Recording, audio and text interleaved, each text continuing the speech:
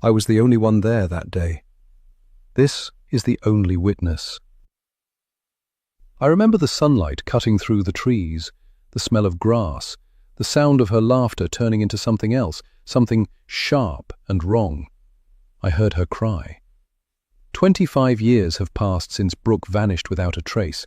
The searches faded, the headlines disappeared, the town moved on. But I didn't. Because I was there. Because I saw something. Because I've never been sure whether what I remember is the truth, or the lie I've told myself to survive. Now a documentary crew has come to town, cameras in hand, determined to reopen the cold case everyone else abandoned. They say they want justice, closure, answers. They think time makes people careless. But the person who took Brooke has had 25 years to prepare. Secrets don't stay buried without effort. And when the questions start getting too close to the truth, someone becomes nervous. Someone who knows I'm the only witness. And if they think I'm finally ready to remember what really happened, they're right. But they'll do anything at all, to make sure I never speak.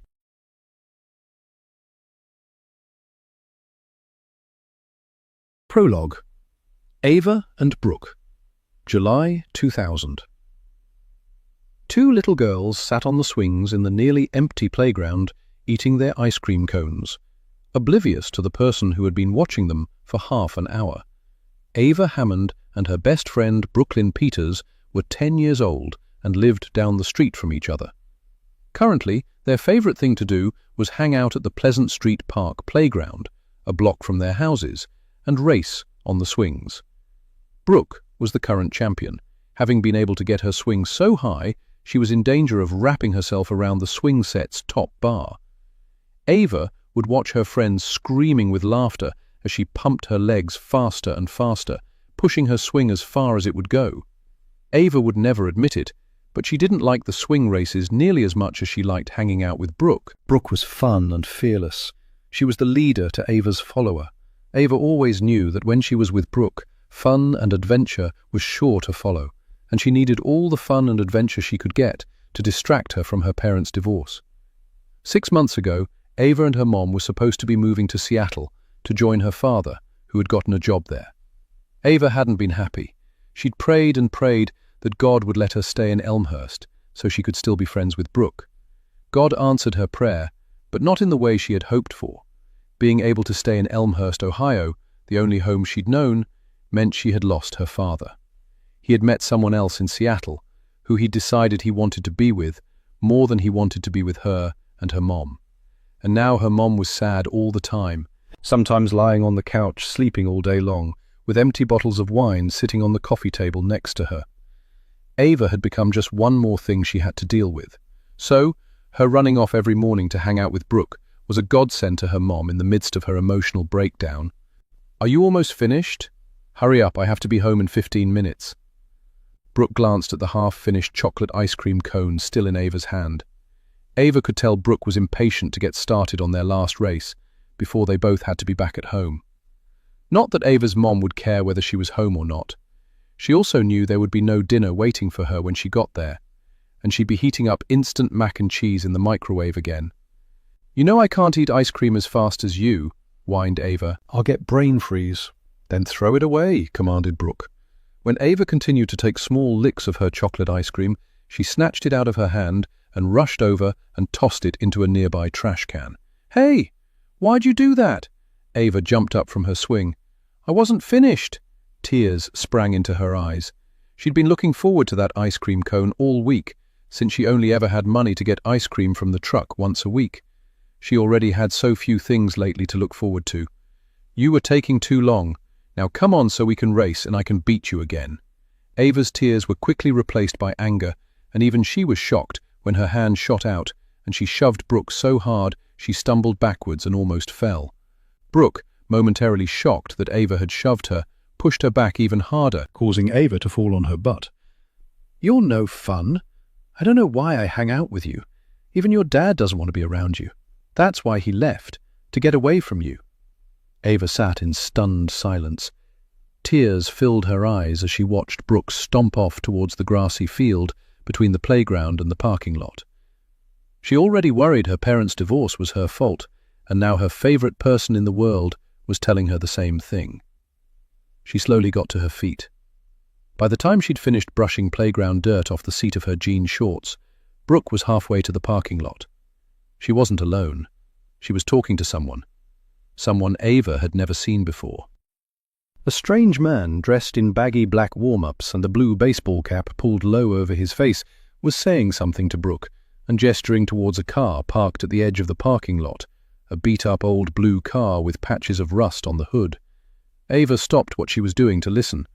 The man was looking down at Brooke and smiling. "Do you want to see some puppies?" "What kind of puppies?"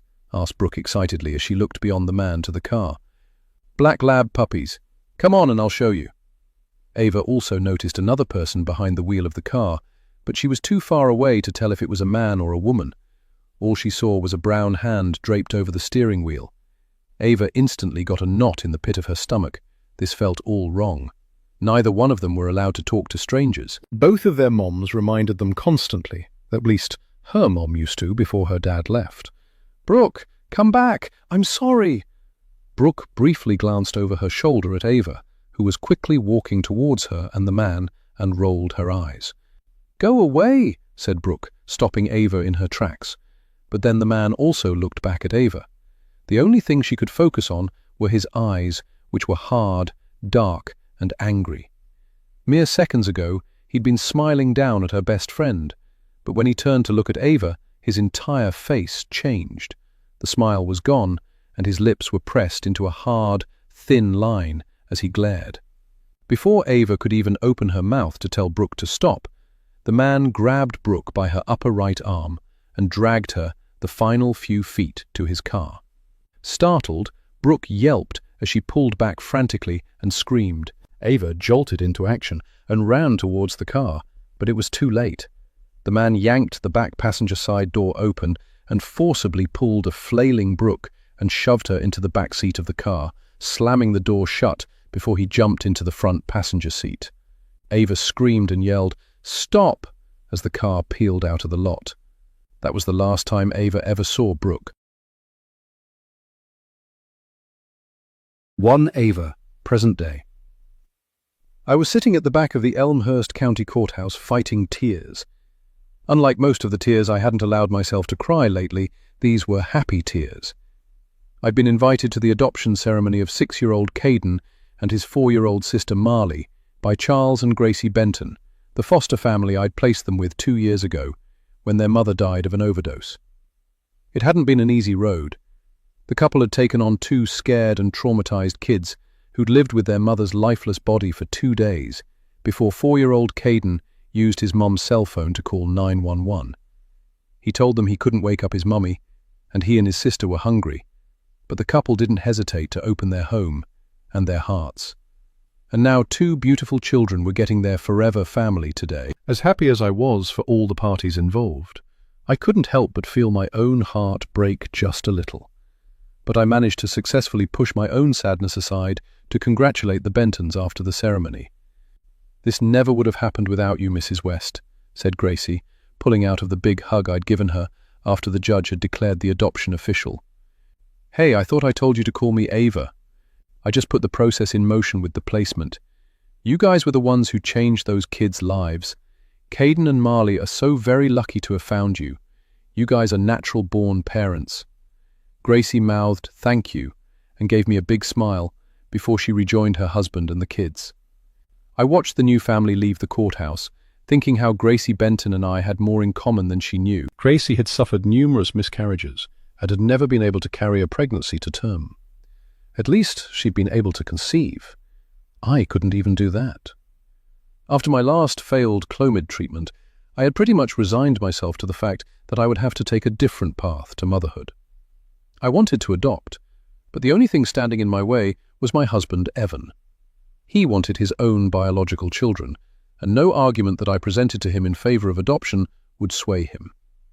We were at an impasse, and I had absolutely no idea what to do about it. As a result, Evan, who owned his own construction company, worked long days, and when he was at home, he avoided me. Things were not good, and I didn't know how much longer we could go on like this.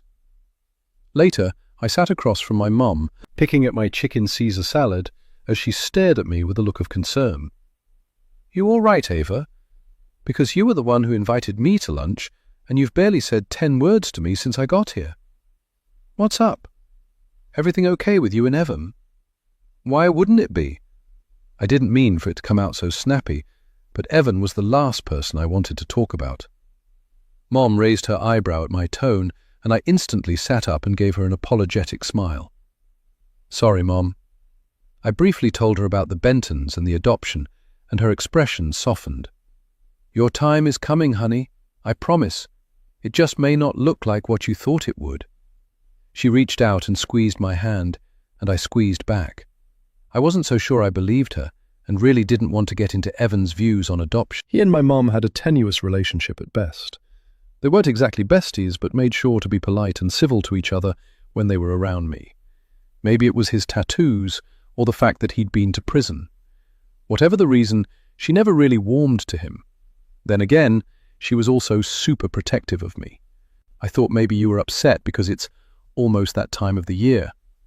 Between my infertility issues, what was going on in my marriage, and attending an adoption ceremony, watching other people get to be parents, I had pushed that time of the year out of my mind momentarily.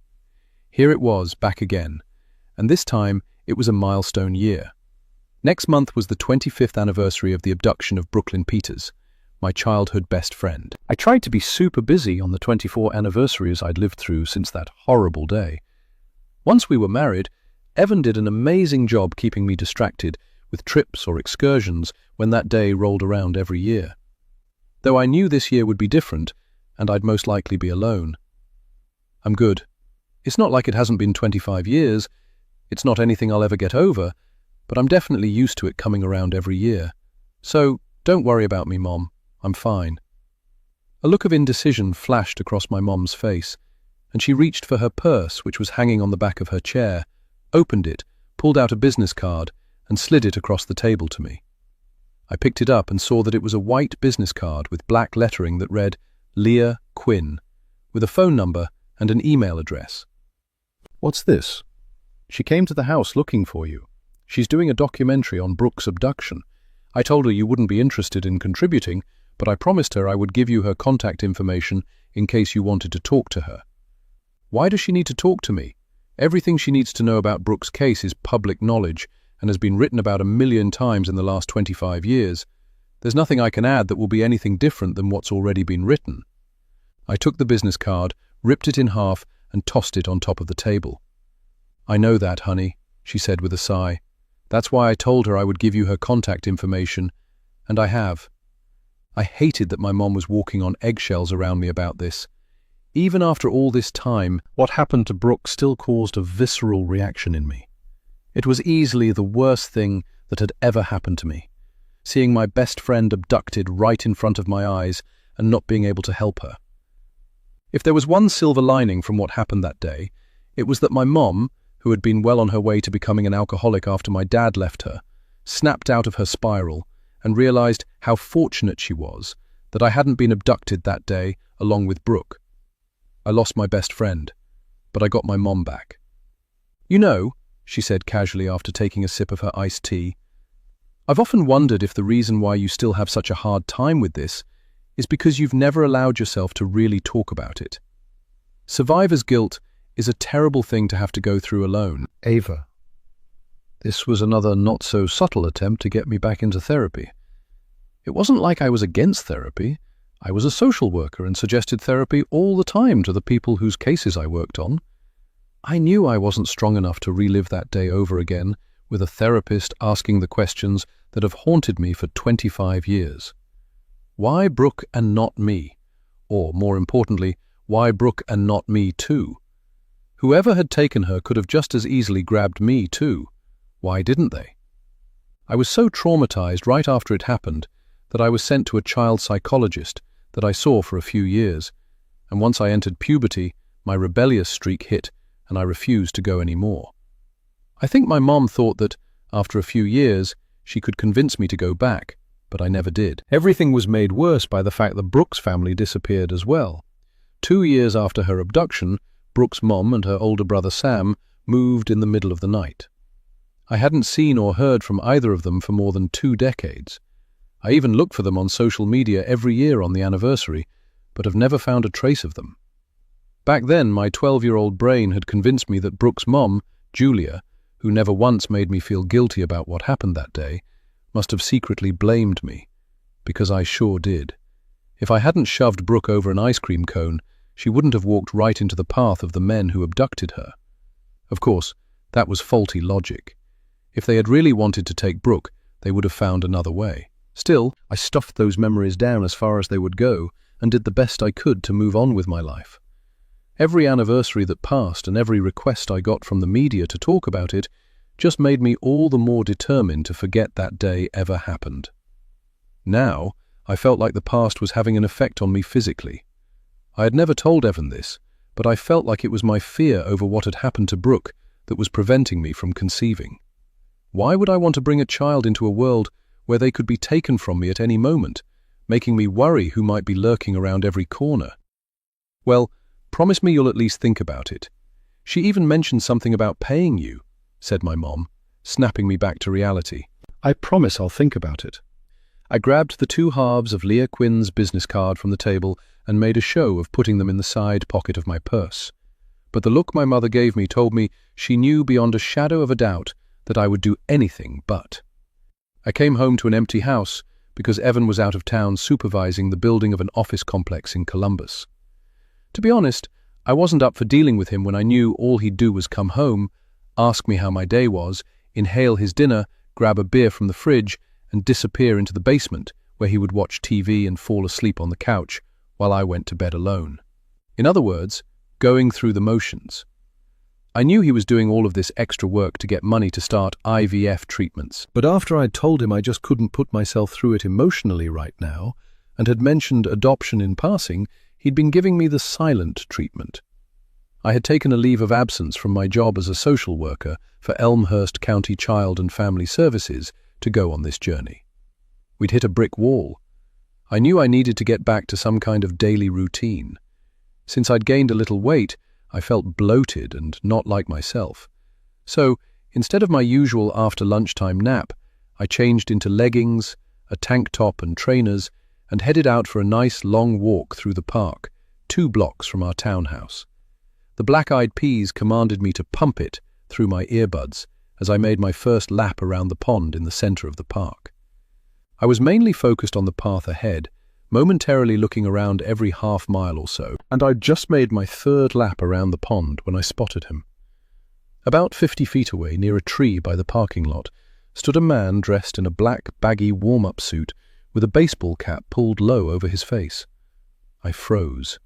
My stomach knotted up as sheer panic gripped me.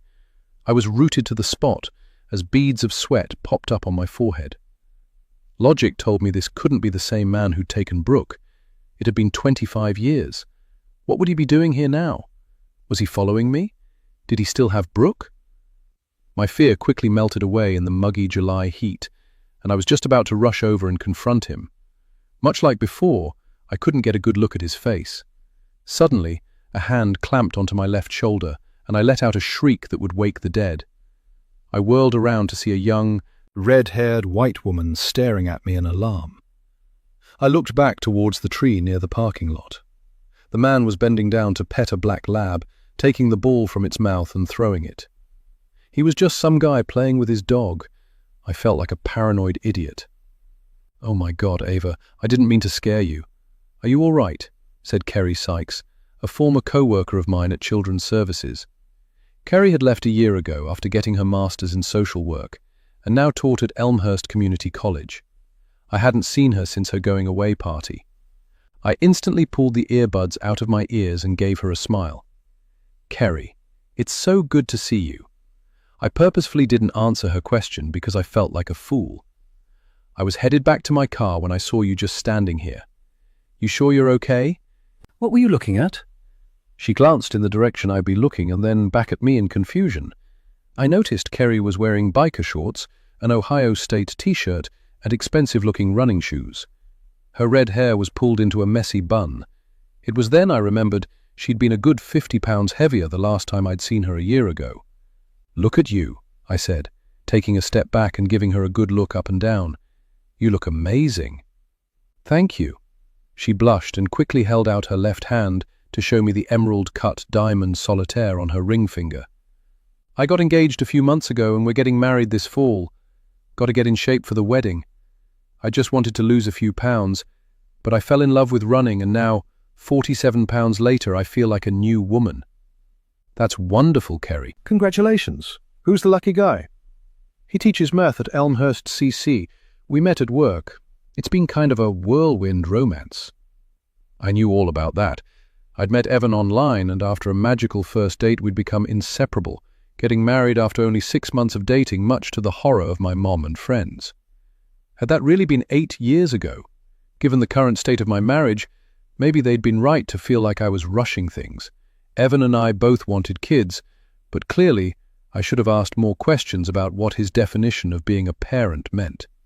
I believed family meant more than just blood relations. He didn't. "What about you, Ava? Patrice told me you took a leave of absence." Patrice Nelson was the Children's Services gossip, and I could tell by the way Kerry was now glancing at my stomach that Patrice had told her why I'd taken a leave of absence, which was confidential information. I was instantly annoyed, knowing my co-workers had been gossiping about me, but quickly pasted a smile on my face. My husband and I decided now would be a good time for me to cut back so we could start our family. It's still very much a work in progress. I quickly added to let her know that I wasn't a mother yet. "How long will you be out?" "I go back next month." "Why?" I didn't even want to think about going back to work. Not because I didn't love my job, but I knew a mountain of cases awaited me. My boss hadn't been thrilled when I'd taken a leave of absence because it meant she'd had to take over some of my caseload. I knew she was counting the days until I came back. "Well," she said, giving me a sheepish look, "if you're ever bored and looking for something to do, I volunteer at that new women's shelter over on Conrad Road. We could really use your help. It would only be a couple of times a week when we do intake." "You mean Haver House?" "Yeah, have you been there?" "Not yet. I've heard nothing but good things about it." It's a beautiful facility, a renovated Victorian mansion. It currently houses about 30 women, and we've got a waiting list of about 50. I had wanted to get back into some kind of a routine, and volunteering a couple of times a week would not only get me out of the house, but it would also help me focus on other people with much bigger problems than me. "Sounds great, Kerry. I'd love to help." "Oh, thank you so much, Ava. I've got to go, but I'll give you a call tonight with the details. Is your number still the same?" I nodded yes and watched her go, then put my earbuds back in and headed for my final loop around the pond. This time, when I looked over by the tree, nobody was there. Chapter 2. 3 months earlier. Hurrying through the kitchen, she took off her apron with one hand while tugging open her employee locker with the other, cursing as the lock failed to click open. Sweat was already beginning to trickle down her back, and she knew it wasn't because of the heat of the kitchen she'd just been working in. How had they managed to find her? She'd been so careful, or so she'd thought. She'd been living in Dayton, Ohio for 5 years without incident. She kept her head down and did her work, and rarely socialized except for the occasional dinner or movie with someone from work. She didn't even date, and never dressed to attract any kind of attention, opting for no makeup and clothes 2 sizes too big to hide her slender figure. When she'd first arrived in town, she'd even worn a wig, but now wore her hair short and natural, so unlike the long hair of 5 years ago. Yet, when she'd served her last table, she'd seen him. She'd know him anywhere, no matter how he'd tried to hide himself in a far corner of the restaurant. His eyes even locked with hers as she walked past his table. It took everything in her not to flinch under his gaze and stare right through him like she'd never seen him before. But she knew he'd recognized her because why else would he be here? She quickly shrugged out of her apron, tossing it into her locker, and grabbed her coat and purse. "You okay, Cindy?"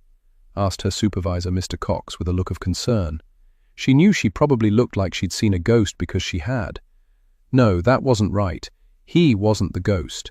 She was, and had been for 25 years. "Migraine," she said in a low voice, like she was afraid the man sitting out in the diner would be able to hear her. "Sorry," she told her boss. "I'm going to go home." "No problem. You go on home and rest up.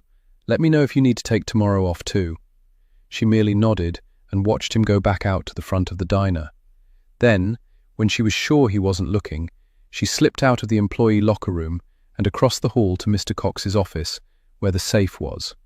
Feeling horrible that her boss had trusted her with the combination, since she was the one to deposit the diner's money in the bank each morning, she emptied the safe of $2,800. As an afterthought, and feeling guilty as hell, she left a note, apologizing and promising to pay the money back. Once she was behind the wheel of the 10-year-old Hyundai, she had to relax and let out a breath, because she was gripping the steering wheel so tight her fingers hurt. Once her breathing got back to normal, or as close to normal under the circumstances, she'd had a realization. She'd gotten way too comfortable, too complacent. She should have known he'd never stop looking for her. How long had he known where she was? And how did he find her? She'd been using a new identity and lived a life so far under the radar, she may as well be dead. With a heavy heart and a last look at the diner, where she'd made some of the only true friends she'd had in years, she started her car with every intention of leaving Cindy Ford behind, wondering who she was going to be next. The thought overwhelmed her, and she turned off the ignition. She was tired of running, tired of hiding, and so very tired of lying. She couldn't remember the last time she'd told anybody the truth. As she sat there contemplating her next move, she looked up to see the man in question. She froze, her eyes never leaving his car as he drove past without even glancing in her direction because he was on his phone. Then it hit her, shuddering through her like an electric shock. Anger. Blinding, white-hot anger. Why did she have to keep running? Never feeling safe and having to start all over again multiple times over the past 25 years, while the man who was behind her pain got to live his life. Maybe, she thought as the anger drained away, leaving her spent, it was time the hunted became the hunter.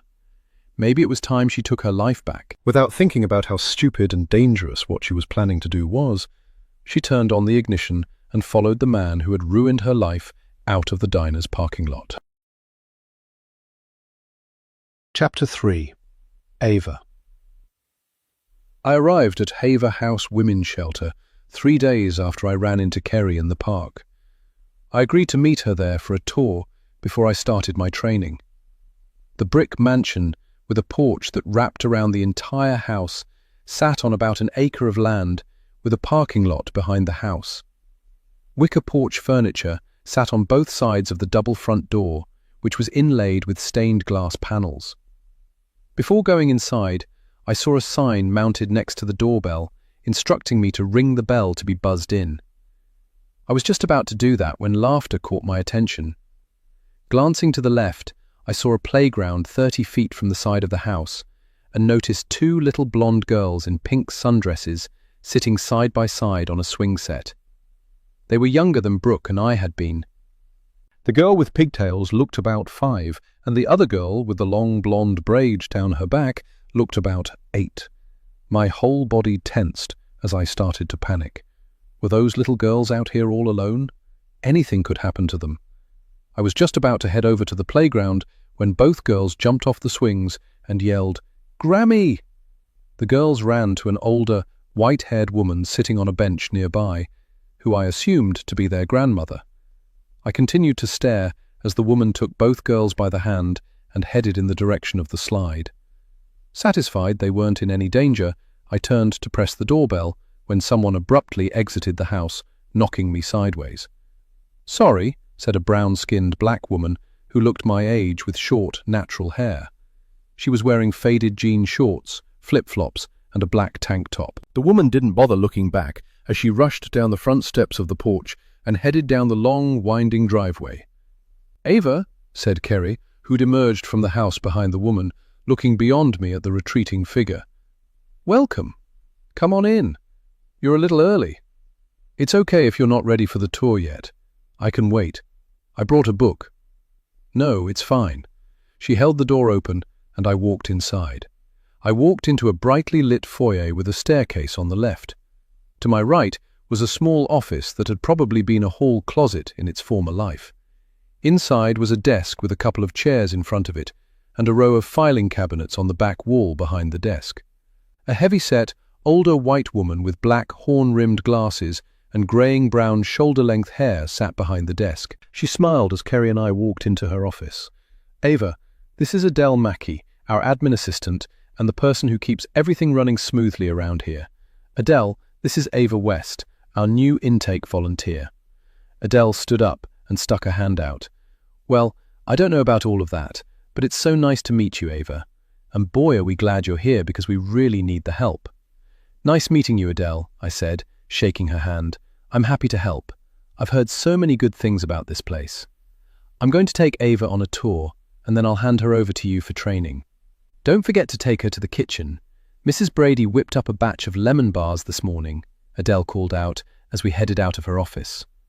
For the next half an hour, Kerry showed me around the entire house, starting with the first floor TV room with a large flat screen against the wall and 3 couches and about half a dozen leather chairs.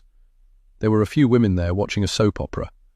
The living room opened up into the dining room with a long, narrow table down the center where a group of 4 women played cards and another woman sat coloring at the opposite end.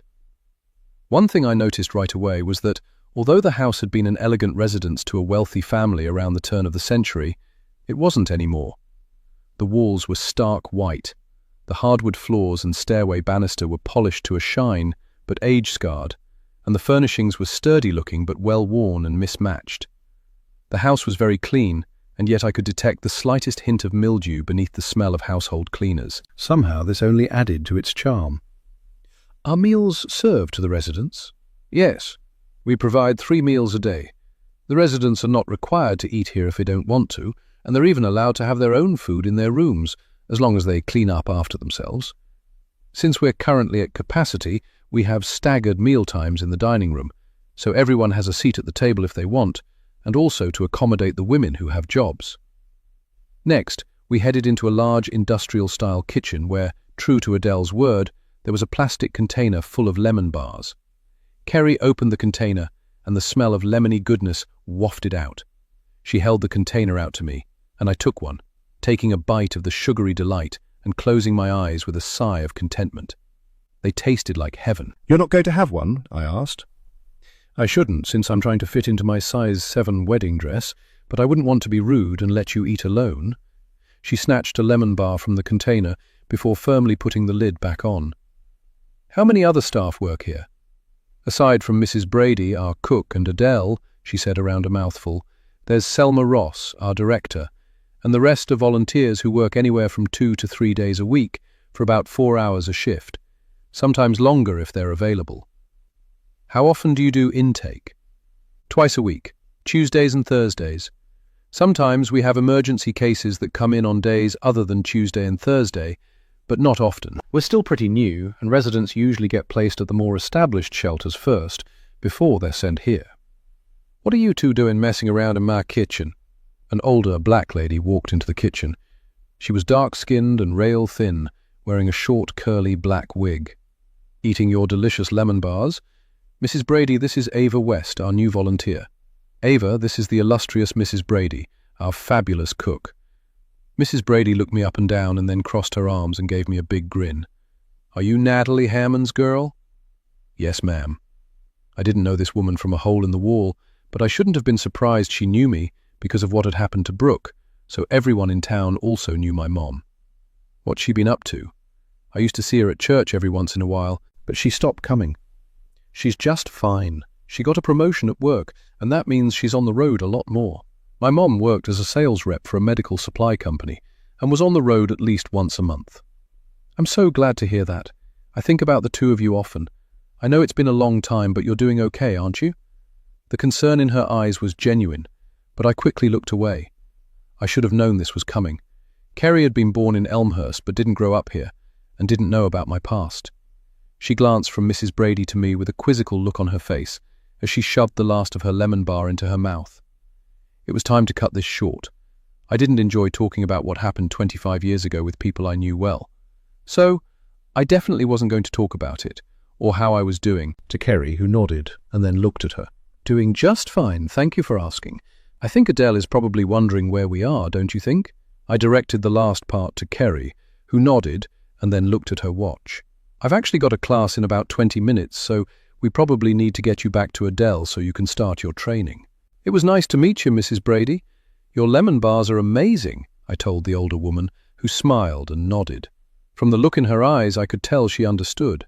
For the next few hours, I sat in Adele's office with her as she went over the policies and procedures for Haver House, with an emphasis on intake procedures. There were a lot of things to remember, and I'm glad I brought a notepad to take notes. "Do you have any questions?" We'd been at it for at least 2 hours at that point, and my eyes were starting to cross. "Not right now, but I'm sure I will." Nothing she told me sounded too complicated. It was just a lot to remember. But, working in the social work field, with so many laws and regulations I had to follow, this job should be a piece of cake. "Well, I'm usually around, so if you have any questions, don't hesitate to ask." Then a question came to me when I thought about the 2 little girls in the playground when I arrived. "How many children are living here?" Adele paused to think before answering. "Currently, we have 4 kids here, aged 14, 9, 7, and 5. I think it must have been the 7- and 5-year-old I saw in the playground with their grandmother when I got here." "You must mean Callie and Kaylee Burns, blonde hair?" I nodded. "They live here with their mom, Hannah. Their grandmother, Vivi, watches them while she works. Hannah's lucky her mom is willing to watch them. Most of our residents with kids aren't so lucky. The plan is to have an on-site daycare here sometime in the future for residents because many of them can't work without childcare, though that won't be for a few years at least. Do you have kids, Ava?" "Not yet, but my husband and I are trying." I couldn't meet her eyes as I lied. Did I still want kids? Of course I did. What I didn't want was for it to be so hard. Maybe that was the whole point. Maybe I was being tested to see how badly I wanted to be a mother. I'd managed to ruin my own good mood, and Adele noticed. "Everything okay?" "Excuse me?" I feigned confusion. "All the light just went out of your eyes. Are you feeling okay?" "I'm fine, just a little overheated." It was sweltering in the tiny office, where the small, rotating fan on Adele's desk did nothing but blow hot air around the room. My sleeveless silk blouse was plastered to my back with sweat. "How about you? Do you have kids?" Adele let out a laugh that almost sounded bitter. "No, my husband James and I tried for years, but it was never in the cards. But just because I never gave birth doesn't mean I've never mothered." She gave me a big smile, and I smiled back even though I had no idea what she was talking about. "Are you and your husband from Elmhurst?" "I am. James is originally from New York City. We met when he moved here looking for work.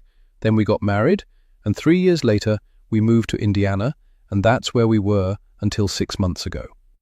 "Really? What brought you back to Elmhurst?" "We own a property in the area that we've been renting out, and the person who was managing it for us died. Since it's grown so much in value, we just decided it was time to come back and put it up for sale." "What does your husband do?" I picked up a brochure from her desk and started fanning myself. I couldn't help but notice Adele suddenly seemed very uncomfortable, and I realized I was being nosy. "Sorry about that," she said, giving me an apologetic half-smile and nodding towards my makeshift fan. "This house is a bear to heat and cool. Central air wasn't in the budget, I'm afraid.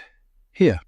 She reached beside her desk on the side nearest the window that looked out onto the front porch and grabbed a bottle of cold water from a dorm-sized fridge and handed it to me. "Why don't you go outside and take a break for 15 minutes? There are just a few more things I need to go over with you before I turn you loose." I took the bottle with a smile of thanks and headed out onto the porch, surprised it was cooler outside than it was inside. A refreshing breeze swept across the porch as I drained half the bottle of water, and I was suddenly ashamed. In less than an hour, I was leaving to go back to my air-conditioned townhouse. I didn't have to worry about having a roof over my head or money in my pocket like the women that called Haver House home. Granted, my problems were apples and oranges in comparison to these women, but having basic needs like food and shelter weren't among them. In that instant, I resolved to be grateful for what I had, even if it wasn't everything I wanted. I had it so much better than so many people. I'd finished the last of my water and was about to head back inside, when the black woman with the short, natural hair who I'd collided with when I arrived appeared at the bottom of the porch steps. This time, she had a grey backpack and was pulling a rolling suitcase, which she left at the bottom of the porch steps before disappearing around the corner, returning a minute later with a large plastic laundry basket. "Hey, do you need some help?" She hesitated for a few seconds before replying, "Yeah, that would be nice, thanks." Once again, she barely looked at me, but I got a good look at her this time. She was pretty, petite with big brown eyes and full lips. She wore no makeup, but didn't need it because her skin was flawless and glowed with a sheen of sweat from the muggy heat. Since she still had her hands full with the laundry basket, I grabbed her rolling suitcase and together we walked up the wide porch steps. I walked in ahead of her and held open the door. "Where is your room?" I asked, planning to help her get her things to wherever in the house she was going to be staying. "Not sure yet, but I'm good. You can just leave my stuff here and I can get it to my room myself. And thanks, I appreciate it." "You're welcome. By the way, I'm Ava West. I'm going to be volunteering here." I held out my hand. "Dana Shields." She gave my hand a brief, hard shake before turning away from me and heading into Adele's office to get checked in, obviously having already gone through the intake process. I pushed down the handle on her rolling suitcase and left it near the staircase. I was about to sit on a chair in the hall outside Adele's office so she could finish up with my training when she was done with Dana, but froze when I saw Dana take her backpack off and set it on the chair next to her. She was wearing a tank top, and I could see her exposed shoulders. On the back of her right shoulder, I saw something that made my blood run cold. It was a raised, star-shaped birthmark. I recognized it instantly, although I hadn't seen it in more than 2 decades. It looked like the exact same birthmark Brooke had. Chapter 4. Leah. No, I haven't heard from her yet, but I have a good feeling she's going to get back to me. And if she doesn't? I could tell by the way my co-producer Ray's voice had dropped an octave that he wasn't happy. The only reason he'd agreed to co-produce a documentary about the abduction of Brooke Peters was because I'd assured him that I could get an interview with Ava West, the only witness to the abduction. She'd refused all interview requests the last 25 years, but lying to Ray had become second nature. It was a necessary evil, especially when the one person that could make or break this documentary hadn't gotten in contact with me and probably never would, despite the money I'd told her mother about. I thought everyone had a price. Maybe Ava West was different. She'll get back to me, I promise. Look, I've got another call coming in. I'll call you later with an update. Bye. I hung up quickly. I practically cornered Ava's mother in her driveway after following her home from the grocery store 3 days ago. I told her what I was working on and that I would really love to talk to her daughter Ava. The woman was understandably wary, especially of the media. I'd heard what Ava and Brooke's mothers had gone through after the abduction, being castigated and judged by the public for letting their little girls go to the park by themselves. They were hardly the only ones in their neighborhood who were letting their kids go to play in the park unattended. The public needed someone to blame in the absence of a kidnapper, and the only targets the public had access to were the girls' mothers, especially Brooke's mom, Julia. I'd been awarded a large grant to make this documentary, and already had to dip into the grant money to supplement my income when I lost my full-time gig writing for a women's magazine when they shut down. What was I going to do? I was pretty sure that if Ava West truly wanted to talk to me, she would have called by now. I guess I could have gone to her workplace to try and catch her in person, but she was taking a leave of absence. At least, that was what I was told when I called the Elmhurst County Child and Family Services hoping to talk to her. I'm not really interested in the details of the abduction.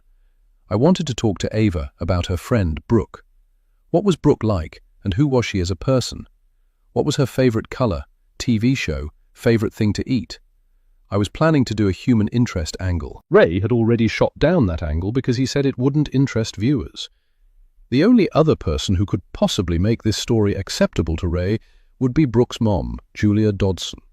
But Julia and her son Sam left town 2 years after the investigation into Brooke's abduction went cold. Nobody I talked to who'd known them had the slightest clue where they'd gone, nor had they heard from them in 23 years. I didn't have any more money to offer Ava, but I'd heard one interesting detail that miraculously hadn't made it into the newspapers at the time. Granted, it was probably just a bunch of gossip, but if I contacted Ava West and repeated what I'd heard, I could actually get her to sit down and talk to me to either confirm or deny the allegation. Even if she met with me to just cuss me out, it would still be more than I currently had, which was nothing. Suddenly, I was feeling a lot more positive about this story. Now, all I had to do was get Ava West on board. Chapter 5. Ava. I was in the kitchen making spaghetti, lost in thought, when Evan arrived home looking tense and tired. He was wearing paint-splattered jeans, work boots, and a dingy white wife-beater, which showed off his muscular arms, each covered with a sleeve of tattoos. It was funny how I could look at my husband and still find him incredibly hot, but not have the slightest desire to sleep with him. Our fertility issues had pretty much killed our sex life, and now intimacy with my husband felt more like a chore, with both of us racing towards more than an orgasm. We'd lost all our spontaneity because of scheduling sex sessions to coincide with when I was ovulating. At first it had been fun because our sex life had gotten kind of predictable and boring. At least back then I knew it was because we both wanted each other, and that was it. Trying to get pregnant changed all that. And when we realized it wasn't going to happen right away, that just made things even worse. "Hey," he said, walking over to me and planting a perfunctory kiss on my cheek, tickling me with his goatee. "How was your day?" I watched him grab his after-work bottle of beer from the fridge, open it, and drain half of it. I knew he couldn't have cared less how my day had been.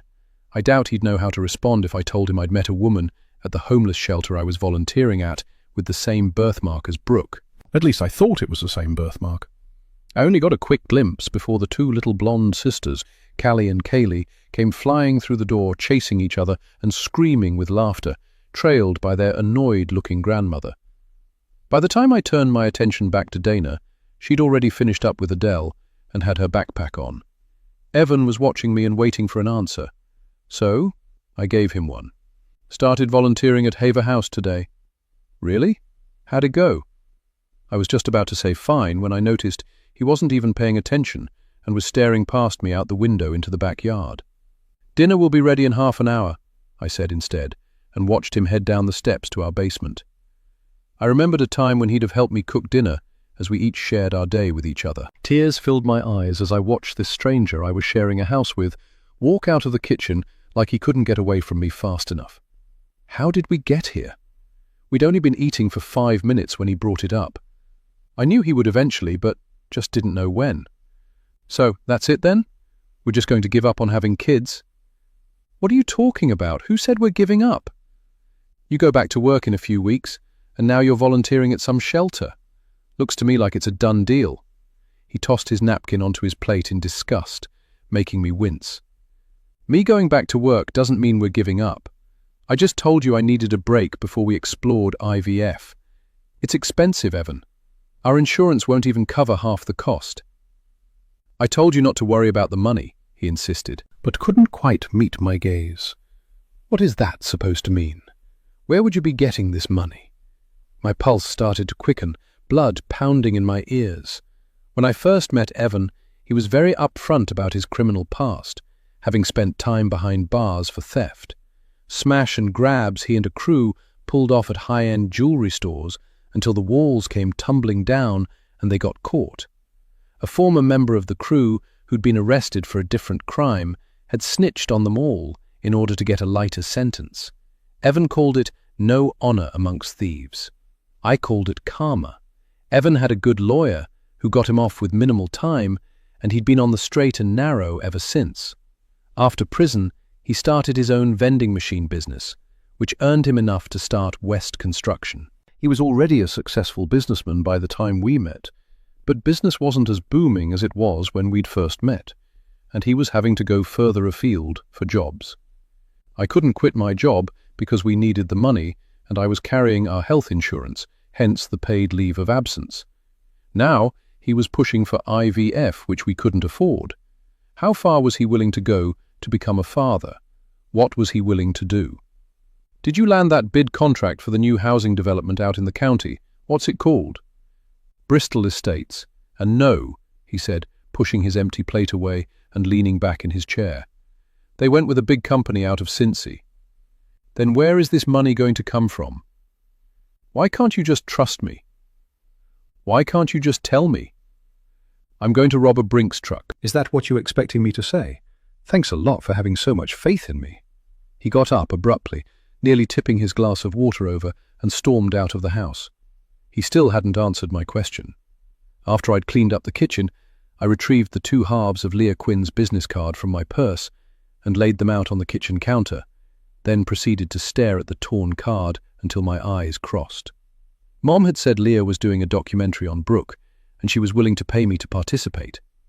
I wondered how much money she was talking about. I didn't know what Evan was willing to do to continue our journey to parenthood, but what was I willing to do? Could I dredge up all those horrible memories on cue for financial gain, to save my marriage and possibly become a mother? I guess it was time I found out. Leah Quinn looked about my age, curvy with russet brown skin and a makeup-free face. Her thick brown hair was slicked up into a high ponytail. She showed up to our meeting in a belted denim dress and red leather espadrilles laced around her ankles. Her black leather backpack purse reminded me of the one Dana Shields from Haver House had, and instantly reminded me of what I thought I'd seen on her shoulder.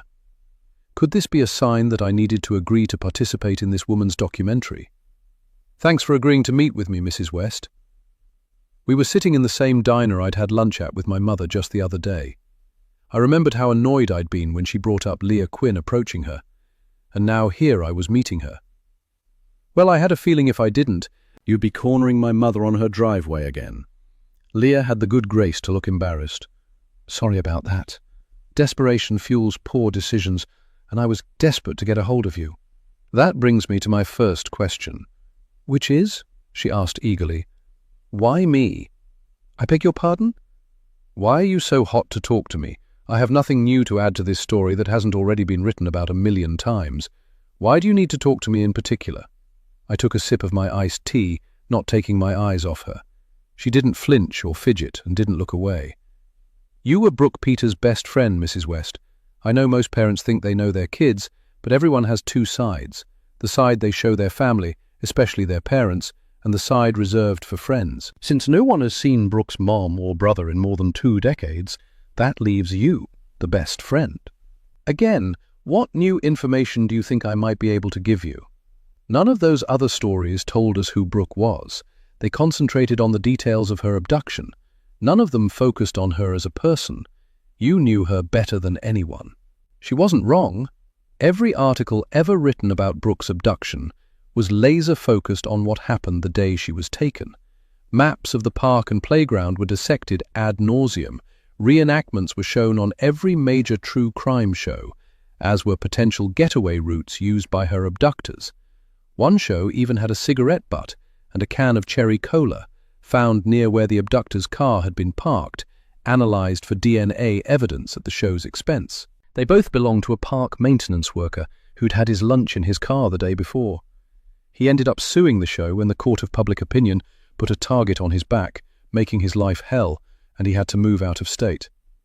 The reenactments even showed the 2 female child actors portraying me and Brooke entering the park and heading to the swings. Nothing about how I'd hung out at Brooke's house all morning before her mother shooed us out the door to go play so she could clean. Brooke had wanted to go over to my house, but I knew my mother would be hung over on the couch. We only ended up in the park that day because I'd done something I'd only ever managed to do once that entire summer. Beat Brooke in a swing race. She needed payback, and I needed ice cream. We decided on both. I'd asked myself 1,000,000 times, would she still be here if I hadn't insisted we get ice cream first? Wouldn't you like the world to know that your friend was more than just a little girl who was in the wrong place at the wrong time? Wasn't she more than just a victim of circumstance?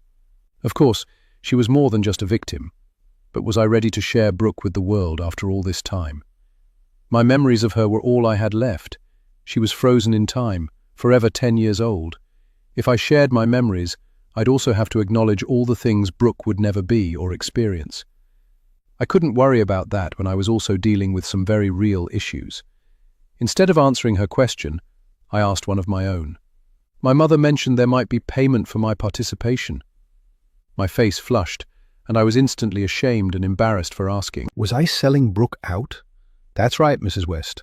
I received a $75K grant to make this documentary, and your payment for participating would be about $15K. 15 grand just to tell the story of my best friend. Brooke's story didn't have a price, but given the small portion our insurance would cover, $15K would cover at least one round of IVF. If you can pay me the money up front, I'll tell you everything I know. Does that include confirming or dispelling any rumors about Brooke and her family? What rumors? I was instantly wary. What was she talking about? There was a rumor I heard that was never followed up by the police, that Brooke's brother Sam abducted her because he was mad at his mother, and Brooke was accidentally killed in the process. My mouth fell open in shock as I stared at her. That's complete bullshit. Sam was 6 years older than us and busy with school and his own friends. The little bit of time he spent with Brooke, he spent being a good, big brother. The only reason that rumor got started was because their mother, Julia, let him use her car to practice for his driver's exam in the parking lot of the park. He used to pick us up there sometimes. What about the arguments with his mother? He was a typical teenager. I argued so much with my mom when I was his age. I'm surprised she didn't knock me to the moon. Besides, what happened to you only wanting to share who Brooke was as a person? That wasn't a lie, but people are going to expect this documentary to be about more than just her favorite cereal and what her stuffed bear's name was. She hated cereal, and her stuffed turtle's name was Willa. Leah smiled, then picked up her phone. Do you prefer Cash App or Venmo, Mrs. West? Venmo, and you can call me Ava. Can I bring my goldfish, Herman? Yes, you can. Just no cats or dogs or any other furry mammals, Mrs. Timmons. It was my first full day in the trenches at Haver House, and so far it was a bit chaotic. The shelter had 11 spots open, and I was in charge of intake for all 11 of the women who'd showed up needing shelter. Mrs. Timmons was an elderly woman who needed temporary accommodation until a spot opened up at a local nursing home.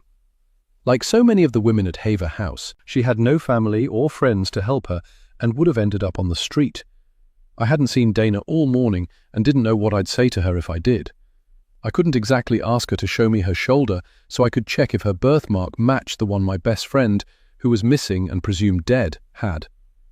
I don't go looking for ways to sound crazy.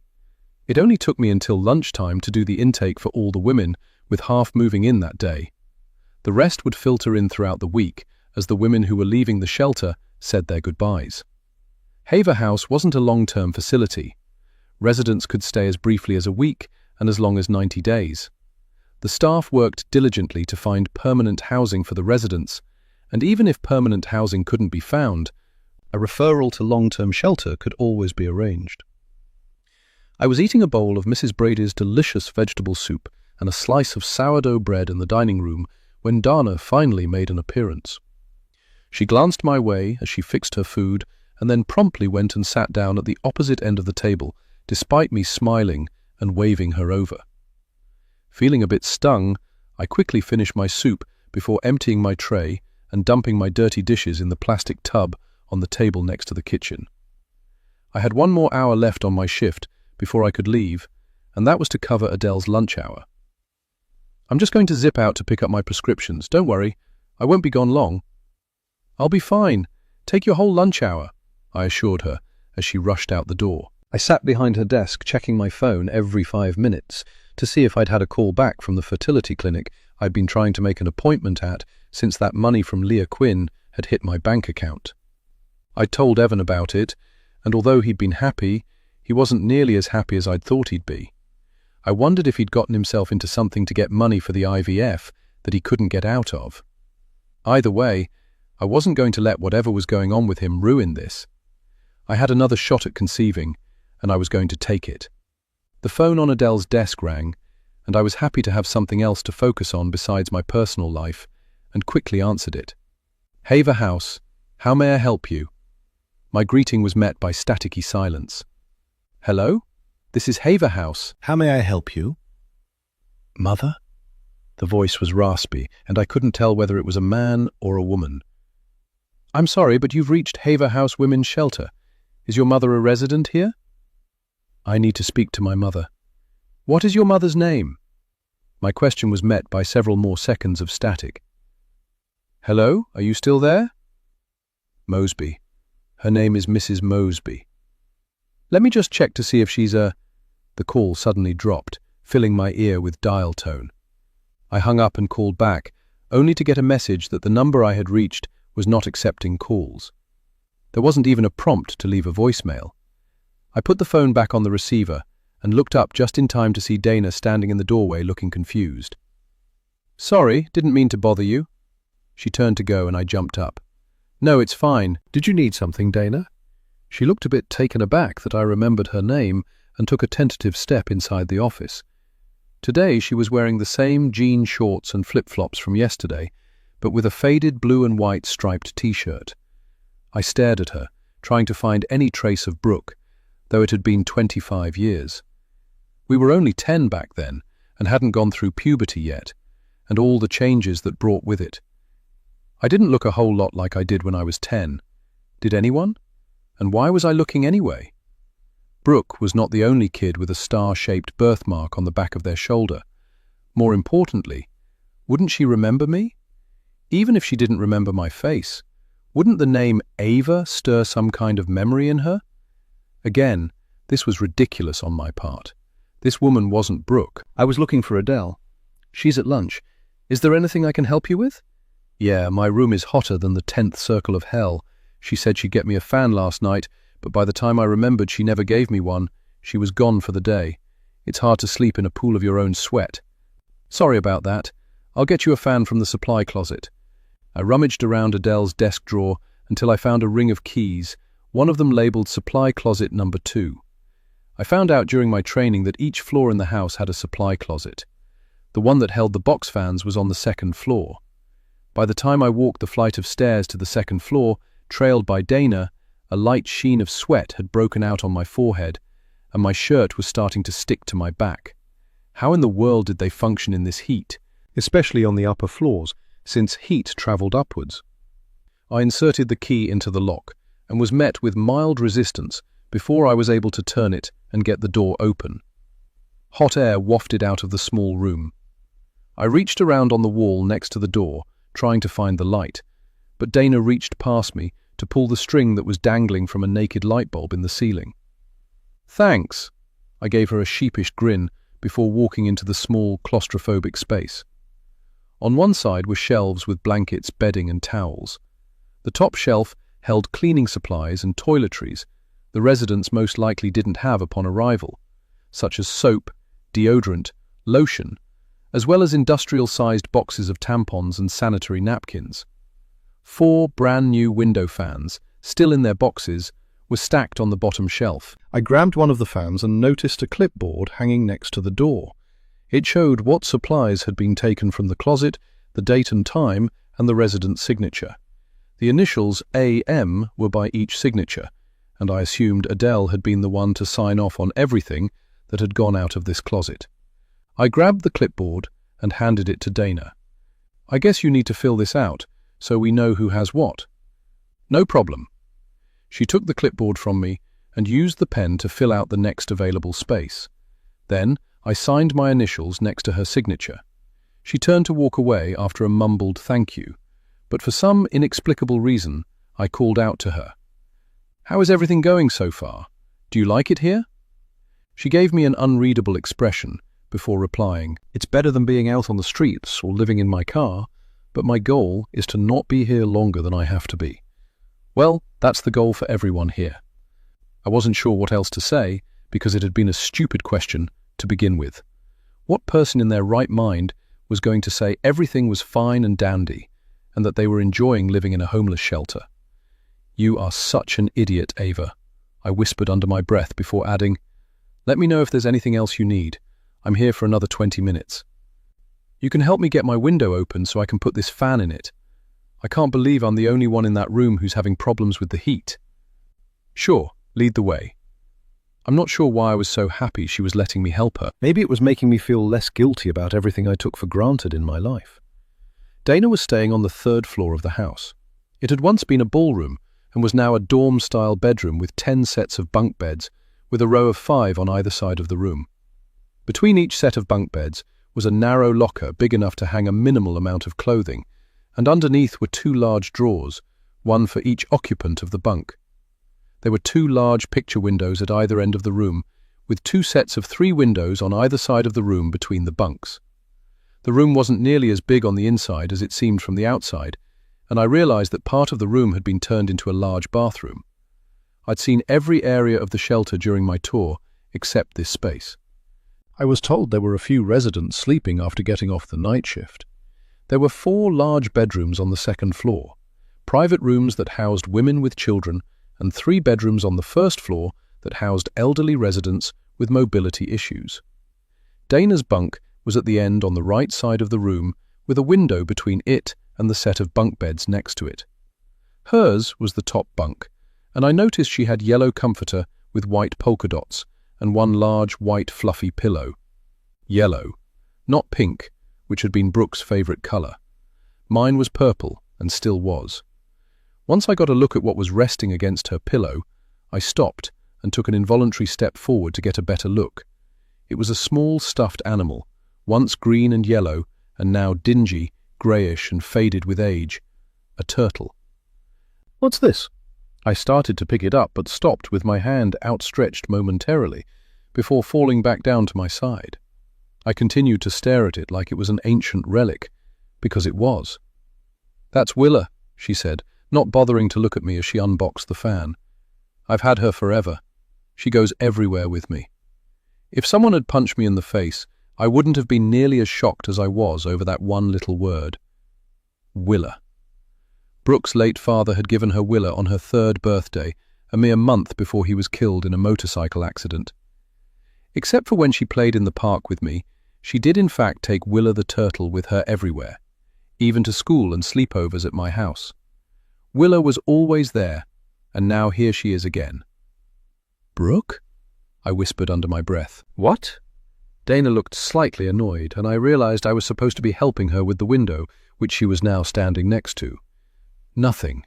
It came out slightly breathless as I suddenly couldn't catch my breath. I was having a panic attack. Willa? How the hell did she have Willa? "Sit down and put your head between your knees. I'll be right back."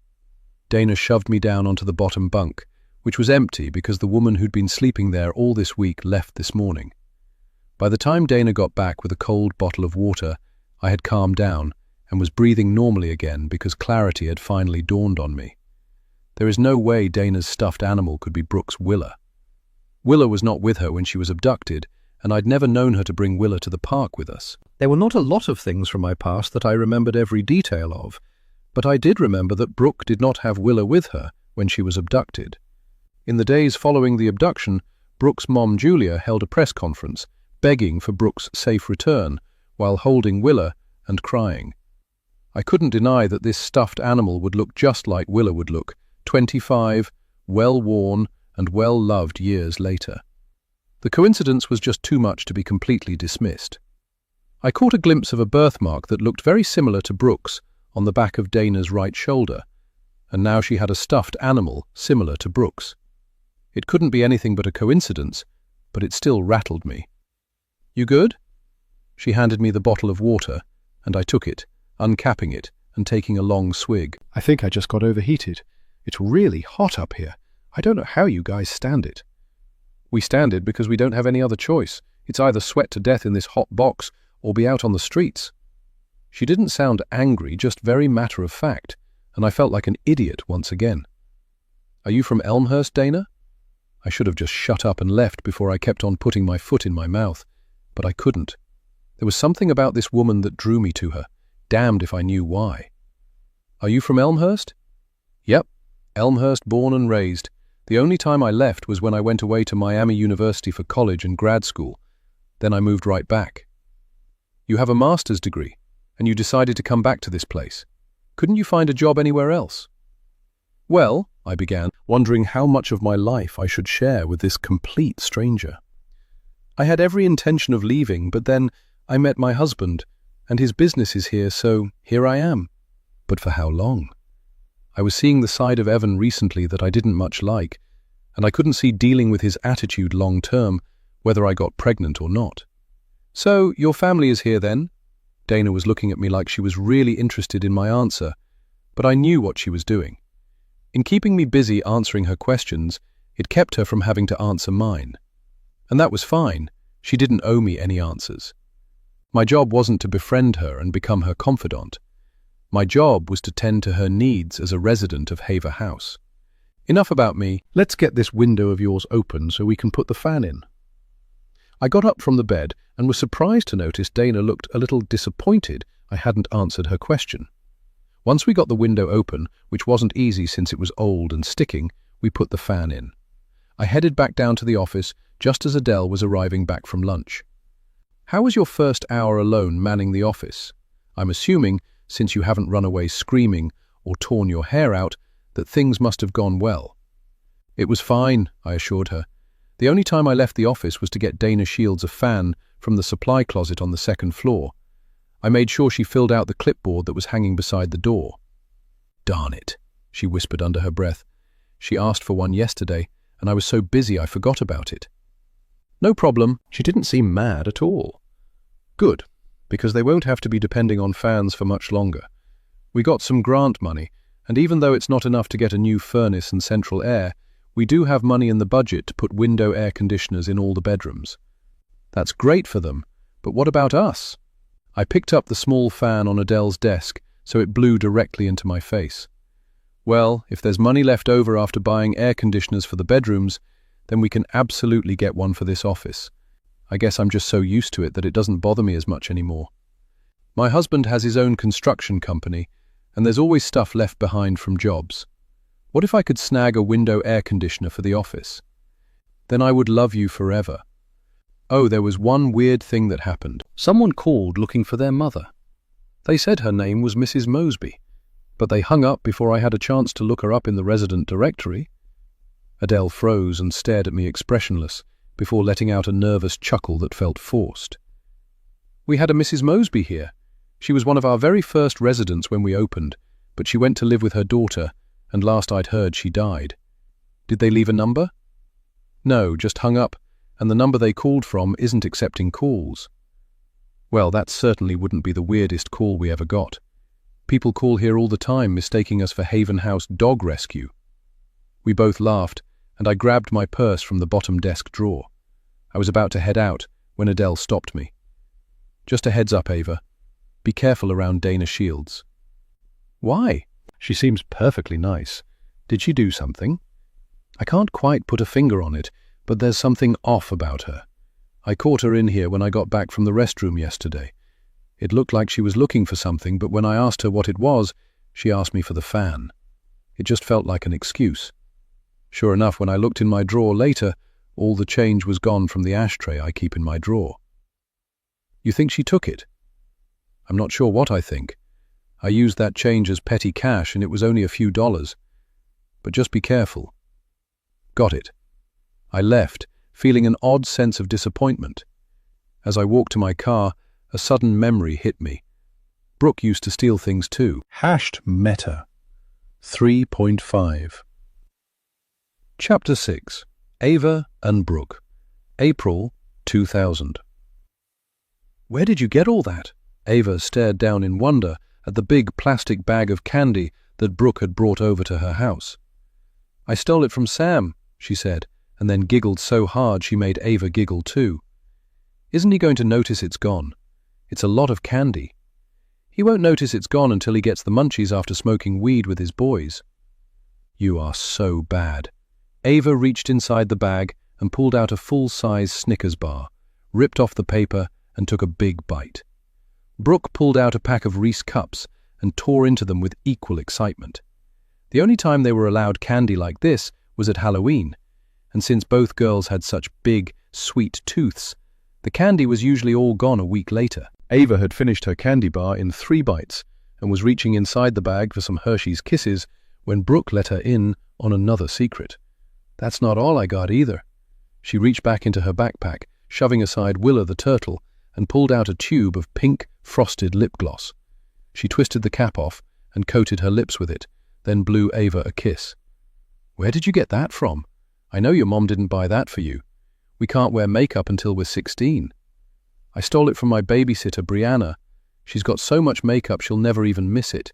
And if she does, I'll just tell my mom she lets her boyfriend Chris come over after Mom told her she couldn't have boys over while she was babysitting. Instead of watching me, all they do is kiss and hug on the couch." Brooke leaned forward. Before Ava could stop her, she dabbed Ava's upper and lower lip with the gloss.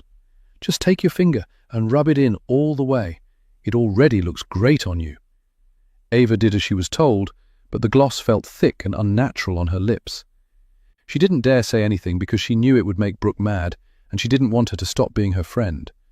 They spent the next hour gorging themselves on the candy to the point where Brooke nearly threw up. Both girls ran into the bathroom to wash the gloss off their lips as soon as they heard Ava's mom's key in the door. "You better go. My mom is really grouchy until she gets her after-work wine." Ava was too embarrassed to tell Brooke that her mom had lost her job, and her after-work wine had turned into her all-day-long wine. It wouldn't surprise her if her mom was half-drunk already. While Ava's mom was putting away some groceries in the kitchen, Ava snuck Brooke out the front door. It wasn't until hours later, after she'd had her bath and was about to go to bed, that she realized her favorite pair of barrettes was missing from her dresser. Chapter 7. Dana. Dana left her car at the shelter and took a city bus to the Elmhurst Community College campus. With her shorts, tank top, flip-flops, and black backpack slung across her back, she looked just like a student. Maybe not one fresh out of high school, but with this being a community college that served students of all ages, she knew she fit right in. Classes had only been in session for a few days, so nobody batted an eyelid when she asked directions to the classroom she was looking for. Once she located the lecture hall where Calculus 1 was being taught, she was happy to see the class was already underway. She slipped inside the lecture hall, taking a seat in the back. The instructor, a white guy in his early 40s, was teaching, and Dana made just enough noise when she entered to cause the instructor, whose back was to the class, to turn to see who had just come in. She could tell by the tightness of his mouth that he was about to chastise her for being late. Instead, when he looked at her, all the color drained from his face, and he did a double take before quickly turning back to the chalkboard to finish whatever he was writing. She sat there for the entire 45-minute class, with him occasionally looking up to where she sat to see if she was still there, and probably hoping she was a figment of his imagination, but she wasn't going anywhere. At least, not yet. When the lecture was mercifully over with, because the instructor's delivery had all the personality of wet paint, she waited until all the students had left before putting her backpack on and heading down the steps to talk to him. It had been a very long time since she'd last seen him, and close up, she couldn't help but notice how badly he was aging. He pretended not to notice her standing there, as he quickly gathered his things to put inside a large leather briefcase that he probably thought made him look more important than he actually was. Finally, when he realized she wasn't about to leave, he looked up with an exasperated sigh. "Can I help you? And make it quick because I have another class I'm running late for. It'll probably be best if you catch me during my office hours." "Now, Joshy, you're just being rude. It's been a long time, but I know you remember me. I'm probably the one person in your entire miserable life that you can't forget." That got his full attention. He looked up at her, and then to the doors of the lecture hall, where students for the next class were waiting in the hallway to enter. "What do you want?" "I want a lot of things, and none of them would be very beneficial to you. I just came here to warn you." "About what in particular?" He looked at her again, with the same disdain he always had for people like her, people with brown skin. It was a look that reminded her that, had things been different, he wouldn't be associating with her at all. Back in the day, their circumstances made them equals in the eyes of society, and she wasn't going to let him forget it. "I came to tell you to get your affairs in order, Joshy. Justice is coming." She turned to go when he stopped her, a frantic edge to his voice. "What do you mean?" "The mother of our big secret is about to sing like a bird. The 25th anniversary is coming up next month, and she wants to clear her conscience, and she's got all of the receipts. All of them." "Well, if she's got my receipts, then she's got yours too," he called out after her as she climbed the steps. Once she got to the top, she turned and gave him a smile. "Yeah, but I was an innocent victim, and my receipts won't land me in jail." "Get the hell out of my classroom," he hissed. Dana exited the classroom quickly, heading out the nearest exit to catch the next bus back into town, satisfied that her plan to be free of her past was in motion. Chapter 8. Leah. Now that I had Ava West on board, I could breathe a little, just a little. Ray was certainly happy, but for the first time I wondered if she'd be able to give me enough information to carry this documentary. So far, I had scheduled interviews with Brooke's teachers and a few of her former neighbors, and now her best friend was willing to participate. I was surprised she'd been so willing, but I guess it was true that everybody had a price, even me, though something was still missing. I still needed that big plot twist. I needed information that nobody else had, and as much as I didn't want to, I pulled the phone number up on my phone that had been given to me by someone who had gone to church with Brooke's family every Sunday. A woman named Mavis Brady. I took a deep breath and dialed the number, hoping that this wouldn't be like pulling teeth. Getting people to talk about this poor girl who disappeared 25 years ago was proving harder than I ever imagined. It wasn't just that their memories were foggy, since it had been more than 2 decades. There was something else going on here. There was a reason these people were so reluctant to talk about Brooke Peters. Maybe when I found out why that was, I'd find my big plot twist. Chapter 9. Ava. For once, Evan and I had a good day. We spent the morning at Asher Clinic with a fertility specialist named Dr. Regina Glenn. Dr. Glenn thought we were the perfect candidates for IVF. She told us to have realistic expectations, as it may take more than 1 round, and I needed to have 1 normal menstrual cycle before we even started the process. I was paying for this first round, and Evan promised that if we needed to do a second round, he'd pay for it. Beyond that, I didn't know what would happen or where the money would come from if 2 rounds didn't work. Thanks, babe. Evan reached over and squeezed my thigh while we were in the car on the way home. For what? It had been so long since my husband had touched me in an intimate way, I was shocked at my response. A couple of months had passed since we'd made love, and now I was feeling shy and awkward at his touch. For putting up with my ass. I know I haven't been the easiest person to live with. There's just a lot going on. Like what? I knew he'd been disappointed when I told him I wanted to put having a baby on hold for a while, but he never let on that there was anything else bothering him. I had to let a couple of my guys go. I hate that shit. I've never had to let anybody who worked for me go for reasons other than doing a shitty job. Now, instead of managing the day-to-day business, I've had to take their places on the construction site. Why didn't you tell me this sooner? IVF is going to cost a lot of money. We could have waited for a while, possibly even next year until your business is more stable again. Neither one of us is getting any younger, and if it's not now, then something else may come up next year to push us back even further. We were silent for a while with Evan still massaging my thigh. Suddenly, the flame his touch had ignited was snuffed out. I knew I needed to get over these feelings. I squeezed his hand instead and said, "Why don't I make us a special dinner tonight to celebrate?"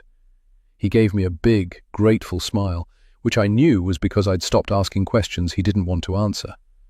At the next red light, he leaned over and gave me a soft kiss. As my lips parted and the kiss deepened, my mind couldn't shake the fact that something still felt off with him. Later that night, as we lay curled naked in bed, I was falling to sleep with Evan's soft snoring in my ear, when my phone beeped with a message. It was after midnight. Who in the world would be texting me at this time of night? Fearing it might be my mother or some other kind of emergency, I reached out and grabbed my phone from the bedside table. I'd been wrong. It wasn't a text message, it was an alert from our doorbell camera that someone was on the front porch. I pulled up the camera feed and let out a loud gasp. Standing on our front porch, looking dead into the camera, was a figure in a black, baggy suit, a baseball cap pulled low over their face. I sat bolt upright and screamed, waking Evan. "What's wrong?" I went to show him my phone, but there was nothing in my hands.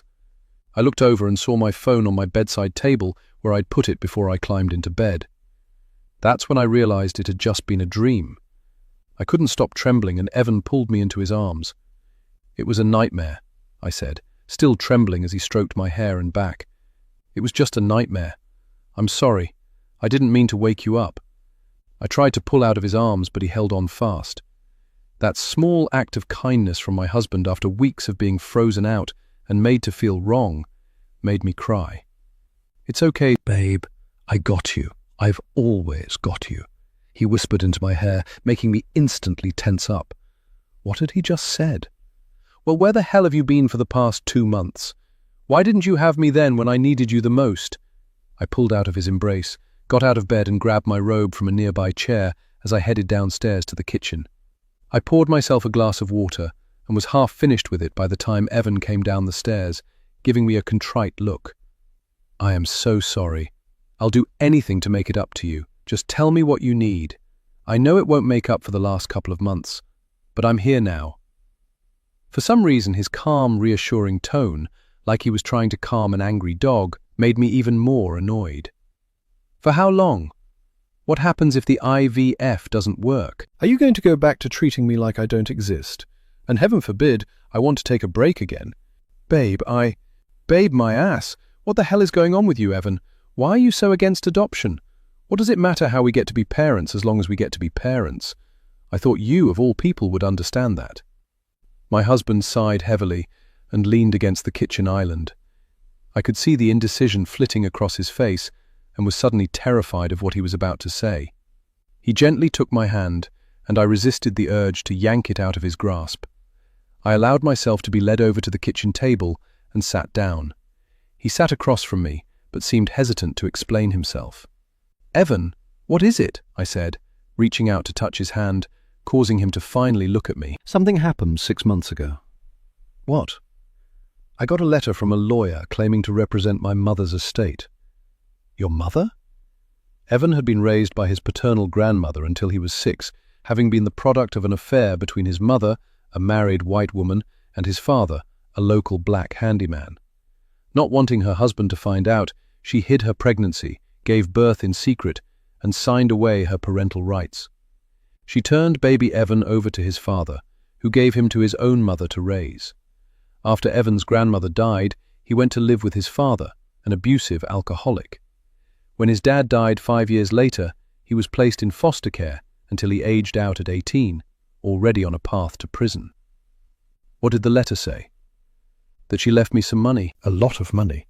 How much money are we talking? $250,000. What? I stood straight up, almost sending my chair toppling backwards. That's when it hit me, and I sat back down hard. "This is what you meant when you said you'd get the money for the IVF treatments, wasn't it?" He merely nodded, and I felt horrible for not trusting him. But what else was I supposed to think? "Why didn't you tell me? Why keep this from me?" I felt myself starting to get angry again. "Because I'm not sure I want her damned guilt money. I needed a mother. I wanted her, and that's not anything she can make up for by giving me a check after the fact.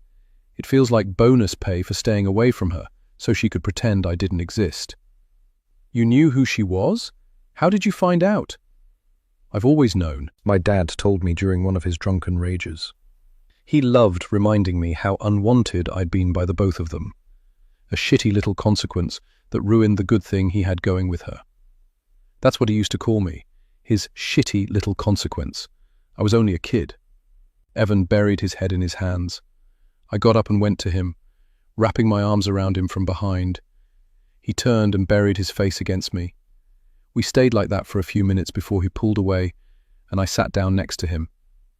"I'm so sorry, Evan. I had no idea you went through all of that." I knew he'd had it rough growing up, but had no idea it had been that bad. It wasn't all bad. After my grandma died, I went to live with this amazing couple, the Davises, Jeff and Laurie. The 8 months I was with them was the happiest time of my life. They tried to adopt me. What happened? As a social worker, I already knew. Children can't be adopted unless their parents agree to it. In Evan's case, his father. My dad found out and decided he wanted me, especially after he realized he could get public assistance by having a kid. 1 minute I was a happy 6-year-old in a loving home with 2 people who chose me. The next I was back with my piece of shit father, who couldn't hold a job and disappeared on benders as soon as he got that check on the 1st of the month. By the time I was removed from his custody, the Davises had moved overseas. Understanding finally dawned on me, and I reached out and wiped my husband's angry tears away with my fingers. "That's why you don't want to adopt, isn't it? You're afraid that what happened with the Davises could happen to us." I couldn't deal with that, Ava, and I damned sure couldn't put a little kid through that, giving them hope only to have it snatched away. Now wasn't the time to convince him he had nothing to worry about. Instead, I put my arms around him, hoping his admission could finally propel us forward, whether I got pregnant or not. The shelter was at capacity, so there were no more new residents to go through intake. I went in anyway to see if there was anything I could help Adele with. It was a good thing I did, because Adele had called off sick, and when I got there, Kerry was trying to break up a dispute in the dining room between two women playing cards. "She's a cheater. I don't want anything to do with cheaters," said a woman named Wilma, a middle-aged woman who, according to Adele, had bipolar disorder and wasn't good about taking her meds. "And she's crazy," said the other woman. I recognized her as Mrs. Timmins, the elderly woman with the goldfish, who was only there for a short time while waiting for a nursing home placement. I started to go over to see if Kerry needed help when she turned to me and shook her head, indicating she had it under control. So I headed back to Adele's office and started sorting the mail, most of which were bills. I arranged them into piles and noticed one of them was from a security company I recognized from working for Children's Services. If I was correct, in the envelope were background checks on all the residents. Every resident had to submit to a background check before they were allowed to stay at Haver House. In light of what Adele had told me about Dana's possible stealing, I was hot to open the envelope to see if she had a criminal background. Indecision ping-ponged around my brain, and my fingers twitched, itching to rip open the envelope and read the reports. After all, even though I wasn't getting paid, I was technically working here. Shouldn't I be privy to the information about the residents I was working with? Thankfully, the decision was taken out of my hands when Kerry finally arrived back in the office, having escorted Mrs. Timmins back to her room and determining that Wilma had indeed not taken her meds for 2 days. That looked pretty intense back there. That's the third time in 2 days that Wilma has flared up like that. If she keeps up this behavior and refuses to take her meds, we may have to find her another place to stay. We take the safety of our residents very seriously. We want them to feel safe here. The heat also doesn't help. I'm cranky too when I'm too hot. Me too, Kerry conceded, but I'm not violent when I'm cranky, just annoying. Wilma swung on poor Mrs. Timmins. She's 82. Wilma could have knocked her down and she could have broken a hip or something. I'm not sure we can force Wilma to take her meds. Do you think we can make it a requirement for her continued stay here? Maybe. I'll have to talk to Selma. At any rate, I'll have to write this up in my report. When I had my tour of the facility, I was supposed to meet Selma Ross, the director, but she'd been called away to an impromptu meeting. Maybe I'll finally get to meet her today. Is she around? Should be. She's got an open door policy, so just go knock on her door. I'd introduce you, but I need to write this up before I go. I got up to give Kerry access to Adele's computer and headed out into the foyer. By now, everything had quieted down. Wilma was outside taking a cigarette break. When I got to the director's office, I noticed her door was slightly ajar, and I could hear her talking on the phone. I should have waited and came back later. Instead, I listened. "Tell her to take all the time she needs, James. We can hold down the fort in her absence." I wondered if she was talking about Adele, only because she was the only person who wasn't around today. When Selma ended her call, I waited another 60 seconds before knocking on her door. "Come in." I walked into a surprisingly large and spacious office with a large picture window that looked out over the backyard. I was also surprised to see a window air conditioner cranking out cool air from a side window. I guess being the director earned her some perks, but her sitting in a cool office while the rest of us was sweating it out in the heat made me more than a little annoyed. It must have shown on my face, judging by the way Selma Ross laughed. "You must be Ava West, right? I wondered when I'd finally get to meet you. I'm Selma." She stood up and held out her hand, which I shook. Her engaging smile caught me off guard, making me instantly like her, despite what I thought when I walked into the office.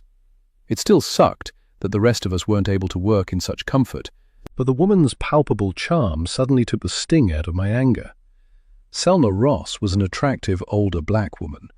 I guess she was around my mom's age, late 50s. Selma wore a black t-shirt with a floral print wrap skirt. Her dark brown hair, liberally sprinkled with streaks of grey, was pulled back into a messy bun at the back of her head, and large gold hoop hung from her earrings. Her perfume was subtle.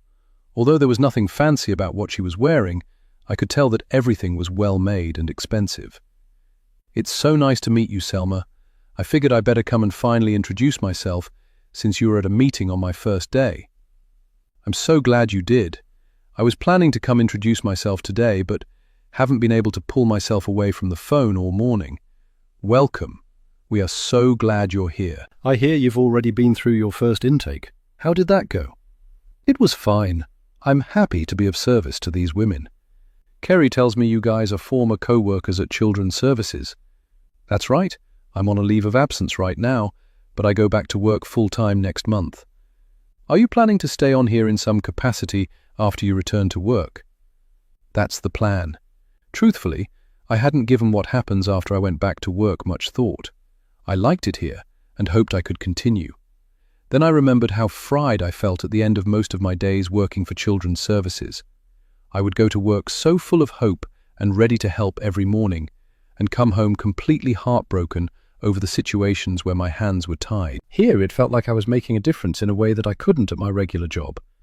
The realization of that brought unexpected tears to my eyes. If Selma noticed, she didn't let on. "I'm glad to hear that. Whatever time you can give us is greatly appreciated." "Thank you. I can see that you're busy, so I'll let you get back to work." I turned to go when she stopped me. "Ava, there's a window air conditioner for Adele's office in the supply closet down the hall. Adele is the one who pays all the shelter's bills, and she can be very frugal when it comes to saving us money. She's the reason why none of the window units have been installed yet. Running them raises the electricity bill. She's trying to come up with rules for everyone, so they aren't running all day, but she's just stalling. So please don't think I'm in here living it up in comfort while the rest of you are suffering. Maybe you can talk her into finally putting these window units in. Kerry tried and failed, but maybe she'll listen to you." "I most certainly will, and thanks for letting me know." When I left the director's office, I wasted no time pulling one of the window units out of the supply closet, wondering why Adele hadn't mentioned they'd already been purchased when she'd told me about the grant. I dragged it into the hot, stuffy office and proceeded to unbox it. If Adele got mad, so be it. She could always turn the air conditioner off when she was working here. Making the rest of us toil in this humid environment meant a hostile work setting as far as I was concerned. To get to the window that I would have to install the unit in, I had to pull a short filing cabinet away from in front of the window. On top was an aloe plant and a picture of Adele and her husband. It looked a good 20 years old, with a much slimmer Adele smiling from underneath a veil, standing next to a tall, handsome black man. Both were beaming like they'd just won the lottery. I remembered that feeling, my own wedding day, and how magical it felt. I had no idea that 8 years later I'd be married to a man I could barely stand some days. Yet here I was, trying to have a baby with him. The other side of the frame held another picture, a more recent one of her and her husband, still looking like they'd won the lottery. I removed the picture and the plant and pulled the low filing cabinet out of the way and heard something fall behind it. I reached down to pick it up. It was a framed degree for Dr. Adele Mackey, a psychiatrist. Adele was a doctor. Was she retired from her field? Granted, she only looked like she was in her mid to late 50s, but that didn't mean she couldn't have retired early. Was that why she was working here as an admin assistant?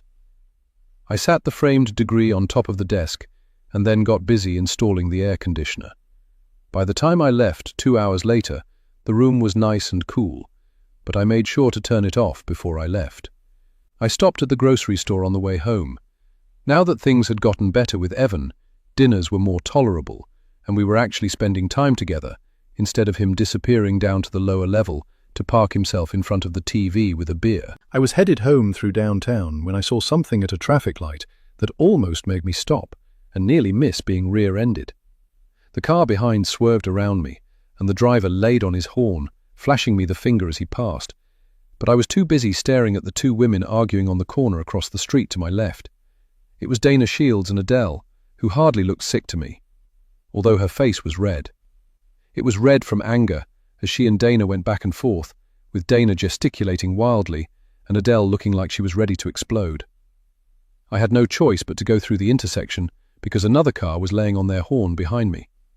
I hadn't moved when the light turned green, so I drove through the intersection and then round at the corner to see what was going on and if either woman needed help. It looked like whatever was going on was escalating to the point where the two seemed like they were about to come to blows. Once I'd rounded the corner to park and get out, they were gone. I looked around to see if I could see either woman walking down the street or driving off, but they were gone. I even walked up one side of the block, then across the street and down the other side to see if they were sitting inside one of the restaurants or cafes, but they were nowhere to be found. Chapter 10. Leah. Thank you so much for meeting with me, Mrs. Brady. I appreciate you taking the time to answer a few questions for me. We were at a diner a few blocks from Mrs. Brady's church, Mount Hope. I needed to be quick because she didn't have much time before she had to be at church to teach adult Sunday school. That was the only thing that got me out of bed practically at the crack of dawn. Granted, it was almost 9 o'clock, but the night owl in me cringed when she told me what time she wanted to meet. It had meant going to bed at a decent hour to be up and functional at that early hour. When you said you were making a documentary about that poor Peters girl, I could hardly not agree now, could I? A lot of the people in this town don't seem to want to talk about Brooke Peters. Would you happen to know why that is? Are you going to record me? She asked as she eyed my recorder, which I'd placed in the center of the table. Yes, ma'am, that's the way it works. You tell your story, and I go over it to see if it's something that we can use for the documentary. Do I have your permission to do that? Shouldn't you have asked me that before you brought that recorder out? My face burned with embarrassment, but she threw her head back and laughed. I don't care if you record me. What I'm going to tell you is nothing but pure facts, and everybody in this town knows it. All I ask is that if you put me in front of a camera, make sure you get my left side because that's my best side. You got that? Absolutely. I like this woman already and had a good feeling about this interview. What is it you want to know? What were the Peters like? And I'm not just talking about Brooke. I'm talking about her mom and her older brother Sam, too. You need to be asking me about that deadbeat daddy of hers. Despite the time I'd spent doing research on Brooke Peters and her family, her father was someone I had very little information on. And what about her father? I was under the impression that he was deceased. Mavis Brady let out a snort of laughter before taking a sip of her black coffee. And how did you come to that conclusion? Did you find an obit on him? No. That was because I hadn't bothered to look for Brooke's father's obit. When everyone I talked to just said he was gone, by gone I thought they meant dead. Now I felt stupid for not having done my due diligence. Well, what does that tell you, young lady? That man is alive as you and me, although Julia told Brooke he was dead because he may as well have been. What about Sam? Was he also told his father was dead? Brooke and Sam didn't have the same daddy. Julia was actually married to Sam's daddy. They split up when he was 7, when she found out she and her husband had a little bit too much in common, if you know what I mean. It took me a few seconds to realize exactly what she was talking about. You mean he's gay? Yep, he's gay. Last I heard he's living in Florida with his partner, and they've been together twice as long as he was with Julia. I don't think he's in Sam's life, but who knows about now? I haven't seen them in years. What about Brooke's father? Was he ever in her life? Every once in a while he'd turn up with some gift for Brooke and spend a little time with her, just long enough for Julia to think he'd straightened himself out and was home for good to be the man she'd always dreamed of. Never happened and was never going to happen. Why was that? 'Cause he was an addict. That's why. Strung out on that crack mess. He used to be such a good-looking young man too, but then them drugs got a hold of him. Last time I saw him, he looked like he could have been on that show that was popular a while back. What was it called? Walking and Dead? You mean The Walking Dead? I had to bite my lip to keep from laughing in this woman's face. Whatever. All I know is he left Julia when Brooke was about 3. You never saw him again? Actually, I did see him. A few years later, I saw him in town. It looked like he had gotten his life together, although he wasn't back to his old fine self, but he looked a hell of a lot better. Where did you see him? Did you speak to him? He was across the street when I was coming out of the dry cleaners, back when we still had a dry cleaner. He looked at me. I looked at him. We nodded at each other, and that was that. By the time I got my clothes settled across my back seat, I looked back, and he was gone. What's his name? You really aren't very good at this research stuff, are you? How are you going to make a documentary when you don't know half of what was going on in that girl's life? That's why I'm talking to you. I was told you knew everything that went on in this town. Is that true? Mrs. Brady had a smug, satisfied look on her face and took a long, drawn-out sip of her coffee, purposefully making me wait for whatever juicy tidbits she was about to drop onto my lap. It took everything in me not to reach out and pull the words out of her mouth. His name is Nathaniel Peters. Born and raised right here in Elmhurst. Ran off to New York City right out of high school trying to be a rapper, and no one saw him for about 12 years. Then he turned up back here in town and started dating Julia Dodson and knocked her up without the benefit of marriage. Only thing he had to give that child was his name, and that was of questionable worth. Was he already an addict when he came back to town? If I was a betting woman, and except for church bingo I am not, I'd say he probably was. But when he got home and couldn't find work, he hooked up with his old bad crowd of friends. It probably made a small problem a bigger one. Do you know why he was back in town a few years after he left? His mama died. He was back for the funeral. I think he tried and succeeded in getting back together with Julia for a hot minute. The next thing I knew, Julia was looking like her dog had just died at church, and someone told me she'd kicked him out because he did something to Brooke. That made me sit up straight and stare at her in shock. I never heard this story. Do you know what he did to Brooke? No one would really say. All I know is it didn't have anything to do with him molesting her or anything like that. Though it was bad enough for Julia to slash his face with a knife and threaten to kill him if she saw his miserable butt again. Was this the reason why no one ever wanted to talk about Brooke? And why didn't Nathaniel Peters go to jail if what he had done was so bad that Julia had cut him with a knife? And where was Nathaniel now? Why didn't she report him to the police? Because she knew if she did, she could get arrested too for cutting him, and then Sam and Brooke would be handed over to their fathers. Sam would have been fine. It was Brooke she was worried about. Nate wasn't a good father. Mrs. Brady, what do you think happened to Brooke Peters? The elderly woman's face instantly went slack before her eyes filled with tears. She shook her head and looked away. Isn't it obvious? That baby is dead. You think her abductor killed her? Of course, that's what everyone thought, that Brooke Peters had been abducted by a child molester and killed, and her remains were yet to be found. Instead of answering my question, Mavis Brady reached out and switched off the recorder. I can't have this being recorded. She sat up straight in the booth with her shoulders back, her head jutted forward. Her eyes were wide. You can't have what being recorded? What was this woman about to tell me, and why was she suddenly looking so scared? I slid my hand inside my purse, which was next to me in the booth, and grabbed my backup recorder and pressed the record button. Ohio was a one-party state, meaning only one person taking part in a conversation had to consent to it being recorded. As far as this conversation was concerned, that one person was me. Mrs. Brady, are you okay? Do you want to stop? No, but this isn't for your documentary, and I mean it.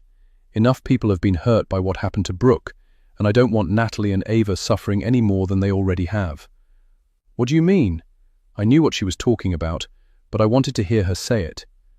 What happened to Brooke traumatized Ava. She had to see a therapist for years afterwards because she kept having nightmares, and for a long time she wouldn't even talk. I ran into her recently, and she seems to be doing just fine.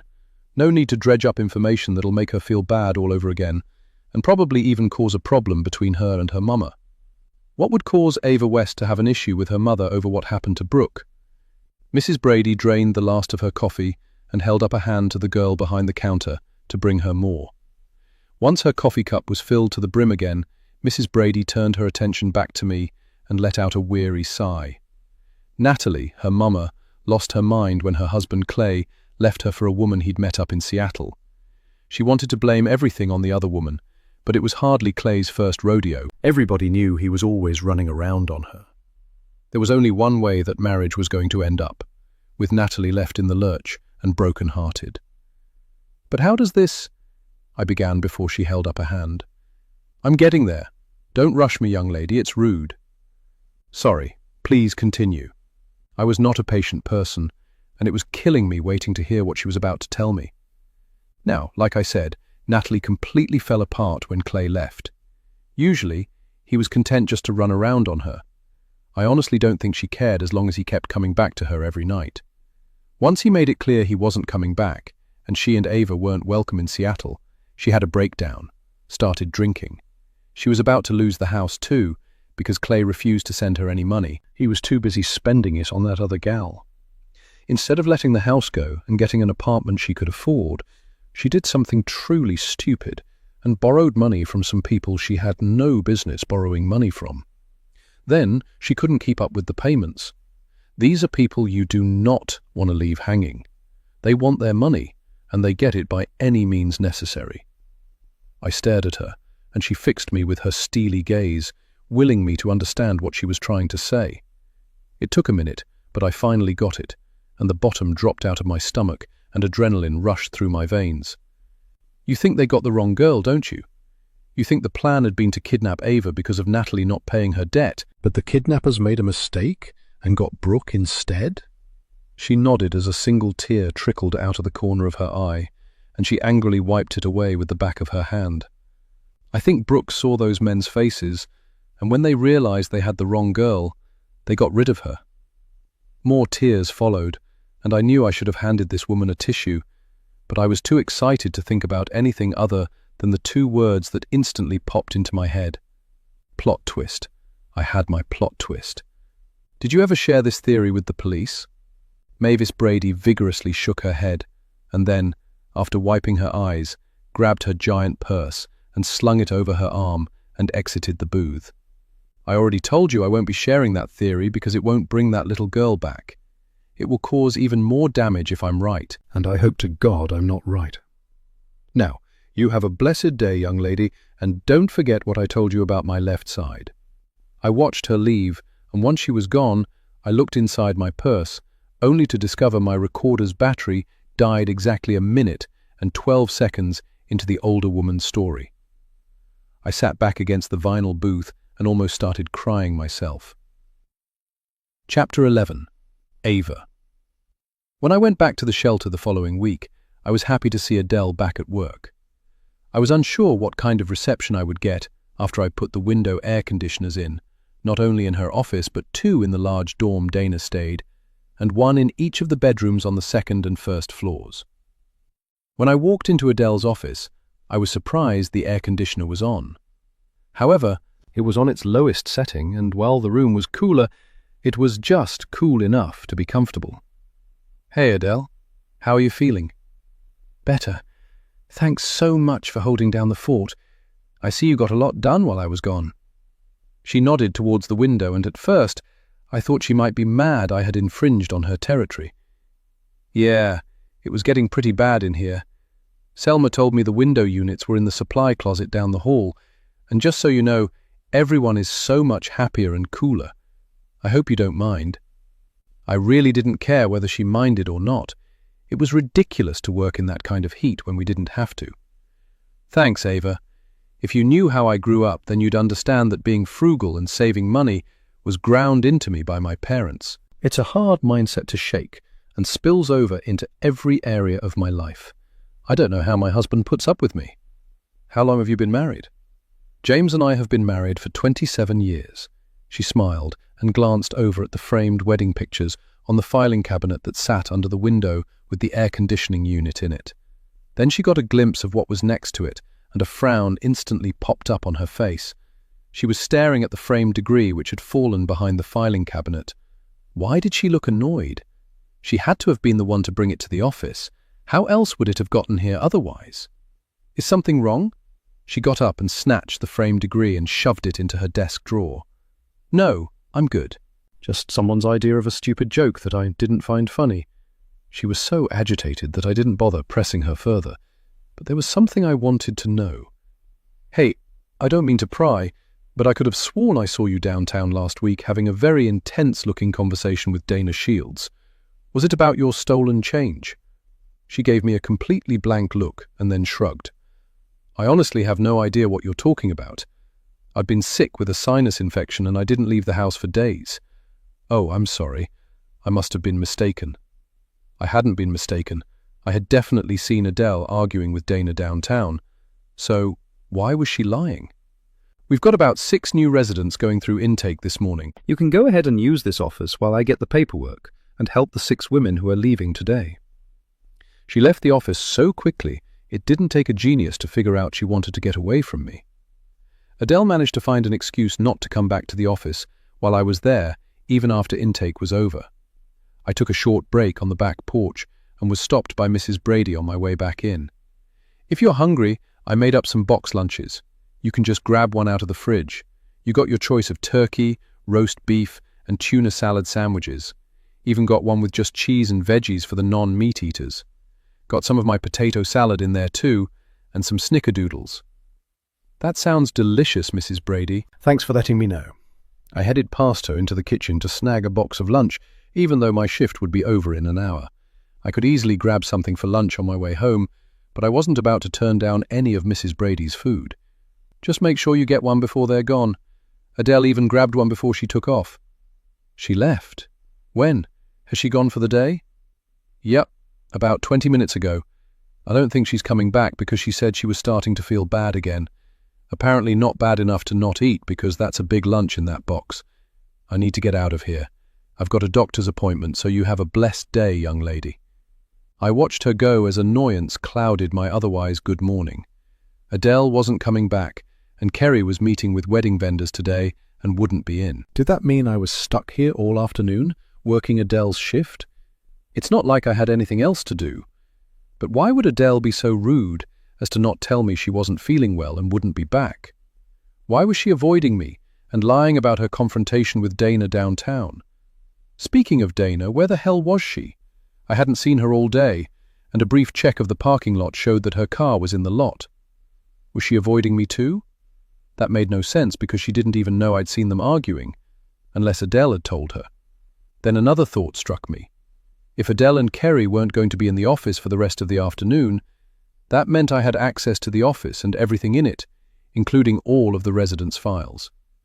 I snagged the box lunch with a roast beef sandwich and headed into the office. I powered through the sandwich and potato salad and was munching on a snickerdoodle as I perused the files. Most of them I avoided because I already knew what was in them since I had done their intake. There was really only one file I wanted to see, Dana's. Except, when I pulled her file from the back of the drawer, I was sorely disappointed to see a mostly blank form. Dana Shields, age 35, and that was basically it, aside from the registration for her late model Hyundai. There was a note attached to her file, in Adele's handwriting, reminding her to ask for Dana's driver's license, which she hadn't had with her at the time of her intake.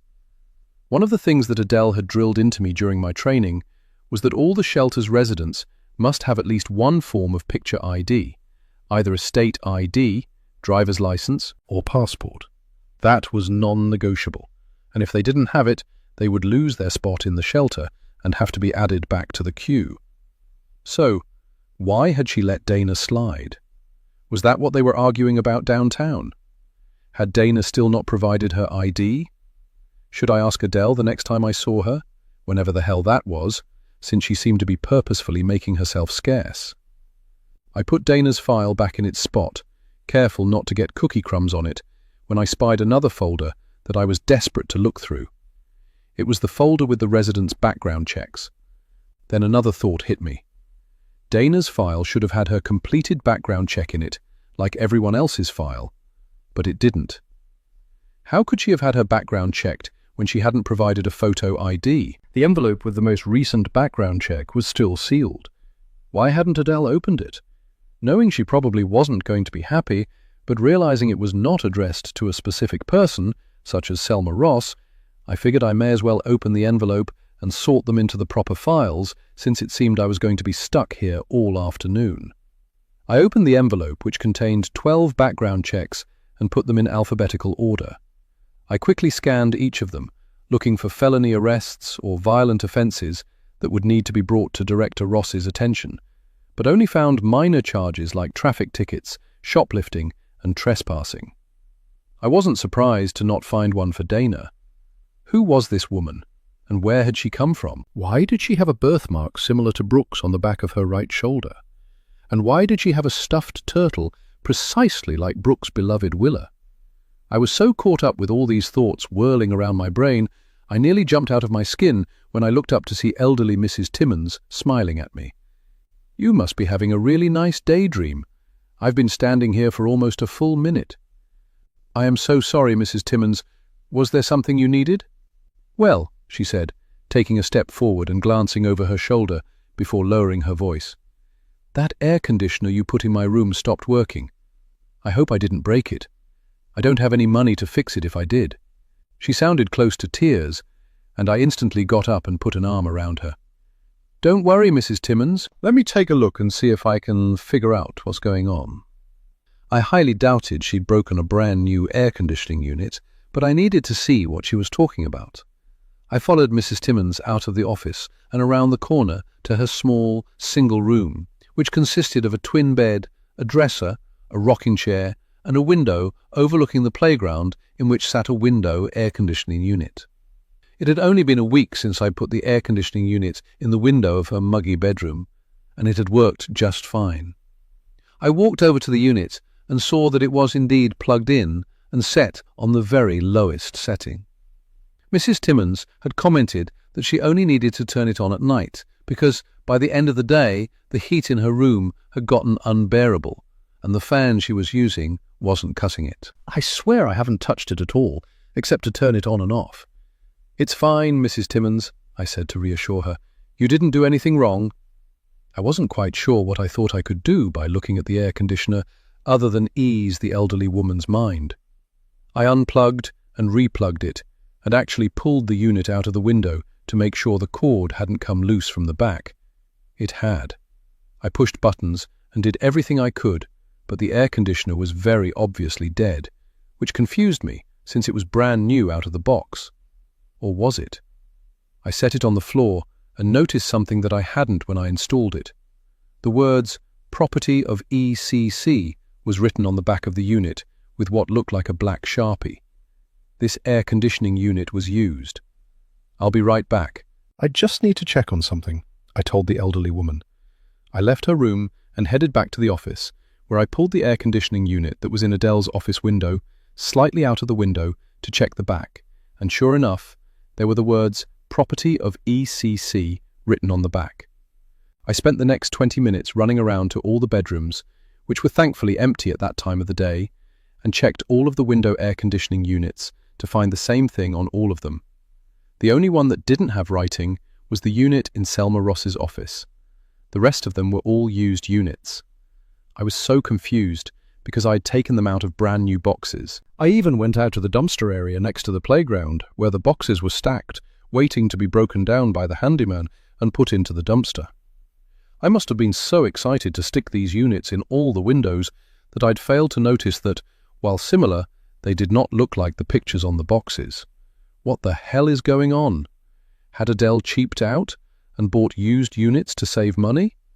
I wasn't sure what annoyed me more, the fact that she was gone for the day and I couldn't ask her about this, or the knowledge that one by one these units were going to break down and more money would have to be spent replacing them.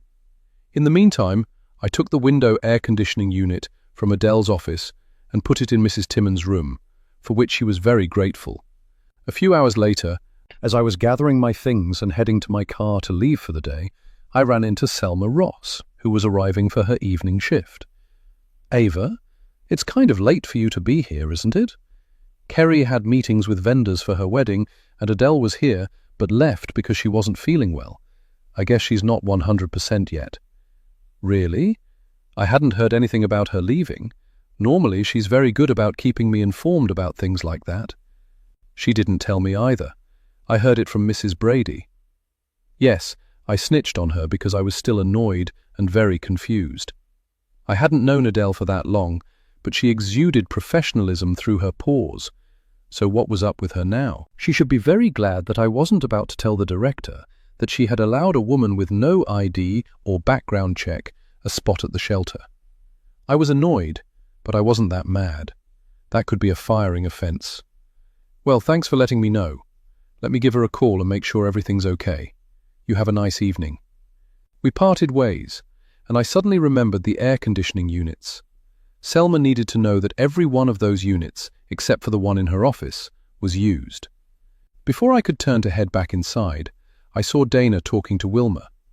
Dana put her hand on Wilma's shoulder, at which point Wilma reached her hand all the way back and swung it forward, cracking Dana hard across the face.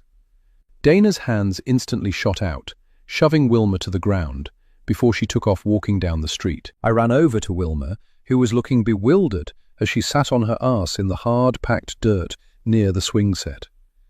I hadn't been on a swing set in 25 years, and the sight of them still had a visceral reaction on me. I turned my back on it and squatted down next to Wilma.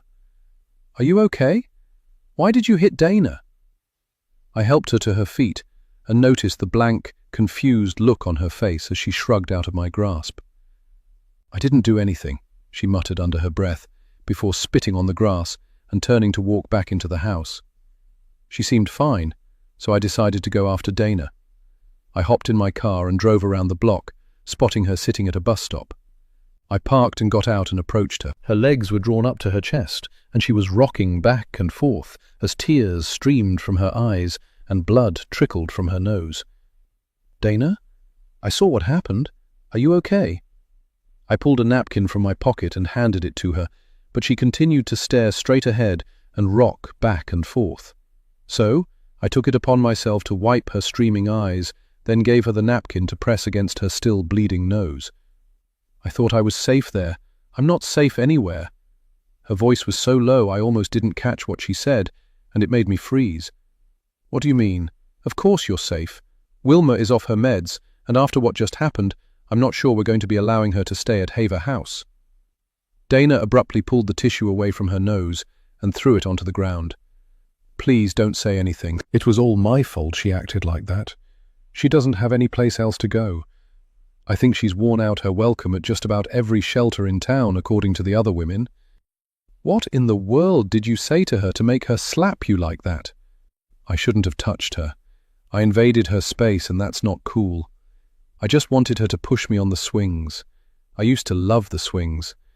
I was always so happy when I was flying so high I almost wrapped the chain around the top.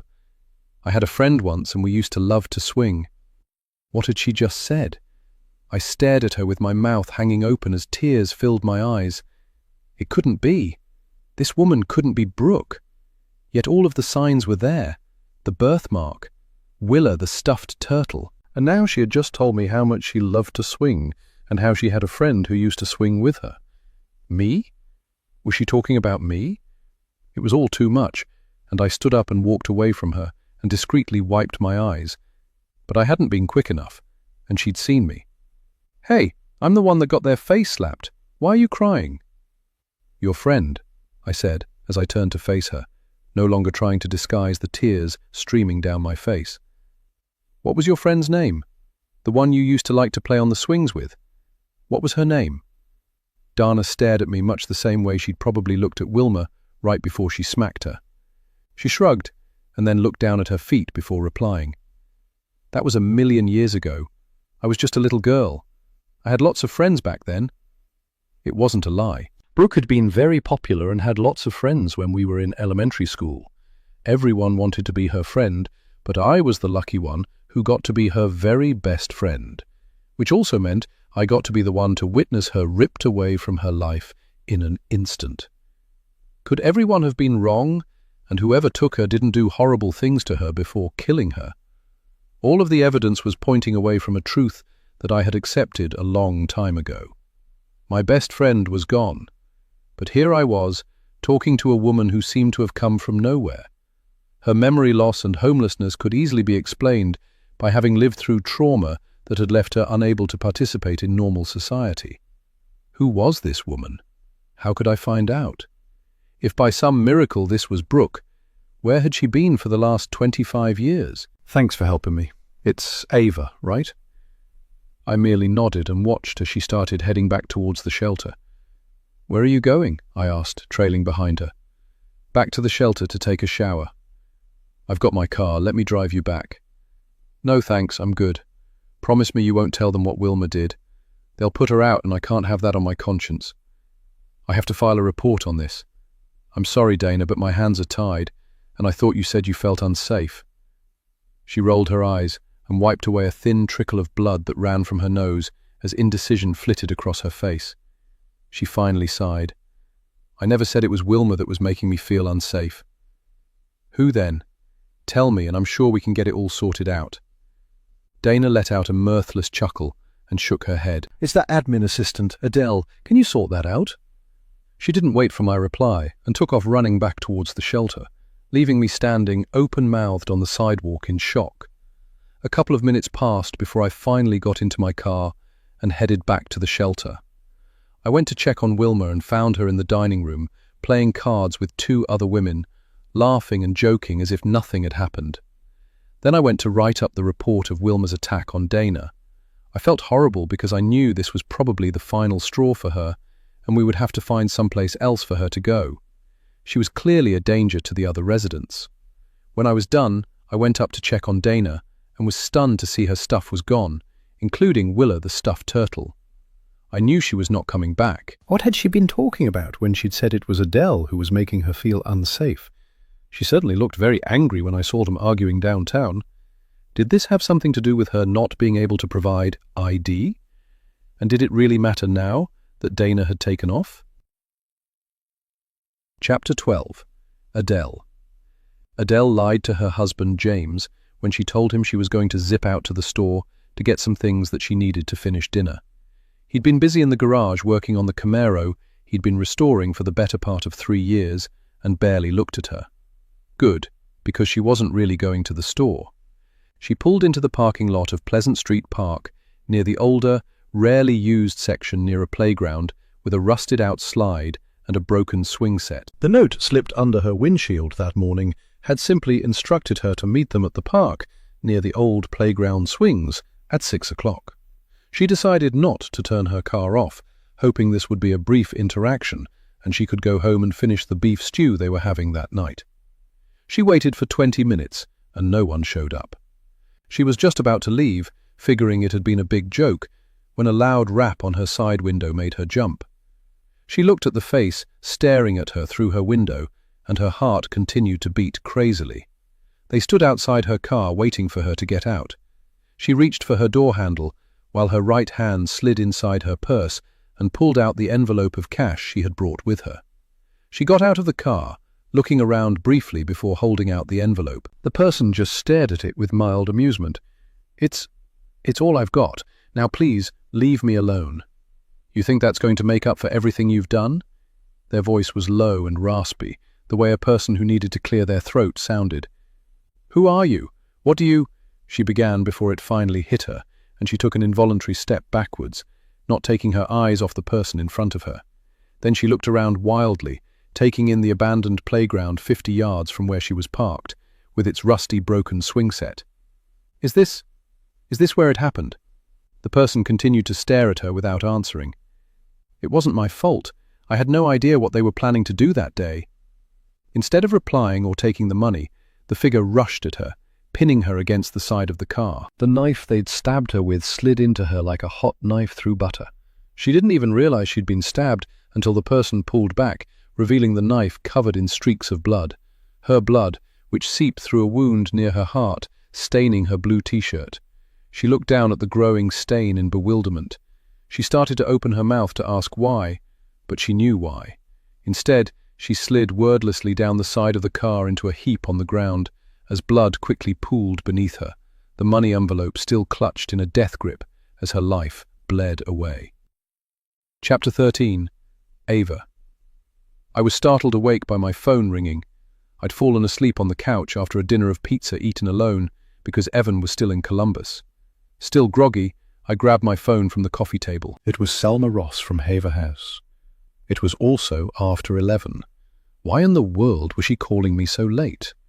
"Hello?"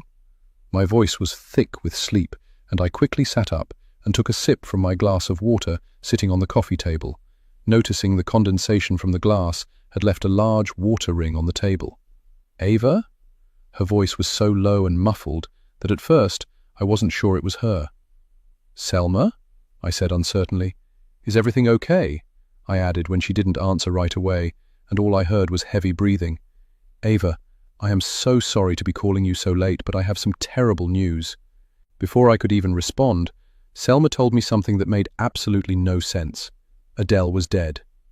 "Oh my God," I said. Suddenly, it was like all the breath had been squeezed from my lungs, and I could barely get the words out. "She went home sick this morning. Was it a heart attack? A stroke?" "Ava, she was stabbed. Someone killed her. They found her in the park." Murdered? Had I just heard her right? But that couldn't be true. How did she go from leaving work early to being found dead? Where? "What did you just say?" It came out in a whisper, and I thought I'd have to repeat myself, but Selma had heard me. "I said Adele is dead. She was stabbed." "I heard that part. Where did you say she was found?" "Her husband James said she was found in Pleasant Street Park near some old playground." There was only one old playground in that park, and that was the playground Brooke had disappeared from. A newer, nicer playground was built the year after her abduction, but I never played there. I'd never gone back to Pleasant Street Park again. I was suddenly lightheaded, and tears blurred my eyes at the thought of poor Adele lying dead in that park, near that playground of all places. "Ava, are you still there?" Now, it was me not responding. I couldn't because my phone had slipped from my fingers. Everyone at Haver House floated through the days after Adele's murder like we were wading through syrup. The police had initially thought it was a robbery gone wrong, but I'd since read in the papers that robbery hadn't been the motive because her purse, cell phone, and jewelry were with her when she was found in the park by a woman walking her dog. The news had shown crime scene tape around Adele's car, which was parked 50 feet from the playground, and the set of swings that Brooke and I had been on when she'd been abducted. In fact, her car was parked very near where Brooke's abductor's car had been parked. Could this be a coincidence? The shelter held a memorial service for Adele a few days after she died. Everyone was shell-shocked, especially her husband James, who was sitting in a chair in the corner of the living room as people walked up to him one by one, telling him how sorry they were for his loss. I knew from experience that once someone was dead, there wasn't anything anybody could say that would make it better. I didn't quite know what to say to him, and instead went into the kitchen to see if Mrs. Brady needed any help with the food. The only person in the kitchen was Kerry. Her face was red and blotchy, her eyes swollen with tears, and she was clutching the gold pendant that always hung on a thin chain around her neck, rubbing it between her right thumb and index finger, like the act gave her comfort. Of all the people at Haver House, both staff and residents, Kerry was taking Adele's death the hardest. "I just can't believe it. Who would want to hurt Adele? She was the sweetest person ever." She wiped her tears away with the back of her hand. I pulled a tissue from my purse, handed it to her, and rubbed her back as she wiped her eyes again and blew her nose. "Did you know she introduced me to Josh?" "She did?" I said, confused. "I thought you guys met at work. Speaking of Josh, is he here tonight? I was hoping to finally meet him." "He had a class to teach tonight, and he couldn't find anyone to fill in for him, or he'd be here. Technically, we did meet in passing at work, but Adele knew him and thought we'd hit it off and personally introduced us. I'm so sorry I didn't get the chance to know her better." And it was the truth. Maybe if I'd known Adele better, I'd have answers to so many of my questions, like why did Dana Shields tell me she was making her feel unsafe? Where the hell had Dana gone? Why had she left? What had she and Adele been arguing about downtown? I hadn't really known her that long either, but she quickly became a good friend, especially after my grandma died. I was having a hard time with her death and everything that came with it. That's why she introduced me to Josh. His mom had also recently died, and we bonded over our grief. Kerry dissolved into tears again, and I couldn't help but notice the contrast in how Kerry felt about Adele and how Dana had felt about her. She was one woman's good friend and another woman's reason to leave what should have been a safe haven. I handed Kerry another tissue, and she straightened up, wiped her eyes, and cleared her throat. "Thanks, Ava. I think I'll be okay. I just need a couple of minutes." I took that as my cue that she needed to be alone. I gave her a smile and left her in the kitchen. As I was heading down the hall, I spotted James Mackey standing in front of Adele's closed office door. I was one of only a few people who had yet to approach him with my condolences. I was about to walk up to him when he opened the office door and slipped inside, leaving the door ajar behind him. Uncertain whether I should disturb him or not, I hesitated several long seconds before pulling the door all the way open and walking inside. "Mr. Mackey," I said softly so as not to startle him. He turned around and I could see how red-rimmed and tired his eyes were. He held their framed wedding picture in his hands and set it down when he spotted me. He was even more handsome in person. "Yes?" His voice was surprisingly deep. "I know there is nothing I can say to make any of this better, but I just wanted you to know that even though I only knew Adele for a brief time, I really enjoyed working with her. She was a very special person." He nodded and then walked over to her chair behind her desk, where her sweater was still draped over the back, and stroked it as a tear streamed out of the corner of his eye. "I'm happy to box up all of her things for you if you'd like." "I'd really appreciate that. I'm sorry, I don't know your name." "Ava West." "I've only been working here for about 2 weeks as a volunteer. I think I remember Adele mentioning you and what a nice person you are. And thank you for the offer. I can barely look at her stuff right now. I still can't wrap my head around all of this. It's like a nightmare I can't wake up from. She just told me she was slipping out to go to the store. I have no idea what she was doing in that park. Whoever killed her must have forced her to go there. I didn't dare bring up the fact that the papers said it wasn't a robbery because nothing was taken. Now was not the time. A robbery gone wrong was what James Mackey needed to believe, and I wasn't going to take that away from him. Instead, I offered him a tissue from the packet in my purse, and he gladly accepted it. Though there was one thing I needed to know, and I knew I might not get another chance to ask him. "Mr. Mackey, why did Adele stop being a psychiatrist?" His right eyebrow lifted in surprise. "You knew about that? That's not something she shared with a lot of people." "No, she didn't tell me herself. I found her framed degree. It had fallen down behind a filing cabinet. She didn't seem happy that I'd found it." He gave me a small, sad smile and shook his head. "My wife practiced psychiatry for almost 3 decades. She had a particular specialty that she had a high rate of success with, but then something went wrong and she walked away and never looked back." "If you don't mind me asking, what happened?" James Mackey hesitated only for a moment before leaning against the edge of his wife's desk and clearing his throat. "My wife worked with people struggling with addiction. She worked to free them of the mental and emotional hold their addictions had on them. Like I said, she had a very high rate of success, but she couldn't get through to everyone. Every addict that turned their back on their families, friends, and old lives to go back to whatever drug had gotten its hooks into them was a knife in my wife's heart. There was one particular patient who was the final straw for my wife. No matter how hard my wife tried, she couldn't get through to this patient, and they ended up taking their life. My wife soured on psychiatry, and her love of the profession died with that patient." Now, I understood why Adele had seemed so angry and dismissive when I found the framed photo of her degree, but why display it at all if she felt that way? Then, I remembered she said it had been somebody's idea of a sick joke. Did that mean she wasn't the one who'd put the framed degree in her office? If that was true, could it have something to do with whoever killed her? She seemed angry when I asked her about it. If I had known, I wouldn't have said anything. There was absolutely no way for you to know about this. It happened over a decade ago. She never went back to her private practice.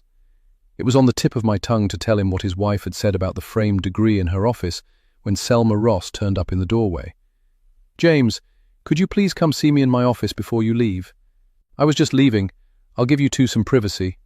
I quickly left, pulling the office door shut behind me, before remembering I'd left my purse behind and shoved the door open just a crack, fully intending to knock, when I saw something that made me snatch the door shut quietly. I'd nearly walked in on James Mackey and Selma Ross in a passionate embrace. Half an hour later, after Selma went back to her office, James rejoined the gathering in the dining room, where Mrs. Brady had laid out a spread of food. I snuck back into Adele's office and grabbed my purse, then made my getaway, still reeling from what I had witnessed. What had I seen? Was it a grieving man being comforted by his wife's very attractive boss, or was it something else? I sat behind the wheel of my car and thought hard, remembering how James Mackey's hand was on Selma's lower back, pressing her close to him, and how I'd seen Selma's glossy red lips pressed against the side of James's neck. That was not the kind of embrace you gave a man grieving his wife's death. I wonder how long it had been going on. Was James Mackey so hot to be with Selma Ross he'd gotten rid of his wife? His grief had seemed so genuine, or maybe that was guilt. However, it was entirely possible my own father's affair had clouded my judgment. All I knew was that it was time for me to get home.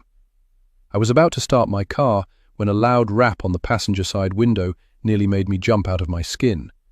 What shocked me more was who it was. It was Dana Shields. I was about to press the button to lower my window when Dana impatiently jerked the door open and got into my car, uninvited. She tossed her backpack onto my back seat. "Where have you been?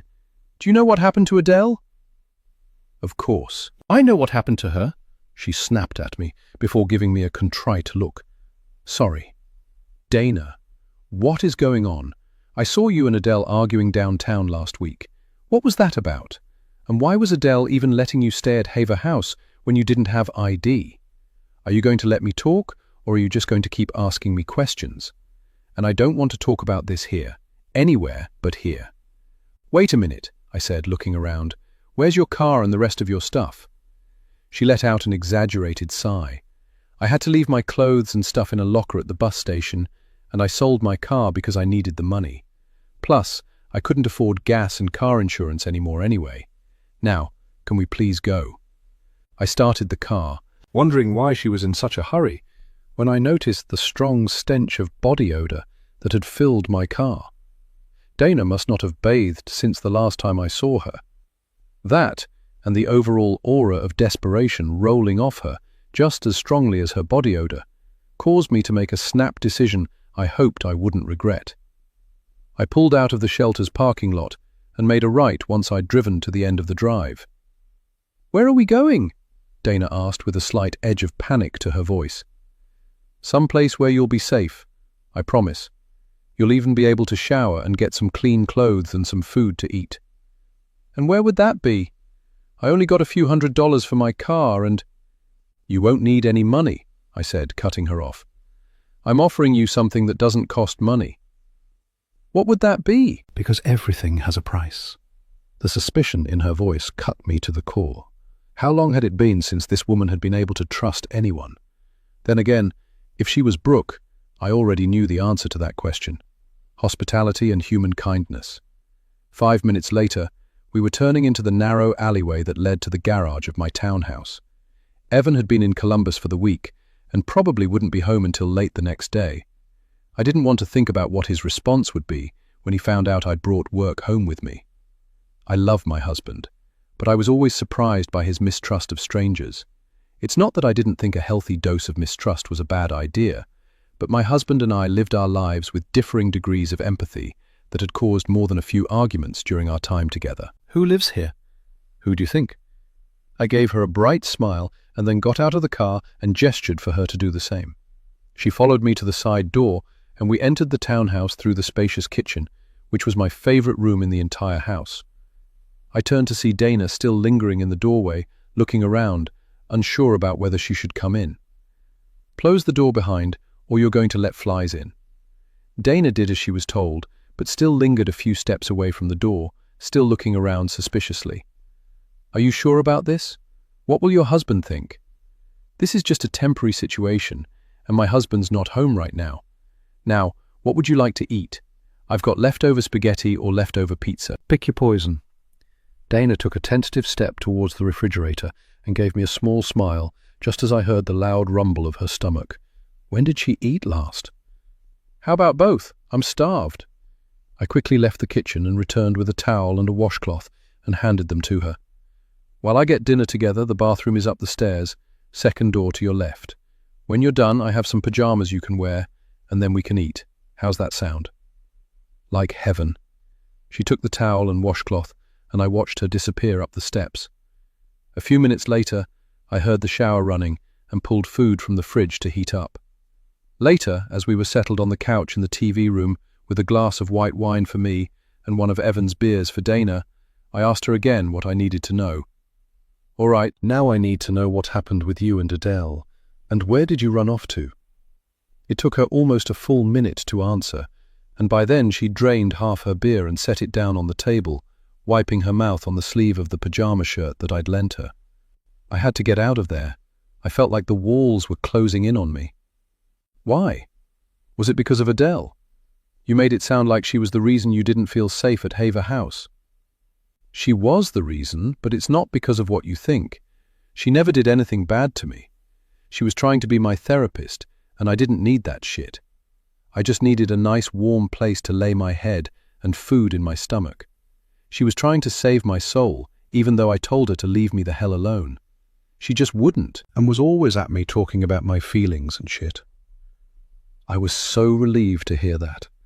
I was worried she had done something to Adele in the park, and relief washed over me, instantly relaxing me as I drained my glass of wine. "Okay, that explains why you left. But why were you arguing with Adele downtown? How do you even know about that? Were you following me, or did she tell you?" Dana's obvious paranoia concerned me. Was this why Adele had been so adamant about trying to administer some kind of therapy to her? According to her husband, she'd left all that behind. But after what I'd witnessed at the memorial service, I wasn't so sure about anything James Mackey had told me. "Why would I be following you? I was on my way home and saw the two of you going at it. I was concerned." "Look," she said with a weary sigh, "my driver's license expired and I was in the process of getting it renewed. You know they just don't issue the physical license at the DMV anymore, right? They give you a license receipt to use until they send the card to you in the mail. Only I didn't have an address for them to send it to, and it was just a big mess. She was constantly on my arse about it because she said she could get fired from her job for letting me stay there with no ID. What happened to the receipt? You could have just used that for your identification. I lost it between moves, and every time I go back to get a replacement, they're crowded, and crowds make me nervous." "It's okay, Dana." I reached out and gave her hand a quick squeeze to calm her down. I could tell she was getting anxious. What she'd just said made perfect sense, but there was something about how her eyes wouldn't meet mine that made me realize there was more to the story she wasn't telling me. I looked over at her to see her head laid back against the couch and her eyes starting to droop. She must be exhausted. "I was camping out in the woods," she continued with her eyes now closed. "But I had to leave because the woods aren't like they are in Disney movies with cute little animals frolicking around, just waiting to braid your hair. A lot of creepy shit goes on in the woods, especially at night, and I had to leave. I headed back to the shelter to see if my spot was still open. I didn't even know about what happened to Adele until I got there and talked to Wilma, and then I knew I really couldn't go back. That's when I saw you sitting in your car. You looked really freaked out." "What happened?" I wasn't about to tell her what I'd seen in Adele's office. Instead, I stared at my empty wine glass and yawned before replying. Everything that happened just caught up with me. I still can't believe Adele is gone. I hadn't known her for very long, but I really liked her. I just can't wrap my head around the fact that someone killed her in the same park that... I stopped abruptly, because I'd been about to say, in the same park near where she'd been abducted. "Same park that what?" She glanced over at me with a look of mild curiosity. Of course, she had no idea what I was about to say, and even if I'd said it, I got the distinct impression she still wouldn't know what the hell I was talking about, because this woman couldn't possibly be Brooke. Maybe, if I kept telling myself that, I would actually believe it. "Nothing. I'm just really tired and it's getting late. We should probably turn in. We've got a nice guest bedroom upstairs, or you can sleep here on the couch if you're more comfortable. I'll leave it up to you." I gathered up our glasses and headed into the kitchen. "Guest bedroom will be cool. Your couch is nice, but I never turned down an opportunity to sleep in a bed." She followed me up to the second floor, where the door to the guest bedroom, which was next to the bathroom, was already open. I flipped on the lights, glancing at the bedroom across the hall and noticing the door was slightly ajar. Dana noticed me looking and gave me a sheepish look. Sorry, I got turned around when I got up here and thought that was the bathroom. I didn't know you had a baby. Her words were like a punch to the gut, and I kicked myself for not going ahead and locking that room up until it was actually in use. It was a nursery decorated for a baby that may not ever come, despite the fact we'd been approved for IVF treatments and had the money for at least 2 rounds. Not yet, but we're all ready to go just as soon as I get pregnant. Dana opened her mouth to say something else, but what she was about to say, I'll never know because the hard set of my jaw and the tightness of my smile prevented her from saying another word. I hope you'll be comfortable here. Are you an early bird or a late sleeper? Depends on my situation at any given time. She sat down on the edge of the queen-size bed. A lot of food banks you have to get there early if you want anything that hasn't been picked over. Same way with churches and schools that give away free meals. So, I guess I'm an early bird out of necessity. Why are you asking? I'm not much of an early bird, so if you get up and I'm still in bed, help yourself to any food in the kitchen. There's fruit in the basket on the counter. There's a coffee maker if you want coffee, and there's also tea bags, and bagels and cream cheese in the fridge. If you're feeling really adventurous, there's eggs and bacon in the fridge. Now, I'll let you get some sleep. Good night. Ava, Dana called out before I could close the door. I turned. Thanks. I really appreciate you letting me crash here. And don't worry, I won't be the guest that wears out their welcome. You're very welcome, Dana. And why don't we just take it one day at a time? I headed into the master suite, changed into my bedclothes, then slid under the cool covers and lay there, staring at the ceiling. What had I done bringing her here, and what did I hope to accomplish by helping her? But I knew the answer to that question. I knew it the minute I laid eyes on the raised birthmark on the back of her shoulder and the stuffed turtle on her bed at the shelter. As much as I tried to deny it and pretend otherwise, I was helping Dana Shields because in my heart, I knew she was Brooke. I didn't think I'd be able to sleep, but I was out in less than 10 minutes. When I rolled over and looked at my bedside clock the next morning, it was nearly 9:30. I grabbed my robe and quickly headed out of the bedroom towards the steps and the smell of coffee. The sounds of conversation floated up from the kitchen. My heart dropped into my stomach. Evan was home. He wasn't supposed to be home until later tonight, and I hadn't figured out what I was going to tell him about our guest. When I arrived in the kitchen, both he and Dana were sitting at the kitchen island, drinking coffee. Dana had a half-eaten banana lying on a napkin in front of her, and the tension in the room was so thick I could have carved it up and cooked it. "Good morning," I said to Dana. "And welcome home, babe," I said to my husband, who gave me a tight smile as I planted a kiss on his cheek. I hadn't been with this man for 8 years not to know that he was annoyed right now. I wasn't about to catch his mood and make our guest feel unwelcome, and I couldn't help but notice that Dana was looking very uncomfortable. "Morning," they both said in unison. "I see you guys have met." I looked from my husband to Dana, who nodded slowly, while my husband said nothing at all, causing anger to flare up in me at his rudeness. I should get going. Dana shoved the last of her banana in her mouth and darted out of the kitchen before I could say a word. "What the hell is wrong with you?" I said, rounding on my husband. "What did you say to her?" "What the hell is wrong with me? Who the hell is that, Ava? I walked in here this morning expecting to see my wife, and I find some strange woman sitting in my kitchen, eating my food and wearing your clothes. She said she met you at that homeless shelter. You brought a homeless stranger into our house? She is a human being who happens to be homeless, yes. You act like I brought an axe murderer home. How do I know that you haven't? Do you even know this woman? Hold up. How is this any different to when you brought Joey home from work with you when his wife kicked him out, then let him stay in our basement? He refused to leave for a month. We almost had to get the police involved to get him the hell out of our house. How is this any different to that? And it's just a few days until I can find a new placement for her. It's different because I asked you before I brought Joey home. I didn't just bring a stranger home like a stray cat without saying anything to you first.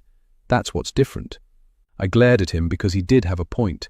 Asking Evan had been the last thing on my mind when I decided to bring Dana home with me. Probably because I already knew he wouldn't be happy with it, and I knew I was going to do it anyway. "Look." I took a step closer to him, putting a hand on his arm, surprised he didn't pull away from me. "I'm sorry. I really am, but you have no idea what happened this week." I proceeded to tell him about Adele and his face softened just a bit before something else made him angry. "Why am I just now hearing about this? A woman you work with was murdered, and you didn't even call and tell me about it." I let out a frustrated sigh. "We can talk about this later. I'll be right back to cook you a nice breakfast." Before he could protest, I was back up on the second floor and had knocked on the guest bedroom door, only to have Dana answer it, fully dressed in the clothes she'd arrived in, that I'd washed last night. Her backpack was slung on her back. "Where are you going? You haven't had breakfast yet." "I had a banana, and I can tell your man doesn't want me here. I don't want to be any place where I'm not wanted. So, I'm out." "He's not mad at you. He's mad at me for not telling him about anything that's happened this week." "It's okay, I promise. Please come down and let me cook you both breakfast. And besides, where are you going to go? Especially since you sold your car. It's way too hot out there right now to be wandering around, not knowing where you're going to sleep." I wasn't sure if Dana was just tired of hustling and grinding to try to find her next meal and place to sleep, but she nodded and mutely followed me back down to the kitchen. I'd assumed Evan would be in his man cave sulking, but to my surprise, he was whipping up eggs and had laid out strips of bacon on our stovetop griddle. It was either a genuine apology for being a heartless ass, although he did have every right to be concerned about who I was bringing into the house, or he didn't want me to be mad at him and change my mind about starting IVF. Either way, 20 minutes later, we were all sitting at the kitchen table, chowing down on Evan's big breakfast.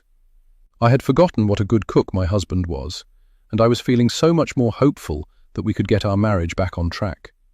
While we ate, Evan grilled Dana with questions that she answered in a forthcoming way, which she hadn't been with me. I pride myself on being the more empathetic of the two of us, but Evan had a way with people that I just didn't. Before I knew it, I found out that Dana had last been living in the Dayton area and had become homeless when she abruptly lost her job a few months ago. She had just enough gas in her tank to get her to Elmhurst, where she decided she would try and put down new roots.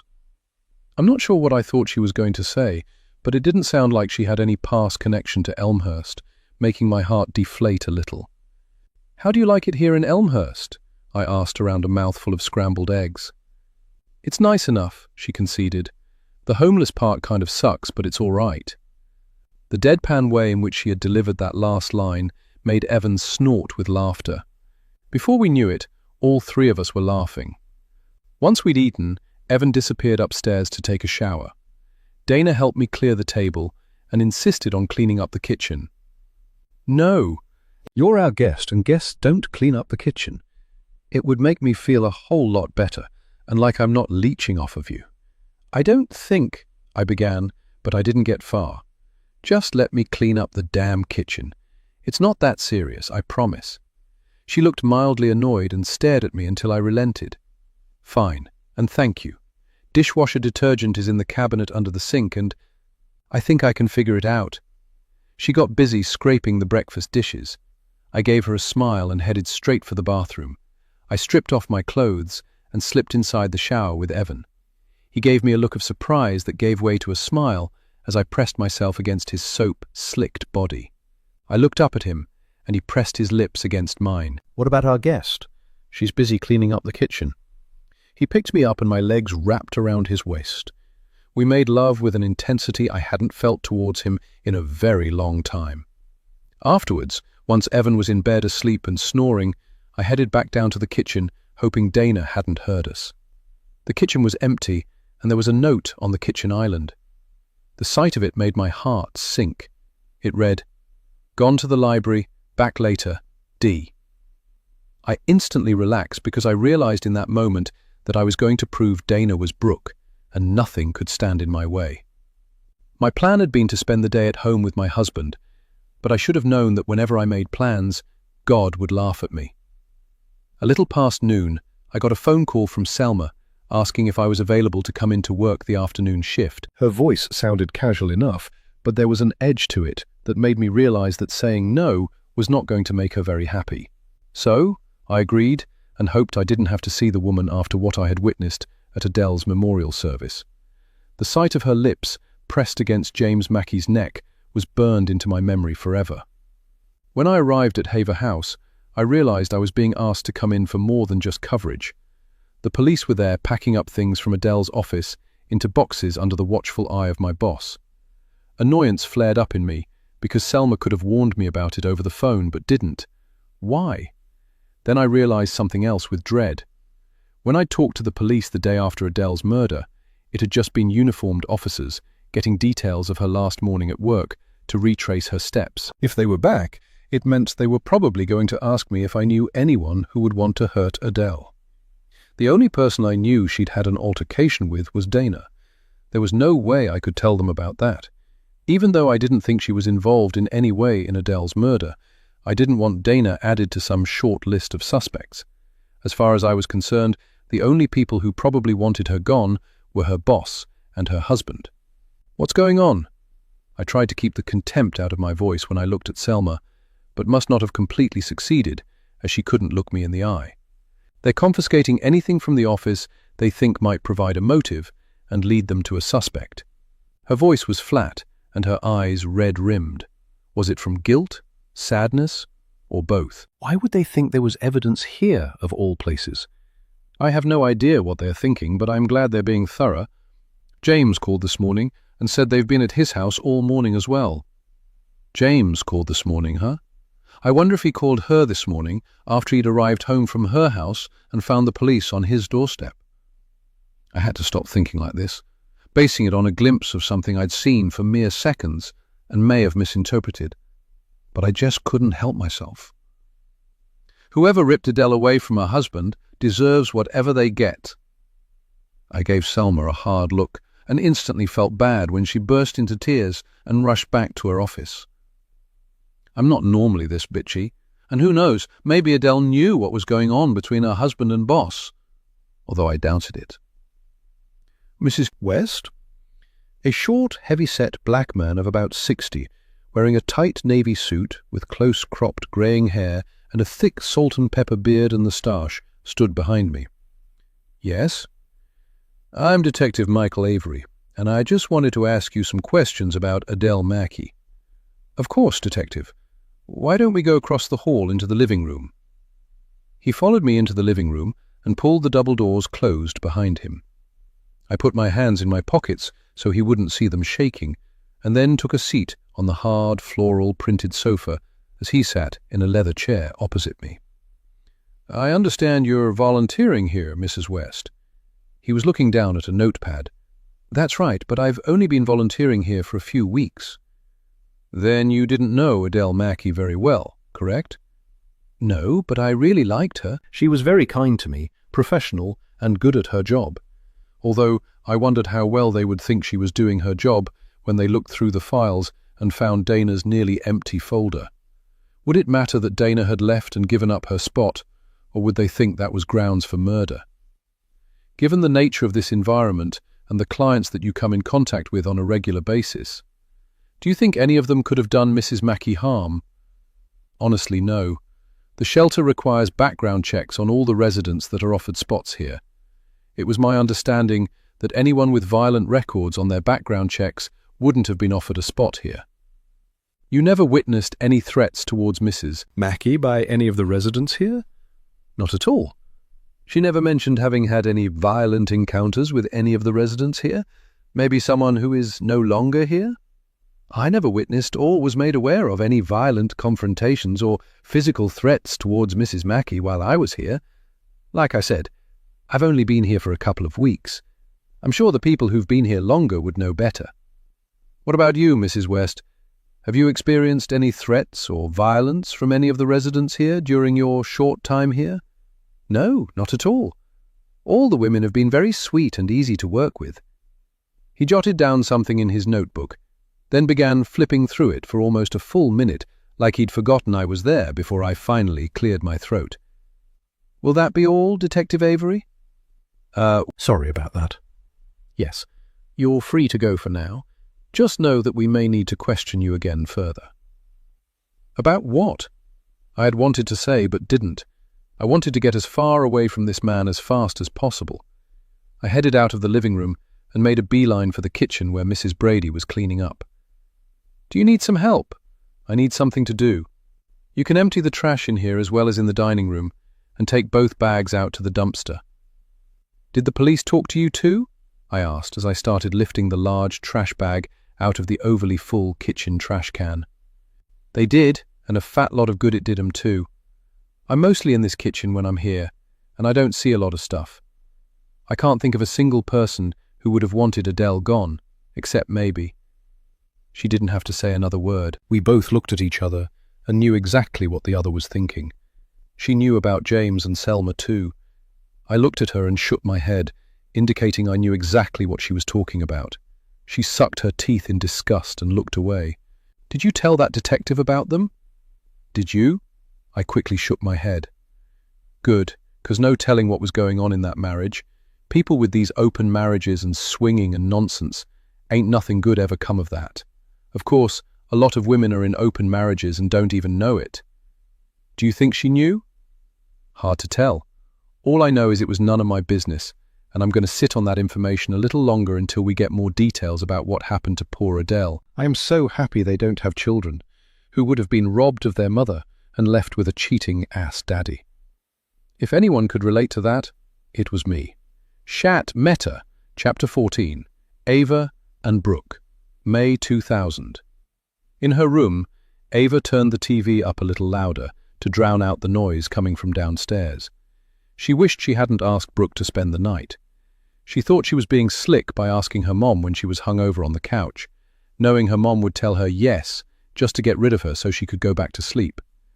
But now she was wide awake, drunk, and screaming into the phone at her father, alternating between shouting and sobbing and begging him to come home. She'd even stooped so low as to tell him that Ava was having nightmares because of what was going on between them. It was a big lie.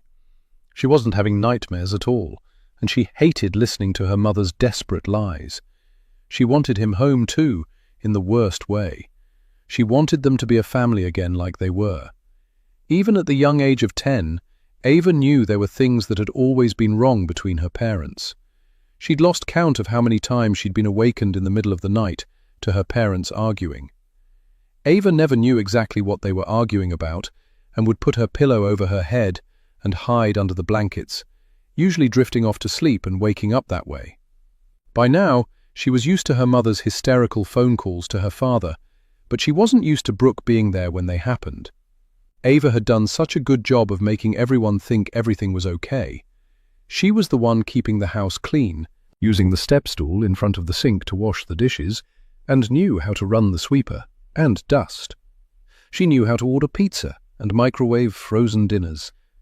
Her mum had to get a job after Dad left because he'd stopped sending money. But she'd gotten fired and was now free to drink all day long. Ava didn't dare look at Brooke as her eyes filled with tears of frustration and embarrassment. What was her best friend thinking? Would she run home and tell her mum, and then her mum would never let her stay at Ava's house again? "It's okay, Ava. We can stay at my house next time." Brooke put her arm around Ava, and Ava rested her head on her shoulder and cried silently as the show Even Stevens played on the TV. Chapter 15. Leah. I was sitting in my rental car in front of Natalie Hammond's house, wondering how I was going to ask her about what Mavis Brady had told me, and asking myself who else knew. Mavis Brady could not have been the only one who'd known about Natalie borrowing money from scary people to save her home. Admittedly, it was a very nice home, a 2-story brick colonial with a well-maintained lawn on a quiet tree-lined street of similarly well-taken care of homes. Was it this house, or what it represented, that caused Natalie Hammond to make such an extreme choice to hold on to it? I had a contact within the Elmhurst Police Department, but I had no idea where I currently stood with this guy. He seemed eager enough to help me when I first approached him. Though I suspected he was now dodging my calls, most likely afraid he'll get into trouble for things he'd shared with me about the Peters case and the evidence that he'd let me see that he shouldn't have. In reality, I'd most likely scared him off because I thought everybody wanted to be on TV. I dangled the possibility of him being interviewed about the case for my documentary in his face, thinking he'd agree to anything I asked him for.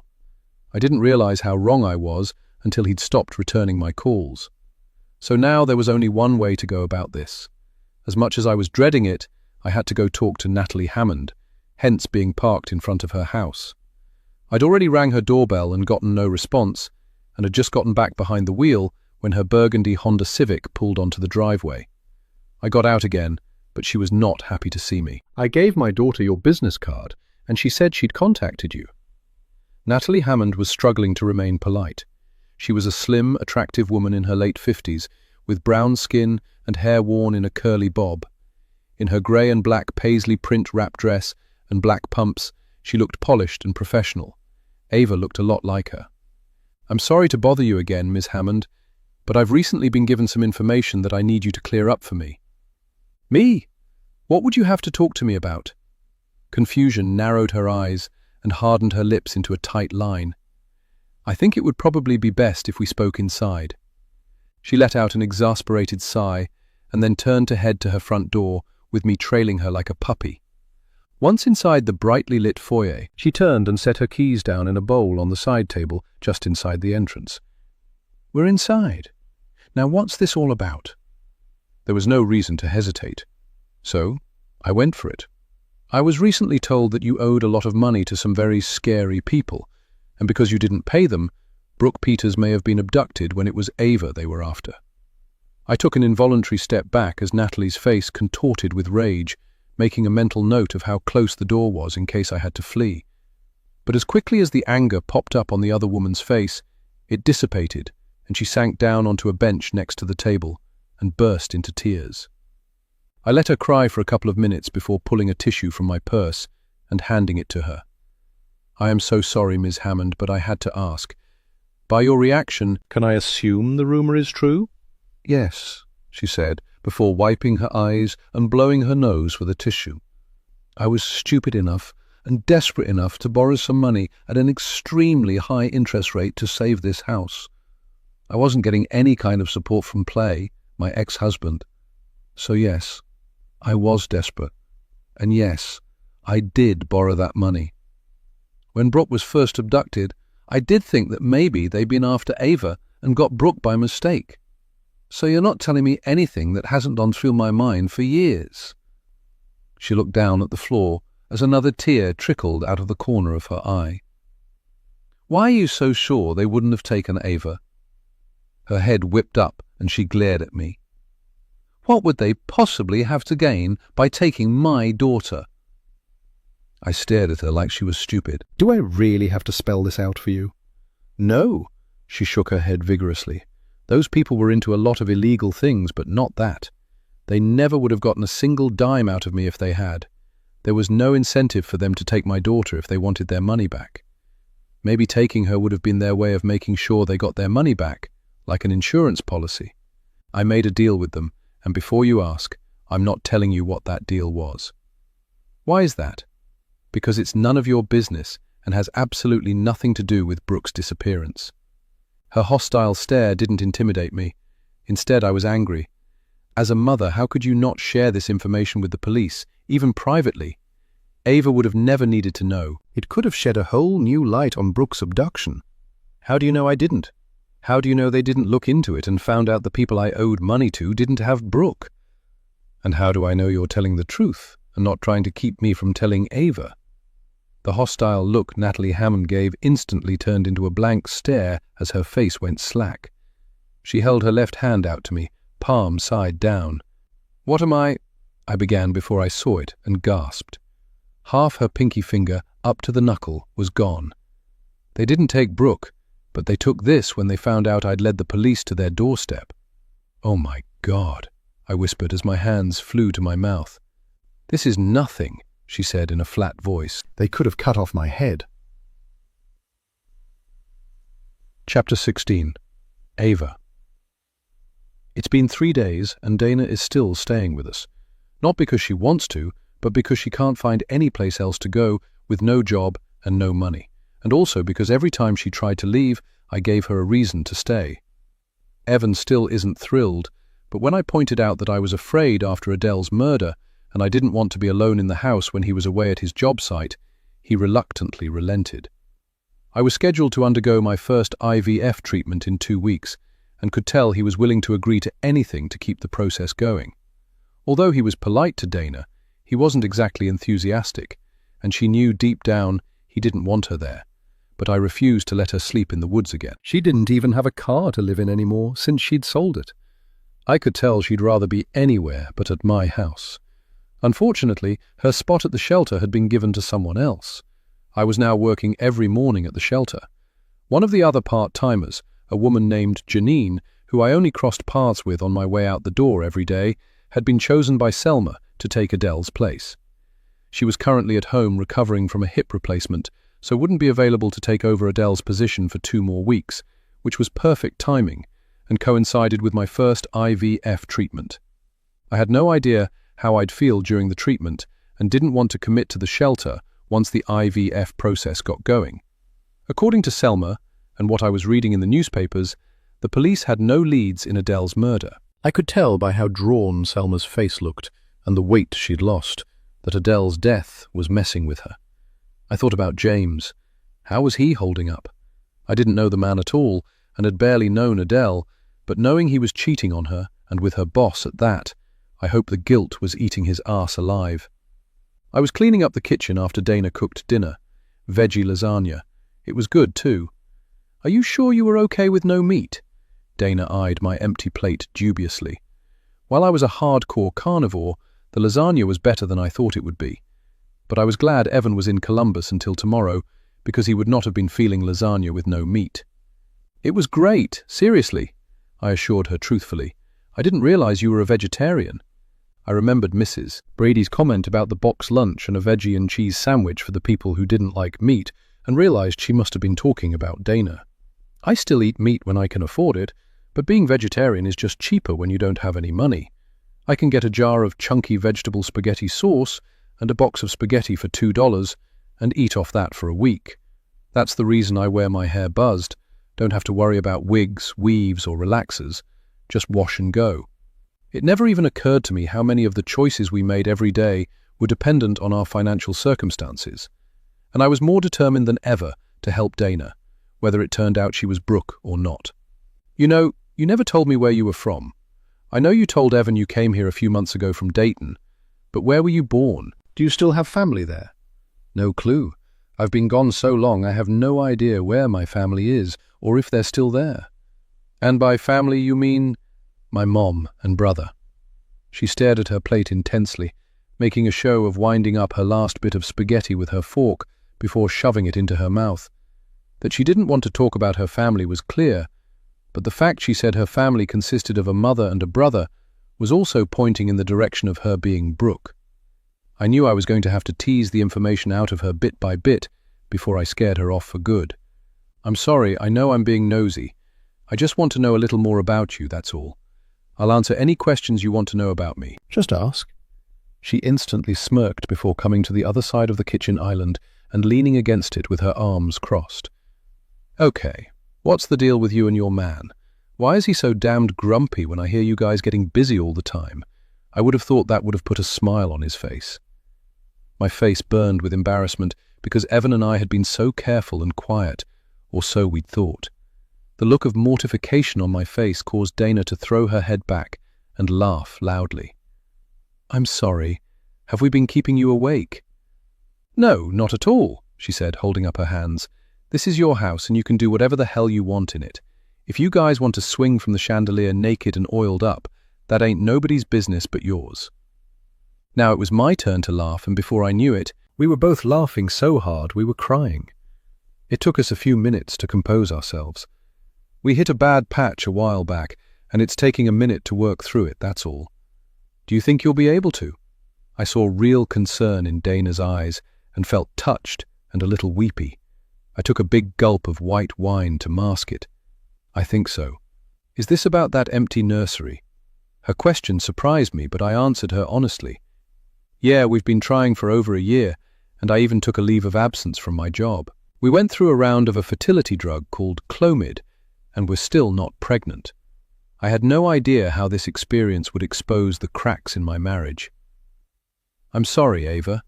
She came over and sat back across the table from me, then grabbed my hand and squeezed it. "Are you sure you want to have a baby with this dude?" "Why would you ask that?" Dana shrugged. Just wondering if you want to be a mother with all that entails and still deal with the cracks if they don't mend themselves. People think babies fix relationship problems. They don't. Do you have kids, Dana? I couldn't help but notice how her eyes slid away from my face the minute that question was out of my mouth. No, she said a little too quickly. Dealing with my current situation is hard enough without worrying about a kid, too. We were silent for a little while before I picked her empty plate and went to clean up the kitchen. We had fallen into a routine pretty quickly with us taking turns cooking and cleaning up. I sipped on my wine when it suddenly struck me that she still hadn't answered my question about where she was from. It was after midnight when I heard the scream and nearly fell out of bed, rushing to get to the door. It was Dana, and she was shrieking. I ran to the guest bedroom only to find it empty, and then paused to listen when another ear-splitting shriek filled the air. I ran downstairs into the kitchen to see Dana trying to get out the back door, unsuccessfully. When she couldn't open the door, she proceeded to start banging her hands against the glass. I rushed over to her, afraid she would break the glass and cut her hand. I put my hands on her shoulders to pull her away from the door. She turned around, her hands swinging out, missing my face by millimeters. Her eyes were open but focused on nothing. I took a step back, and she went back to trying to get out the door. That's when I realized she was asleep. Dana! When she didn't respond and continued to keep trying to get out of the door, my assumption was confirmed. She was sleepwalking. Combined with the screaming, I recognized she was in the throes of a night terror. I had no idea what to do, because I'd always heard you don't wake up sleepwalking people. If it's a night terror, you could be putting yourself in danger as well. Instead, I did something I wasn't sure was the right thing to do, but I was terrified she was going to break the glass. I stepped to her side and reached past her to unlock the door, expecting her to rush outside, but she just stood there with me silently by her side, watching her as she stared out into the backyard. Soon the peace and quiet of the night was shattered once again when our house alarm went off. I rushed over to the panel by the front door and keyed in the code to stop the alarm. Once the alarm was off, I went back to the kitchen. Dana was curled up on the floor in front of the still open door, fast asleep. I started to walk over to her when I heard my phone ringing upstairs and knew it was the alarm company checking to see if everything was okay. I quickly shut the back door, locked it, and ran upstairs to tell the alarm people that everything was fine. Knowing there was no way I could drag Dana back upstairs and put her in her bed, and not wanting to wake her for my own safety and hers, I grabbed a blanket from the hall closet and a cushion from the couch to stick under her head, then put the blanket over her and curled up on the couch and fell asleep myself. I woke to the smell of coffee brewing and sat up abruptly. Dana was in the kitchen with a mug of coffee. When she saw I was awake, she sat her coffee cup down and gave me an apologetic look. What did I do last night? How bad was it? Not as bad as it could have been. You were screaming and banging your hands on the glass trying to get out. Then I opened the door, afraid you were going to hurt yourself, and it set off the alarm which would have woken the dead, but you still didn't wake up. Instead, you just curled up on the floor in front of the door and fell asleep. Damn, she swore softly under her breath and looked away from me. I got up and went into the kitchen and poured my own mug of hot coffee. I took it to the kitchen table and sat down, gesturing for her to join me, which she did. She still couldn't look at me. How long have you been having night terrors? As long as I can remember. Some crazy shit went down when I was younger, and now, whenever I'm stressed or upset, I get them. I was momentarily silent as I studied her face, realizing I truly did not know this woman. Even if she was Brooke, 10-year-old Brooke was long gone, and I knew nothing about the woman she was today. I hope I'm not the one stressing you out. If I am so sorry. Her head suddenly jerked up, and she gave me a very intense stare. Are you kidding me? You letting me stay here is the nicest thing anyone has done for me in a very long time. I really appreciate you, Ava, for letting me stay here. I even appreciate your grumpy-ass husband. Don't ever doubt that. The sudden lump that had formed in my throat prevented me from answering her, and I was afraid I would embarrass us both if I started crying. So I merely nodded, reaching out and squeezing her hand. How often do you get these night terrors? And what should I do the next time it happens? I'm in new territory here. You did exactly what you were supposed to do. They don't last long. I've never hurt myself, and as bad as I wanted to get out of any door, I never go. I'm lucky. I've heard of people who have run off and hurt themselves or died during night terrors. And what do you think caused this one? When was the last time you had one? At Haver House the first night I was there. The stress usually comes when I move to a new location and haven't gotten used to everything yet. I was trying to get out of the shelter, but the front door was locked.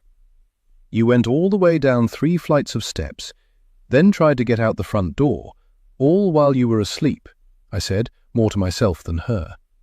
I was in awe of the fact she was able to do all of that while asleep and not fall down the steps and break her neck. Yeah, they found me sleeping on the floor in the foyer, just like you did this morning. Can we change the subject? Of course. I'm sorry, I just wanted to know what to do next time. Do you want some breakfast? I didn't even wait for her answer and got up and got busy getting eggs, veggies and cheese out of the fridge to make us omelettes. You're not sorry you invited me here, are you? Not at all. I'm not in the habit of inviting people into my home that I don't want here. I started cracking eggs into a bowl when the doorbell rang, and I asked Dana if she could get it for me. A minute later, Dana came back into the kitchen, followed by my mother, who had a tight smile on her face. I knew from years of experience that she was trying to be polite because she didn't know what was going on. Hey, you're just in time for breakfast. Want an omelette? I just stopped by to see how you were doing since I haven't heard from you in a few days, and you're not returning my calls. I didn't realize you had a guest. Mom, this is Dana Shields. Dana, this is my mom, Natalie Hammond. Nice meeting you, ma'am. Dana stuck her hand out to my mom. My mom glanced at her hand briefly before giving it a quick shake. Nice to meet you too, Dana. Did you two have a sleepover? She looked over at the blankets still on the couch and folded up by the back door. Dana is staying with us for a little while. Just for a little while, until I get back on my feet. And your daughter is so sweet for taking me in. You should be very proud of her. I am very proud of her. She is a wonderful person who loves to help people. I just worry sometimes that she's letting the wrong people in. Dana and I both turned to stare at my mom, who was usually polite to a fault. What was her issue with Dana? But deep down I knew. After what happened to Brooke, she'd been very protective of me. She still felt guilty for how she'd spiraled after Dad left, and had been asleep at the wheel, so to speak, for months, leaving me to fend for myself. Still, she had no right to say that in front of Dana. Hey, Dana, why don't you run up and take your shower and get dressed? By the time you get done, your omelette will be waiting for you. Sounds good. Nice meeting you, Mrs. Hammond. We both watched Dana head up the steps to the second floor. We both knew to be silent until we heard the bathroom door open and close. What was that about? Why were you so rude to her? I had set my spatula down and glared at my mom. Where is that woman from? Please don't tell me you brought some stranger from that shelter into your home. What if I did? It's my home. I can have whoever I want here. I'm an adult, remember? What you need to remember is to watch your tone when you talk to me.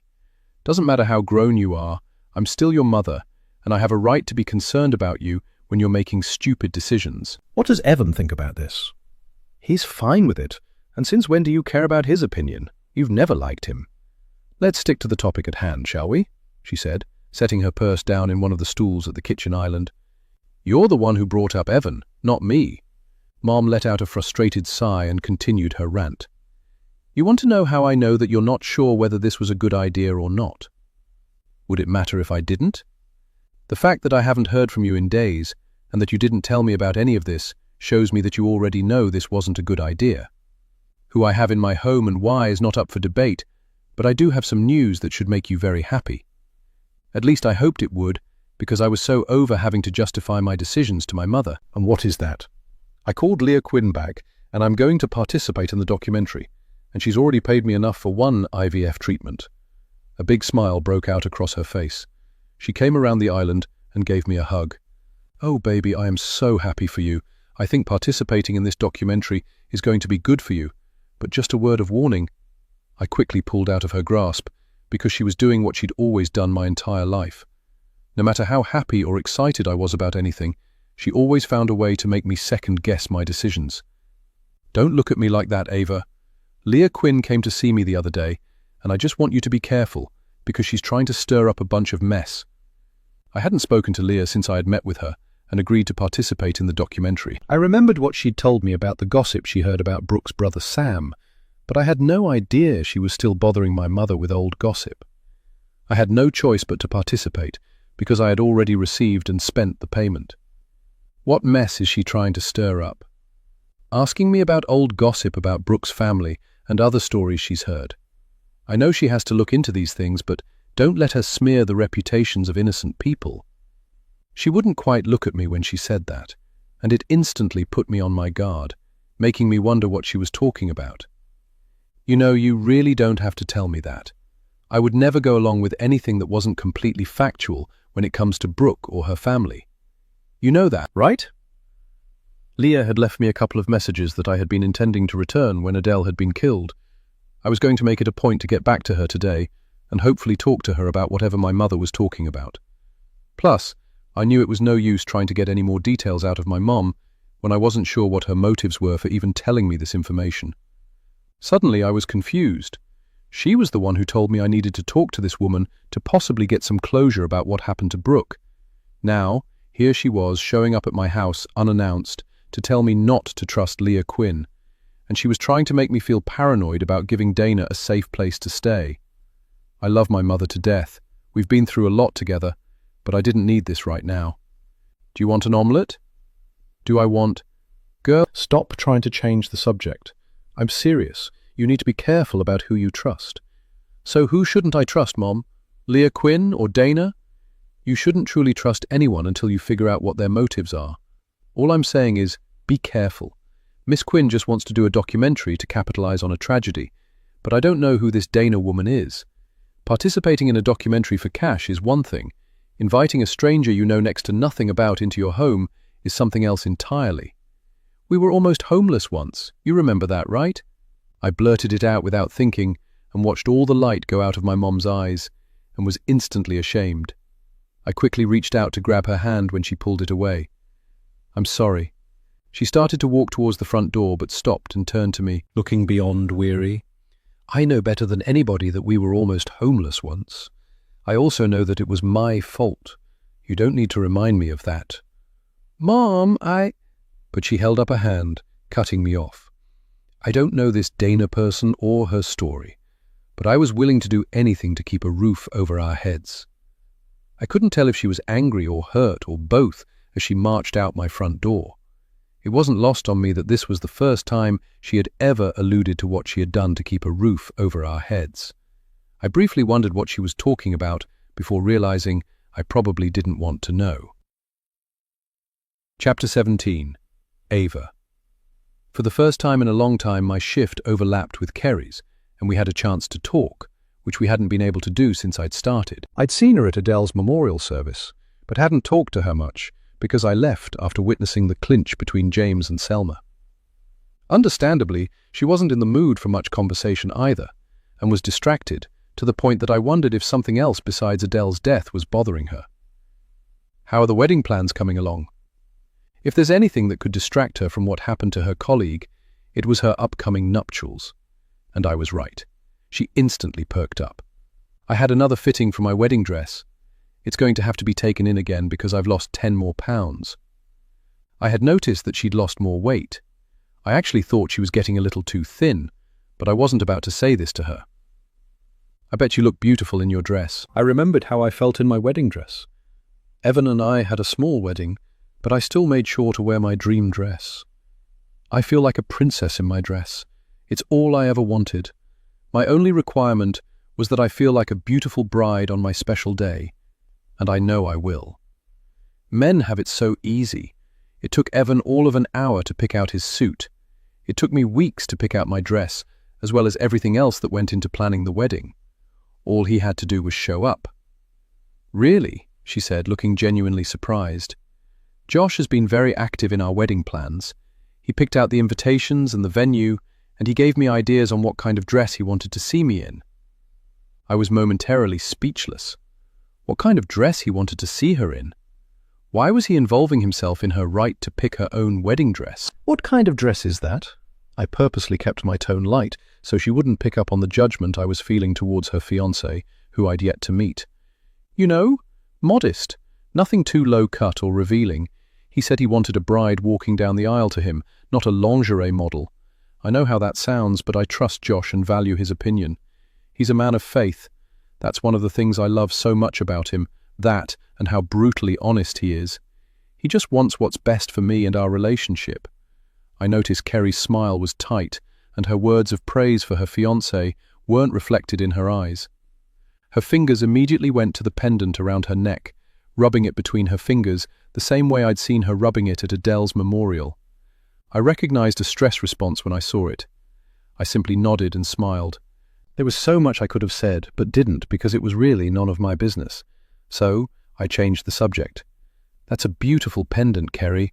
I meant to tell you that at Adele's memorial. Oh, this, she said, instantly taking it off and handing it to me. It was my Grandma Kay's, one of the things she left me in her will. I was surprised it had some weight to it, and I turned it over in my hand. It was a round gold pendant the size of a quarter, with the letter K in Old English script engraved on the front. I flipped it over and saw there was a tiny round symbol on the back. When I saw it, I did a double take.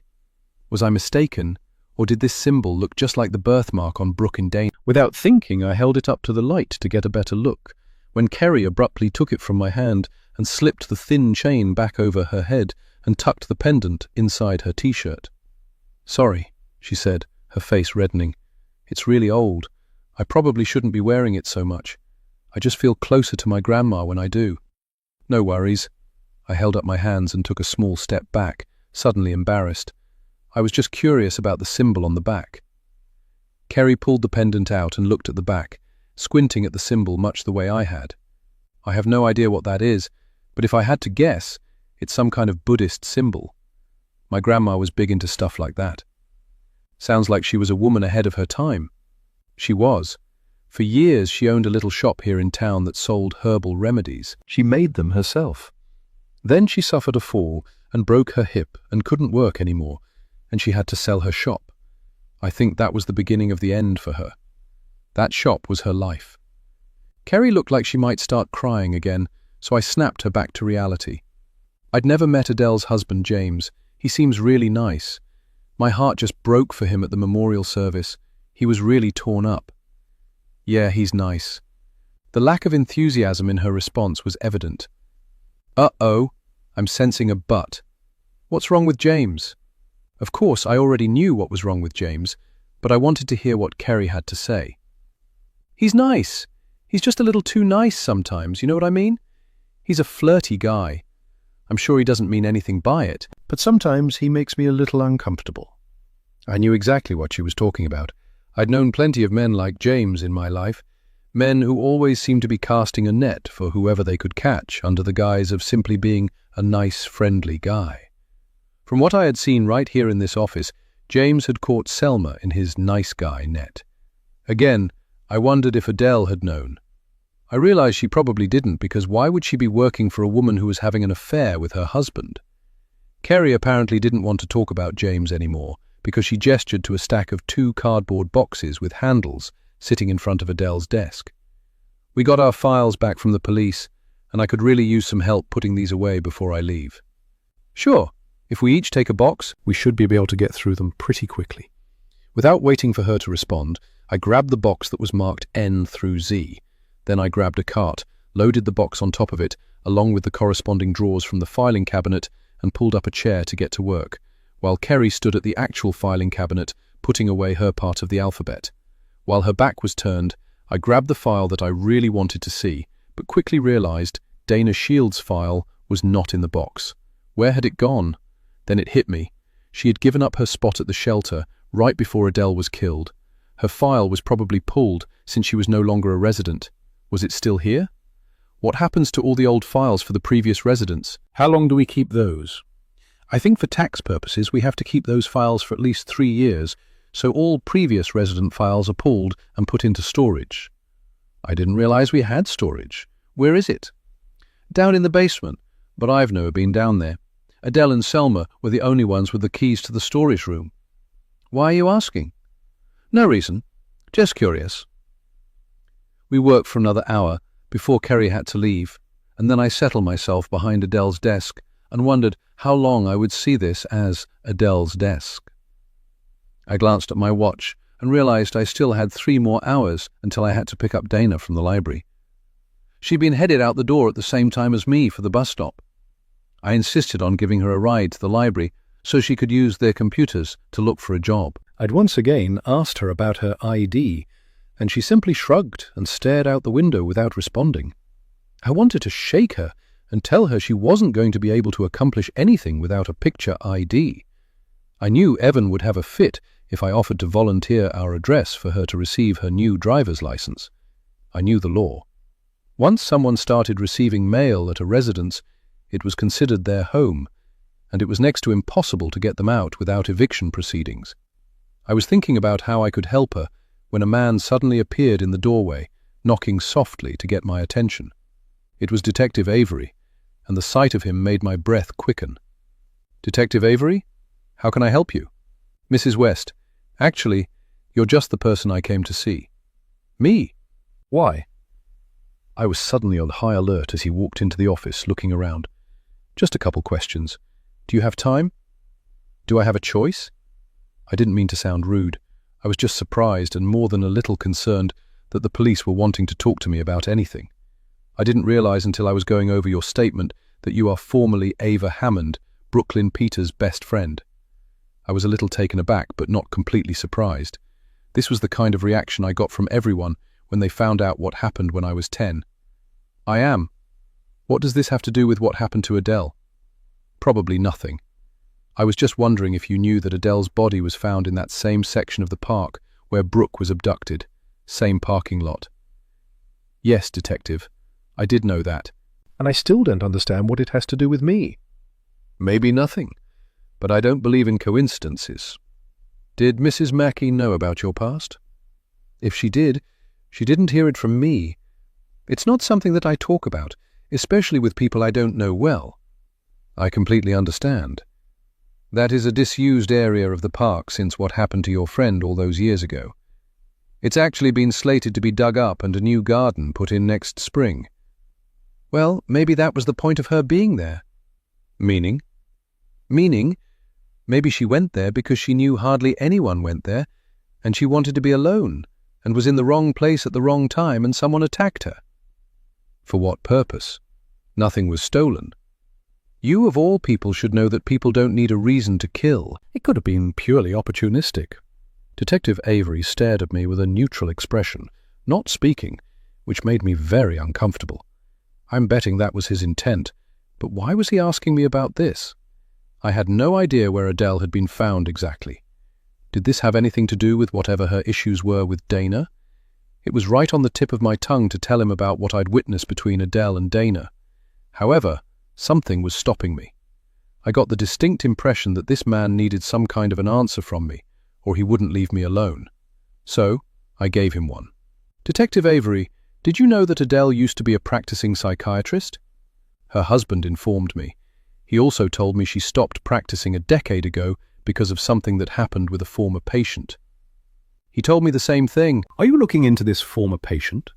Could someone closely connected to this former patient have a grudge against her?" "We're looking at every avenue, Mrs. West. You have my word on that. That's why I came to see you, because I thought it was too much of a coincidence, considering you witnessed your friend being abducted in almost the exact spot that Adele Mackey was murdered 25 years later. If I didn't know any better, Detective, I would think you thought I killed Adele." "Did you?" "No." I tried to keep the contempt out of my voice because he had every right to ask me this question. "I did not. I liked Adele and got along very well with her. I would have had absolutely no reason to harm her in any way." "You know I had to ask, right?" "I know. That doesn't mean I have to be happy about answering these questions. To clarify, you still cannot think of anyone who would want to harm Adele, residents or staff." "Residents or staff? Did he know about Adele's husband and Selma Ross?" "Well, he wasn't about to hear it from me.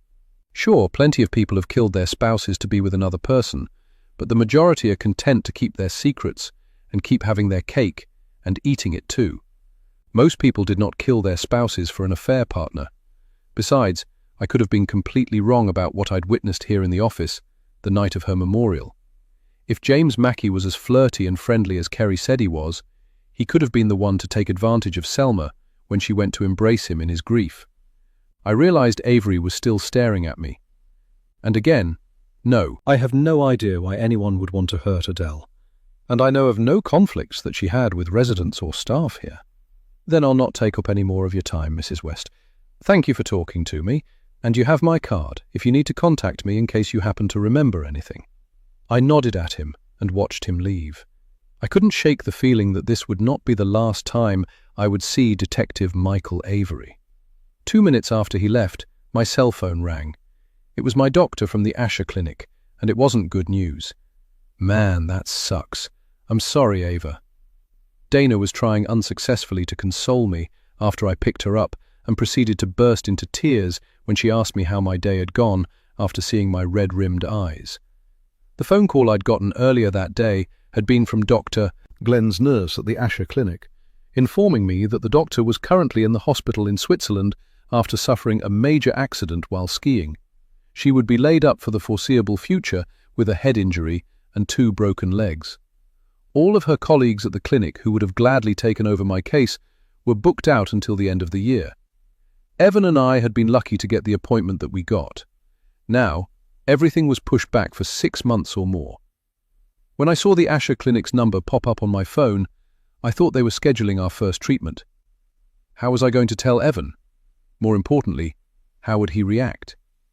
Thanks, I told her in a flat voice devoid of emotion. Well, Dana began tentatively, at least now you have more time. More time? What was she talking about? I gave her a quizzical look, and she hesitated just an instant before pressing on. You told me that you and your husband were having issues. Doesn't this give you more time to resolve those before you bring a baby into the picture? What she said made perfect sense, but I wasn't in the mood to hear it, and I had to practically bite my tongue to tell her to mind her own business. How could I tell her that when I was the one who told her my business? I had opened that door and let her in. Sorry, that's absolutely none of my business. No, it isn't, but you're not wrong, I agreed. As much as I hate to admit it, maybe this just isn't in the cards for us. Maybe this is some kind of sign that we need to slow our roll and reconnect. Isn't that what I just said? She said with a smile, and we both laughed. We were 3 blocks from my house when I drove past a newly opened ice cream shop that I'd been wanting to try. Nothing like drowning your sorrows in dairy. Hey, cheer me up and have some ice cream with me. I didn't wait for her response before pulling into the parking lot of Delphine's ice cream parlor. Not a big ice cream person. If they've got sorbet, I'll have some of that.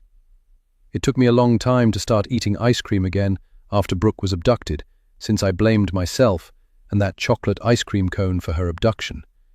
It has only been in the last decade that I'd started eating it again. One thing I did remember with crystal clear clarity was that Brooke had loved ice cream. She wasn't a chocolate lover like me. Strawberry was her favorite. My heart instantly sank. Really? I don't know too many people who don't like ice cream. I didn't say I didn't like it. I can't eat it.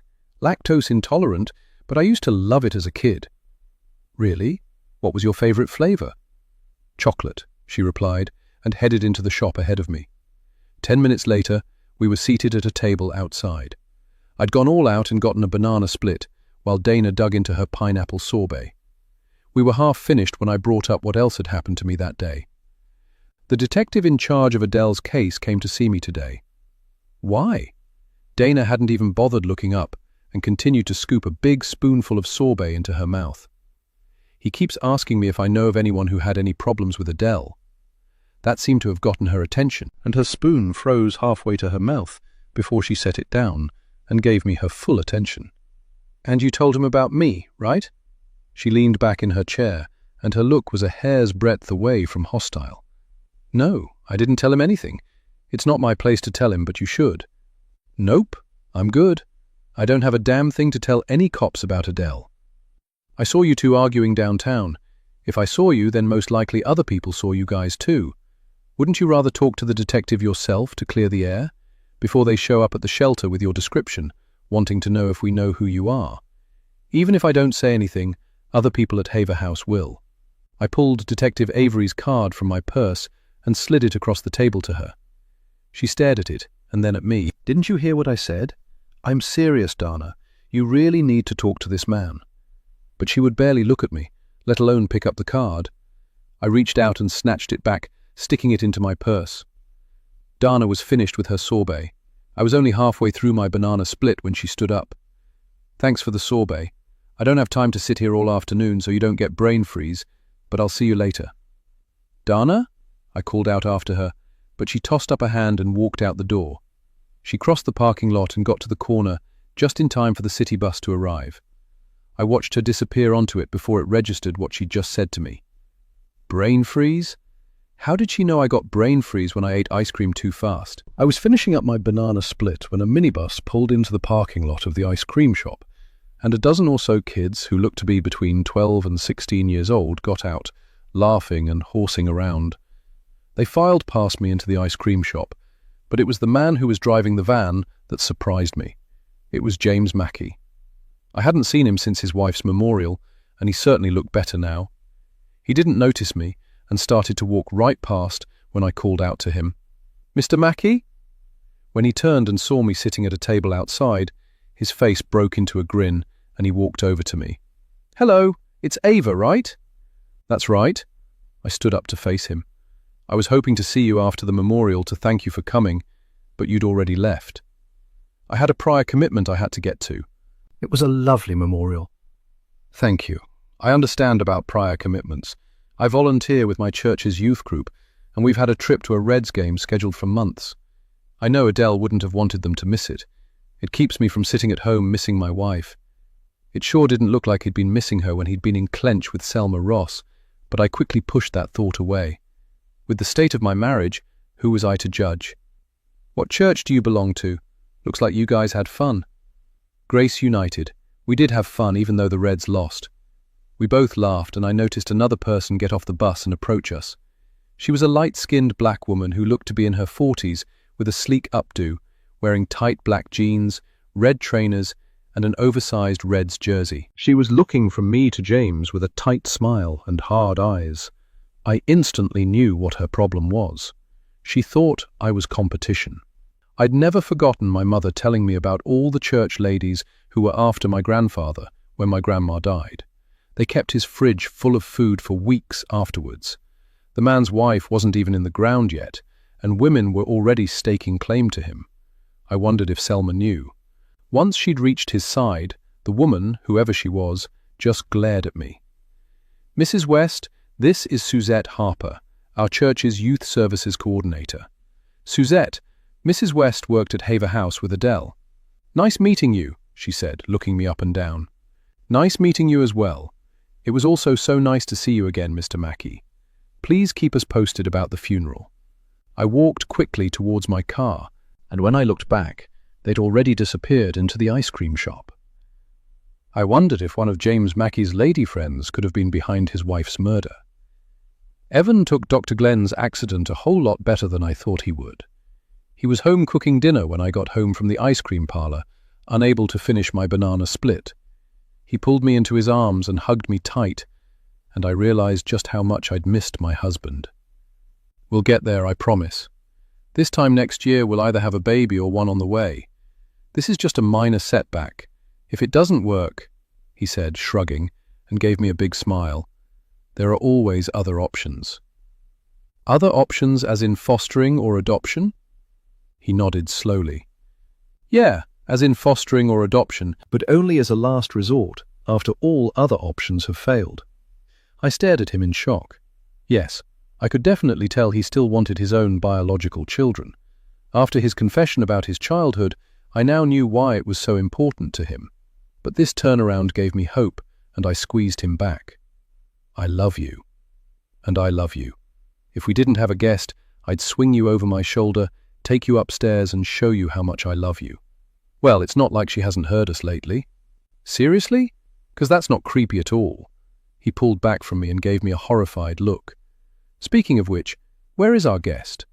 I wasn't about to tell him that she took off and left me at the ice cream shop, or what she said about the brain freeze. I hadn't told anybody about my suspicions, least of all Evan. Not sure. I know she was at the library earlier. Maybe she's still there. Well, if she's not back by dinner, I'm eating her share of barbecue chicken. I outdid myself, babe. He headed over to the oven and pulled out a big casserole dish of baked barbecue chicken, setting it on top of the stove. The spicy aroma quickly filled the entire house. Next, he pulled out a dish of macaroni and cheese, and my mouth watered even though I was still full from my banana split. Mainly, though, I was thinking about what Dana had said. The only way she would have known about my brain freeze is if she was indeed Brooke. But there were other things that weren't adding up either. I was getting a headache trying to wrap my head around it all. "Why don't I whip us up a salad?" I told him as I pulled salad fixings out of the refrigerator. "By the time I get done, If Dana's not here, we can go ahead and eat, and I'll put her plate in the fridge." sounds like a plan to me. He gave me a kiss on the forehead and headed upstairs to shower. By 10 o'clock that night, Dana still hadn't shown up, and I felt myself getting irritated. She had my number. If she was going to stay out, didn't I deserve a phone call letting me know? I wasn't about to treat her like a child, but some common courtesy would have been nice. I waited up until midnight for Dana before falling asleep, only to wake up at 2 a.m. and not be able to go back to sleep.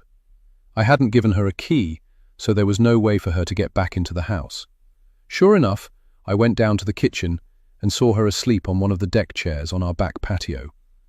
I got irritated all over again, wondering why she didn't just ring the doorbell or call me so I could let her in. As I stood over her, looking down at her sleeping form, I realized this was probably something she was used to, sleeping rough. I remembered her telling me she'd slept in the woods after she left Haver House. I reached down to touch her shoulder to wake her, when I saw her eyes were open and she was staring at me. I snatched my hand back. "Sorry, I thought you were asleep. Why didn't you call me? I would have let you in." She sat up and yawned, stretching her arms and rubbing her eyes like a little kid, just like Brooke used to do when she had sleepovers at my house. It was so hard to wake her up, but when she was awake, she always looked confused for a few minutes, just like Dana did now.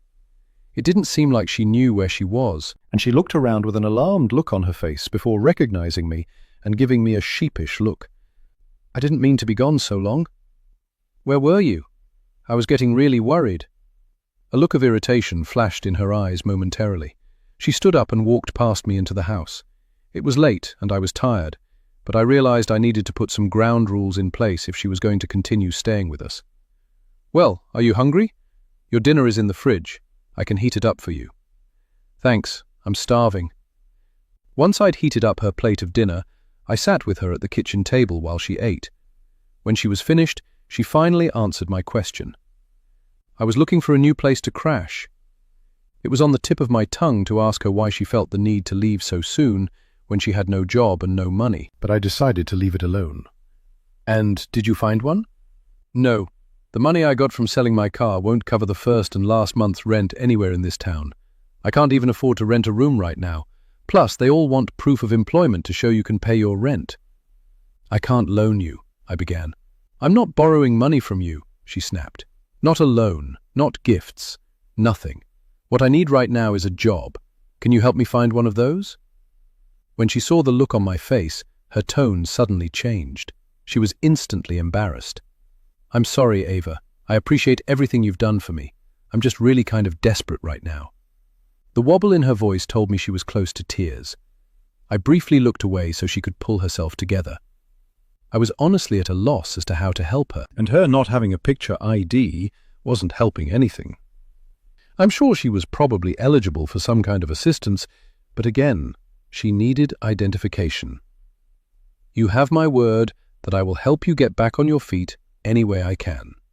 Let me ask around at the shelter tomorrow." I grabbed her plate to rinse it and put it in the dishwasher when another thought hit me. "You said you got your license renewed, right?" "Yeah, why? What address did you give them to send your new license?" "I gave them my old address over in Dayton, but I've been calling and calling my landlady and can't get a hold of her." "I can drive you over there tomorrow to check and see if they sent it." I was interested in her response because I was pretty sure I'd been lied to and couldn't understand why she was being so evasive about her driver's license. If this was the reason, she and Adele argued, I could understand Adele's frustration. Then again, there was an obvious reason for this behavior. Could it be because her name was not Dana Shields? That would be cool, but don't you have to work at the shelter tomorrow? Not until tomorrow afternoon. We can get up there in the morning if you want. Maybe we can stop and have breakfast someplace. How's that sound? Dana was silent for a few seconds, and I could clearly see she was wrestling with my suggestion. But why? Sounds good, but I need to get to sleep. It was almost 3:30 in the morning, and I needed to get to bed myself. We'll leave at about 9. Good night. She merely nodded, and I started to leave the kitchen, then stopped and turned to her. Hey, how did you know that ice cream gave me brain freeze? I wasn't sure what I was expecting her to say, but it certainly wasn't what she finally did say. I didn't. It was just a guess based on how long it was taking you to eat that ice cream. Why? No reason, just wondered, that's all. Good night. I headed to bed, still wondering who this woman was, and whether I'd made a mistake in letting her stay here. Chapter 18. Ava. By 9:45 the next morning, we were sitting at an IHOP in Dayton having breakfast. At least I was. Dana had barely touched her cinnamon pancakes while I was powering through my steak tips and eggs. Everything okay? It's a sin to leave cinnamon pancakes sitting untouched on your plate. She gave me a weak smile and dug into the pancakes, managing to eat half of them before tossing her napkin onto the table and letting out a sigh. Look, I've got something to tell you. Your name isn't Dana Shields, is it? I could tell she hadn't expected me to figure it out, and instead of getting mad, she looked relieved. How did you know? It didn't take a genius to figure out when you were being so weird about your driver's license. I'm sorry I lied. I just don't have any form of ID with me currently. I left it all behind when I fled this town a few months ago. What is your real name? I was gripping my fork so tightly in anticipation of her answer. I'm sure I looked like I was about to stab someone. Dana, or whatever her name was, didn't seem to notice. Cindy Ford. At least, that's the name I was given. I don't know what my birth name is. What do you mean you don't know what your birth name is? 10 years ago, I was found wandering down the side of I-71 night, only wearing a nightgown. I had a head injury and was bleeding. I was taken to the hospital and my head injury healed, but I never regained my memory. I have no idea where I'd been before they found me, and I have no idea what my name was. No one ever came looking for me, or responded to any of the reports about me in the paper. I was told by social services to pick a new name. I always liked the name Cindy. I picked that name and social services was on Ford Street. I became Cindy Ford. All of my identification is under that name. I tried not to let my disappointment show. Had I really been expecting her to say her name was Brooke Peters? Then again, if what she was telling me was the truth, she had no idea what her birth name was. She really could be Brooke and just not remember the life she had before whatever accident robbed her of her memory. There was so much more I wanted to ask her, but I could tell by the way she was drumming her fingers on the table and the tight set of her jaw that she was getting irritated. So I waited a few more minutes until she relaxed and leaned back against the booth before asking my next question. Why go by Dana Shields then? Where did that name even come from? That was my landlady's name when I was still living here in Dayton. Who are you running from, Cindy? My ex. I stole some money from him, and it was enough that he hasn't stopped looking for me. Must have been a lot of money. It was, and before you ask, that money is long gone, and he knows it. He's still pissed off and wants to hurt me. That's why I left him to begin with. He was abusive. I hadn't seen him in a couple of years, and he showed up at my old job. I just left everything behind and ended up homeless in Elmhurst. Now, it was my turn to sigh and shake my head. You know you could have told me all of this. I was just trying to survive. I don't really know you and you don't know me. I didn't want to involve you in my mess. Have you seen him since you've been in Elmhurst? Do you think he could have followed you here? She shook her head. No, I haven't seen him. Then again, I don't really go to a lot of places, especially now that I don't have a car. Did you ever file charges against him for the abuse? She wouldn't look at me, and I instantly got a bad feeling. No. Well, if it's been in the last few years, you could still press charges against him. If he shows up in Elmhurst looking for you, that is. He's a cop. Dana picked up her fork and started picking at the remainder of her stack of pancakes. He's a cop? Oh my God, Dana. I mean, Cindy, that's not good. You don't have to tell me. I know I'm screwed. Unless I can get some money together to get far away from that lunatic. He can use police resources to find me, probably anywhere I go. Then you still need to be Dana Shields, at least until we can get you a new identity. She stared out of the window and didn't reply, but when she looked back at me, she gave me a bewildered look. Why are you helping me? I mean, I get it in your line of work helping people is what you do, but there were a lot of women at Haver House that needed help. Not just me. Why are you trying so hard to help me? There was no reason not to tell her, although I wasn't ready to tell her who I thought she could possibly be. I could tell her why I was so drawn to her. Because you remind me of my best friend from when I was 10. Her name was Brooke. And what happened to her? She was abducted from the playground we were playing in, right in front of me, and I couldn't do a damn thing about it. Tears sprung up in my eyes, and I took a napkin and dabbed them away. Once again, I was disappointed by her response. Had I really been expecting her to suddenly get her memory back at the mention of the name Brooke and abduction, and this would turn into a teary reunion? Dana continued to stare at me blankly. Nothing I just said registered in the least bit to her. And you feel guilty about what happened to your friend, right? Yes, my therapist back then called it survivor's guilt. What about now? That was a very good question. Was I still feeling guilty about what happened to Brooke? Well, one thing was for sure. While I still did feel guilty about what happened to Brooke, it had been 25 years, and I had done a good job of putting it in the rear view. At least I had until I met Dana, or whoever this woman was. Let's just say I'm better than I was. I took a sip of my coffee and stared out the window. Then it's not true what they say about time healing all wounds. Have all your wounds been healed? Not even close, she said with a bitter laugh. Dana polished off the rest of her pancakes, probably not because she wanted to, but to avoid having to talk with her mouth full of food. That was fine by me because her situation had suddenly become so much more complicated. Memory loss, a violent cop ex-boyfriend, no license, no money, and no home. Under normal circumstances, I would have been able to help her, and I still wanted to because I still thought she might be Brooke. Where did I even begin? If you just give me her address, I could go to your landlady's house to see if your driver's license arrived at her house. Will you at least let me do that for you? Dana shook her head vigorously. Too dangerous. My ex is probably watching her house. I'm not suggesting you go. I can go and tell her that I'm there from social services to check on you if anyone asks me why I'm there. She was silent for a few minutes as she contemplated what I said, and I could tell she was conflicted. She really did need her driver's license. But then what? If her ex-boyfriend really was after her, and he was a cop, what would stop him from tracking her to Elmhurst? What's your ex's name?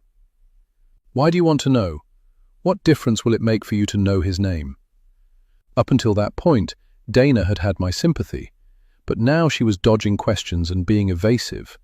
A knot of apprehension was forming in my stomach. All right, I'll leave it alone, and you're right. We don't want him tracking you to Elmhurst. At some point, though, you're going to have to try and get your license. Can you keep calling your landlady to see if she'd be willing to mail it to you? Yeah. She nodded in agreement, clearly relieved. But I wasn't going to try to make her go to this woman's house. I can keep trying. I guess we came here for no reason. Probably best to get home. We left with me wondering if this had been the plan all along, to deter me from going to this woman's house. What was she hiding? Thanks, Ava. I know I'm not easy to deal with, but I really appreciate all your help. She got into the passenger side of my car, and once I was behind the wheel, I turned to look at her. I don't even know what to call you anymore. Do you still want me to call you Dana, or would you prefer I call you Cindy? You can call me Dana. I left Cindy behind when I came to Elmhurst. Back in Elmhurst, I told Dana I needed to go to the shelter and dropped her off at the library. Then I proceeded to look up the address of the real Dana Shields. I needed to know who the hell was living in my house, and maybe this woman could tell me. Chapter 19. Leah. I couldn't get Natalie Hammond's stump of a missing pinky finger out of my head. I wished I'd never gone to see her. If she were telling the truth, that meant she had owed money to some very dangerous people. How far was I willing to go to uncover the truth of what really happened 25 years ago? One thing was for certain. If I got on the wrong side of these people, I might not survive to even make a documentary. I came to this town with a clear vision of how I wanted to make this documentary, but now I found myself on another path. Time to pursue another angle. Chapter 20. Ava. Only one Dana Shields was listed on the internet white pages. She lived in a dicey area near downtown Dayton that made me hesitate over parking my car in front of the two-story house that had once been white. Now, most of the paint was hanging in strips, exposing warped wood underneath. The majority of the houses in the neighborhood were in a similar condition, but I could tell that this had been an affluent neighborhood 75 years or so ago. A brown and white pit bull mix in the next-door yard jumped on the fence and wagged its tail. I walked over and patted him on the head, and he licked my hand. "He likes you," said the elderly woman sitting on the porch of the house in question. I hadn't even seen her there, and the sound of her voice made me jump. "He's very sweet." I gave the dog a final pat on his head before returning my attention to the middle-aged white woman in a wheelchair. She wore a pink tracksuit with fluffy black house slippers. She peered curiously at me from beneath a white baseball cap that hid most of her hair. "Are you Miss Shields?" "Depends on who's asking, and don't say a salesperson because I have no money." "No, ma'am. I'm here to ask you a question about a former tenant of yours, Cindy Ford." "Is she okay?" "She's fine. Would I be able to come up on the porch and talk to you about her?" "Come on up." I walked up the cracked stone path that led to her porch and carefully walked up the steps onto the porch, avoiding the places that were missing wooden slats. "What did you say your name was?" "I'm sorry, my name is Ava West." "And you're a friend of Cindy's?" Should I tell her the woman that she knew as Cindy was using her name and identity in Elmhurst? I had no idea if I could trust this woman, even though Dana seemed to, so I told her a form of the truth. "I'm her social worker. She applied for benefits a while back, and I'm here to assess her eligibility." "Is she home?" "You're out of luck if you're looking for Cindy because she's long gone. I haven't seen her in months. She rented my upstairs apartment and skipped out on the rent. Loaned her my car because she said she had a job interview in Indiana and would be back in a few days, and I ain't seen her since." "Did you report her missing or your car stolen?" "Why? Damn thing was on its last legs, and as you can see," she slapped the arm of her wheelchair, "I have no use for a car. Not when DoorDash and Instacart exist. And I'm not related to her. She's an adult and can do and go anywhere she wants." I got the impression from certain things she told me that she had been in an abusive relationship. Could her leaving have had something to do with the man she was involved with? "The man she was involved with?"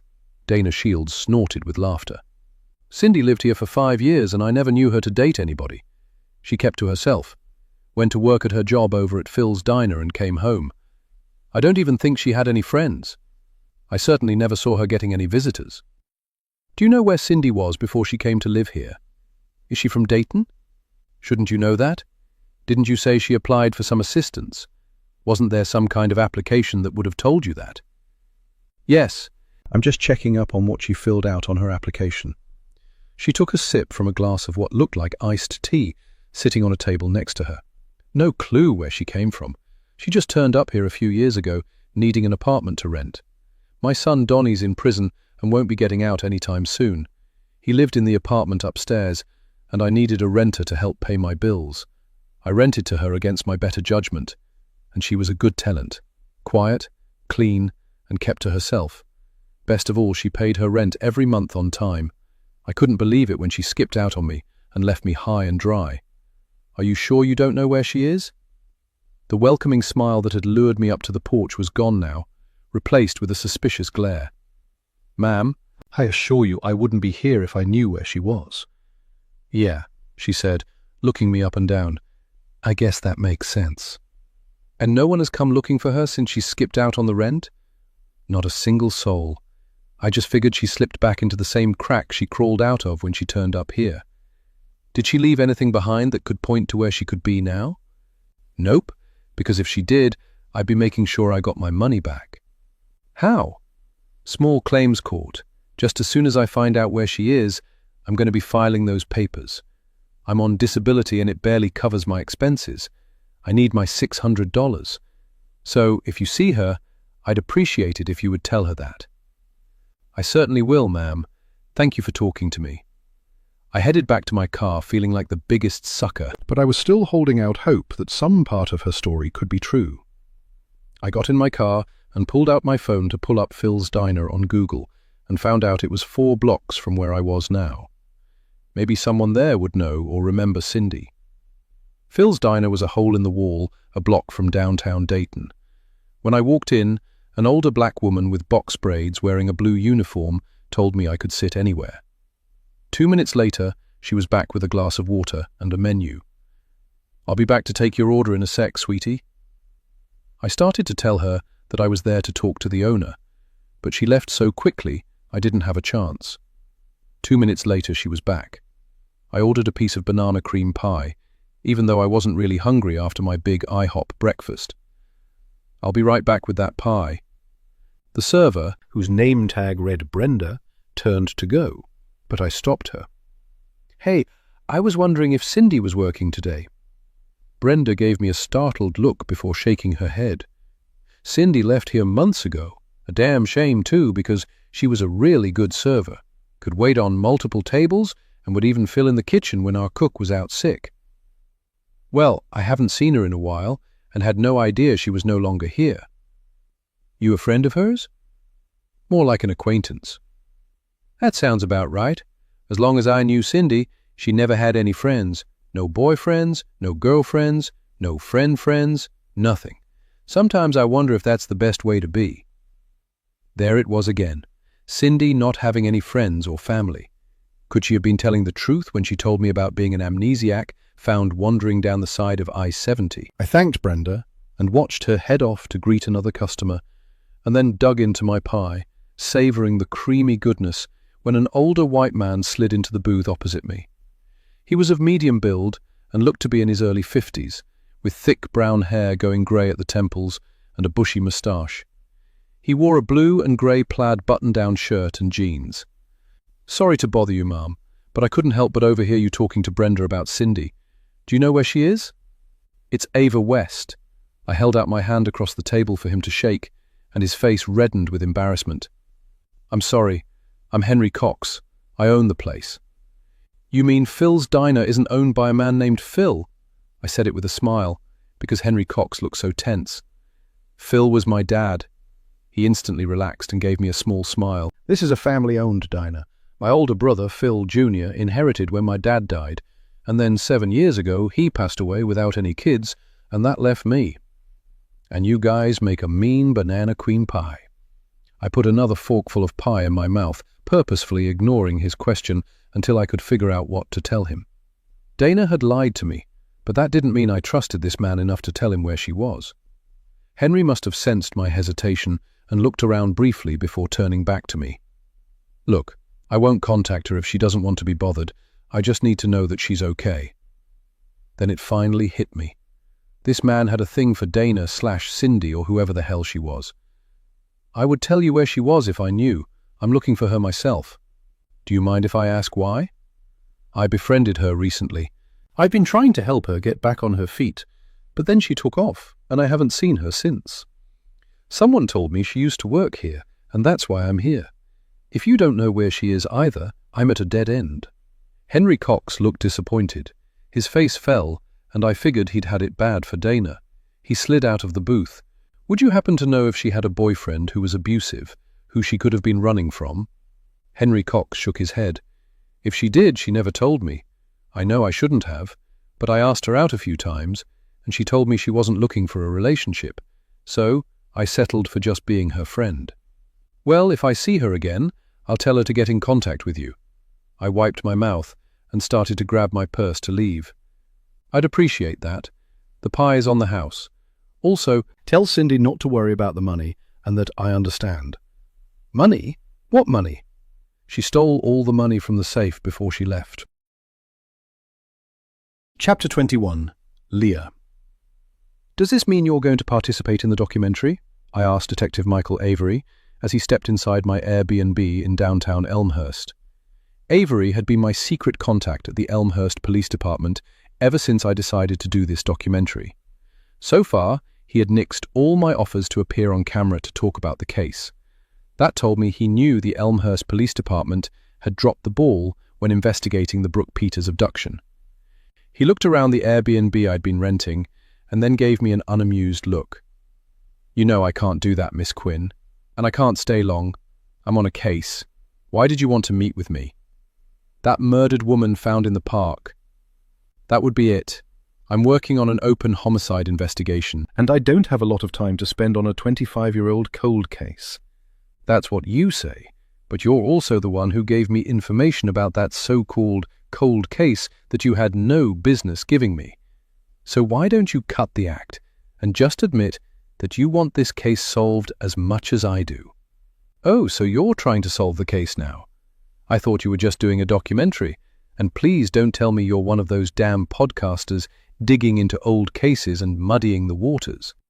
"I am not a podcaster, although doing a podcast on this case would probably be a really good idea and cost a whole hell of a lot less than this documentary is costing. Be that as it may, Miss Quinn, I'm still a busy man. What do you want that you couldn't talk to me about over the phone?" "I heard some very interesting gossip about Natalie Hammond and her connection to dangerous people she owed money to, and people think whoever she owed money to may have grabbed Brooke by mistake when they really wanted Ava, right? Then you knew about this." "This is strictly off the record. I'll admit mistakes were made in this case, but we weren't complete screw-ups back then. The people in question were brought in for questioning and their facilities searched. We came up with no trace or link between Brooke Peters' abduction and these people." "Why doesn't anyone want to say who these people are? Are we talking about organized crime?" "Hardly," Avery said with a chuckle. "Try drug dealers, most of whom are now either dead, in prison, or in the wind." I let out a low whistle. Natalie Hammond must have been crazy to borrow money from drug dealers, either crazy or just plain desperate. "Then you're positive they weren't involved?" "They were strictly low level. There was no trafficking involved, mostly drugs and guns and money laundering." "What made you look into them in the first place?" "Brooke's brother Sam got mixed up with these losers. He was selling weed and got robbed. He also owed these people money, and we thought maybe there might have been a connection, but there wasn't. He was lucky he just got off with a beating from them. He had to tell his mother what he was doing, and she paid them back the money he owed them, but we never found a connection to Brooke being abducted. That completely knocked me for a loop. I hadn't heard anything about Sam Peters dealing drugs. Everything I'd heard about him was that he'd been a straight A student and a protective older brother." "What about the father, Nate? Did you ever track him down? I heard Julia threatened to kill him over something he did to Brooke." "Now that's a new one on me. I hadn't heard that. All I ever heard was that Nate Peters was a junkie and out of the picture for good. No one had seen him in years, never could track him down. It's like he disappeared into thin air. No activity on his social security number, zero social media presence, just gone, and that was a few years before Brooke was abducted." "Are we done?" He was antsy to be gone, and I wondered what would happen to him if his superiors knew he was feeding me information, although not a ton of it, to be honest. "Just one more question." He was already at the door and turned and gave me a slightly annoyed look. "Why are you helping me? You act like this case is a lost cause, but yet you're here. Why?" "This case was my first case as a detective, but I wasn't the lead. I didn't have much authority. A missing 10-year-old black girl wasn't the priority it should have been, and it's bothered me ever since. I'm hoping this documentary will jog somebody's memory so we can finally find out what happened to that little girl." He left, not bothering to close the door behind him. I shut and locked the door, more determined than ever to find out what happened to Brooke Peters. Chapter 22. Ava. Henry Cox was the third person to tell me that Dana was a thief. Granted, she hadn't stolen directly from her former landlady, but she'd skipped out on a $600 rent, which amounted to the same thing, not to mention stealing the woman's name and car. Henry Cox was so lovesick, he was willing to overlook the fact she'd stolen money from the diner safe. She most likely used that money to live off of, but why would she be bothered to steal change from Adele's desk? Aside from bus fare, what could she have done with several dollars worth of change?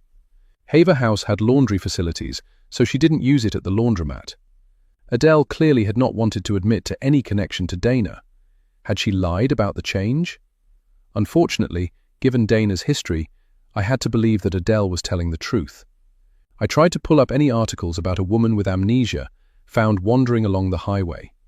Dana said it had been 10 years ago, and most news articles, even online, were archived at that point, and I had to pay for a subscription to access the newspaper's archives. I guess I could have gone to the public library to look at their newspaper archives, but right now I didn't have time. I was running late for my afternoon shift at the shelter. When I arrived, the first person I saw was Selma.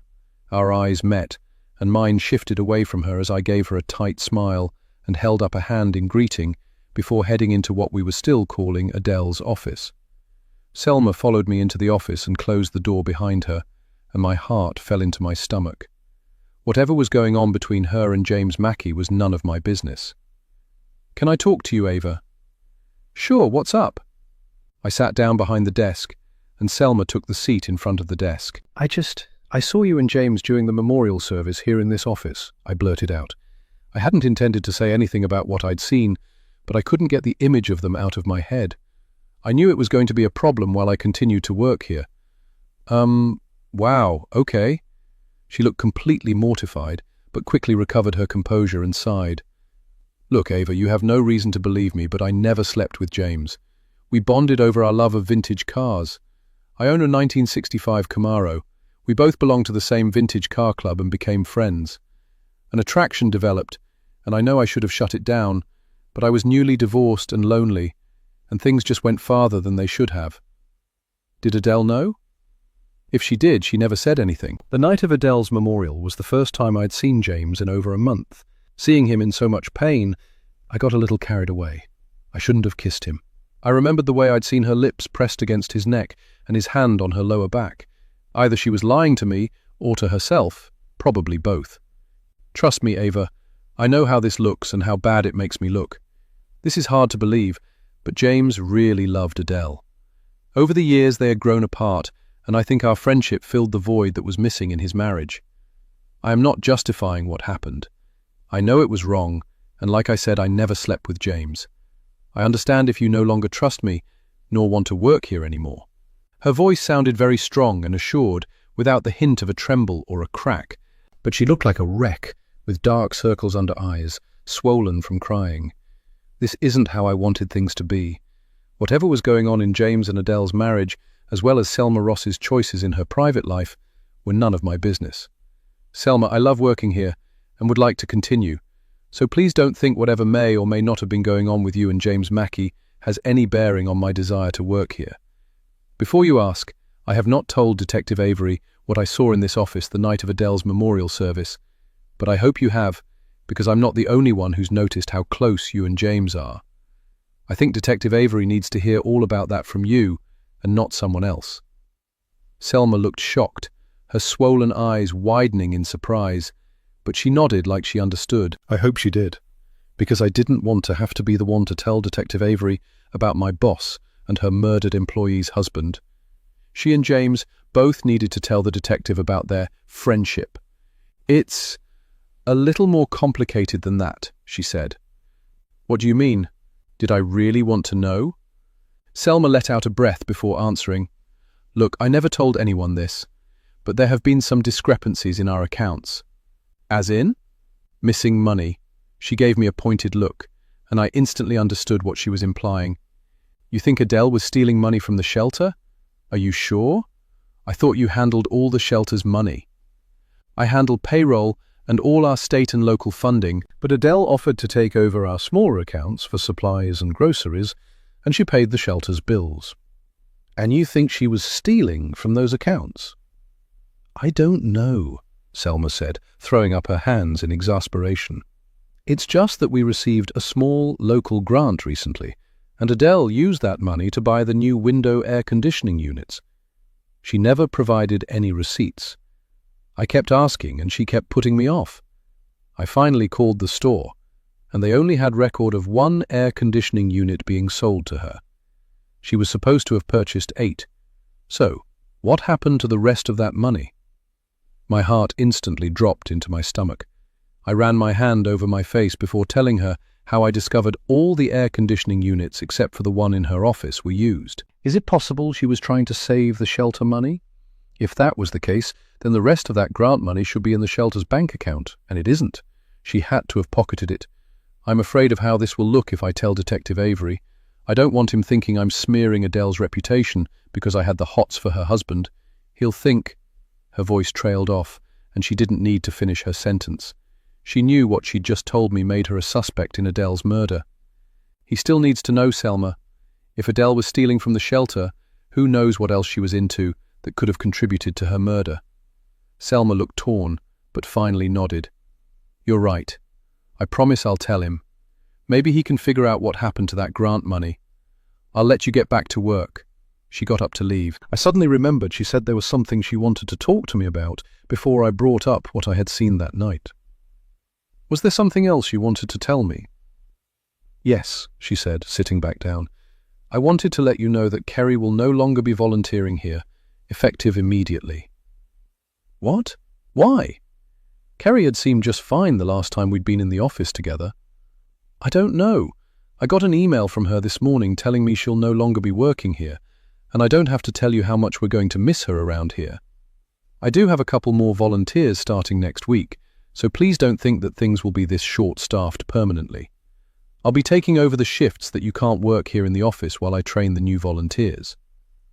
Of course, please let me know if there's anything I can do to help. I know I haven't been here long, but I could definitely help train any volunteers that are starting. Selma looked very relieved, and I realized she must have thought that I might quit too after what I'd witnessed between her and James. Thank you, Ava. I really appreciate that. It'll be a big help. She got up to go and then paused at the door and turned back. Would you be interested in a full-time position here? I'm in desperate need of an assistant director. I know you're on leave from Child and Family Services, and we may not be able to match your salary right away, but it would be a much more flexible schedule than you're used to working for the county, and I think you could make a real difference here. I didn't know what to say. Being offered a full-time position with Haver House wasn't anything I was expecting, but now that the possibility was there, I realized I liked the idea. Well, at least think about it and let me know. Selma had mistaken my silence for indecision, when in reality it was a no-brainer. Yes, I blurted out, stopping Selma, who turned and smiled at me. I got up from the desk and walked towards her. I'll be perfectly honest with you. My husband and I are trying to have a baby. I'll need time off for appointments, as well as paid maternity leave once we conceive. Will that be a problem? I don't see why it would be. This would be a job like any other, with a benefits package including healthcare, sick days, and vacation days. Then I'm in. I would be honored to be Haver House's assistant director. I am so glad to hear that, Ava. Now, it's time I got back to my office, because I'm sure I've got a ton of emails to go through, and I need to get the paperwork started. She left me standing there smiling and excited about the opportunity. Then what she told me interrupted my thoughts. Kerry wasn't coming back. Why? I headed to the kitchen, and the one person who would definitely know what was going on. Yes, Lord, I heard about Kerry. Wish I could say I wasn't surprised. I had caught Mrs. Brady in the middle of fixing lunch, which consisted of a baked potato bar, salad, and a large pan of apple crisp. She was pulling a tray of steaming baked potatoes from the kitchen's large oven when I walked in. What happened? Did something happen between her and one of the residents? Mrs. Brady shook her head as she pulled her oven mitts off and leaned against the counter, giving me a disgusted look that I almost thought had been meant for me. It's that man of hers. Josh? Yep. He doesn't want her working here anymore because of what happened to Adele. At least that's the official excuse. I think Kerry is afraid he's going to call that wedding off if she doesn't do what he says. I knew that man was a control freak when she spent an hour crying on my shoulder the other day about her wedding dress. Her wedding dress? What about it? Then I remembered what Kerry had told me about Josh being involved in the wedding planning and giving her criteria for what her dress should look like. I thought it was odd that she wasn't allowed to pick out the dress of her dreams, but I had no idea it was even worse than I thought. She took him to the bridal shop with her for one of her fittings, and he had a fit. He said the dress wasn't bridal and insisted she get her money back. That child is going to be wearing a lace potato sack down the aisle if that man has his way. And you should see that mess she's been bringing in for her lunch. Some kind of vegetable stew that looks like mush. Told me it was Josh's weight loss specialty. He ate it to lose 50 pounds and has kept it off for years. She doesn't need to lose any more weight, and that dress is gorgeous. She looks beautiful in it. What's his problem with the dress exactly? Kerry had shown me a selfie of her in her dress from the fitting she had a week ago, and I wondered why she'd even shown him the dress. This has absolutely nothing to do with the dress. He's controlling and she can't see it. All I see is a lifetime of misery for her if she marries that man. If she thinks he'll just be happy with her no longer volunteering here, she's got another thing coming, because I guarantee you once he puts that wedding band on her finger, he's going to be pressuring her to quit working altogether. I thought about taking leave from my job to start a family, and for the first time wondered what would happen after I got pregnant. Evan and I never really discussed how long I would stay home. Was he secretly hoping I would never go back to work? I pushed the thought out of my head because this was hitting a little too close to home. Have you met Josh? Don't need to meet him. I already know his type. My daddy was just like this man. Never would allow my mother to work outside the home. But those were different times back then, and women didn't have a whole lot of opportunities. Times are different now. I wonder if I talk to her, would it make a difference? Talk to her and say what? Because I'm telling you, all that girl can see is being that man's wife. She won't hear anything against him. She thinks she's lucky to have him. I'm not going to say anything about him. I just want to check to make sure she's okay, and she knows she can always come back here whenever she wants. Good, because as much as I hate to say it, she's got a hard lesson ahead of her. It might take 10 years and 2 kids before she realizes he's no Prince Charming. I didn't disagree with her because I was hardly one to talk, given the tenuous state of my own marriage. Would Evan really agree to adopt if I couldn't conceive, or did he just say that to appease me? I was also aware of how much worse things could be between me and Evan. When you talk to her, Mrs. Brady said, turning to a nearby cabinet and opening it, pulling out a plastic container, give her these. She handed me the container, which turned out to be full of lemon bars. By the time I tracked Kerry coming out of her last class of the day at Elmhurst Community College, I had eaten almost half the lemon bars. Ava? What are you doing here? The colour drained from her face. She looked around quickly before pulling me into the now empty classroom. I came bearing gifts from Mrs. Brady. Selma told me you weren't coming back. Are you really not coming back to volunteer? I sat the now half-empty container of lemon bars on one of the desks, but Kerry barely glanced at them. Sorry I didn't say goodbye, but I talked it over with Josh, and he feels like the shelter might not be the safest place for me to be spending time until they catch whoever killed Adele. So, I'm focusing on my wedding and my course load. I'm sorry you came all the way down here. I hope you weren't trying to convince me to come back, because my mind is made up. In all the time I had known Kerry, I had never known her to be anything but friendly, kind, and caring.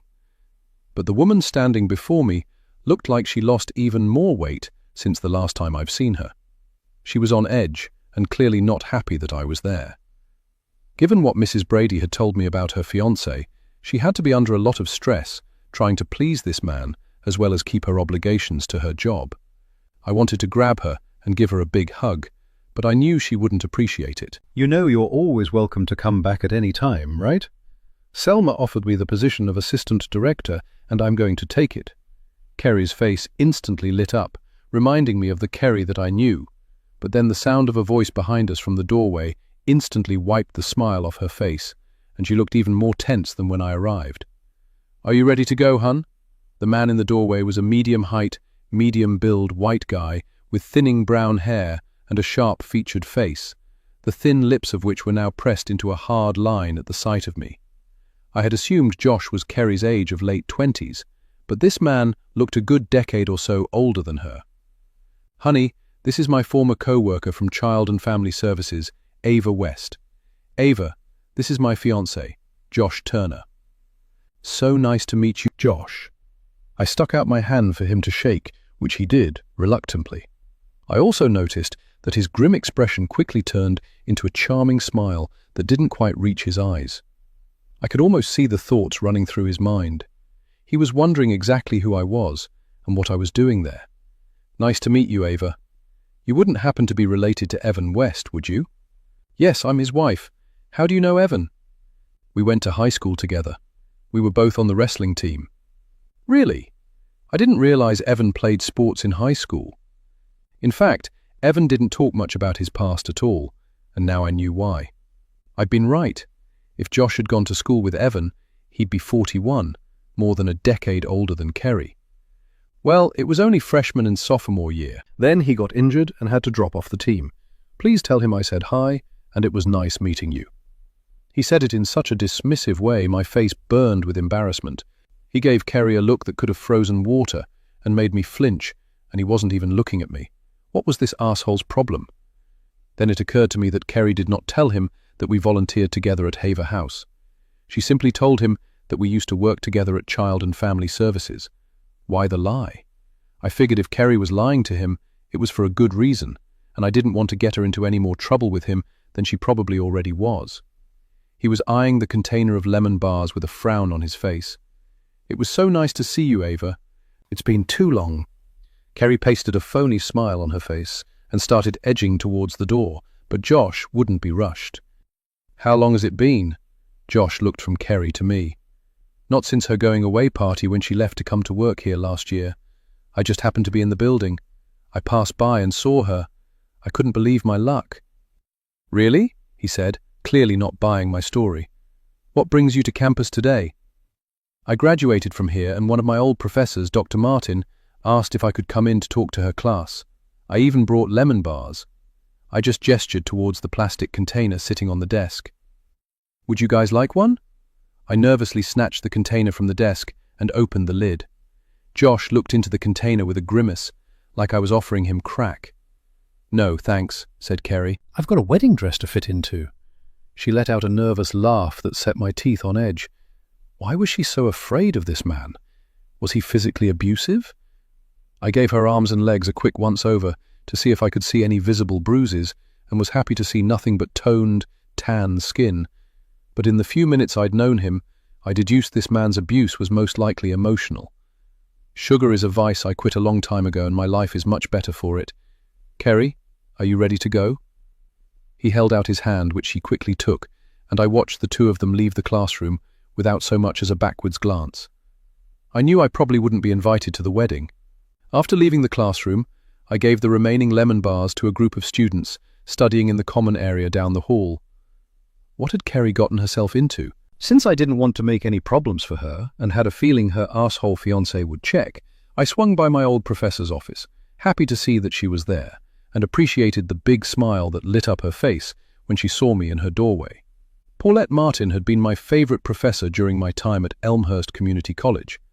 It had been a long time since we'd spoken, and I hated that this was the reason I was coming to see her now.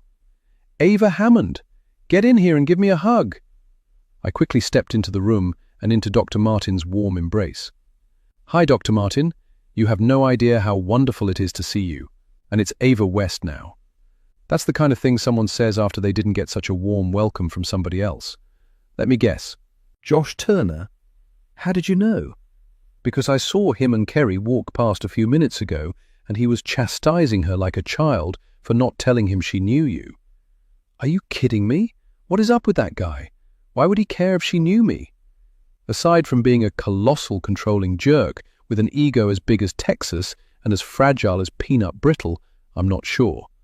You know, there was another woman that he was dating here before he met Kerry. She had to leave the state to get away from him.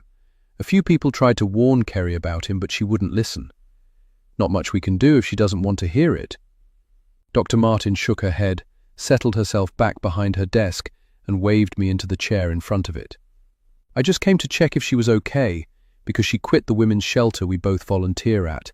But he was acting so weird, and she never mentioned that she knew me from Haver House, so I figured I better keep my mouth shut about that. By the way, if he happens to come by here and ask if I spoke to one of your classes, can you please just tell him yes?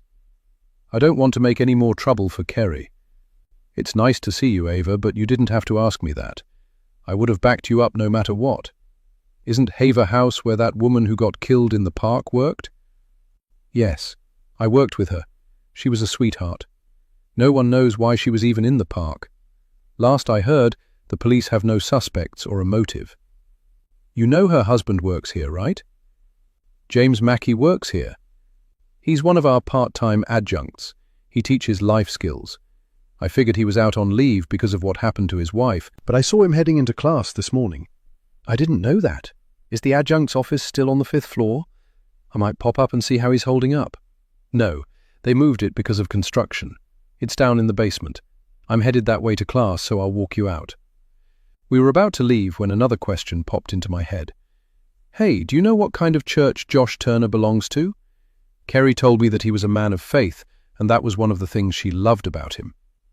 Dr. Martin snorted with laughter. I wouldn't exactly call the place he goes every Sunday a church, but if that's what she wants to call it, whatever. What do you mean? She pulled open a drawer in the filing cabinet next to her door and riffled through one of the folders, pulled out a pamphlet and handed it to me. He was leaving these all over campus until he was told to stop. It was a brochure for some place called The Infinite Horizons. I flipped through it and quickly realized it had very little to do with traditional religion of any kind. It was more like a series of self-help classes for everything from weight loss to drug addiction, touting hard physical labor, saunas, and dietary changes to free oneself from destructive behavior. But it was the logo on the front of the brochure that made me do a double take. It was a star-shaped symbol. It looked exactly like the birthmark on the back of Dana's right shoulder. You okay? Dr. Martin put a hand on my shoulder when I continued to stare at the brochure. Yep, let's go. I tucked the brochure into my purse and followed Dr. Martin out the door. After Dr. Martin and I parted ways, I took the elevator to the basement. I'd never had a reason to come down here when I was a student, and was glad because it was dimly lit with water-stained carpeting and concrete walls painted industrial grey. Having to work down here must feel like punishment. I followed the sound of voices, passing by some group study rooms, a classroom, and the speech lab before finding the adjunct instructor's office. The office was 2 classrooms where the wall had been knocked out to make one big space filled with cubicles for about 30 people. A young woman with glasses was coming out as I was walking in and gave me a smile. Can I help you? Yes, I'm looking for James Mackey. Is he here? The young woman's smile instantly turned into a smirk as she looked me up and down. I knew exactly what she was thinking. She thought I was one of James's admirers. How many women like Selma did he have special friendships with? He's got class until this afternoon. If you want to leave him a note, his cubby is in the back right corner. She left before I could thank her, and I stared after her, wondering how many other women were showing up here looking for James to offer comfort and condolences. Even if I hadn't been told where James's cubby was, I would have been able to find it by the sheer abundance of condolence cards, flowers, and stuffed animals covering the top of the desk. There was even a large fruit basket sitting on his chair. Not sure why I'd even come. I was about to leave when I spotted something familiar in his trash basket next to his desk and plucked it from the trash. It was a framed degree, just like the one I'd found in Adele's office, showing that James Mackey had received his medical degree in psychiatry from Prime University in Las Vegas, Nevada. James never mentioned being a psychiatrist, too. Why hadn't he mentioned it when I'd asked about Adele's psychiatry career? And why was this in the trash? I turned to go and almost jumped out of my skin to see an older white woman with grey hair in a sleek chignon carrying a platter of cookies. She didn't look happy to see me and sized me up like I was competition. He's in class until this afternoon, I told her, for lack of anything better to say. I know James's schedule. And you are? I worked with his wife Adele and stopped by to see how he's doing. Oh, that was horrible, wasn't it? We still can't believe it. Did you know Adele? Not at all. This is only James's 2nd semester teaching here. I think I met her when he first started. She seemed nice enough. I was surprised to hear he was back at work so soon. Knowing James, he's behind on something and needs to get caught up. What do you mean? Don't get me wrong, I like James, but he's the worst life skills instructor we've ever had. Doesn't teach from the textbook, spends all his class time talking about himself, can't get grades in on time. His classes have a rep amongst the students as an easy A if you can endure his endless stories about his glory days in New York. Why hasn't he been fired? Are you kidding? It takes an act of Congress to get fired from this place. Well, he seems to be popular. I looked over at his loaded desktop. Only to a certain demographic, if you know what I mean. I looked pointedly at the platter of cookies in her hands. Oh, these are for a meeting I'm headed to. My desk is over there. Take care. I watched her head to a desk in the opposite corner and grab a sweater from the back of the chair. She was halfway to the door when I stopped her. Hey, how do you get hired if he's such a crappy instructor? She let out a snort of laughter. He came highly recommended by another staff member. Can I ask who? She looked torn and then shrugged. A math instructor named Josh Turner. My surprise must have registered on my face because she laughed again. Do you know Josh? Just had the pleasure of meeting him today. Then you have my sincerest apology. I left the building and was headed back to my car when I spied a dumpster full of office chairs that looked to be in perfect condition. I realized they must be from the part of the building they were doing construction on and would be replaced with new ones. I resisted the urge to grab one and toss it into my car. Then I saw what was written on the underside of each chair. Property of ECC. The same thing had been written on each of the air conditioning units at Haver House. ECC were the initials of Elmhurst Community College, meaning the units must have been the old units the college had gotten rid of. If that was the case, James Mackey had to have been in on Adele stealing that grant money. What else had those two been up to? Chapter 23. Leah. I was sitting in the same diner where I'd met Mavis Brady, going over my notes when one of the waitresses, a woman whose name tag read Becky, slid into the booth opposite me, startling me. She was an older white woman who looked to be in her 60s, and her jet-black hair hung in a ponytail down her back.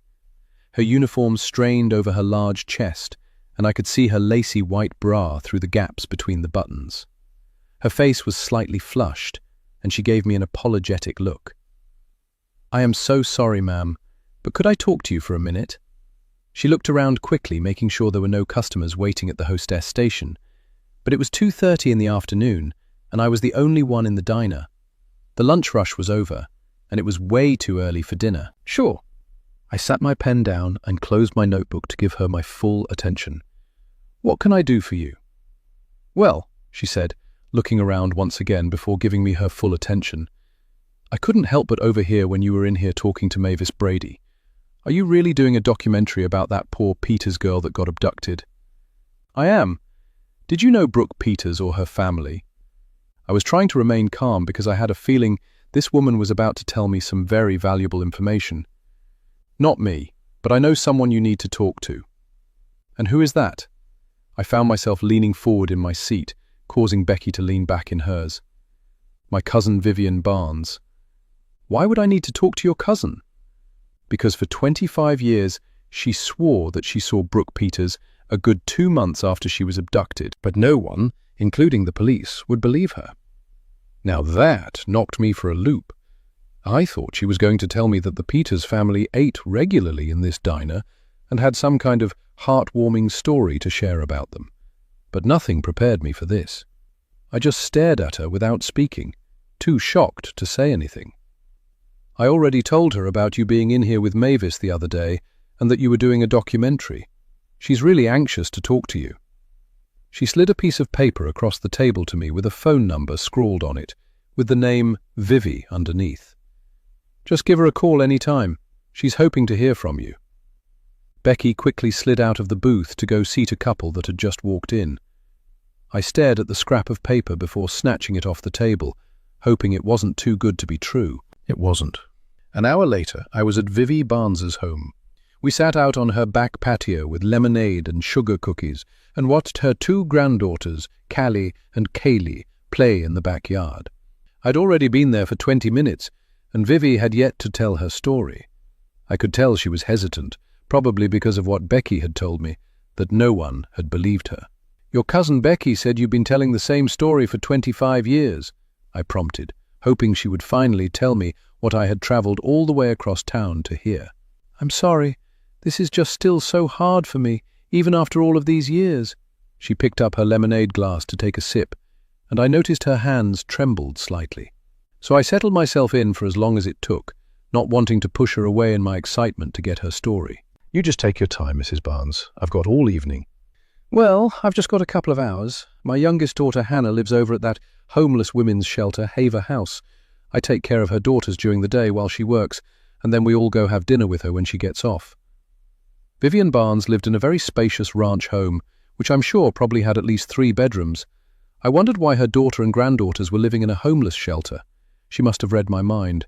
I'd have them here in a heartbeat if it weren't for Hannah's addiction issues. I already went through it with her sister Crystal. I can't have that in my home again. She's doing well right now, but that could turn on a dime, just like it did for her sister. "Where's her sister Crystal now?" I asked, not really caring about the answer, just trying to be patient until she told me what she had to tell me about Brooke Peters. "Dead. They said it was an overdose. I didn't believe it then, and I don't believe it now. Crystal is the reason why I saw Brooke Peters 2 months after she was abducted." "What do you mean?" My heart started hammering in my chest, and I willed myself to calm down. Like I said, Crystal was an addict. She was my oldest and got caught up with a man who got her hooked on drugs. She was only 20 at the time, and I blame me and my husband Earl for sheltering her too much. As soon as she was old enough, she went wild. She went from being her class valedictorian to her first stint in rehab in just 2 years. We tried everything: court-ordered rehab, interventions with the entire family and her friends, letting her go to jail for drug possession. None of it worked. Finally, Earl had enough when she stole one of his shotguns and tried to sell it for drug money. He put her out of the house and told her she couldn't come back, and we couldn't have anything to do with her until she got herself together. But she didn't? Not then.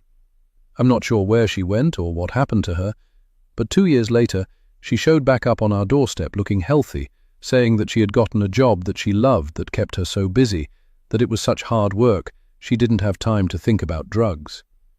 Earl let her stay for dinner, and we had the best time with her since before she graduated from high school. I honestly thought it was the start of a new beginning for us as a family. My daughter Hannah was in her final year of high school, and I was so happy that Crystal had gotten herself together so she could be there for Hannah, who had been missing her like crazy over the 2 years she'd been gone. What happened? A few months later, she was found dead on the side of the road out in the county.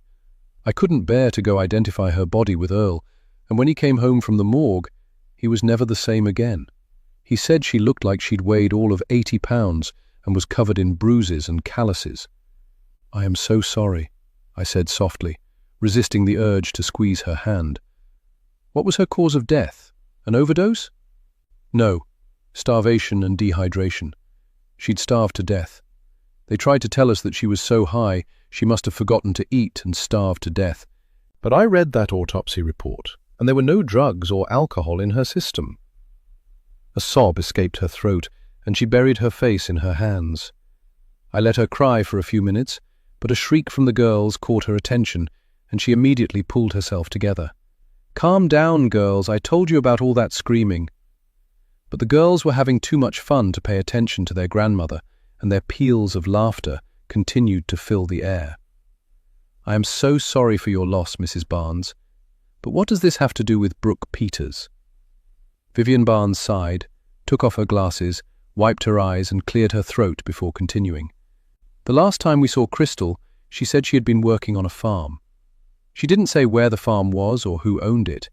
Every weekend after her funeral, Earl and I would drive around out in the county, approaching farms with her picture, to see if any of them had employed her. We didn't get lucky until we found one about 10 miles away called Infinity Farm. We went up to the gate and saw that it was heavily padlocked, and we couldn't get access to the road up to the farm, but there was a bell you could ring. I stood there and rang it. We waited and rang the bell for a good 15 minutes, when all of a sudden a little black girl showed up at the gate. She had pigtails, but she was filthy and thin. "Brooke." My voice was barely a whisper, but Vivian didn't notice and kept talking. I remember asking her if she knew someone who could let us in, and she started crying. That's when she told us her name was Brooke Peters, and she wanted to go home and asked if we could take her to her mummy. Before we could even say yes or no, she tried to squeeze through the gate. She almost made it when a young guy with a shotgun showed up and snatched her, dragging her off screaming. We showed him Crystal's picture, and he told us he had no idea who she was and that we needed to get off the property before he set his dogs on us. I listened to the story and didn't realize that I was barely breathing until I got a little light-headed and sat back in the seat, letting out my breath. What did you do? Nothing we could do. We were trespassing and we had to leave. You better believe we reported what we saw to the police, because as soon as she told me what her name was, I remembered that there was a little girl that had been abducted from a park in Elmhurst named Brooke. We actually showed back up on the property 2 hours later with the police. The same man showed up with a little black girl with him, who said she was just kidding and that she was sorry. She never made eye contact with us. I knew immediately it was not the same little girl. I'm no racist, she said defensively, draining the rest of her lemonade. I'm not one of those white people that thinks all black people look alike. That was a completely different little girl than the one we saw just a few hours before. Let me guess. The police told you to stop wasting their time and accept the fact that your daughter died because of her addiction, right? Not only that, she continued, indignantly slamming her glass onto the table. They said if I bothered those people again, they would charge me with trespassing and wasting police time. Did you leave them alone? I went back a week later, parked on the road and walked up to the property. This time, the gate was unlocked because there was nobody there. They were all gone, and they never came back. They took Brooke Peters and any answers they had about my daughter's death with them. Unbelievable, I said for a lack of anything better to say. Earl died 5 years ago, and I made him a promise on his deathbed I would find out what happened to our girl. Hannah was just as lost as her sister and never got over her death. She started using drugs as a coping mechanism, and I'll be damned if I see her end up like her sister. We were silent for a few minutes as we watched the girls play. I was still trying to wrap my head around everything that Vivi had just told me, but I realized this woman wanted something from me that I wasn't sure I could give her. What is it you're hoping to accomplish by telling me all of this? Vivian Barnes's head whipped around so fast it surprised me. She was staring at me so intently it was like she was staring a hole into my soul. Put me in your documentary. Let me tell my story. Maybe we can kill 2 birds with 1 stone because there's nothing you or anyone can say to me that will convince me what happened to my daughter and what happened to Brooke Peters aren't connected, and the answer is out somewhere on that abandoned farm. I should have been excited to have Vivian's story, but did I want to open this can of worms? This wasn't a bigger plot twist than the possibility of the people Natalie Hammond owed money to could have kidnapped Brooke by mistake. If I put Vivian Barnes in my documentary, she would essentially be accusing the Elmhurst police of incompetence for not getting a warrant to search Infinity Farm. On the flip side, how could I not put her in the documentary after what I had just been told? It was certainly a compelling enough story, but was it true? I thought about the case file that Detective Avery had let me take a peek at. He wouldn't let me have it, but I did take some photographs of the report and had read it front to back multiple times. Numerous people claimed they'd seen Brooke as far away as California, but there had been no mention of what Vivian Barnes claimed she saw that night when she and her husband went to Infinity Farm. Which is why, after I left Vivian's house, I drove out to the address she gave me for Infinity Farm.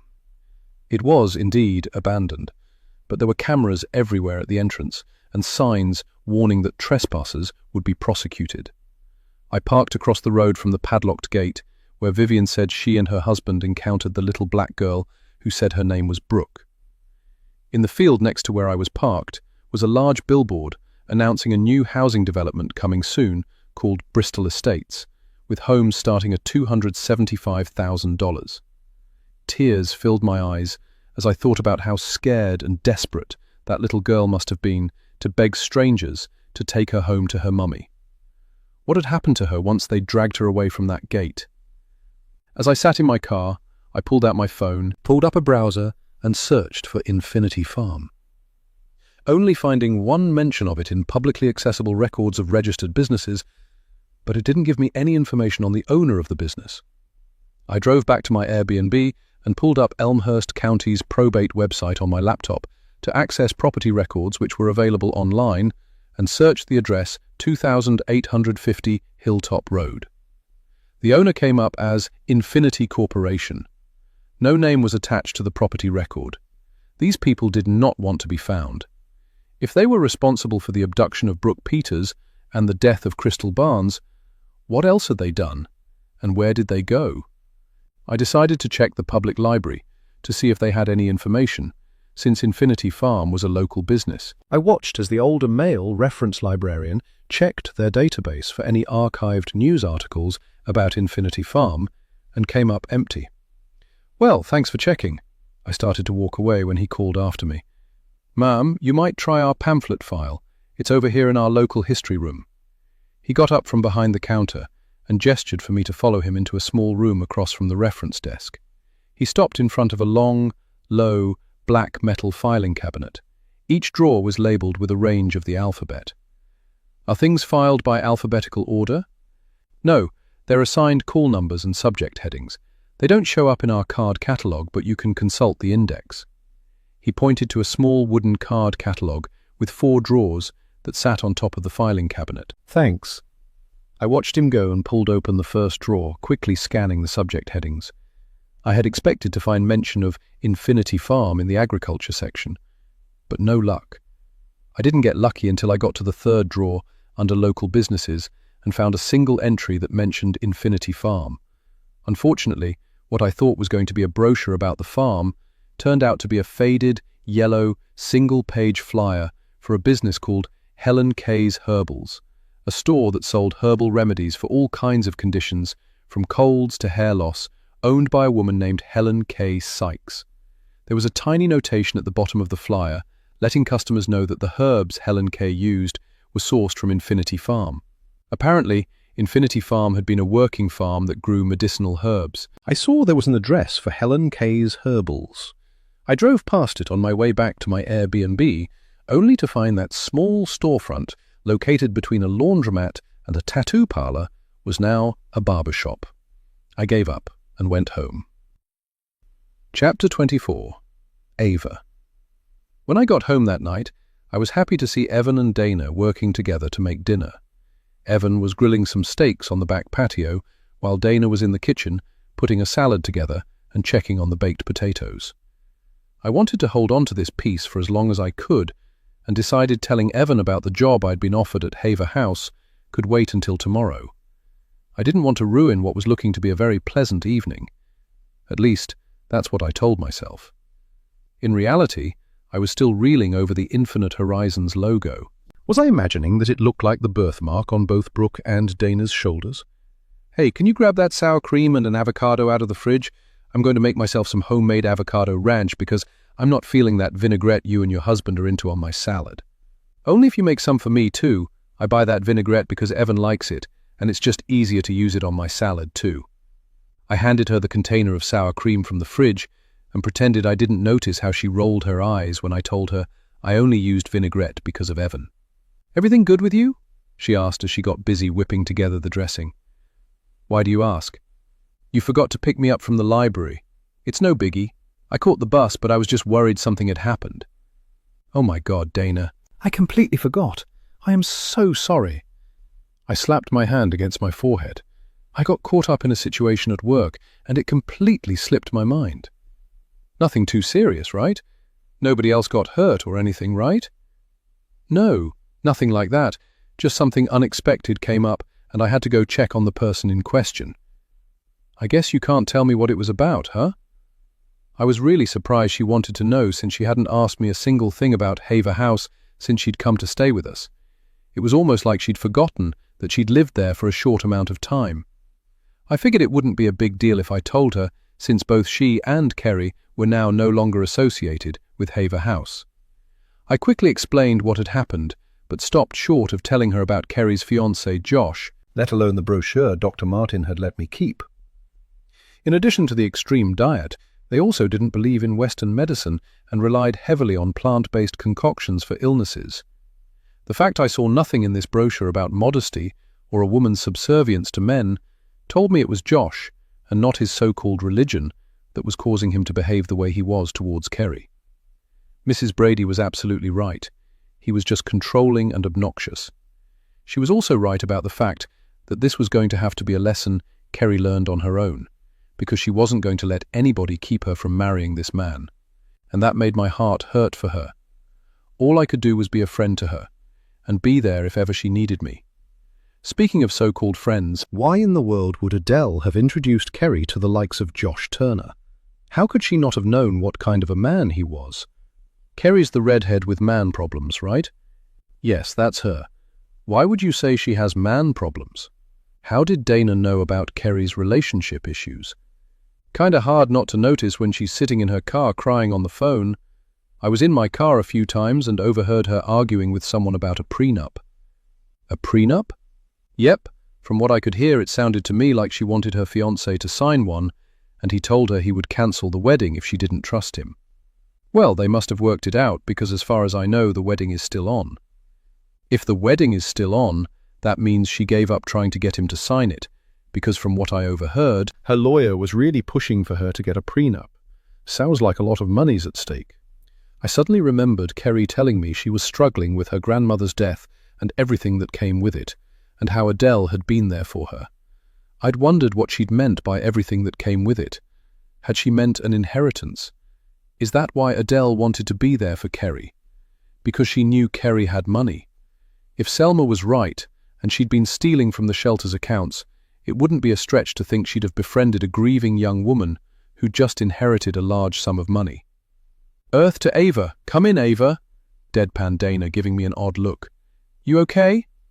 "Sorry, I didn't mean to zone out." "No worries." Dana turned to put the sour cream back in the fridge, and her birthmark was in full view. I took a step closer to get a better look. "You know, I've been meaning to ask you about that birthmark on your shoulder. I don't think I've ever seen one like that before." "Birthmark?" She turned to stare at me. "That's not a birthmark, it's a brand." "A brand? As in somebody branded you?" Had I just heard her right? And before you ask, I have no idea how I got it, or who did it and when. I didn't even realize it was there until after I was found and taken to the hospital. One of the nurses asked me about it, and I had no idea what to tell her because I just don't remember. I'm not sure I want to remember. I could tell she didn't want to talk about it anymore.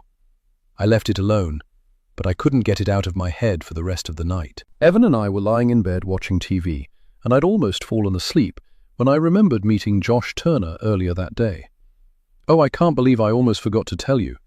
I ran into someone who says he knew you in high school. Who? Josh Turner. He's the fiancé of that girl I used to work with named Kerry, remember her? I remember enough about her to know she's too nice to be involved with Josh Turner. Where the hell did she meet him? They both teach at ECC. I didn't know you went to high school with him. Was he any nicer back then? That dude has always been an asshole. We also went to elementary school together, and he was an entitled little jerk even then. He said you guys were on the wrestling team together. You never told me you wrestled in high school. That's because my wrestling career didn't last very long, and Josh Turner is the reason why. All right, I sat up, giving him my full attention. Out with it. What happened between you two back in high school? The whole wrestling team was at a party at our coach's house after we qualified for the state championship. Josh's parents let him do whatever he wanted, but the rest of us had curfews and had to be home by midnight. Josh had his mom's minivan. We knew he'd been drinking, but he swore he was okay to drive. He wasn't. Ended up crashing into a telephone pole. They had to use the jaws of life to get me out of the passenger side. Oh my God, Evan, how are you still alive? By the grace of God, along with the seatbelt and airbag, I broke my leg in 3 places and fractured a couple of vertebrae, and had to wear a cast and a back brace for months. That was the end of my wrestling career. Thanks to Josh Turner's drunk driving and me being stupid enough to get in a car with him. Was he charged with DUI or underage drinking? No. The Turner family has some pull in this town. He got off with having to attend a youth outreach program for substance abusers in lieu of jail time. I was the one who paid the biggest price. Not that my wrestling career was going to lead to anything life-altering, but still, that was 4 months of my life that I'll never get back. Evan yawned, which was his signal that he wanted to go to sleep and not talk about this anymore. "Do me a favor." "I know, stay away from Josh Turner." "I'm not kidding." His voice suddenly turned serious, and I looked over at him to see the hard set of his jaw. "He's bad news, Ava. An arrogant, narcissistic, racist jerk. Promise you'll stay away from him." "I promise." I put a reassuring hand on his arm. He picked up my hand and kissed my fingers. That Josh was a jerk was pretty obvious. If he was racist, why had he recommended James Mackey so highly for the life skills instructor position at ECC? We kissed goodnight.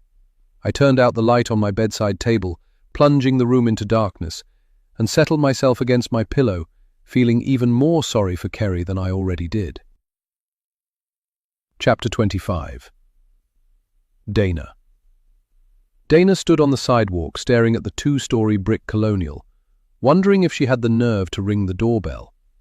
It was after midnight, and a conversation was in order with the owner of this house. She marched up the driveway and rang the doorbell. Seconds later, a disembodied female voice came over the doorbell camera. "Yes? Can I help you?" "I know you can see who it is. Open the door, or would you like me to tell your daughter why you really don't want me in her house?" A minute later, the door opened a crack, and Natalie Hammond appeared, wearing a green silk robe and looking even less friendly than when Dana saw her at Ava's house. "What are you doing here, and what kind of game are you playing with my daughter?" "Trust me, it's nothing like the game you participated in 25 years ago." Natalie opened the door wider, looking quickly up and down the street, like somebody gave a damn who was visiting her in the middle of the night. "Come in and make it quick." Dana stepped inside a nice, tidy foyer with bright white walls and a chandelier hanging from the ceiling that looked like a work of art. "I've actually got all the time in the world because I know you don't want to end up like Adele." Natalie's eyes instantly narrowed as she sank down onto the bottom step of her staircase. "Did you kill her? I wouldn't risk my place in the upper room for that spineless bitch. We both know she got what she deserved." "Then I'm assuming you know who did it." "No. I actually thought you did." Natalie jumped to her feet, eyes blazing, and pointed at the door. "Get out of my house." "All these threats, but you haven't threatened to tell your daughter who I really am and how we know each other? Now that would be a very interesting conversation." "I was a victim, too. Don't act like you're the same as me. I was just a kid. What was your excuse when you were a grown-ass woman?" "I said get out." "I'm going, but watch your back because karma comes for us all. Just ask Adele." "Oh, that's right, you can't because she's dead." Dana didn't wait to be told to leave a third time and marched out the front door and down the driveway towards the corner to catch the last bus back to Ava's house before they realized she'd snuck out. Chapter 26. Natalie. Natalie paced back and forth in her foyer, glad to see the back of her uninvited guest, who she hoped she would never see again. What she'd said had disturbed her. Was Adele Mackey's murder connected to what happened all those years ago? How was she going to keep this from Ava? She had only done what she had to do to keep a roof over their heads. How could she be blamed for that? Any mother would have done the same. It wasn't like she had a choice when she'd had to borrow so much money and then couldn't pay it back. All of those thoughts and more was swirling around her head when her doorbell rang again. Thinking her visitor had come back to harass her some more, she flung her front door open, only to be met by a figure dressed in a dark hoodie with the hood pulled low over their face. She couldn't even get a word out before the knife sliced into her side and hot breath hissed in her ear. You knew, and you did nothing. All those innocent people being fooled, abused, and taken advantage of, and you did nothing. You said nothing. Natalie screamed as her assailant pulled the knife out of her, poised to stab her again, when a voice rang out from across the street and the figure in the hoodie took off running. "Natalie, what's going on over there? Are you okay?" It was Mr. Hernandez, her neighbor from across the street, but Natalie couldn't speak. The searing pain snatched all the breath from her lungs as she pressed her hands to her side to staunch the flow of blood. Mr. Hernandez and his wife were at her side in an instant. He ripped a strip off his t-shirt to press it to her side. "Call 911, he told his wife as he lowered Natalie to the floor of her foyer, commanding her not to move or speak. "Ava, don't speak. We'll make sure to call Ava after we get you to the hospital. Tell her, I'm sorry," was the last thing Natalie said before it all went black. Chapter 27. Ava. My mum was lucky. Whoever stabbed her had missed major organs but nicked her liver. Another few millimeters and the knife would have penetrated her gallbladder. I've been practically living in her hospital room for the past 2 days, trying to wrap my head around who in the world would have wanted to kill my mom. She didn't seem to have any idea either. Mom said she had no memory of the attack beyond opening her front door.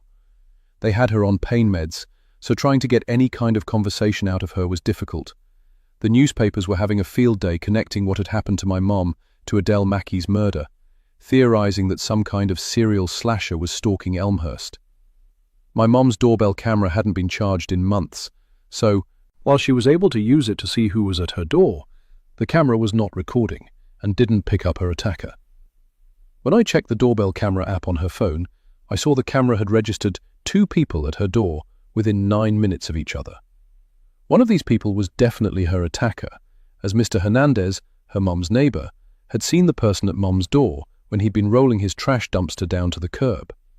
He thought the person was a man in a black hoodie and jeans who ran off on foot as soon as he yelled across the street. Police had already been to take my mom's statement, but realized they would have to come back later, as she was still groggy from surgery and couldn't remember much of anything. Thankfully, the police had an officer stationed outside her door in case the freak who stabbed her tried to come back and finish the job. I was thankful she was still alive and felt horrible for getting so irritated with her the last time she'd been to the house. Dana has been a godsend, cooking up food and bringing it to the hospital for Evan and I, and keeping an eye on the house. She wouldn't come into my mom's hospital room, and I figured it was probably because my mom had been so rude to her when they met.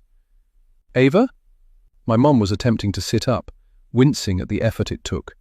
I was out of my seat instantly, crossing the room in 2 strides to get to her side. "Mom, don't try to sit up. Let me just adjust the bed for you." I grabbed the remote that controlled the bed, pressing the button, and gauged by my mum's facial expression how far to raise the bed before her wound started bothering her. "Do you want some water?" "No, but can you scratch my back for me? I don't want to rip my stitches trying to reach it, and it's driving me crazy." "Can you lean forward just a little?" My mom grimaced as she leaned forward just enough for me to get my hand behind her back. In the process, her hospital gown came loose, exposing her back and right shoulder, and I did a double take. On the back of her right shoulder was the same star-shaped brand that Dana had on her shoulder, the one that looked just like Brooke's birthmark. I knew it was a birthmark because that's what Brooke had told me. Where did this come from? I couldn't remember seeing it before. Granted, I haven't seen my mom in any kind of state of undress in years. Not since I was a little kid. "Mom, what's this on your back?" I ran my index finger over it, and my mom flinched like I'd shocked her. She didn't answer, and instead doubled over and cried out in pain. I immediately jumped up and ran into the hall to find a nurse. I had the strangest feeling that my mom wasn't in that much pain. She just didn't want to answer my question. 3 people with the same marks on their backs. Dana said hers was a brand, but either didn't remember or just didn't want to tell me who put it there and why. Now, my mom had the same brand on her shoulder. This wasn't a coincidence anymore. I also knew my mom was in no shape to answer my questions right now. But there was one person I could ask, even though I had promised my husband I'd stay away from him. The nurse gave my mum more pain meds, which put her to sleep, and I stretched out on the couch in her room and shut my eyes. I was asleep and dreaming in minutes. Chapter 28. Ava and Brooke. July 2000. "What's that on your back?" Ava asked, reaching out to touch the raised star-shaped mark on the back of Brooke's right shoulder. It was darker than the rest of her light brown skin. "That's my birthmark. My mom told me I got it from my dad. He had one just like it on his arm." "Does it hurt?" "No. I've had it since I was a baby. Lots of people have them. Don't you have one?" "No. I guess I'm just boring." Both girls laughed. Ava was spending the night at Brooke's house, something she'd rarely been allowed to do. But lately, Ava had the feeling her mother might have a boyfriend. She pushed the thought out of her head, because if her mom had a boyfriend, it meant she and her father were definitely getting a divorce. Her father wouldn't be coming home, and they wouldn't be a family again. She'd overheard her mom talking and laughing on the phone to somebody, and then when she let Ava spend the night at Brooke's, she cooked up a big dinner that wasn't meant for her. Ava knew something was up, and she was glad she wasn't in the house that night, because she didn't want to be a part of whatever it was. She didn't want to meet any man trying to take her dad's place. Even though her dad had stopped calling her like he used to, he was still her dad, and she missed him. Here, now you've got one too. Brooke reached out and pressed something onto the back of Ava's right shoulder. Ava reached behind her and pulled it off to see what it was. It was a small circle of brown construction paper. Brooke had put a tiny piece of tape on the back and drawn a star shape with a black ballpoint pen on the front. When Ava gave Brooke a weird look, her friend burst out laughing. "What's the matter? Now you've got a birthmark just like me. Don't you like it?" Brooke started tickling her, and soon both girls were shrieking with laughter until Brooke's mother Julia called up the steps, commanding them to settle down. Chapter 29. Leah. Detective Michael Avery just stared at me, not speaking, when I confronted him about Vivian Barnes's story. He looked away embarrassed, as well he should be. We were sitting in my car around the corner from the Elmhurst Police Department. I brought him a coffee to lure him out, which was now sitting untouched in my cup holder. "I'm not sure what else we could have done, Miss Quinn. We had no legal recourse to search that farm after another little girl swore she was the one who talked to Vivian Barnes and that she never told Mrs. Barnes her name was Brooke Peters. Did Mrs. Barnes also tell you the little girl was with her mother when she talked to the police? It's been 25 years, Detective. She can't be expected to remember every detail." I was reaching, and I knew it. But Vivian Barnes absolutely believed she'd seen Brooke at that farm, and I believed her. You also have to remember that Vivian Barnes was a grieving mother looking for answers about her daughter's death. And you didn't find it at all odd when she swore it was a different little girl to the one she saw? Even Mrs. Barnes agreed that it was late and it was dark. She admitted she could have made a mistake. I know you had to have noticed the thick glasses she wears. She has a pretty serious vision impairment which, if I'm remembering correctly, prohibits her from driving at night. Take all of that into consideration and pour a heaped helping of emotional distress on top of it, and it's a recipe for an honest mistake. You didn't find it suspicious at all when the people living on that farm just up and left without a trace. That looks pretty damn guilty if you ask me. Why would they just leave like that? Was the farm searched after they left? Again, we would have to have a warrant, which we had no reason to get. Was this what you meant when you said mistakes were made in this case? And if it was up to you, things would have been done differently.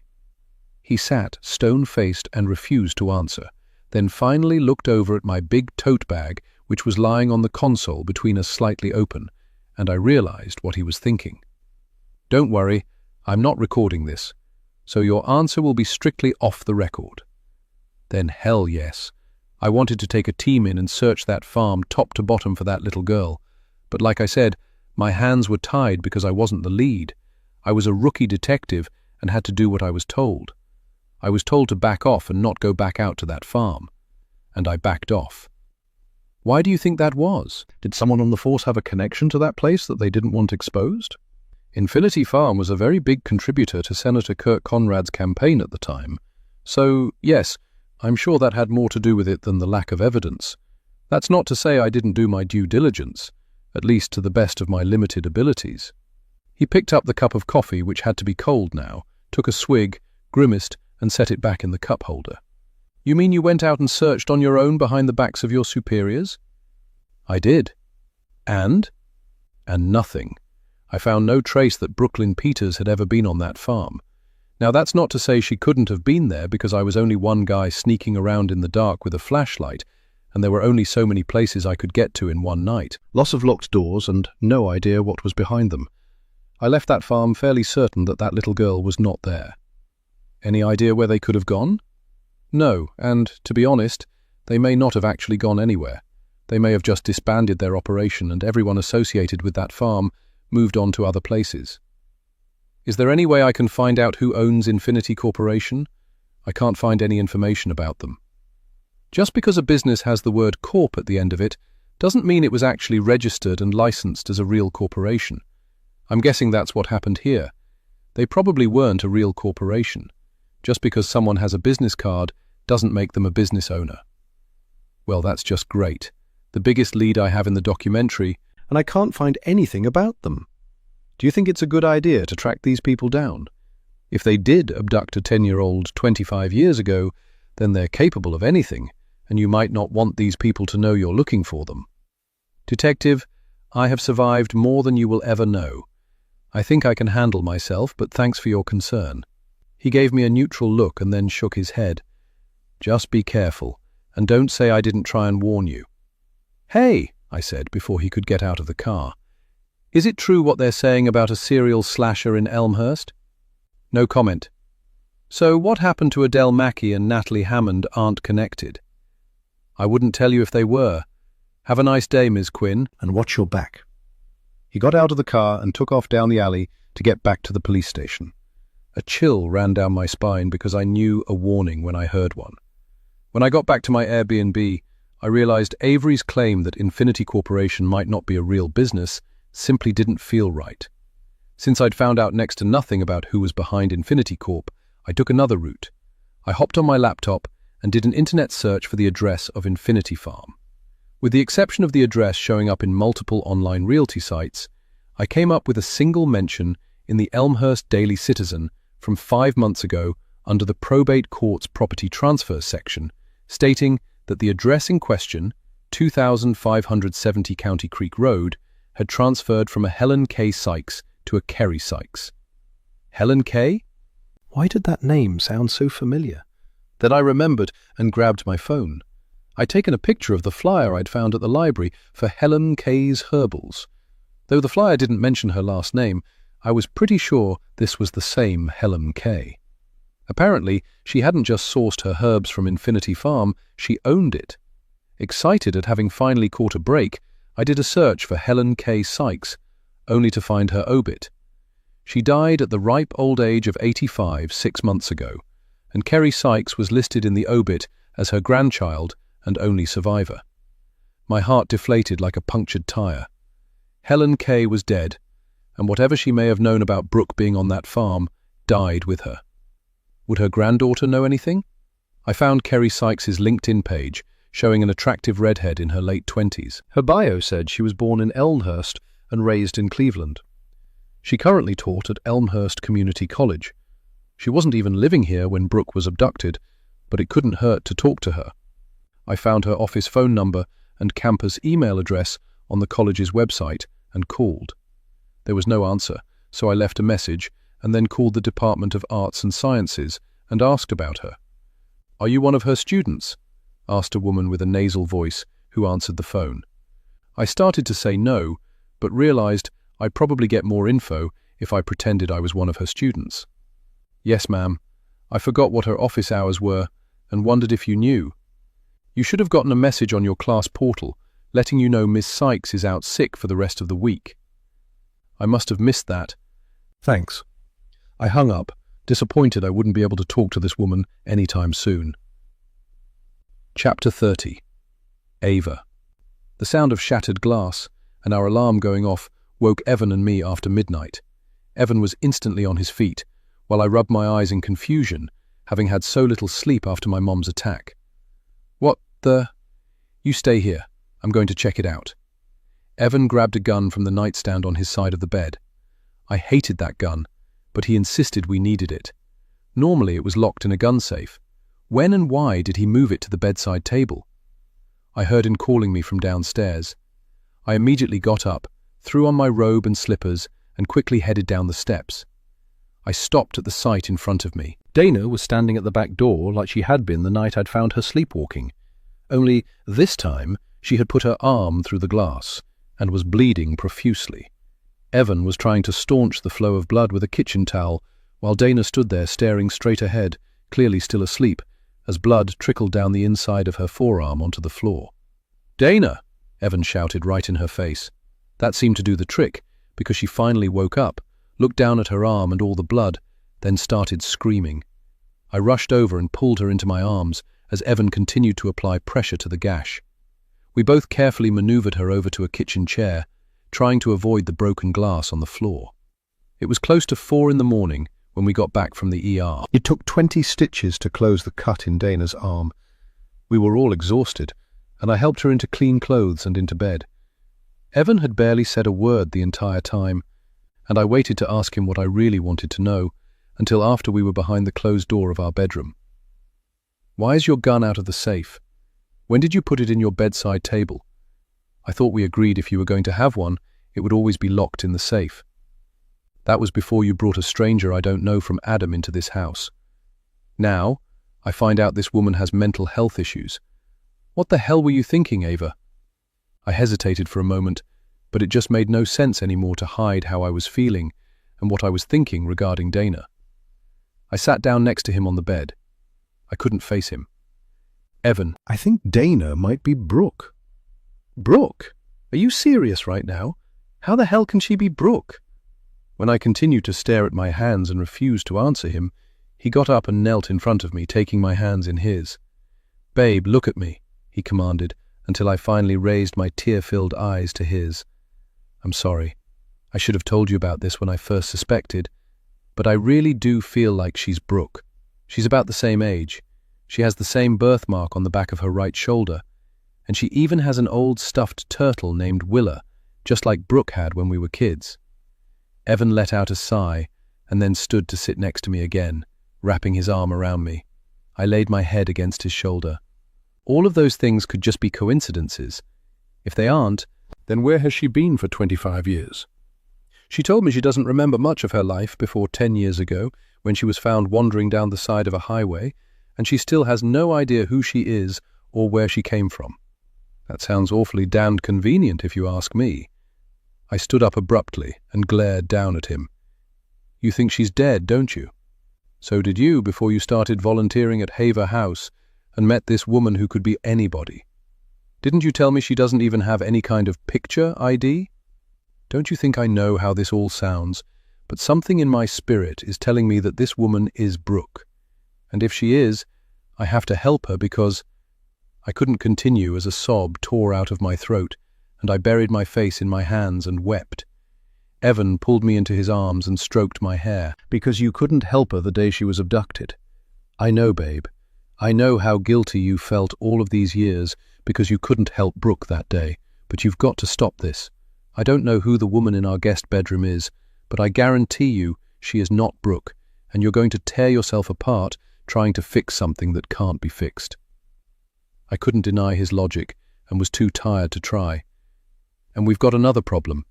He reached out and tucked a strand of hair behind my ear. "What now?" I groaned, not wanting to hear about any more problems. "Your mom is getting out of the hospital at the end of the week. I don't think she's going to want to go back to her house right now. She can't be by herself, and our guest bedroom is occupied.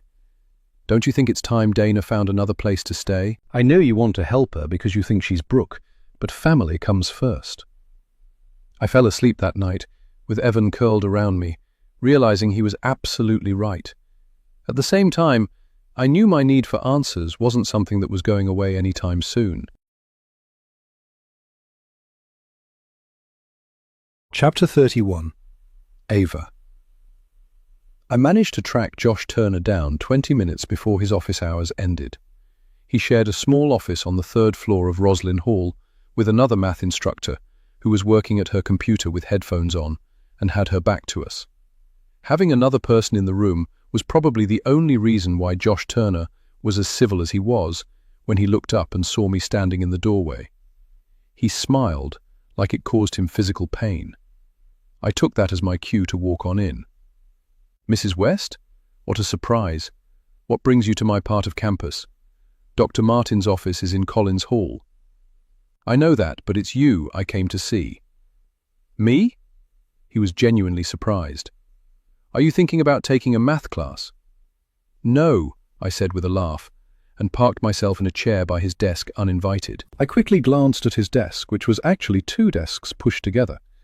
There was a computer with a double monitor on one side, and on the other side, piles of books, papers, file folders, and framed photographs of him with groups of people.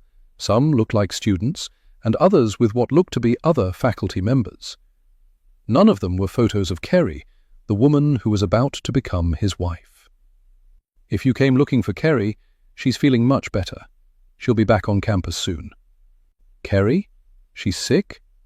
There was no way I could have known what was going on with Kerry, especially given what I've been through the past several days. Nothing a few days off won't take care of. She's been working herself to death with her course load and with the wedding planning.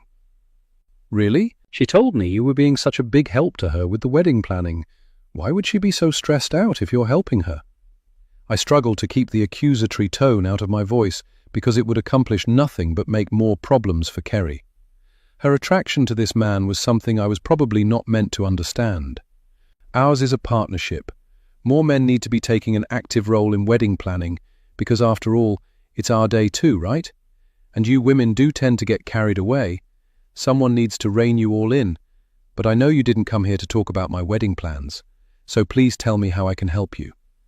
I pulled the brochure that Dr. Martin had given me for Infinite Horizons from my purse and held it out to him, noticing he looked truly shocked. I had no idea any of these were still floating around campus. How do you get this? I didn't bother answering his question and asked what I'd come to ask. I wanted to know about this star symbol on the front. What kind of symbol is this? Josh Turner let out a harsh bark of laughter that irritated me like nails on a blackboard. When he finished laughing, he gave me a smug smile. For starters, this isn't a star. This is a Dharma wheel. Dharma wheel? What's that? It's a Buddhist symbol that represents transformation and rebirth. And you're using it as a symbol for Infinite Horizons. Why? Because our members come to Infinite Horizons deeply troubled and in need of a restart, a renewal, if you will. And that's what they get from our programs. As a matter of fact, are you interested in signing up for any of our programs? I could tell by the way he was eyeing me up and down with a smirk that he was about to suggest the weight loss program, which would have been the quickest way to earn himself a punch in the throat. No, thank you. How I managed to keep a smile on my face, I'll never know. And now that I had my answer, there was no reason to hang around this idiot any longer. May I ask why you're asking if you're not interested in any of our programs? It's just I've seen a handful of people lately with this symbol on the back of their shoulder and wondered what it was all about. And then I remembered seeing this brochure with the same symbol on the front. I figured if anyone would know, it would be you. There was no reason to lie to him about having seen the symbol, but I wasn't about to tell him my mother had been one of these people. And the people who have the symbols weren't able to enlighten you? No. Everyone seems to develop amnesia whenever I ask them about it. Well, what does that tell you? Not a damn thing, which is why I am asking you. Mrs. West, there are answers to every question that you want to know. Just know that the people you're asking are not obligated to share those answers with you. Did you just tell me to mind my own business? How very astute of you. Now, if you'll excuse me, he said, grabbing his big-ass leather briefcase and walking past me towards the door. I've got class. You know the way out. My husband said hi. He paused briefly, giving me a tight smile.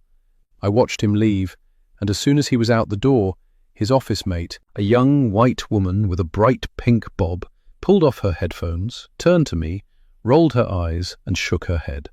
She must have been listening. We didn't have to say anything to each other to know what the other was thinking about her office mate. "Girl, I am so sorry," I told her as I walked out the door. As I headed to my car in the parking lot, I heard someone calling out my name. I turned to see Dr. Martin rushing towards me with concern on her face. "Ava, how is your mom doing? I heard about it on the news." "She's on the mend. She gets to come home on Friday. I'm just so thankful that her neighbors were able to intervene before that lunatic killed her. And they have no idea who did this to her or why. People are saying it's connected to what happened to James Mackey's wife. They're not sharing any information, and they have no idea who did this. I think someone is picking random victims, and my mom was the unfortunate winner this time around. If there's anything I can do, just let me know. I'm there for you, you know that, right?" I hugged Dr. Martin. "Thank you. I really appreciate that." She started to head back towards the building when something Josh Turner said popped into my head. "Dr. Martin?" She turned and I walked over to her. "I heard Kerry was sick. Do you know what's going on with her? We haven't seen her all week. I tried calling her, but it just goes straight to voicemail. Josh always stops into the department every day to give us an update on her. I trust him about as much as I trust straw rain boots. I would feel so much better if I could actually talk to her. If you hear from her, please let me know. I'm worried about her too. Dr. Martin nodded and headed back into the building. I decided I'd been dodging Leah Quinn's calls for long enough, and it was time I got busy doing what I had agreed to do when she paid me. I was now sitting in the dining room area of the Airbnb in downtown Elmhurst, where she was renting while she was working on her documentary about Brooke. It was just the two of us. I didn't know why I thought there would be a camera crew there. It was just Leah and I sitting across from each other at the dining room table. I had a mic clipped to the lapel of my blouse, as did Leah. There were 3 cameras, one behind me facing Leah and one behind Leah facing me, as well as one sitting on top of the dining room table to capture a side view of both of us as we talked. I'd like to thank you for agreeing to sit down for an interview, Ava. I know this has to be such a hard time for you, with what's going on with your mom. Is she going to be all right? Physically, yes, but we're all afraid whoever did this might come back. I'm just relieved Elmhurst police officers are guarding her room around the clock. But I'd like to request that you don't include anything about my mom's attack in the documentary. Of course not. This is strictly about Brooke's abduction, Leah assured me, making me feel a bit more relaxed. Great, and I'd like to thank you for giving me the opportunity to finally tell my story. I actually meant it, especially now that I thought there was every possibility that Brooke was alive and had found her way home to Elmhurst. It was not my intention to reveal this revelation on camera. It wanted to cooperate fully with the documentary, and then, when it came out, sit Dana down, have her watch it, and then share my theory with her afterwards. I was hoping the documentary would jog something that would unlock her memories as Brooke.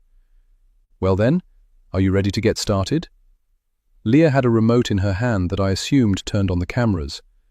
I nodded. I was suddenly nervous and took a quick sip of my bottled water sitting on the floor next to my chair. Tell me about your first memory of Brooke. We met when we were both 8 years old and in the 3rd grade at Pleasant Street Elementary School. Brooke was very popular, outgoing, and fun-loving. She was a really sweet little girl. She was in a bigger circle of friends that I had at the time, but over the next couple of years that circle dwindled until it was just me and Brooke. By the time we were 10 years old, we were best friends. And everyone loved Brooke? Absolutely. Everyone loved that little girl. She was so special. I could already feel the lump in my throat and the tears forming in my eyes. This was going to be hard to get through, so I took a deep breath and straightened my spine. Otherwise, I would be having to take breaks every few minutes, and I wanted to get this over with. Leah seemed to sense my emotional state and paused before the next question to give me time to pull myself together. What were some of Brooke's favorite things to do? She loved being outdoors. She loved exploring the woods near our neighborhood, and she loved animals. She couldn't wait until she was 12 because that's when her mom told her she could have a dog. She loved watching the Nickelodeon channel. Even Stevens and Rugrats were her favorite shows, and she loved to swing. She was always challenging me to swing set races. I only ever beat her one time. Leah would probably love hearing about me beating Brooke in that swing set race, which led to our being in the park that day. I'd certainly punished myself enough over the years about winning that race. If I'd let her win, would she still be here? But I wasn't about to bare my soul in that way on camera for anybody. Would you say that Brooke was a happy, well-adjusted little girl? Yes, I would. She always had a smile on her face and a laugh that made everyone around her laugh too. So far, nothing I had told Leah Quinn had been a lie. But there was another side to Brooke, one that I didn't like much and thankfully didn't see often. With the 6-year age gap between her and her brother Sam, and with her being the youngest, Brooke was spoiled and could be difficult to deal with when she didn't get her way. There was a time the year before her abduction when her mom took us to the movies, and we couldn't agree on what to see. She'd wanted to see Stuart Little, and I wanted to see The Iron Giant. We'd gotten into a huge argument, and neither one of us got to see what we wanted. Brooke's mom took us to see Inspector Gadget instead, and Brooke refused to speak to me the entire time we were there. And I didn't see her for 3 days afterwards. Then one morning she popped up at my front door, all smiles, acting like she hadn't thrown the biggest tantrum over not getting to see the movie she wanted and blamed me. But that was Brooke, and I accepted the fact that sometimes she wasn't very nice. I wasn't going to bring up that side of her, because even though she was 10 years old, some idiots out there in the viewing public would say she deserved what she got for not always being nice. How well did you know Brooke's family? Not as well as I knew Brooke. Her brother Sam was a teenager. I rarely saw him because he was always with his friends. Her mom was really nice, but she worked 2 jobs to support the family. I never knew her dad because Brooke told me he'd died in a motorcycle accident when she was 6. Are you sure about that? In my research into the Peters family, I never found an obit for Nathaniel Peters. Was she kidding? Why would Brooke lie to me about something like that? I don't know how to explain that. Brooke had a picture of her father on his motorcycle in her bedroom, and I distinctly remember asking her about the picture. That's when she told me her father had died, and she barely remembered him. Leah Quinn didn't look up from her notes to acknowledge what I'd just said, and I was inexplicably angry. Are you putting that in a documentary?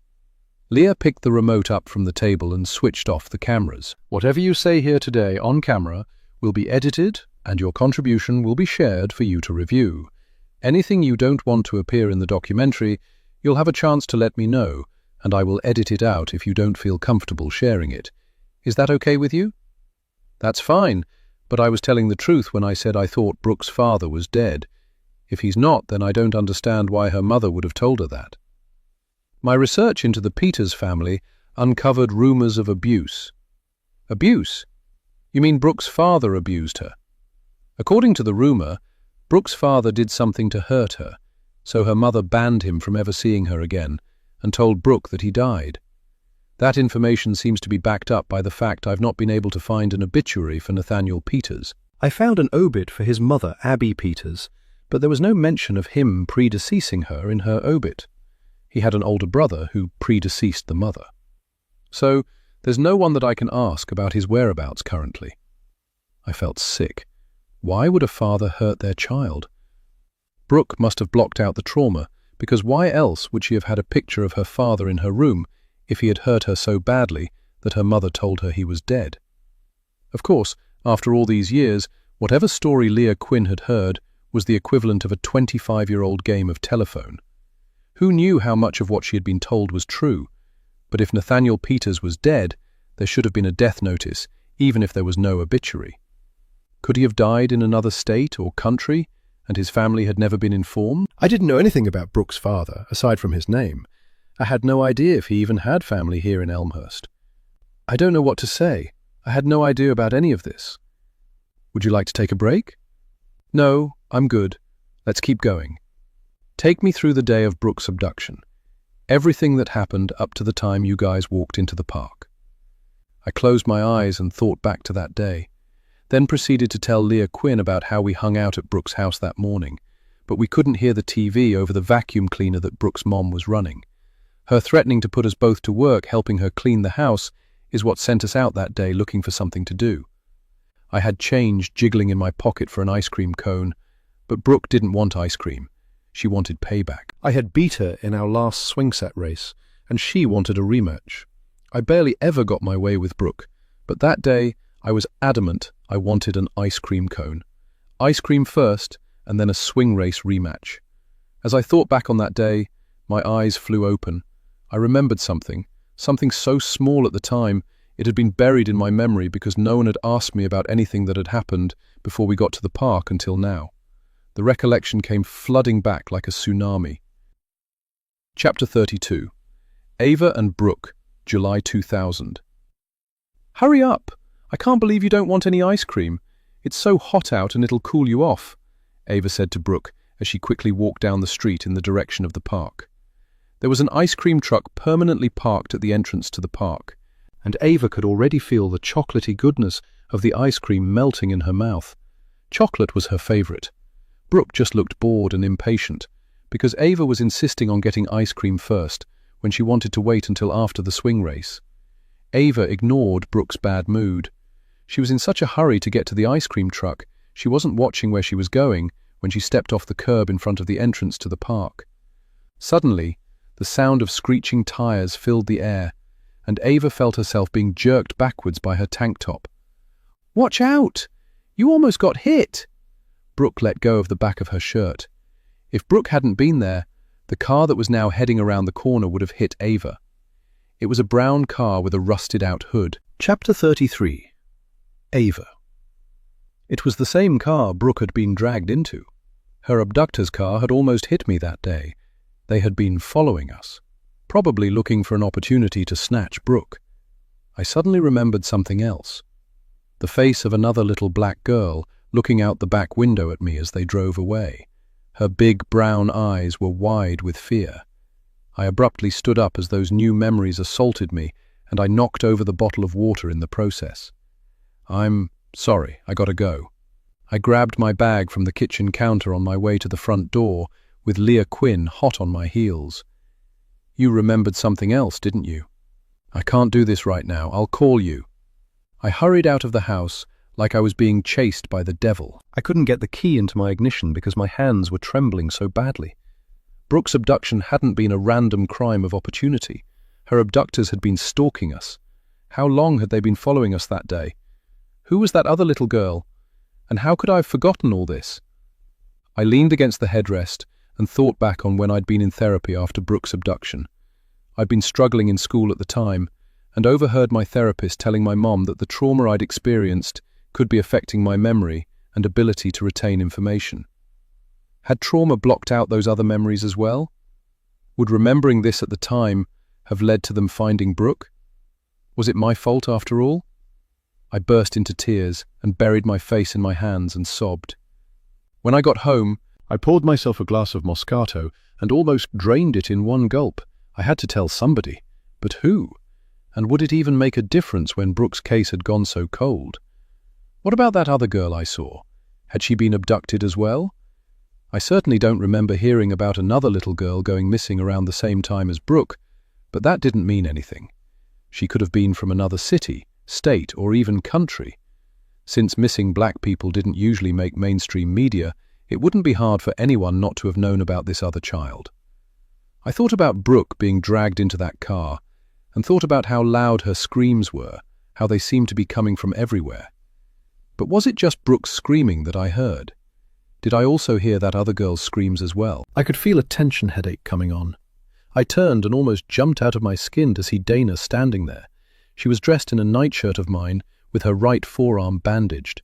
When I left that morning, Dana was still in bed.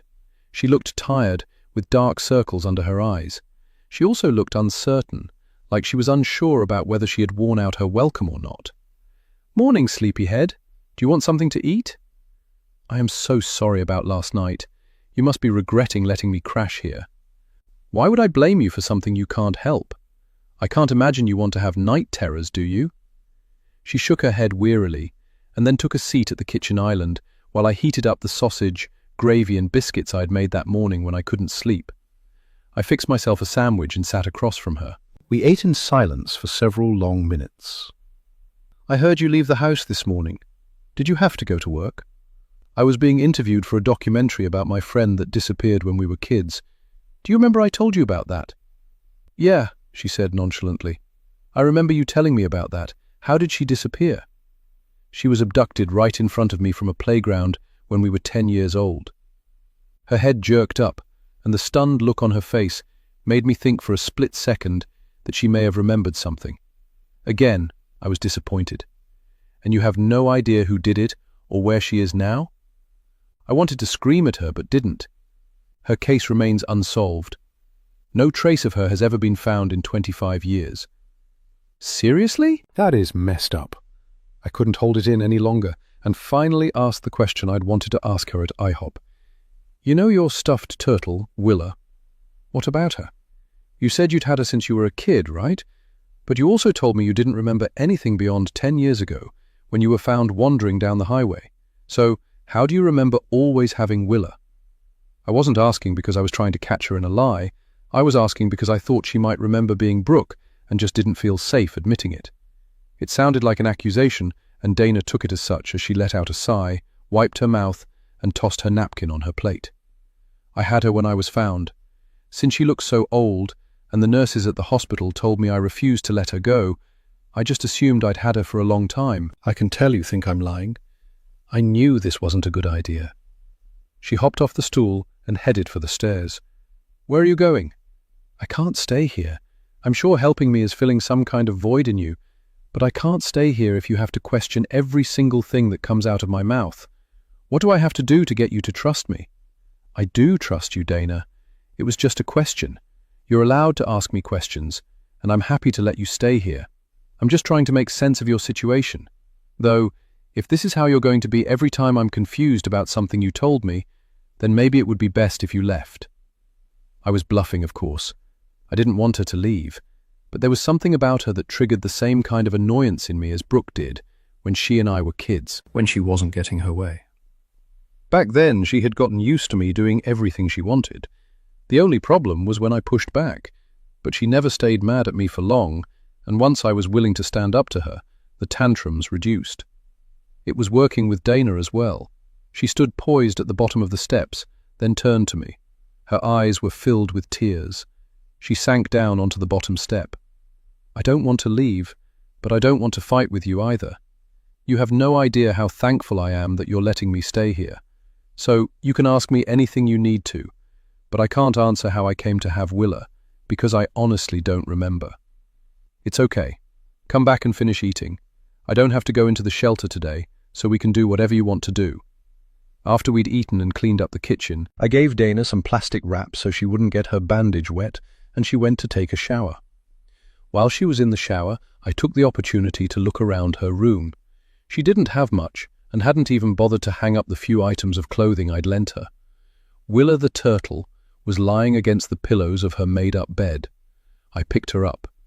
It was the first time I'd had a chance to closely examine her since I'd seen her. I examined every inch of her threadbare exterior and froze. There was a small spot on Willa's front foot. It was from when Brooke had Willa on the table at school during lunch and tipped over her juice box. We took Willa into the bathroom and tried to scrub the spot as best we could, but it had left a pink stain behind. Dana's Willa had this exact stain. I was suddenly light-headed and sank down on the edge of the bed as I realized Dana truly was Brooke. If she had been abducted without Willa, how did she come into possession of her beloved stuffed animal after her abduction? That meant that either someone Brooke knew had abducted her, or one of her abductors had gone to her house to get Willa. Chapter 34. Detective Avery.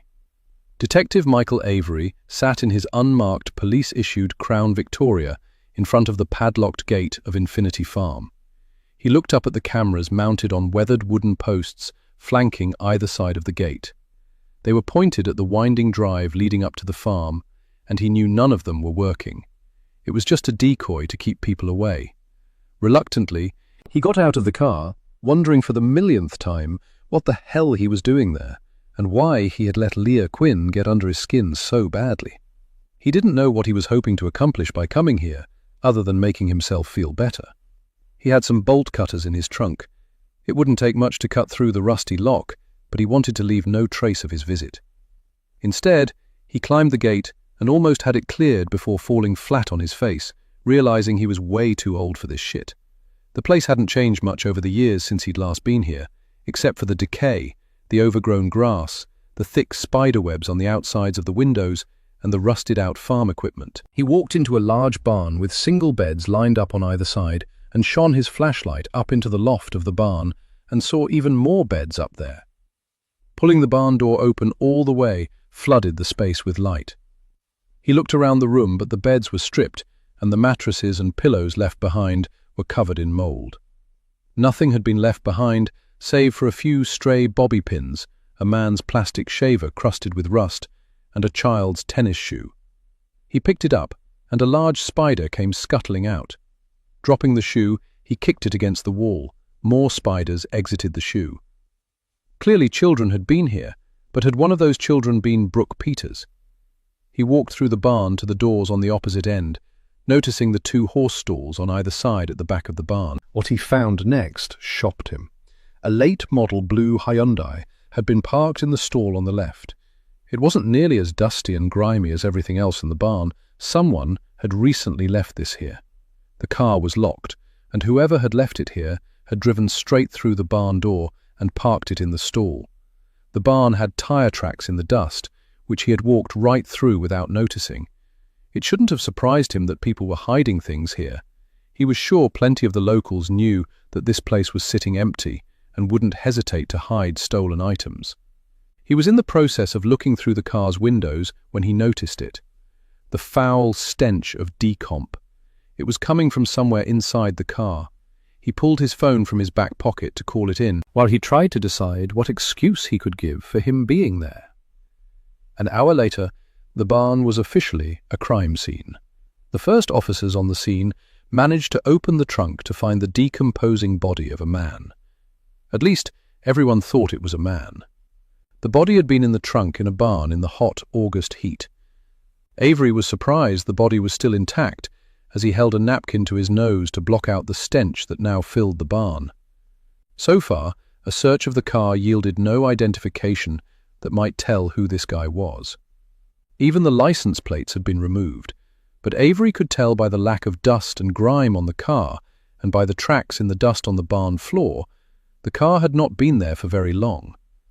Was the dead guy in the trunk the owner of the car, or just the unfortunate victim of whoever owned it? A search of the other buildings on the property showed that someone had been living in one of the sheds behind the main farmhouse. They found a sleeping bag, a plastic gallon jug of water, some canned goods, beef jerky, and some protein bars. Avery bent to pick up a protein bar wrapper and remembered seeing one that looked just like it inside the trunk. He had a feeling the guy in the trunk had been squatting in the shed, but how did he end up in the trunk? And who the hell was he? "Detective Avery," said a young uniformed officer. "We got a hit on the VIN number for the car." "That fast?" His eyebrow lifted in surprise. "Was it reported stolen?" "No, sir. The car is registered to Dana Shields, aged 61, of Dayton, Ohio." He thanked the officer and asked him to text him the address because he knew at some point that day he was going to make the trip to Dayton to talk to Dana Shields about how her car ended up in Elmhurst, Ohio, hidden in a barn with a dead guy in the trunk. Chapter 35. Ava. I insisted on taking Dana shopping for some new clothes because she'd lost the key to the bus station locker where the rest of her things were. The only place she would agree to go was the Goodwill near my house, where she picked out a couple of pairs of jeans, a sweatshirt, 2 t-shirts, some new underwear and a bra, a pair of sneakers, and some sandals. Once we were back home, she told me she was tired and went upstairs to take a nap. I went to do a load of laundry and found something shiny glinting up at me from inside the washer as I loaded it. It was a locker key. After I started the washer, I headed back upstairs to tell Dana I'd found her locker key. She didn't answer when I knocked, so I peeked inside to find she was fast asleep. While she rested, I figured I'd do her a favor and head down to the Elmhurst Greyhound station to get the rest of her things from locker 706, which was stamped onto the key. I found the locker easily enough, but was surprised to see that the only thing it held was her rolling suitcase. I wondered what she'd done with the laundry basket she had. I grabbed the rolling suitcase and put it in my trunk, then realized it would be the only time I could look through her things without her knowing. Not sure what I was looking for, I cautiously unzipped the red suitcase and lifted the lid and was met by the smell of unwashed clothes. Everything in the suitcase looked to have been tossed in a hurry. Nothing was folded. Nothing was clean. Dried mud caked on the soles of a pair of high-top tennis shoes had flaked off, making everything inside the suitcase even dirtier. I wrinkled my nose and was about to close the lid when something else caught my eye. I saw the outline of a book or something in the lid pocket of the suitcase. I reached in and pulled out a thick manila envelope, then pulled out the contents. I flipped through and my heart started to pound. They were printouts of newspaper articles, a big stack of just about every article that had ever been written about Brooke's abduction. Something fell out from between the pages of the articles and fell onto the floor of my trunk. I stared at it, already knowing what it was before I reached out to pick it up. It was a driver's license showing a much younger Dana, only her name was Simone Riley, and the license had expired 10 years ago. Hadn't she said she was found wandering down the side of a road with no memory 10 years ago? How could that be when I was holding proof of who she was then? Then I noticed something else that broke my heart, and angry tears filled my eyes. It was the date of birth listed on the license, February 5th, not April 23rd, which was Brooke's birthday. What shocked me even more was the year. Brooke had been born in 1990, like me. The woman I'd opened my home to, Simone Riley, was born in 1982. She was 43, not 35. I knew the chances of her being Brooke were slim, even though I'd convinced myself otherwise, but I still felt like the biggest fool. Dana, or rather Simone, had been lying to me all along about everything, From having amnesia to not knowing who she was. Everything about her was a lie. Was it because she was a con woman who had targeted me, knowing I would be vulnerable enough to take her in if I thought she was my missing best friend? I stuffed the envelope back into the pocket, but it wouldn't go in all the way. I reached inside and pulled out a wadded-up red tank top. Then I realized the tank top wasn't red. It was tan, and the front of it was stiff with dried blood. But whose blood? Dana had gotten blood all over herself the night before when she'd cut her arm, but her suitcase had been in the bus station locker for days, and I hadn't noticed any cuts on her that would have created a blood stain this large. So, whose blood was this? All I knew is I needed answers, and I planned on getting them. I closed my trunk and tossed the envelope onto the passenger seat and tore out of the bus station parking lot so fast I almost clipped a car turning into the lot. When I got home, I marched straight up the steps and flung the door to the guest bedroom open, only to find it empty. Whoever had been staying in my house, eating my food, and taking advantage of my hospitality, was gone, with only an envelope left on the bed. It read, "I'm so sorry, Ava. It's safer for both of us if I go. Thank you for everything. But here's something you need to know." Inside the envelope was an old, faded Polaroid picture. It showed a group of men and women, with an older man standing in the middle of them. His arms were around the shoulders of the boys on either side of him. The photo was so grainy, I could barely make out the faces of any of the other people, but I recognized the man in the middle of the picture. It was James Mackey. Chapter 36. Leah. I was in the middle of my 5th cup of coffee of the day, editing the video footage that I had gotten so far from the handful of people who'd agreed to be interviewed for the documentary. Every so often I would look at my phone or at the door, hoping maybe Ava West would come back to finish her interview. So far, she hadn't, and she also hadn't answered any of my texts to see if she was all right. What the hell happened? Everything was going so smoothly, and then all of a sudden all the color drained from her face, and she bolted. I went over the footage, and what I'd asked her again and again, but could not figure out what I had said or done to cause this reaction. Clearly, she'd remembered something when I'd asked her to go over the day Brooke had been abducted. Her odd reaction was triggered when she was telling me about her and Brooke walking to the park. As I was getting up to put my coffee cup in the sink, my phone beeped with a text. I snatched it up thinking it was Ava rescheduling her interview, but it wasn't. It was a text from Detective Avery, and all it said was, "Turn on the news." Most people I know got their news from social media these days, but I knew that's not what Avery was talking about, and switched on the flat screen on the wall directly in front of the couch, flipping through the channels until I found a local news station. As soon as I saw the picture of police cars in front of Infinity Farm, I sank down onto the couch in disbelief. According to a female reporter standing across the road from Infinity Farm, a body had been found on the property that had yet to be identified.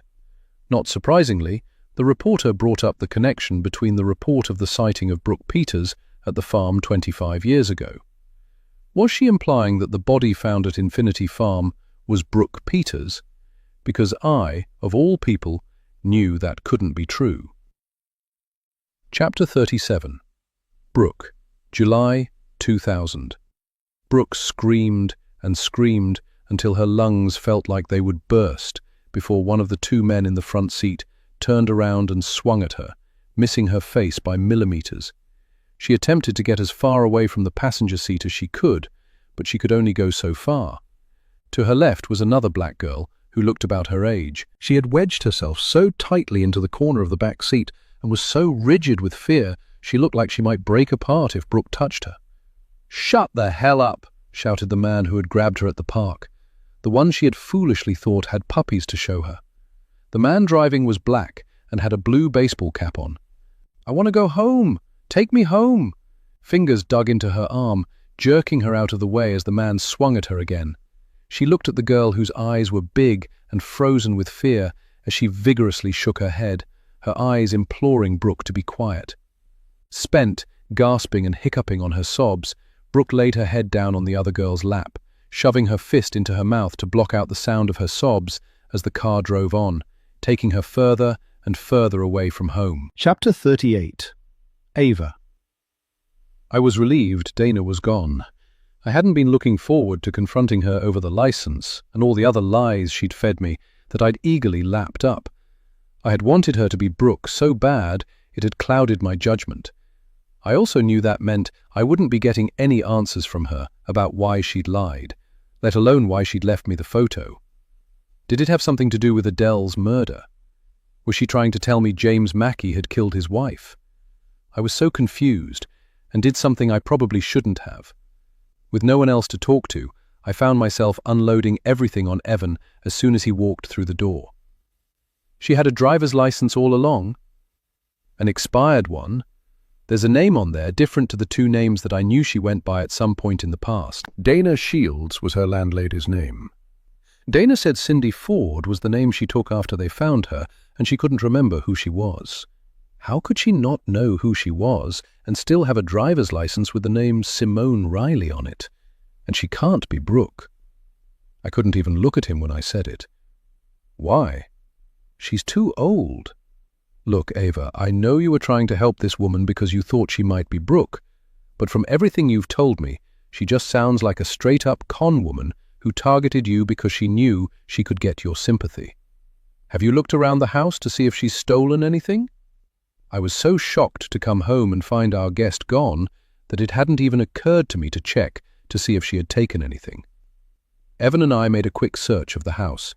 He took the upstairs, I took the downstairs. I couldn't spot anything missing, but when Evan came down the stairs, the look on his face said it all. "What is it?" My voice was barely a whisper. "My gun. I never put it back in the safe. It was still on the bedside table, and now it's gone." I grabbed my cell phone from my purse. "Who are you calling?" "The police. This needs to be reported.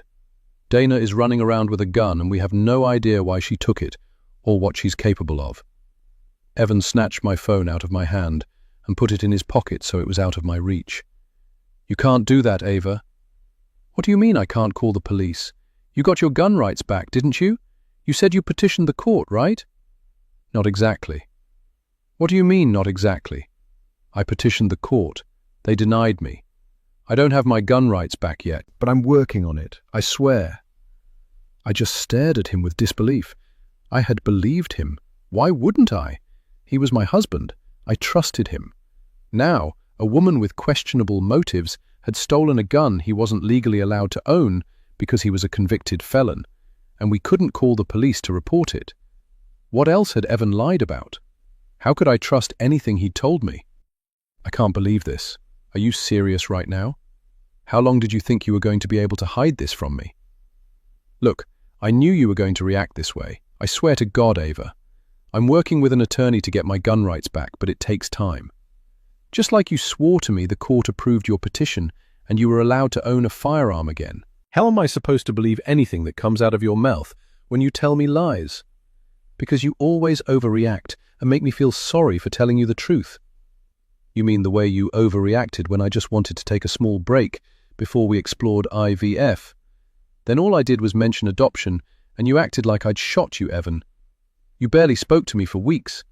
Now you have the nerve to stand here and tell me that I'm overreacting when I find out you lied about having your gun rights back. Please explain that to me so I'll understand." "I told you what that was about. You said you understood." "Fine." I let out a breath and tried to calm down. "I understand about your past and why you didn't want to adopt. But why did you lie about your gun rights? Why do we even need a gun in the first place?" He stared at me, quickly realizing I wasn't going to let him off the hook, and sighed. "I got it for protection because I was being threatened." "Threatened? Threatened by whom?" Josh Turner. His voice was flat, and he couldn't look me in the eyes. Josh Turner. What in the hell, Evan? Why would... He's my half-brother, Ava. I stared at him, too shocked to speak, and waited for him to continue. I've known he was my brother since middle school, but he only found out he had a half-black half-brother a year younger than him 6 months ago, when he paused and cleared his throat, when our mother died. She cut him out of her will, but left me $250,000. He's pissed, and has been trying to get me to sign that money over to him ever since. That's the real reason I've had to take construction jobs out of town. He knows I'm a felon. Hell, everyone I went to school with knows. But Josh has been telling my clients about my criminal past, and I've lost jobs because of it. But why did she leave you that money? Guilt? That and the fact that Josh blew through a lot of his parents' money when they were alive. He wasn't exactly a son they could be proud of. They were constantly having to bail him out of financial and legal messes. They even shipped him off to some treatment program on some farm when he was a teenager. Nothing worked. He's just a narcissistic jerk. I let out a harsh laugh I didn't recognize. Oh, really? And what does that make you? Huh, Evan? You've known about this for months, which means you've been lying to me for months. Were you ever going to tell me any of this? I specifically asked you about where you were going to get the money for the IVF treatments, and you copped an attitude and flat out refused to tell me, and then made me feel horrible for asking. So, if your big brother Josh is a narcissistic jerk, then you're a lying jerk. It must run in the family. Babe, please. He tried to touch me, but I batted his hand away. Please don't call the police about the gun, Ava. I'll fix it. I promise. He followed me to the front door, but before I left, I turned to stare at him. I don't think this can be fixed. I just need to get out of this house right now, and it would probably be in your best interest not to be here when I get back. Ava! Come back! Babe, I'm sorry, I slammed the door on whatever he was about to say, tears blurring my eyes. I had to sit behind the wheel of my car for several minutes to calm down, not trusting myself to drive in the state I was in. Where could I go? My mom's was out of the question, and I didn't feel like going to the shelter. That only left one person. Chapter 39. Leah. It was after 8 o'clock when a soft knock came at my door. Had I not been headed back to the living room, where I had parked myself in front of the news all day, I may not have heard it. I opened the door to find Ava West on my doorstep. I'm so sorry. I know it's late, but I was hoping I could continue my interview for the documentary. Of course, please come in. I stepped aside for her to enter and noticed her eyes were red. Had she been crying? Had she heard the news about what was happening at Infinity Farm too? Would you like a glass of wine? A big one if you've got it. By the time I came back to the living room with a large glass of white wine for her, she was staring open-mouthed at the TV. By the shocked look on her face, I could tell this was the first time she was hearing about the body found at Infinity Farm. This has been on the news all day. She barely looked at me when she took the glass of wine and took 3 big gulps, almost draining it. Do they know whose body they found? It's not Brooke, Ava. How do you know? Well, I don't know for sure, but it was described as a body and not remains. I had to rush forward to catch the wine glass that slipped from her fingers, splashing the remnants of wine down my sweatshirt. I gently led her to the couch before getting a dish towel to mop up the wine. There was a sighting of Brooke at a farm on the outskirts of town a few months after she was abducted. I remember hearing my mom and Brooke's mom talking about it in our kitchen, and remember how disappointed her mom was when they found out it wasn't Brooke. I know all about that.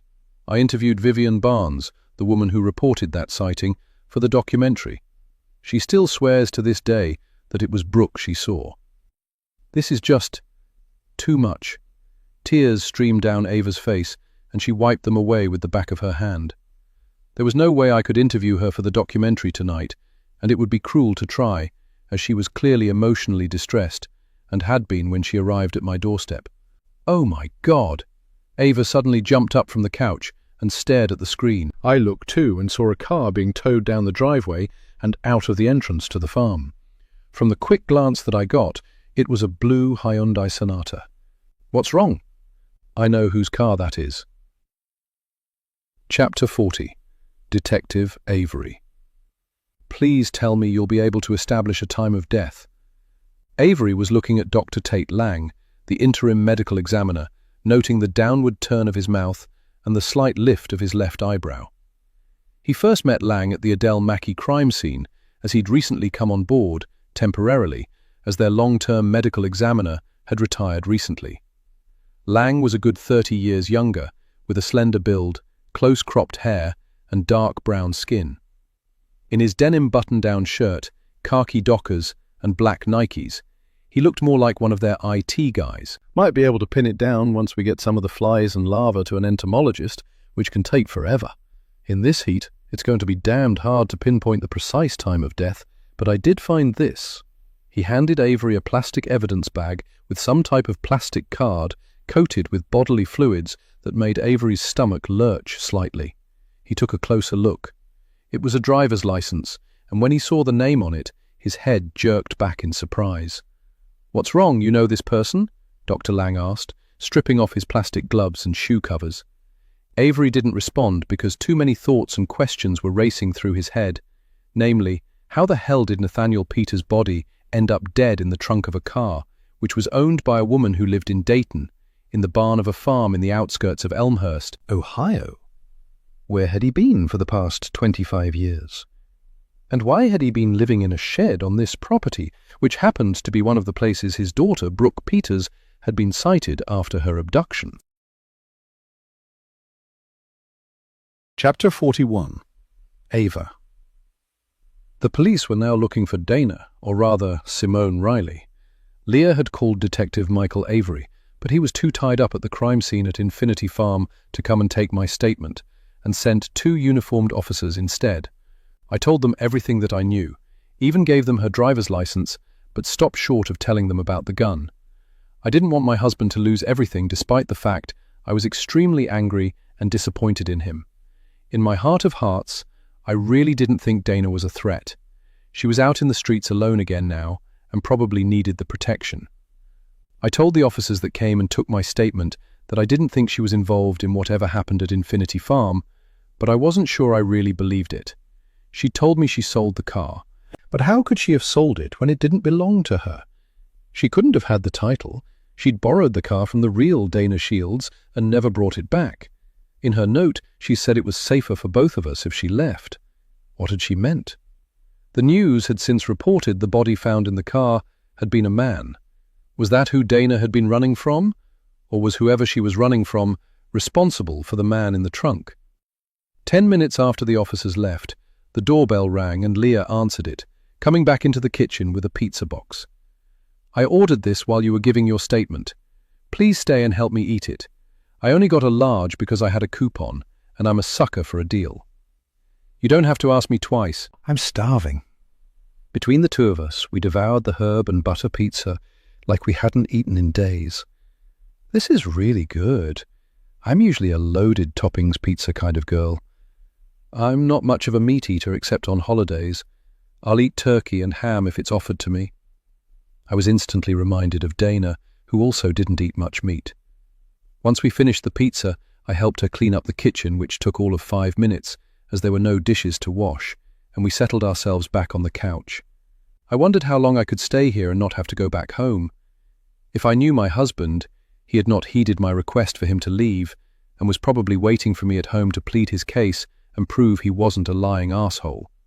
"What was that you gave the officers?" Leah was sitting on the couch at the opposite end, facing me with her legs crossed. I saw no reason not to tell her. "The driver's license of the identity thief who's been living in my house for the better part of a week. I met her while I was volunteering at Haver House Women's Shelter.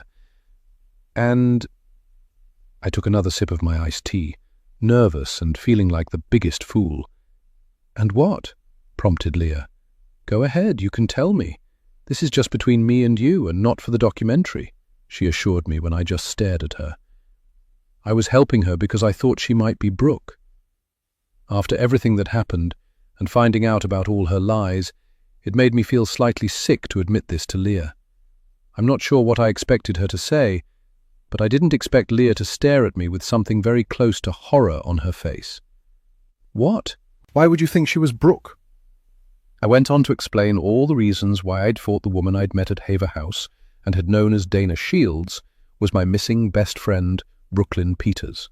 Leah sipped her water and stared at me wide-eyed, like she was a Girl Scout sitting around the campfire, and I was the Scoutmaster telling horror stories. I ended the story with finding the folder in Dana's suitcase with the copies of articles about Brooke's abduction and theorizing she'd targeted me intentionally. I would have loved to have seen her license. Do you remember the address on it? I've got something even better. I reached over and grabbed my purse on the table and pulled out my photos on my phone. I tapped the photo in question and handed her my phone. I took a picture of the license after I found it. The instant Leah laid eyes on Simone Riley's license, I swore all the color leached from her skin and she looked ashen. With trembling hands, she reached out and grabbed her water glass from the table to take a sip, only to find it empty. What is it? Do you know her? No! Her voice came out a harsh bark, and I gave her a startled look. Sorry, and no, she said, sounding more like herself. She just kind of looks like someone I knew back in the day, and it just surprised me, that's all. But I know it can't be her. Why? She paused for a few seconds before answering. Because she's dead. And why did you want to know what Simone's address was? Why had things gotten awkward when I'd shown her the license? Because she might still have family at that address who might know where she is. Are you up for a road trip? It's almost 11. I don't think now is the time to go knocking on strangers' doors. All they can do is either not open the door or slam it in our faces. We won't know until we try. So, are you up for it or not? I got up and grabbed my purse. Let's go before I change my mind. Chapter 42. Brooke. September 2000. Brooke lay on the dingy twin bed that she shared with Mika, trying hard to cry quietly before she got into trouble. Tamika sat at the end of the bed, crying too. I can't believe you tried to leave me. What were you thinking? Brooke instantly sat up and looked at her friend. Both girls were thin and dressed in their work clothes. Dirt crusted their fingernails, and calluses had formed on their fingers and palms from working on the farm from sunup to sundown.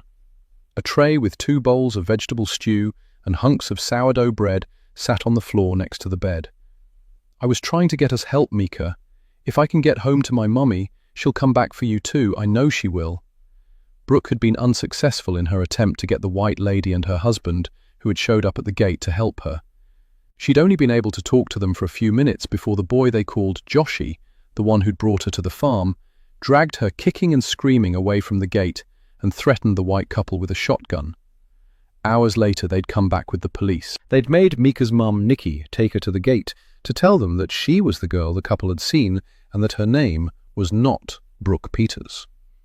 Now, days later, Brooke was being shunned for bringing the police to the farm, and they even told Mika not to speak to her, even though they shared a bed and had become instant best friends due to their circumstances.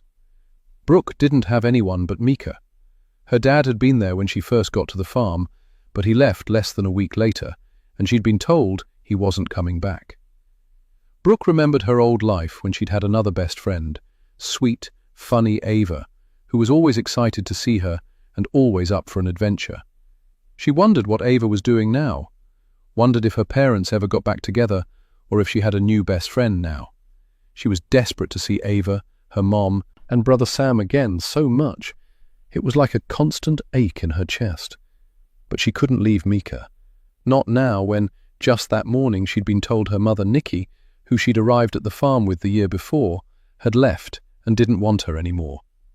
Mika had been crying all day, and Brooke could tell her friend was terrified she was going to be left there all alone.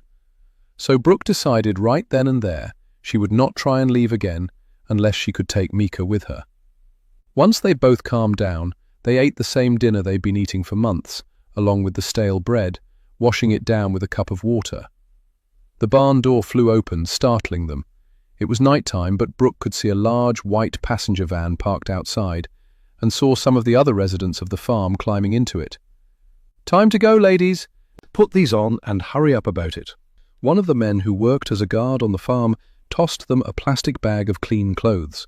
Brooke looked down at the bag of clothes and then up at the man. "Where are we going?" "Well, because of your little stunt down by the gate, we need to leave tonight. You've got 5 minutes to change your clothes and get your asses in that van.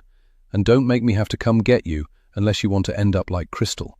"Yes, sir," they both said in unison, remembering how sweet and kind Crystal had been before she got sick and disappeared.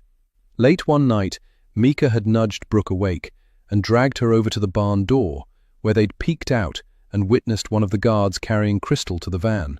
She looked like a skeleton, and the girls almost didn't recognize her. The guard callously tossed her into the back of the van like a sack of potatoes before driving away. That had been the last time they'd seen Crystal, and no, they didn't want to end up wherever they'd taken her. The girls changed quickly and headed to the van. Once the van was filled with all the rest of the farm's workers, they pulled onto the main road, with another van following, and Brooke realized her hope of escape was dwindling fast. Chapter 43. Leah. The address on Simone Riley's license was for a modest tri-level in Beaver Creek, Ohio, a suburb of Dayton. Ava had driven, and now we were parked a few houses down.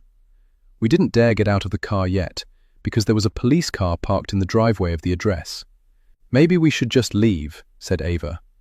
We'd been waiting for 20 minutes, but it didn't seem as if the officers were about to leave, and we had no idea how long we would be waiting. "Wait," I told her, as she was just about to turn the key in the ignition. "Looks like they're coming out." Sure enough, 2 uniform officers were getting into the police car, and a minute later were backing out of the driveway. Ava and I looked at each other. Were we really about to do this? Bother some stranger about someone connected to this address? Let's get this over with. Ava got out of the driver's side, slamming the door shut behind her as I scrambled out of the passenger seat to follow her. Who are we going to tell these people we are? I was so used to having to bend the truth to get people to talk to me, I couldn't help but feel like we were flying blind. "I don't know about you, but I'm going to tell them the truth. That Simone Riley has been living with me and lying to me, and I want to know who the hell she is." She marched right up to the grey front door with 2 large black terracotta pots of orange marigolds sitting on either side of it and rang the doorbell. An elderly woman, who looked to be in her 70s, answered the door. She was tall and imposing, with bright white hair that was in sharp contrast to her dark brown skin. She didn't look so much angry as she did weary. "It's going on midnight. What in the world do you want?" Instead of answering, Ava pulled up the picture of Simone Riley's driver's license up on her phone and held it up to the woman's screen door and watched as her eyes widened in shock. "You know my daughter? Your daughter lived with me and told me nothing but lies in the process. I'm just trying to figure out who she is and where she went because she stole something from my house and I need it back." Simone Riley's mother looked beyond tired. I could tell that as far as her daughter was concerned, this was far from her first rodeo. "Come on in then." She stepped away from the door and I tailed Ava into the house. We followed the older woman up the steps into a living room area with white carpet and oversized brown leather furniture that looked old but well taken care of.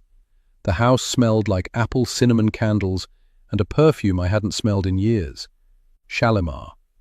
My mom used to wear it, and I had to blink back tears as the unexpected memory hit me hard. In between the living room and the kitchen was a dining room where she gestured for us to sit. "I'm Ava West, and this is Leah Quinn," Ava said as she sat down at the oak dining table with me sitting right next to her. "I am Amelia Riley. Simone is my oldest." "When was the last time you saw Simone?" I asked. "I haven't seen my daughter in 25 years. I know she must have done something, or you wouldn't be here, right? First the police, and now you two. What has she done?" I sat there and listened to Ava explain to Amelia everything that she had experienced with her daughter and why the police were looking for her. If I expected Amelia Riley to be upset, I was disappointed. "You know, those cops never told me exactly why they were here looking for her. Just wanted to know if she was here. Thank you for explaining why they came looking for my child." "Ma'am, can I ask why you haven't seen Simone in 25 years?" I asked. Amelia Riley got up and went into the living room to a bookcase housing knickknacks and photos and grabbed a framed photo. She set it on the table before sitting back down herself. It was a photo of a young black boy with close-cropped hair and a big smile, who looked about 12. "This is my son Amari. This was the last school photo taken of him before he died." "I am so sorry, Mrs. Riley." Ava had picked up the picture and stared at it before handing it to me. "What happened to him?" I handed the photo back to Amelia, who laid it face down on the table. "He and Simone were over at the school playing basketball when the little boy she was dating showed up to tell her he'd changed his mind about taking her to the prom. She was 17 and Amari was 12. While she was busy arguing with her boyfriend, Amari was shooting hoops, and the basketball rolled out into the street. He ran out between two parked cars to get it and was hit and killed instantly. It was an accident, but Simone blamed herself for his death, and her life has been in freefall ever since." "Meaning?" prodded Ava. "Meaning drugs, alcohol, petty theft, anything and everything that would dull her pain. Even though she caused problems between me and her father that led to our divorce, she was always welcome here, no matter what trouble she got herself into. I'd already lost one child. I didn't want to lose another one, but that's exactly what happened." "And you haven't heard from her lately?" I asked. "No, I haven't.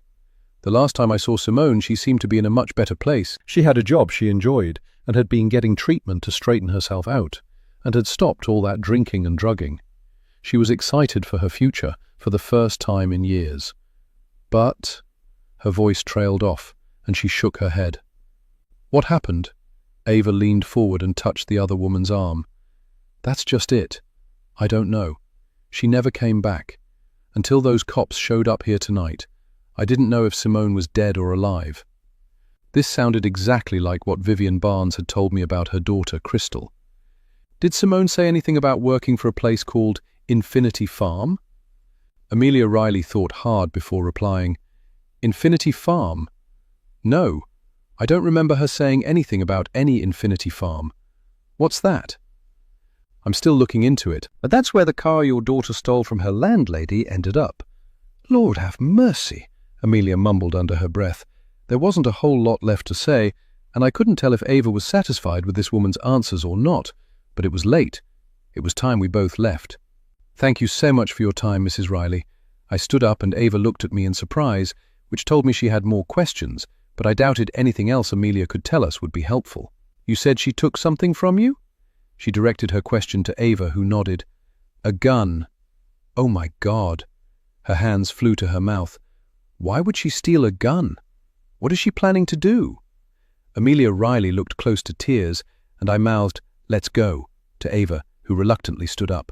"Is there anybody we can call for you? I hate to leave you like this. I don't think you should be alone." Ava shot me a look that made me flinch. "I'll be fine, young lady.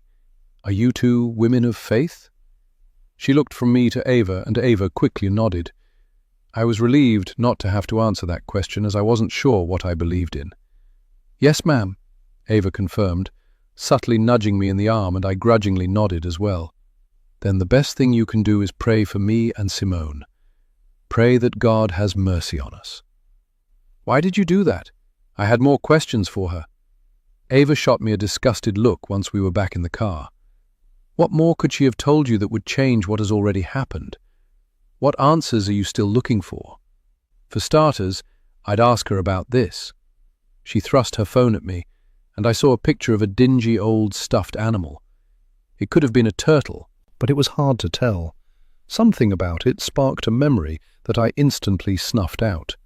"You wanted to ask her about an old stuffed animal?" I realize now that the woman I knew as Dana is not Brooke. But how the hell did she come to have Brooke's favorite stuffed animal, Willa the turtle? "You think there was only one of these turtles ever made? There are millions of those things mass-produced, and lots of kids have them." I could tell Ava wanted to argue with me, but I was tired, and it was late, and even though it had been my idea to go on this little expedition, I was mentally worn out. The drive back to Elmhurst was silent, and I could tell Ava was not happy with me. By the time we got back to my Airbnb, she seemed back to her old self. "It's late. Why don't you crash here on the couch until the morning?" "Thanks, Leah. And sorry about earlier." "You have nothing to apologize for. I get it. I do." She had no idea just how much I got it.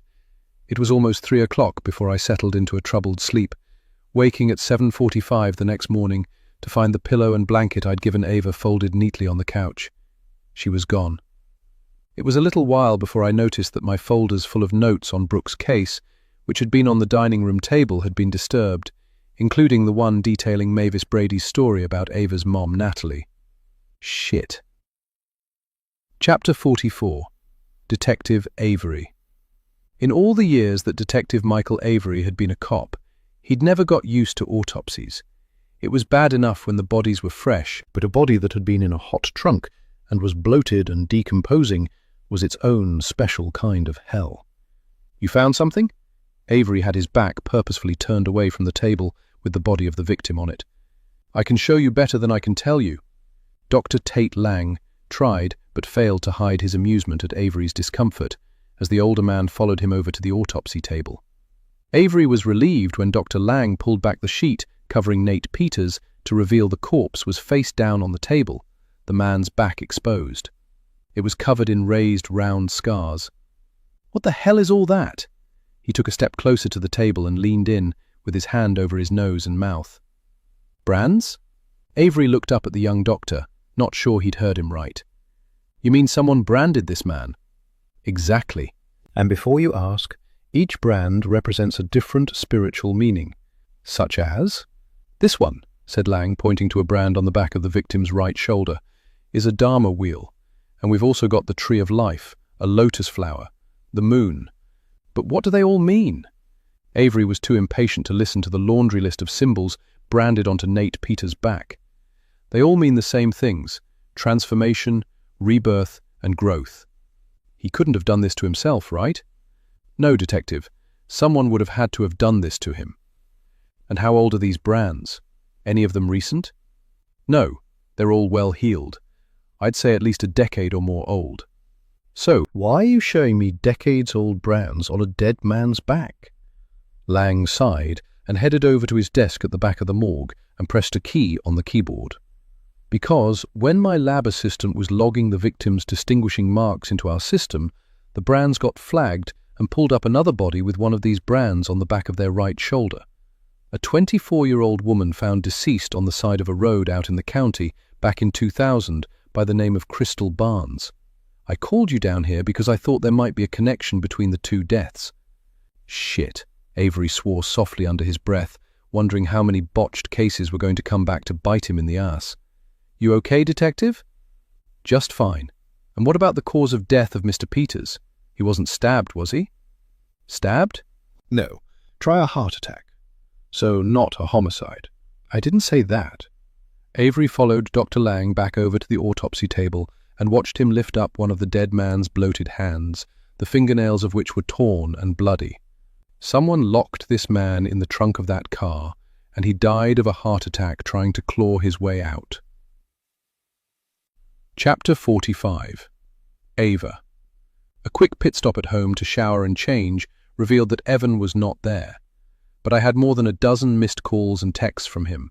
I checked his closet.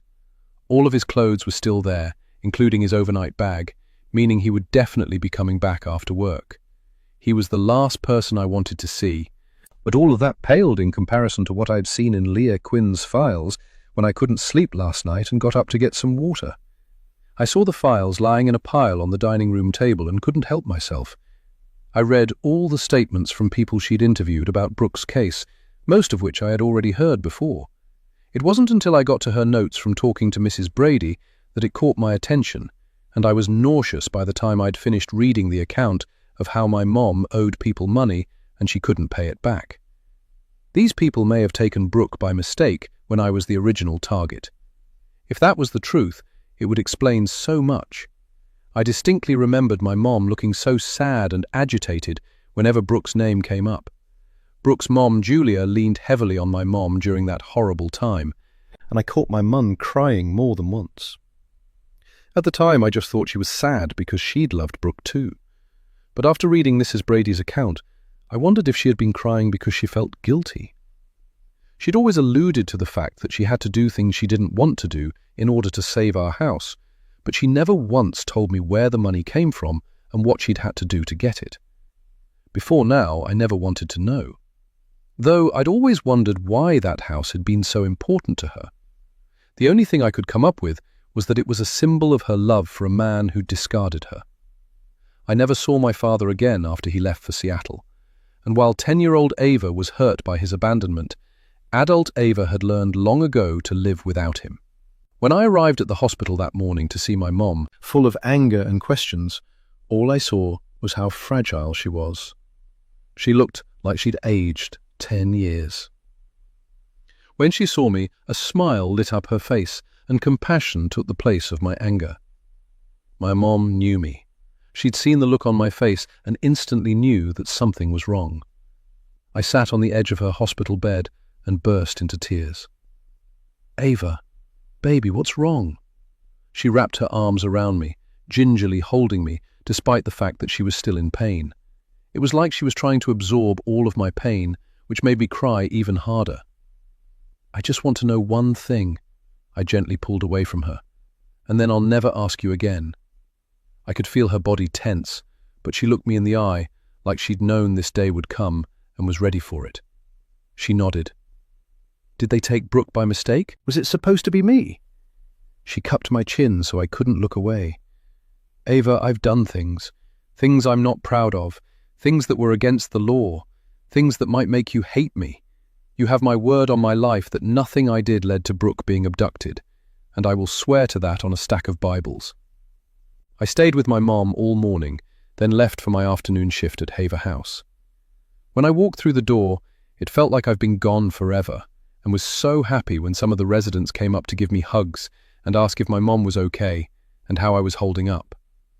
When I walked into the office, I was surprised to see Selma with Janine, Adele's replacement, who decided to come back early from sick leave. "Ava, how are you holding up? You know you didn't have to come back until you were ready, right? If I don't get back to work, I'll go stir crazy. I need to keep busy and be active. And I missed you guys." "Well, it's plenty active today," said Janine. I realized then I'd never really spoken to her before because we were always passing each other like ships in the night. "Intake? You know it, and it sounds like the first round are here now." I ducked my head out into the hallway to see a handful of women walking in the front door, looking tentatively around like they weren't sure where to go. It was time to get back to work. "Good afternoon, ladies. If you're here for your intake appointment, please sign the logbook and then have a seat in the living room area across the hall until we call your name." 4 hours later, I clocked out. I checked my phone as I was leaving to see several missed calls and a dozen texts from Evan. I wasn't ready to talk to him yet and didn't know what I would say when we did finally come face to face. Surprisingly, I had a missed call from Kerry too, but when I called her back, it went straight to voicemail. "Ava!" Janine was coming down the steps of the shelter holding a box. "What's that?" "We found more of Adele's things. Selma's at a doctor's appointment and suggested I ask if you could drop them by Adele's house, since we can't seem to get a hold of James." "Sure, no problem." "Great, here's the address." She handed me a slip of paper, and I took the box from her. It was a box of photos, accounting books, and another framed degree that I hadn't seen before. This degree declared that Dr. Adele Mackey had received her medical degree in psychiatry from a different college than the first framed degree I had seen. I was instantly confused. The first framed degree I'd seen, the one she said had been someone's idea of a joke, stated the college she had received her medical degree from was Crestwell College in Niagara Falls, Canada. I'd never heard of this college, but didn't think anything of it because it was in Canada, and why would I have heard of it? But this framed degree claimed that Adele had gotten her medical degree from a college called Prime University in Nevada. This was the same college on the framed degree in James Mackey's trash basket in his cubby at ECC. I got into my car and set the box on my passenger seat and instantly pulled up a browser on my phone and looked up Prime University, only to find numerous articles and horrible reviews from the Better Business Bureau claiming Prime University was an unaccredited online for-profit college that basically sold their degrees to students who never attended classes. Next, I looked up Crestwell College, but their website was no longer working, and I could find no other information about them. This could have only meant one thing. Adele had not been a licensed medical professional, and neither had James. Had she gotten caught, and that's why she was no longer practicing?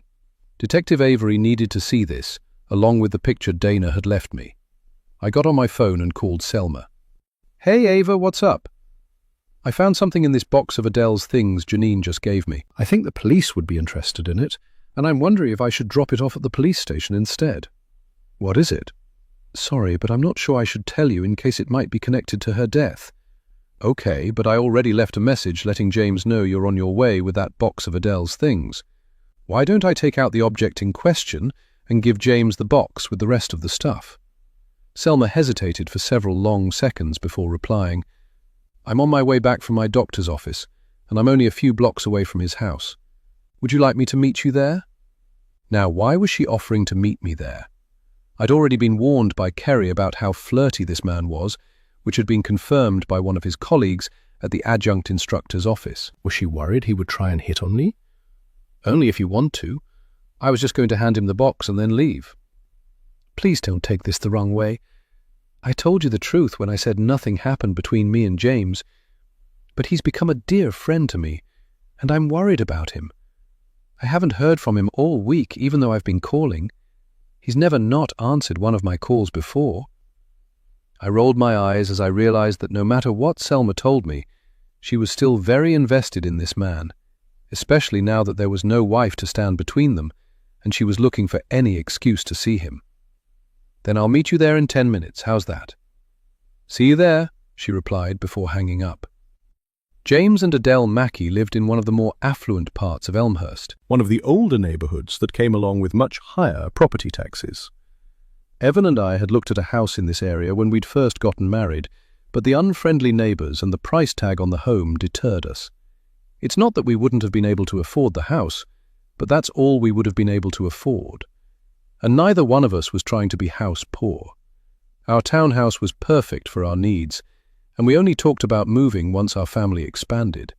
We had no family, so the townhouse would be where I would be for the foreseeable future at least. Evan's time there was growing short. The Mackey home was a beautiful mid-century masterpiece at the end of a long asphalt-paved driveway. There was no way this house cost less than $500,000. With Adele working as an admin assistant and James a part-time adjunct instructor, how could they afford this? I instantly put the question out of my head because it was none of my business and elitist as hell. What they had in their bank account was their business. I noticed Selma pull in right behind me in her blue Camaro. We both exited our cars, and I reached across and grabbed the box, having already taken the framed degree out of it. "Thanks for meeting me. Would you be up for a coffee when we leave to discuss my offer for assistant director?" "Absolutely." In all the chaos, I had completely forgotten that I'd been offered an amazing new opportunity. We both walked up to the front door, and Selma rang the doorbell. We heard barking from within the house, and a cocker spaniel ran to the door and frantically scratched and whined, but no one came to the door. Selma and I looked at each other before she rang the doorbell again and then proceeded pounding on the door. "James, are you in there? James!" I'm going to go back to his garage. He's probably out there working on his car with the radio turned up and can't hear us. I'll just wait here. I set the box down on the front porch beside me and waited. No one came to the door. Instead, I heard an ear-piercing shriek from Selma and quickly raced around the house towards the garage at the end of the drive, slightly behind the house. I found Selma still shrieking as she stood in the side door of the garage. The sickly sweet stench of death was wafting out of the door. I shoved her aside and followed her line of sight to see James Mackey dead on the garage floor next to the Camaro he must have been working on. His throat had been slit from ear to ear. Selma had to be sedated, which left me to answer Detective Michael Avery's questions. Avery looked beyond exhausted himself, with dark smudges under his eyes. "We meet again, Mrs. West. I hear your mother is going to be released Friday, is that right?" "Yes, and I know you're busy, but now there's a second person who's been killed with a knife. There would have been a third if my mom's neighbor hadn't interrupted her attacker. This has to be the work of a serial killer, right?" "Maybe. I can't confirm that definitively. Everyone wants to throw around the term serial killer, but we don't want to cause unnecessary panic, and that's why we are very careful before we start flinging that term around." I just stared at him and sighed. although I didn't know why I felt so frustrated, as the police had protocols to follow, even in the face of overwhelming evidence pointing to what should have been an obvious conclusion. He knew this was a serial killer, but hadn't been given clearance by his boss to admit it. I dealt with it on more than one occasion in my job as a social worker, and it frustrated me to no end. I might have some information you can use, at least, in Adele's murder. Might also have something to do with what happened to James, I told him, instead of berating him for not seeing the obvious. I'm all ears, Mrs. West, because I need all the help I can get. I retrieved the phony degree from my car and handed it to him. This is the second framed degree that I found showing Dr. Adele Mackey, having received a medical degree in psychiatry. I saw a similar one in James Mackey's trash basket at ECC. Did you know he taught there? I did. But what does it have to do with the Mackey's deaths? One of the colleges was shut down for being a degree mill, basically, and the other one doesn't seem to have existed. Could be some of her former clients may have found out and been very angry, because I'm sure if they had a psychiatry practice, they weren't treating people for free. That makes sense, because we haven't been able to find a shred of evidence that Adele Mackey was licensed to practice psychiatry in the state of Ohio or any other state. Now you know why.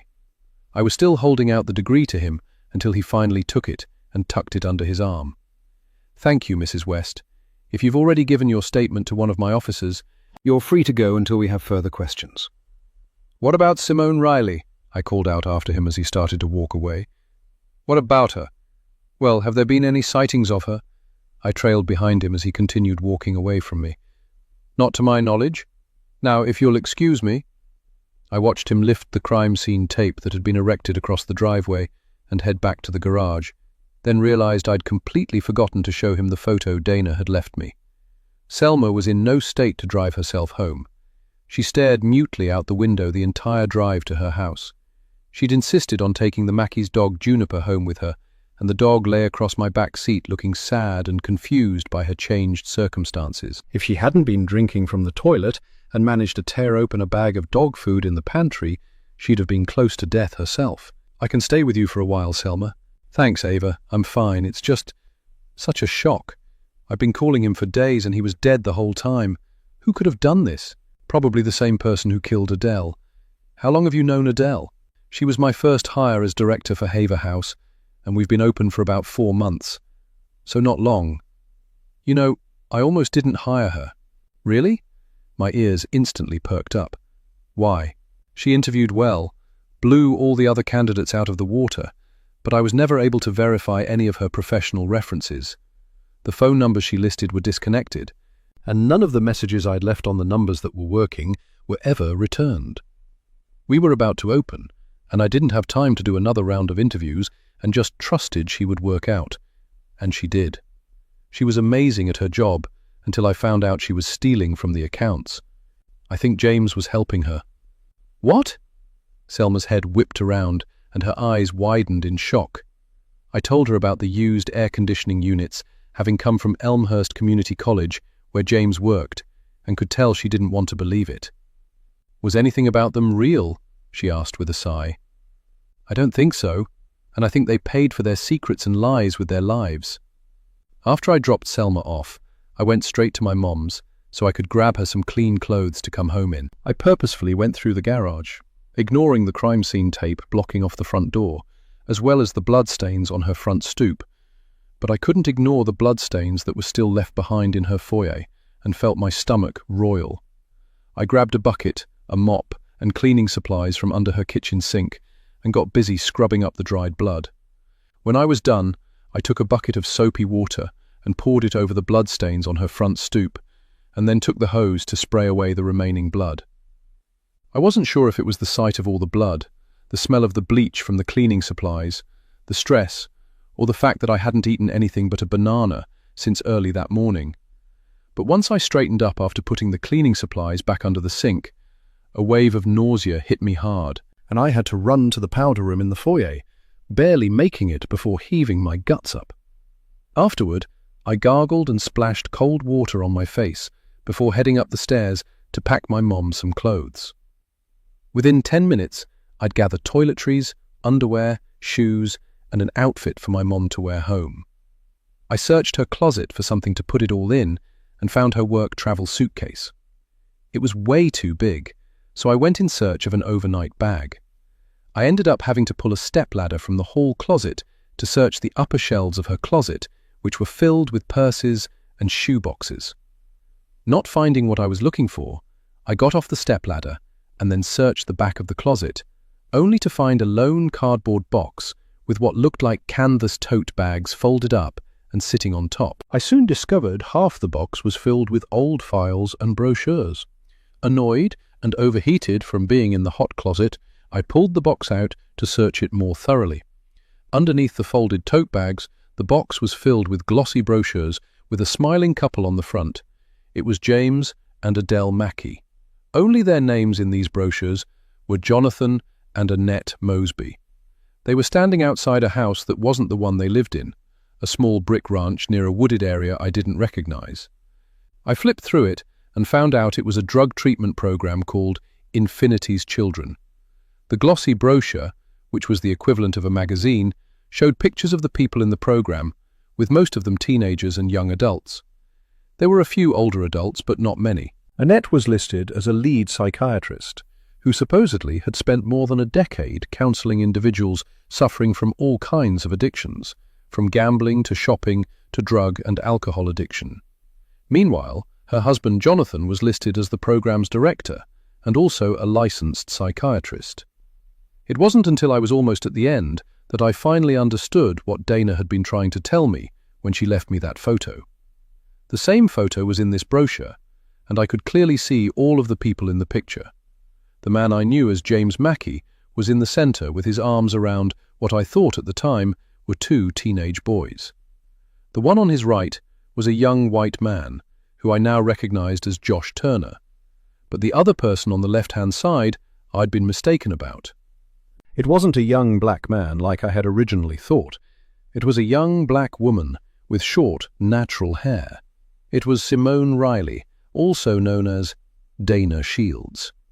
Josh was smiling his smug, shit-eating grin that hadn't changed much in the 25 years since this picture had been taken, but Simone stared straight ahead at the camera, unsmiling and rigid, her torso angled away from James Mackey. I didn't recognize anyone else in the picture as they were identified as a mix of staff and members of the program.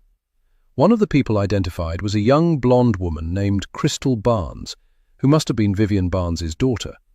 Crystal was standing next to a smiling black woman named Nikki Clark. Was this what I was meant to see? Dana had known James and Adele Mackey back when they were Jonathan and Annette Mosby, as well as Josh Turner. Was this some kind of confession? Had she been the one to kill Adele and now James? And why did my mother have this? I put the brochure down and flipped through the rest of the box, finding a framed degree declaring that Natalie Hammond was a licensed therapist who received her degree from Prime University in Nevada. I sat the degree down and groaned. "Mom, what did you do?" I whispered to myself before I suddenly realized something. The framed degrees I'd found for Adele had her current name on them, Adele Mackey, not Annette Mosby. I remembered Adele telling me the framed degree was someone's idea of a joke, and the caller looking for Mrs. Mosby. Someone had known who Adele used to be. That person was Simone Riley, also known as Dana. Had she killed the Mackeys and then tried to kill my mom? As for my mom, she hadn't finished college. She'd done 2 years at ECC and then became a flight attendant. She wasn't a college graduate, let alone a licensed counselor. What kind of scam had she gotten herself into with the Mackeys, Mosbys, or whoever the hell they'd been? And all for a house that could have been replaced. A further search of the box uncovered something even more shocking. Pictures of my mom looking very cozy with James Mackey. I could hear my phone ringing downstairs and figured it was Evan again. I let it go to voicemail. I never did find an overnight bag, so I put my mom's things in a large tote bag along with the box I found in her closet and went back downstairs. Clearly, a conversation was in order with my mom about what all this meant and what her involvement was with 2 people who had been murdered. Is that why Dana had come to the shelter? Had she been looking for Adele all along? over whatever had happened with this Infinity's Children program? My phone rang again, and this time it was Leah. "Did you hear the news about James Mackey?" she asked, instead of greeting me when I answered the phone. "My boss and I were the ones who found him." "Are you for real? What happened? Was he stabbed too?" "Look, I need your advice. I found something at my mom's that I think you need to see, and I have no idea what I should do with this information. I'm on my way." I pulled up in front of Leah's Airbnb, but before I got out, I finally checked the voicemail I'd gotten while I was still at my mom's. It hadn't been Evan, it was Kerry, but she didn't leave a message. All I heard was muffled background noise and what sounded like labored breathing. Every time I tried to call Kerry back, all I got was her voicemail. I had no idea where she lived, as we'd only been work colleagues and never socialized outside of work. Then I remembered. As employees of Elmhurst County Child and Family Services, we were required to download an app to our phone that would track our locations when we were out in the field doing home visits alone. Some of the places we needed to go to could be volatile situations, therefore our locations needed to be tracked at all times. Since Kerry was no longer working for the county, did she still have the app on her phone? I pulled up my phone and tapped on the app, which we jokingly called Gypsy. If Kerry was still having her location tracked by Gypsy, she would come up in my contact list within the app. I pressed the app and prayed. I was surprised when Kerry's location came up, and even more surprised when I saw the dot tracking her location moving. Was she driving? I called her again, and Josh answered the phone. "This is Josh, Kerry's fiancé." "Josh, this is Ava. Can I please speak to Kerry?" "I'm sorry, Ava, but Kerry is unavailable right now. She's not feeling well, but I'll be sure to let her know you called." He hung up before I could say anything else. Asshole. I continued to stare at the tracking location moving. Clearly, Josh was lying. There was only one way to find out what was going on, and that was to follow that dot. Without even thinking, I started my car and took off just as Leah came out of her Airbnb, waving her arms and yelling something I couldn't hear. Chapter 46. Leah. I felt like an idiot standing on the car curb, yelling and waving my arms. What the hell? Why did Ava take off without coming in when she'd told me there was something I needed to see? Was she in trouble? She was still at the light up the street when I hopped into my car to follow her, but a sharp rap on my window scared me so bad I almost shot through the roof of my car. It was a brown-skinned black woman with short, natural hair, making a rolling motion with her right hand, wanting me to roll down my window. Of course I knew who she was. I recognized her immediately as soon as Ava had shown me her driver's license and told me about her theory that this woman was Brooke. I reluctantly opened the window. "I know you know who I am because I certainly know who you are, and I'm not here to reminisce about the bad old days. I know where Ava's going, and it's important you let me in this car if you want to see her alive again," said Simone Riley. There was no time to discuss our shared past because we needed to get to Ava before her impulsiveness got her killed. I unlocked the passenger side door, and she hopped in. "Where am I going?" "Head to the traffic light and then take a left." I did as I was told and tried hard to forget about the last time I'd seen Simone Riley. Chapter 47. Brooke. September 2000. Tamika was hungry, despite the fact hard-boiled eggs had recently been added to their diet as a source of protein. Now they got 2 hard-boiled eggs along with their daily apple and bread for breakfast, but it hardly mattered when Mika hated eggs. So she gave her eggs to Brooke in exchange for Brooke's apple. Having an extra apple did nothing to ward off the hunger that was coming later in the day. Her meager portions of vegetable stew and bread were quickly burned off by the day's work, and by bedtime she was usually starving. "We're going to get caught, Mika," pleaded Brooke, as they crept into the kitchen after 10 o'clock that night in search of something to eat. "How? Everybody else is in bed, and I'm so hungry my stomach hurts." They crept into the dark pantry, only to find all of the cabinets had padlocks on them. "See," said Brooke in a harsh whisper, "all the food is locked up. I already told you that." "That's not locked up." Mika pointed to a loaf of bread sitting out on the counter. "Well, hurry up and grab a slice so we can get back to bed." No sooner had Mika reached out towards the loaf of bread than a light came on, flooding the room with brightness. "What are you two doing in here?" An older black girl with short hair stood in the doorway to the pantry. Brooke had overheard someone calling the girl Simone. She always looked angry and barely spoke to anyone at the farm. She was one of the people who had brought Brooke to the farm and her new family. Brooke avoided her and that mean white boy who lured her to the car like the plague. "I was hungry and wanted something to eat." Brooke stepped in front of Mika, instantly angering her friend, who shoved her aside and took a step forward. "I'm the one who's hungry, and I want a piece of bread." Mika crossed her arms, glaring at the older girl defiantly. Neither of the younger girls were sure of what this girl would do, but they didn't expect her to grab the loaf of bread, open it, and pull out 2 thick slices.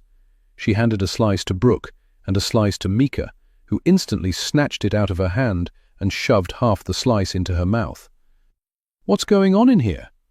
All 3 girls whirled around to see the woman they'd been instructed to call Mother standing there, at which point Mika almost choked on the remainder of her bread, and Brooke tossed the slice she'd just been handed back up onto the counter. "The girls were just hungry, so I gave them a couple of slices of bread, that's all. No big deal." The woman stepped forward, staring from the bread to Simone, a tight smile creasing her lips. "Oh, but it is a big deal. What was your name again?" "Simone." "And how long have you been here, Simone?" Mother took a step forward. 4 months. 4 months what? The older woman and the teenager stared at each other before the other girl realized what was required of her. 4 months, Mother. Then you already know that there are rules around here, and one of those rules is that food is only to be consumed during meal times.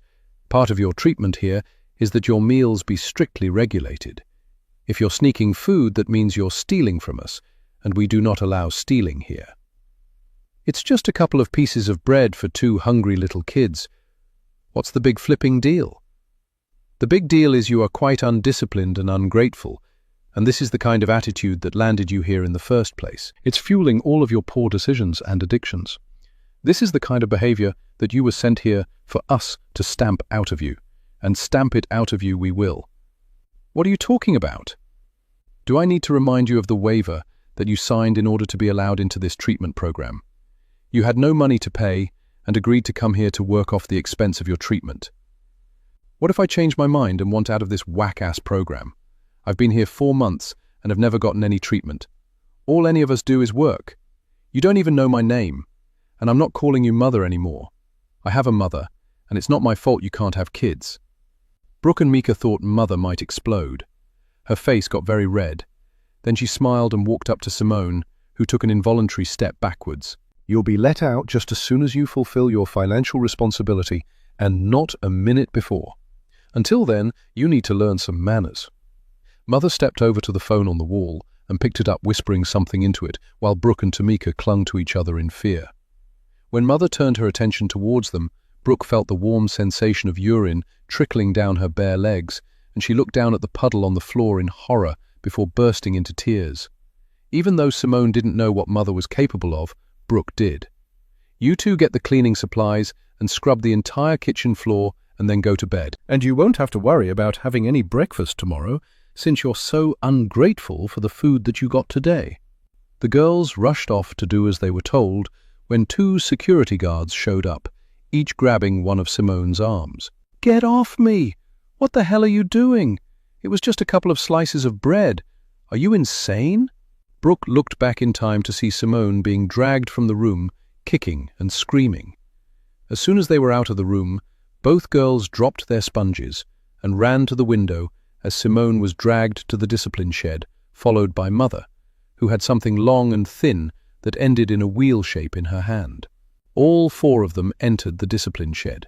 Half an hour later, Brooke and Tamika huddled together in the pantry, covering their ears to block out the sound of Simone's screams. "Don't worry, girls," came a voice from behind them that made them jump.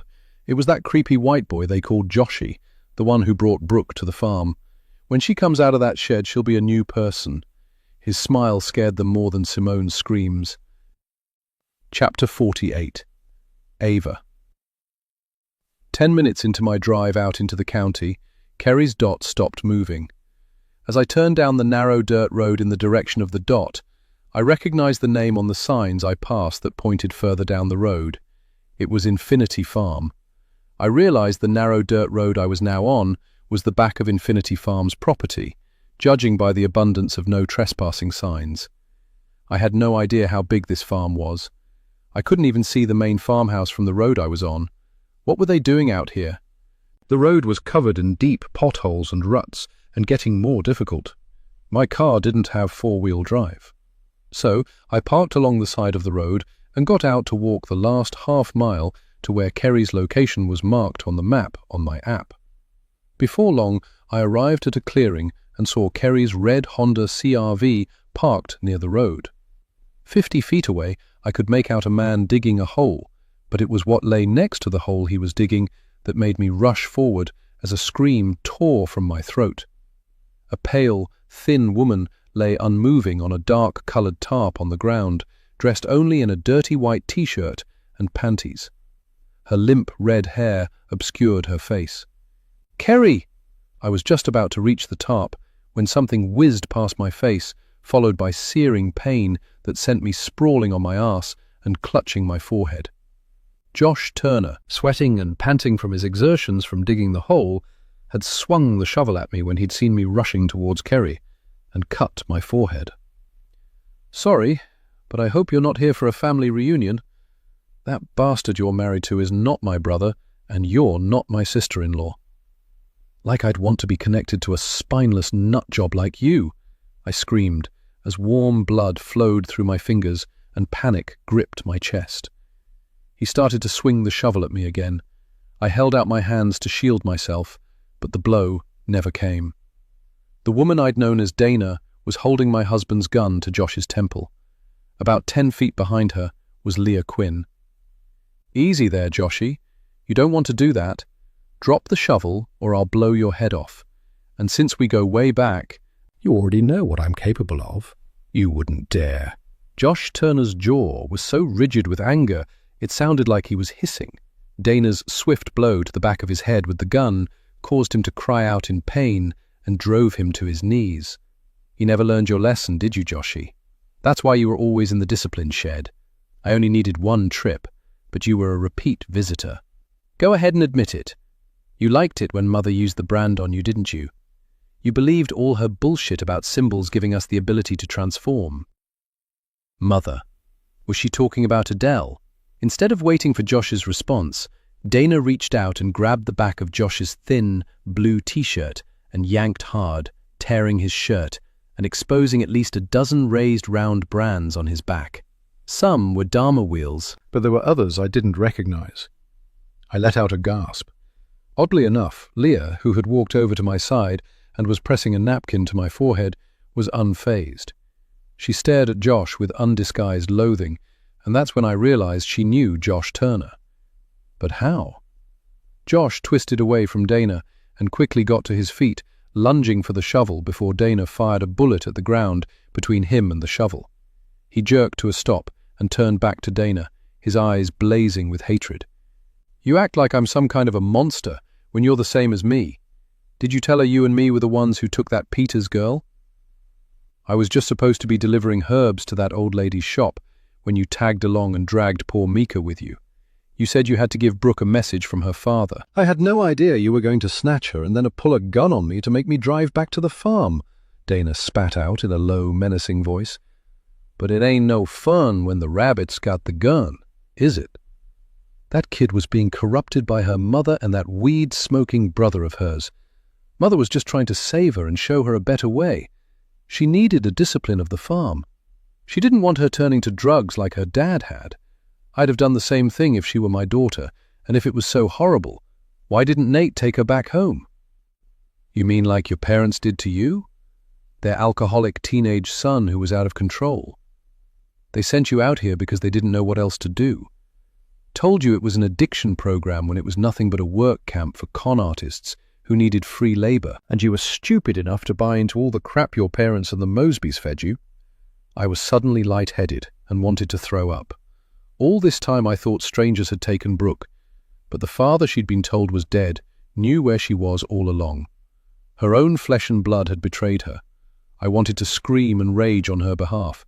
"That's a lie!" Josh's face was bright red, and the veins in his neck bulged. "Well, if Nate Peters was Father of the Year, then why did you kill him and dump his body in the trunk of the car I drove to the farm? Were you trying to frame me?" She let out a loud, harsh laugh. Josh continued to glare at her.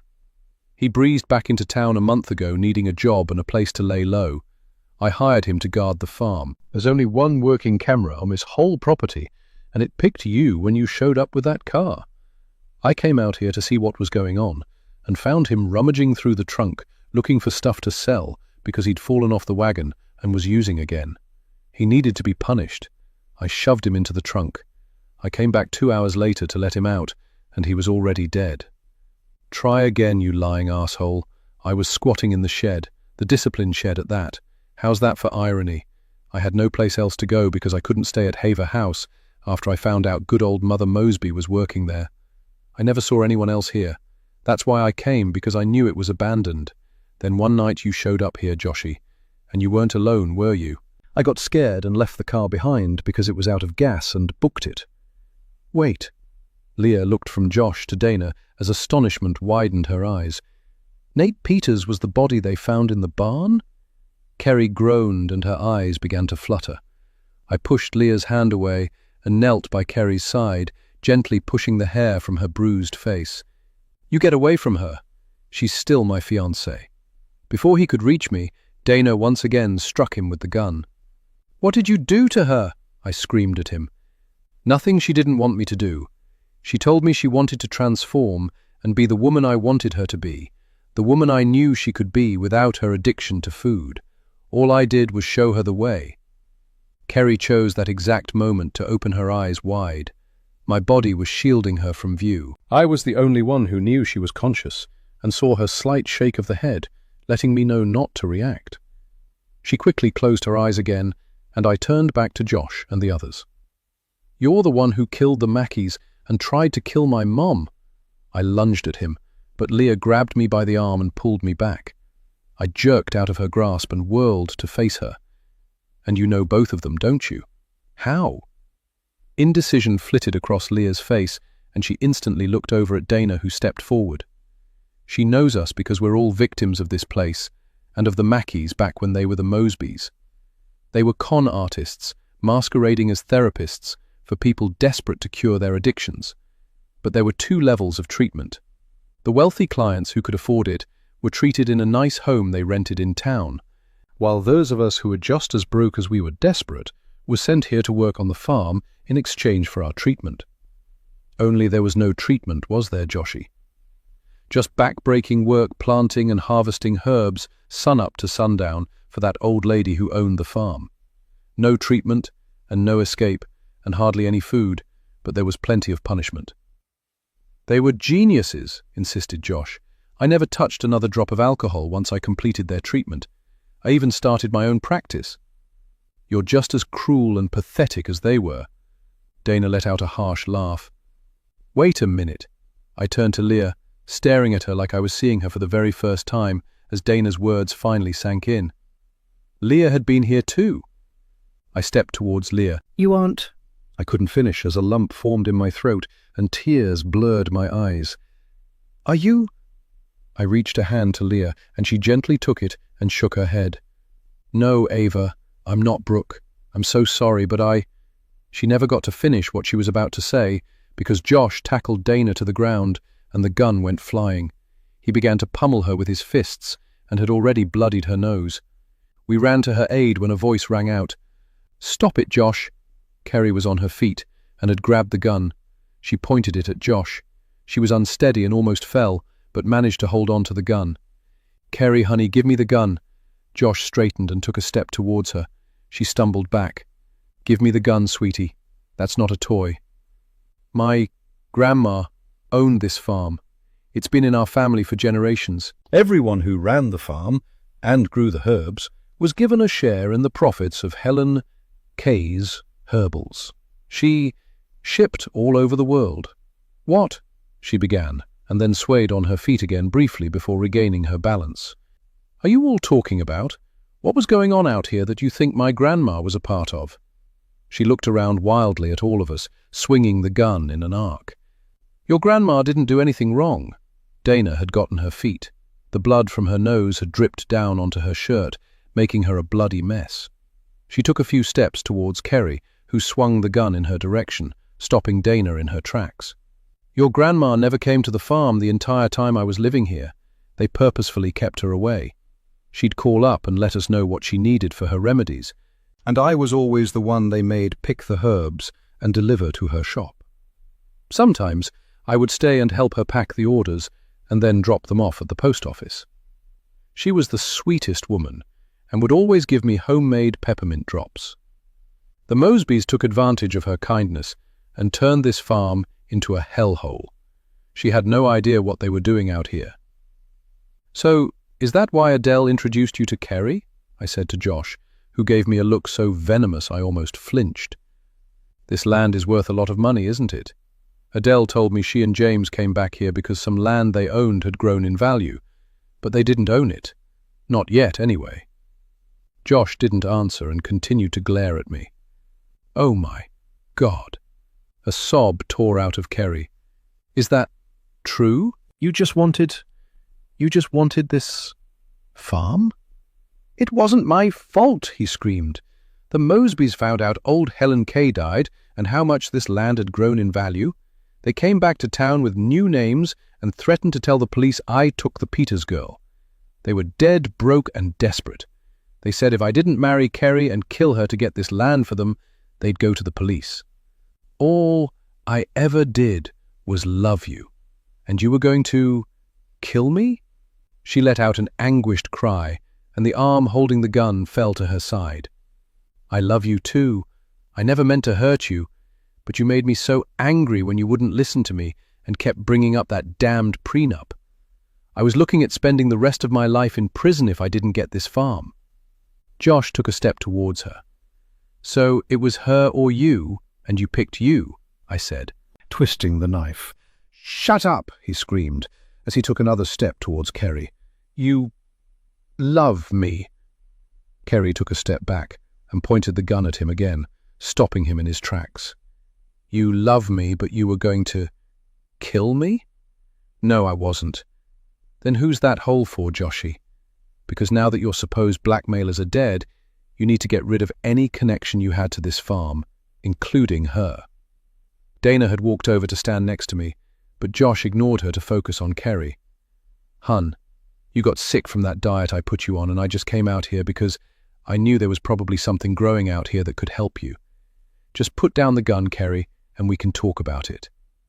Kerry shook her head as tears streamed down her face, and then she said the one word she'd probably never used the entire time she'd been with Josh Turner, and the sound of it made him lose his mind. "No! Give it to me now," he roared as he charged towards his fiancée with blood in his eyes. The bullet hit Josh center mass in the chest, dropping him like a rabid dog before Kerry collapsed in the dirt next to him. Hours later, when Evan arrived at the ER where they'd stitched up the wound on my forehead, he found me vomiting into a trash can because I didn't know where the restroom was. Between what happened on the farm, seeing Josh's dead body, remembering all the blood on me, Kerry and Dana, plus the needle used to stitch my wound, it all finally caught up with me, and a wave of nausea hit me hard after the nurse left the room. "Easy," said Evan, helping me to my feet and then giving me a tissue to wipe my mouth. "Are you okay?" "Yes, but my head is killing me." Evan guided me over to a chair next to the examining table. "I'm going to get you some water." He turned to go when I stopped him. "Evan, Josh is dead." "I know. The police told me. As his next of kin, I have to go to the morgue tomorrow and officially identify his body." "I'm sorry," I said, although I wasn't sure what for. "Don't be. I can't mourn a relationship that never existed." Minutes later, Evan returned with a bottle of water for me, and the nurse who gave me my aftercare instructions told me to come back in 2 weeks to get my stitches removed. I perused the instructions and noticed something was missing. I spoke up as the nurse was leaving the room. "Hey!" "Wait." "Yes." She stopped and came back into the room. "Do you have a question?" "Why can't I have any painkillers? My head is about to explode." The nurse looked taken aback, but walked up to me and put a hand on my shoulder. "Mrs. West, we can't prescribe you painkillers. That's standard practice for women in their first trimester." First trimester? I was instantly dizzy, and Evan had to steady me. Had I just heard this woman right? You mean you didn't know you were pregnant?" Neither Evan nor I answered because we were suddenly sobbing in each other's arms. Chapter 49. Ava. 2 weeks later, I was eating my lunch in the playground at Haver House, sitting in one of the swings when Leah arrived. I'd seen very little of her since what happened at Infinity Farm. I had questions. So many, in fact, that I wondered if she'd left town because she didn't want to tell me something I didn't want to hear about Brooke and her ultimate fate. Leah sat down on the swing next to me and gave me a smile. "I hear congratulations are in order.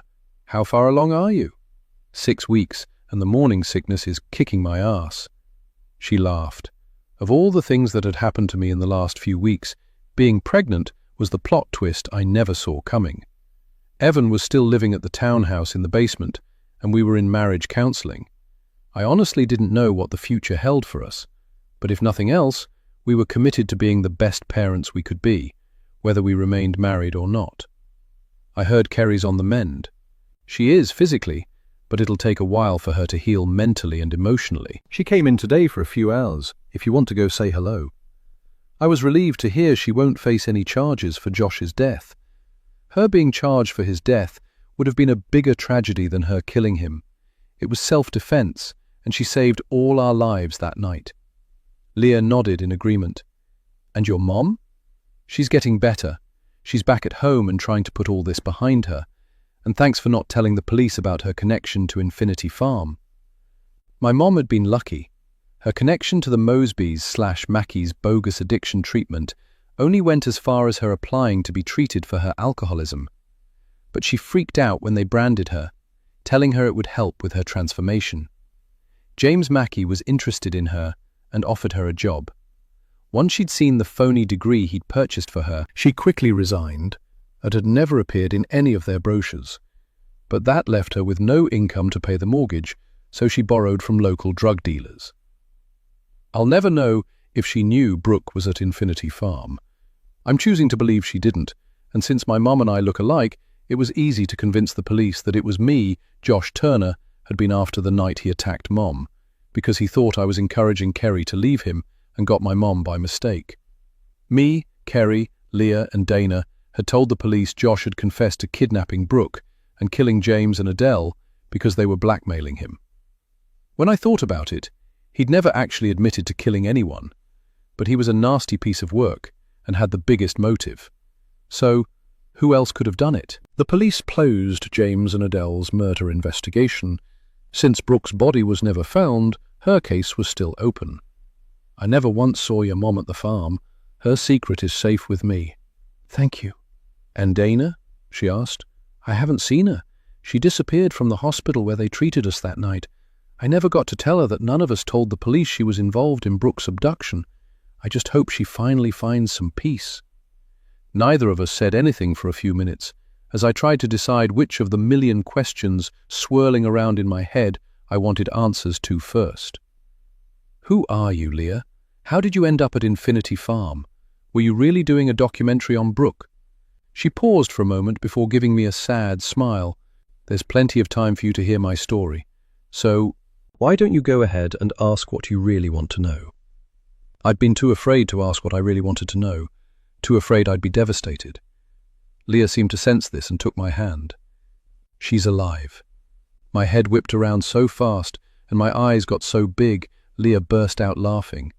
I was speechless because it felt like all the air had been squeezed from my lungs. What? "She goes by the name Willa now. She's a married mother of 2 and owns a hair salon in downtown Toronto." Willa. The name made me smile. "Do you talk to her often? Can you please tell her to call me? I'll understand if she—" But Leah just held up her hand. "Tell her yourself." She stood up and turned around. I turned too, and what I saw almost made me fall out of the swing. A black couple with 2 kids stood several feet away. The man was tall, light-skinned, bald, and built like a linebacker. He held a little boy who looked about 2 and was sucking his thumb, while a little girl with shoulder-length braids who looked about 8 held his free hand and stared at me with undisguised curiosity. But once my eyes fell on the brown-skinned woman with the pixie cut and big brown eyes holding the little girl's other hand, I lost it. I knew her name was different now, but this was my Brooke. A sob tore out of me as I rushed forward. She dropped her daughter's hand and rushed towards me, meeting me halfway. We clung to each other and sobbed. I guess I owe you an ice cream cone, don't I? Tears slipped down her cheeks as she pulled away from me. Just make sure it's chocolate. I pulled her back into a tight embrace, too afraid she'd disappear again if I let her go. We were so caught up in the moment, we didn't notice that Leah had slipped away. A few hours later, Willa and I sat on my back patio eating ice cream sundaes, while her husband Brock and their kids, Elias and Abby, watched a movie inside with Evan. I thought I'd have a million questions for her, but just being here with her and knowing she was alive and safe and sound was enough.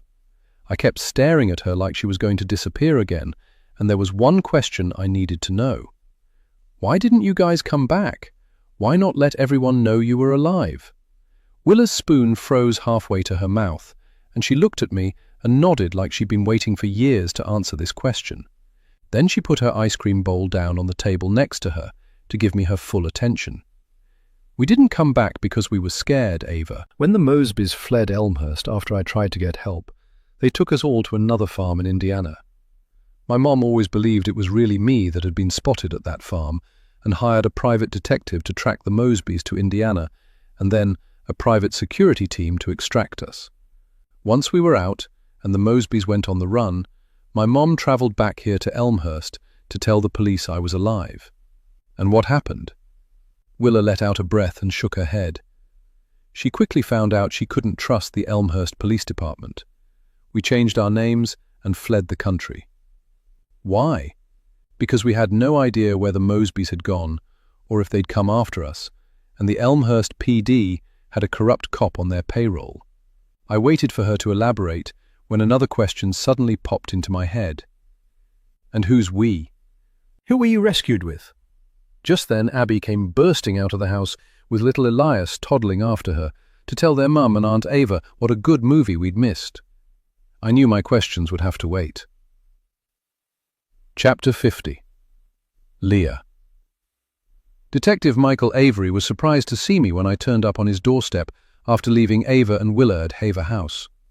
I'm sure he had no idea I knew where he lived, but he was polite enough to invite me into his small apartment, which was surprisingly neat and predictably Spartan, with only a black leather couch, glass coffee table with a blue ceramic ashtray in the center, and a flat-screen TV mounted on the wall over a console with a record player on top.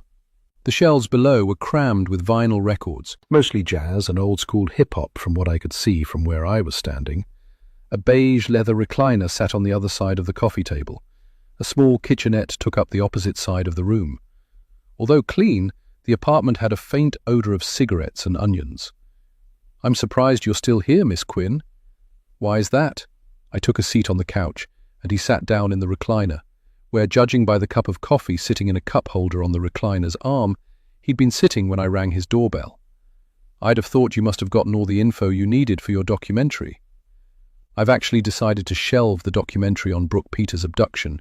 I'm focusing on a new case now." "And what case would that be?" "The case of another missing girl." "Another missing girl?" His eyes narrowed and he took another sip of his coffee. "What other missing girl?" "A little girl no one was looking for because no one knew she was missing. Her name was Tamika Clark. She arrived at Infinity Farm 26 years ago with her mom, Nikki, who was hoping to finally overcome her addiction to cocaine. It didn't take long for Nikki to realize that the so-called treatment at Infinity Farm was a scam when she wasn't getting any better. Then one day she just disappeared, and they told Tamika her mom had left because she didn't want her anymore. Tamika still had her friend Brooke, who meant everything to her. "What does this have?" "I'm not done. My voice was soft but menacing. Avery instantly shut up. One night, a couple came to the farm looking for their daughter, Crystal, and Brooke begged them for help. After the police came out to the farm as a result, they rounded them all up and took them to another farm in a remote location in rural Indiana. It was the same setup. They were there for almost 2 years when 5 men in black clothing and night vision goggles showed up at the farm one night and tried to take Brooke. "Is that so?" Avery replied sarcastically, but Leah's hard look shut him up. You see, her mom, Julia, always knew Brooke had been at that farm. That's why the Peters sold their house and disappeared. They needed the money to pay a private eye to track Brooke down, and then a private security firm to extract her. She screamed and cried so much, not wanting to let Tamika go, that they had no choice but to take both of them. 2 days later, the FBI showed up and raided the farm and shut it down, but the Mosbys had disappeared. Julia took Tamika in, and Brooke's family became Tamika's family, but she never forgot her real mother, Nikki. And because Julia was afraid of Nate and the Mosbys, they got new identities and emigrated to Canada. Julia died a few years ago, but she made Tamika promise her on her deathbed to find out what had happened to her mother. Avery leaned forward in his recliner, with his hands on his knees. "That's an intriguing story, but what is it you want from me, Tamika? You're the other girl in the story, right?" I stared at him, waiting for the emotions I'd been suppressing to come surging back, but I felt nothing. Instead, I reached into my tote bag and pulled out an item from a clear plastic sleeve and held it out to him. "I want the truth, Nate. What happened to Nikki Clark? What happened to my mom?" He stared at the one and only album of a rap group called In the Cut, circa 1986, with its 3 members, Tony Greer, Johnny Mosby, and Nate Peters, all dressed in black tracksuits, bucket hats, and gold chains on the cover, as Mavis Brady's words from our interview echoed in my head.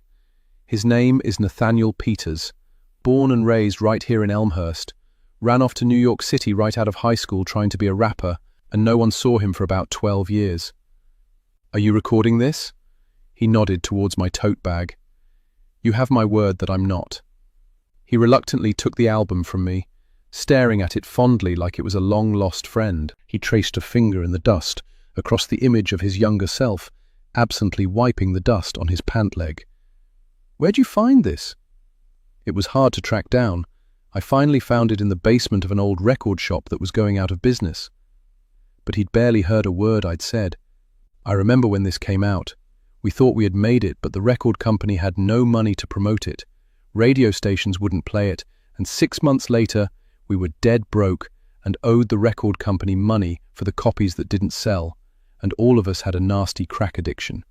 Tony got shot and killed trying to rob a bodega for drug money, and Johnny and I stuck together and ended up back in Elmhurst. How'd you figure it out? I could never understand why you were so eager to help me, but gave me so little information. You wanted to control the amount of information I got. I had to ask myself why, and went digging into you, Detective Avery. You didn't want me knowing you never worked the Brooke Peters case, did you? You didn't join the Elmhurst police force until after Brooke was abducted, and that was as a rookie police officer, fresh out of the academy. That's why no one ever saw Nate Peters again. You showed up back here in town a different man, Michael Avery, heavier, and with a beard that covered the cut on your face that Julia gave you for what you did to Brooke when she was 3. I had to cover that cut with stage makeup every single day when I first joined the force. No beards allowed. You have no idea how relieved I was when they allowed us to have neatly trimmed beards. He chuckled, like we were old friends reminiscing, and finally my anger flared to life. But Brooke couldn't cover the brand you gave her, you sick son of bitch. How could you do that to your own daughter? Julia told me Brooke was so traumatized she blocked the entire memory out. I never branded her, and I damn sure never abducted her. He angrily jumped up from the recliner and began pacing. Annette did. I continued to stare at him, not speaking until he finally calmed down and explained. When we got to Elmhurst from New York, the only place we could get jobs was on a herb farm out in the county run by a white farmer. We were still smoking crack, but Johnny slowly stopped. He'd be so worn out from working on the farm he stopped. He also started screwing the farmer's daughter, Annette. His getting clean was just cold turkey, but after the old man died, Johnny married Annette. The money they were getting from the old lady who owned the farm to run it wasn't enough for them anymore. Johnny had expensive tastes, so they came up with the idea of using the farm to help other addicts get clean by pairing cold turkey with a strict diet and manual labor, meditation, and a bunch of other shit to make it sound like a treatment and even pass themselves off as therapists. And the branding? That came later, and it was strictly because of what Johnny did to Annette. What are you talking about? Johnny never could keep it in his pants. He gave Annette chlamydia. She thought it was just a yeast infection and was taking herbal remedies that Helen woman who owned the farm was making, but it never got any better. By the time she was properly diagnosed, it was too late. She was infertile, and it broke her. She'd always wanted kids and started making us all call her mother, even Johnny. She'd lost it. The branding and the symbols were just a way for her to control us all. You're trying to tell me you had no clue they'd planned to kidnap your daughter? None. Julia wouldn't let me see Brooke because I made the mistake of bringing her to the farm when she was 3 on one of her weekend visits with me and letting Annette watch her while I went to score some drugs because I'd relapsed. Crazy-ass Annette branded her to protect her from becoming like me. Julia refused to let me see her for years. Then I found out Brooke's brother Sam was selling weed and made the mistake of complaining about it to Annette. She thought my daughter needed saving. I didn't know what she'd had Josh Turner do until after Brooke was already there. But once you found out, why didn't you take her home? Why did you leave her there? Johnny wouldn't let me. I tried to take her home, and he threatened to kill me. I did the best I could for her. I even snuck into Julia's house and got her stuffed turtle because she wouldn't stop crying. Johnny went ballistic when he found out and said I was going to get us all arrested for kidnapping. We argued. I left. By the time I came back, everyone was gone. I never did know where you all went for 25 years, until 6 months ago, when they showed back up here as James and Adele Mackey. Your best wasn't good enough. You should have gotten her out of there by any means necessary. I tried. He sat back down in the recliner, breathing heavily, like it had cost him something to admit all of that. But I needed more from him, much more. What happened to my mother? And don't you dare. She's dead, he blurted out, not able to meet my eyes. How? My voice was barely a whisper. I knew she was dead. I knew she'd never willingly leave me, but it was still like a knife in my heart. I had to take several deep breaths to keep the tears at bay, because I refused to cry in front of this waste of space. Like I said, Johnny was a ladies' man. He loved the ladies, and the ladies loved him. And your mom was real pretty, even for an addict. One night, Adele caught your mom and Johnny messing around in the hay barn, and she grabbed the nearest pitchfork and... He couldn't finish, and I didn't want him to. Where is she? What did they do with her? When I got back and found you all gone, I noticed a boarded-up well near the back of the property that hadn't been boarded up when I left. If I had to guess, she's in there. It was getting late, and the setting sun was making the room dark. Avery reached out and turned on the lamp sitting on the table next to his chair. Can I get you coffee or something? Why, so you can poison it and kill me, like you did that poor bastard in the morgue with your name on his toe tag. It probably wasn't hard to switch his fingerprints and DNA samples with yours, was it? Didn't need to.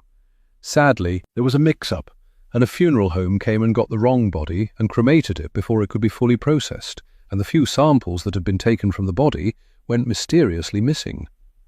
Elmhurst PD is keeping it out of the media until they figure out how to shift the blame. More than likely, they'll make our interim medical examiner the scapegoat. Then who did they really find in the trunk of that car? Avery shrugged. No clue. There's an alley downtown where the homeless camp out, and you can throw a rock and hit a former Infinity's child. Most of the ones who didn't run away or end up dead or in prison wound up on the streets. There's not much any of them wouldn't do for a hot meal, even go for a ride out to a deserted farm. You were getting too close. I had to do something, and Josh Turner owed me for what he did to Brooke. I told him to pick some guy who was the same height and build as me back in the day. You're sick. And your time is up, Miss Quinn. It's time for you to go. My Reds game is about to start. He picked up the remote from the table and clicked on the flat screen on the wall. I stared at him in disbelief. "Aren't you even going to ask where your daughter is? How she's doing? You have grandkids now. Don't you even care?" I saw the briefest flicker of emotion in his eyes, but it was gone in an instant. "No, Miss Quinn. Nate Peters has a daughter and is a grandfather. My name is Michael Avery." Disgusted, I got up, glaring down at him as he continued to sit there, staring at the TV like I no longer existed. "You know you've been calling me Miss Quinn since we first met." I never told you I was a miss. I'm actually married. "Then why don't you wear a ring?" I do when I'm not around you. "And why is that?" I could tell he desperately wanted me gone, but I wasn't done with him yet. "Because I didn't want you to know my married name, Mrs. Leah Quinn Lang, wife of Dr. Raymond Tate Lang, the interim medical director for Elmhurst County, my co-producer and partner in crime." When I'd met Ray, I was an angry, emotional, self-destructive wreck over my past at Infinity Farm and not knowing what happened to my mom. He could have run away. Instead, he saw past my rage and lovingly helped me put myself back together and encouraged my healing, even when it included revenge. "What?" He stood up abruptly and swayed on his feet, sitting back down hard in the recliner, looking confused as beads of sweat popped up on his forehead.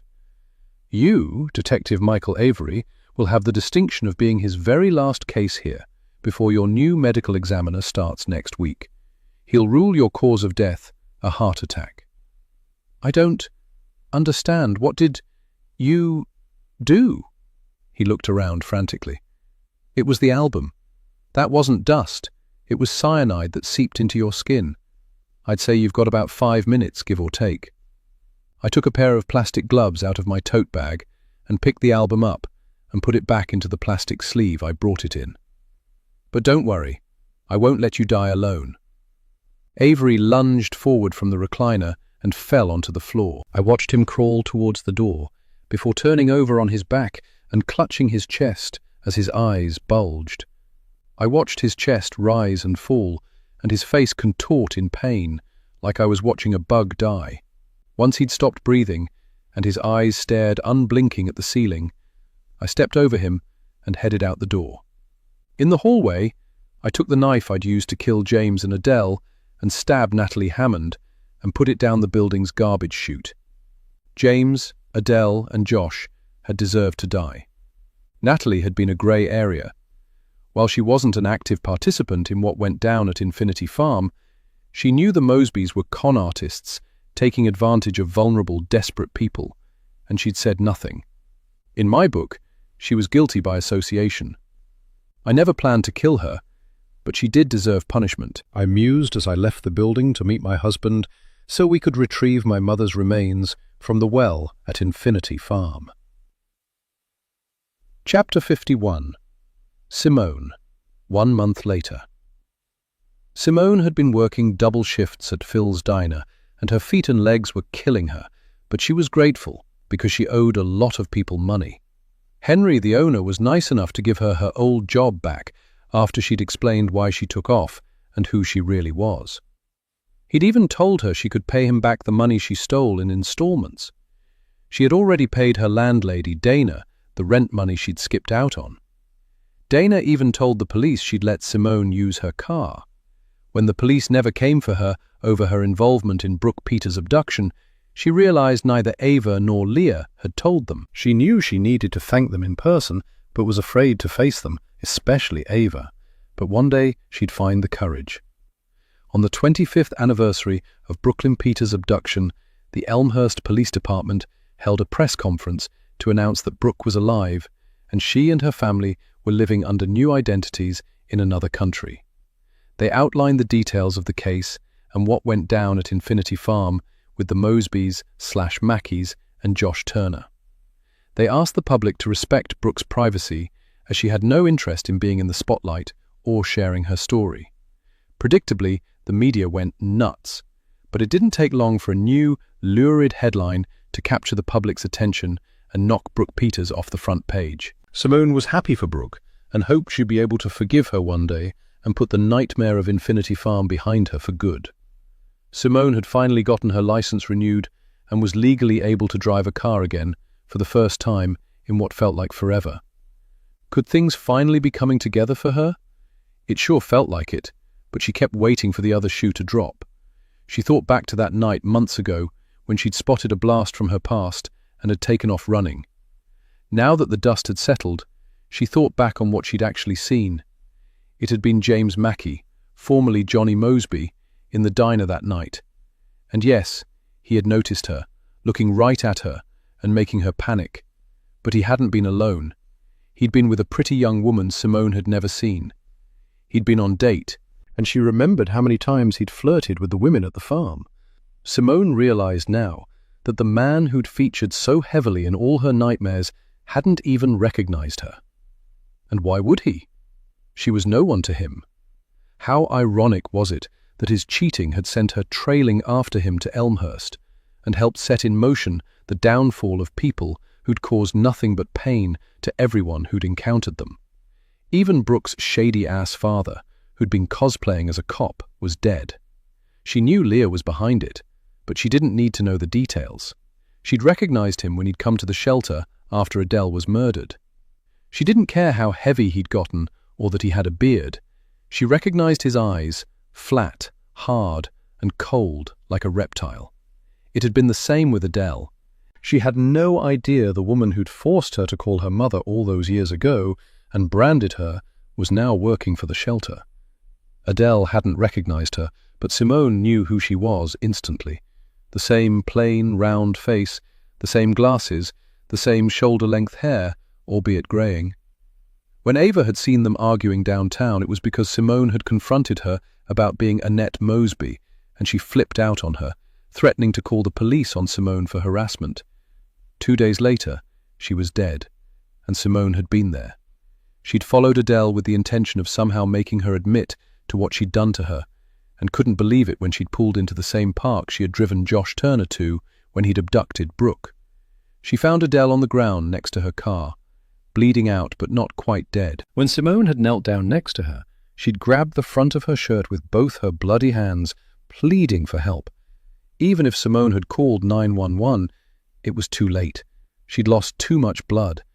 Simone noticed an envelope full of money on the ground next to Adele and instinctively took it and fled. But once she'd gotten far enough away, she saw Adele's blood had soaked through the envelope, staining some of the bills inside. She couldn't bring herself to spend any of it, and threw it in a dumpster behind a grocery store. Simone closed her eyes against the memory of all that blood, and was instantly taken back to that shed at Infinity Farm. She'd been stripped from the waist up, and she could still remember the searing pain of the brand on her back, the smell of her own burning flesh, and how she'd screamed. They'd left her lying on the dirt floor of the discipline shed, curled into the fetal position with her back on fire.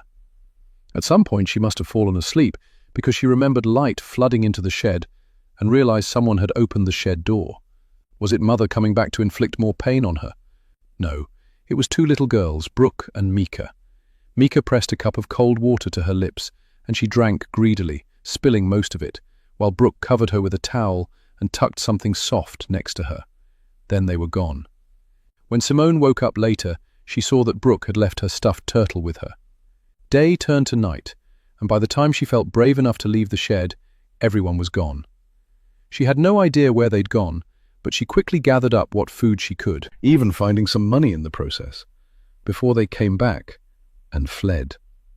She'd been running ever since, moving every few years and using aliases and what happened at the farm to keep everyone at a distance, even the one person that mattered to her the most. A silver Ford Taurus pulled into the driveway of the house whose porch she'd been waiting on for nearly an hour. An older woman got out with a plastic grocery bag. When she spotted Simone waiting, a look of annoyance instantly popped up on her face and she sighed. "Whatever you're selling, I'm not interested. I'm a retiree on a fixed income." "Hey, Ma." Simone took a tentative step forward so her mother could get a good look at her, stopping the woman in her tracks. Her free hand flew to her mouth. "Simone? Oh, thank God." Amelia Riley dropped her grocery bag and held her arms out wide. "Ma!" Simone was off the porch in 3 strides, launching herself into her mother's arms and inhaling the familiar scent of Shalimar, finally realizing she was home and she was safe. 3. Epilogue. Natalie. 2 months later. It took Natalie 2 trips to bring in everything she'd bought for her future grandbaby. She knew Ava would protest when she saw all of the stuff she'd bought, but she didn't care. As a grandmother, it was her right to spoil her grandchild, and she planned on doing just that. Once she'd put everything away, she went into the kitchen. She didn't have any champagne and instead poured sparkling white grape juice into a champagne flute and carried it out into the backyard, where she had a table and chairs set up next to a large flower bed. She took a seat and looked around at her well-tended backyard, proud of how well she'd been able to maintain it on her own. Some of her other single friends who were homeowners hired a lawn care service to care for their lawns, but not Natalie. She did it all on her own. It wasn't because she loved gardening and yard work like everyone assumed. She did it all out of necessity. Natalie knew no one could understand why she had clung so hard to this house, when it would have been easier to just move to a more affordable place after Clay left her. They thought she was delusional for thinking he would come back to her, but they were wrong, because he had come back. She remembered like it was yesterday. She got a call from him to let her know he'd be home the next day, and that he had something important to talk to her about. She'd cooked all his favorite foods, beef short ribs, garlic mashed potatoes, and parmesan and lemon roasted asparagus, and put on the red dress she knew he loved and waited. She'd even sent Ava away to Brooks for the night, so she and her husband could have some quality time alone. When he'd arrived in a taxi with a large suitcase, it had just cemented her belief that he was back for good. After dinner, which had led to dessert in bed, she'd awakened after midnight to find Clay not in bed. She found him fully dressed and in the kitchen, packing up the expensive chef's-grade cookware she'd given him for Christmas the year before. "What are you doing?" She was so confused. "Look, Nat, I meant to tell you this when I got here, but you went to the trouble of cooking, and I didn't want to hurt your feelings, and then we had too much wine and things just got out of hand." "Tell me what?" He didn't respond, and instead looked at the kitchen counter, where a manila envelope lay. She snatched it up, opened it and pulled out the paperwork. She quickly scanned the top page and then looked up at her husband in disbelief. They were divorce papers. When Clay wouldn't look at her, her stomach knotted up, and she felt sick. "I'm sorry, but Olivia and I want a life together. I never meant for this to happen. Please don't make this any harder than it is." Watching him pack up the cookware, she realized the large suitcase had been empty. He'd brought it home to pack the rest of his things that he hadn't taken with him when he'd left for his new job in Seattle. "But what am I supposed to tell Ava?" Her voice was thick with tears. Clay was unmoved. "Tell her the truth. She's a big girl now. She'll understand. She can come visit us on her Christmas break." He pushed past her to head to the garage, grabbing the keys to the Mercedes SUV, which he'd given her on their 10th wedding anniversary on his way. Everyone who knew them knew the car was a guilt gift for putting up with all his cheating. Natalie didn't care. She loved that car. "Oh, no, you don't. That's my car." She snatched the keys out of his hand. "Don't be a bitch. That car's in my name. I paid for it, and I need it to drive back to Seattle." He snatched the keys back and shoved her out of the way, sending her stumbling backwards into the table across from the garage door. Natalie didn't remember picking up the heavy lead crystal vase on the table, let alone smashing into the back of Clay's head, fueled by all the lies, gaslighting, humiliation, and disappointment she'd accumulated in the years since she'd met him. What she did remember was sitting on the floor next to Clay and holding his hand as he took his last breath. She tenderly wrapped him in a sheet and buried him at 3 a.m. in the flower bed, telling herself she would dig him up and put him somewhere else when she had the chance. 2 days later, Brooke was abducted, and the eyes of the police, the media, and the entire town were on not just the Peters family, but on her and Ava as well. As soon as she realized she liked knowing where Clay was and that he'd never leave her, she left him where he was. She'd texted his mistress, Olivia, from his phone, pretending to be him, and told her he'd had a change of heart and wouldn't be back. Olivia blew up his phone for weeks afterwards before she finally gave up. When Facebook became a thing several years later, Natalie found Olivia's profile and was happy to see she'd moved on, and by all appearances was happily married. She mailed a resignation letter to the restaurant where Clay had been a chef, and sadly, they closed their doors 4 months later. Natalie drank her grape juice until there was only a mouthful left, then turned to face the flower bed. "Guess what, Clay? You're going to be a grandpa." She smiled as she poured the remaining grape juice into the flower bed. Then she got up and went back inside the house. Meta. Sex 3.5. The end.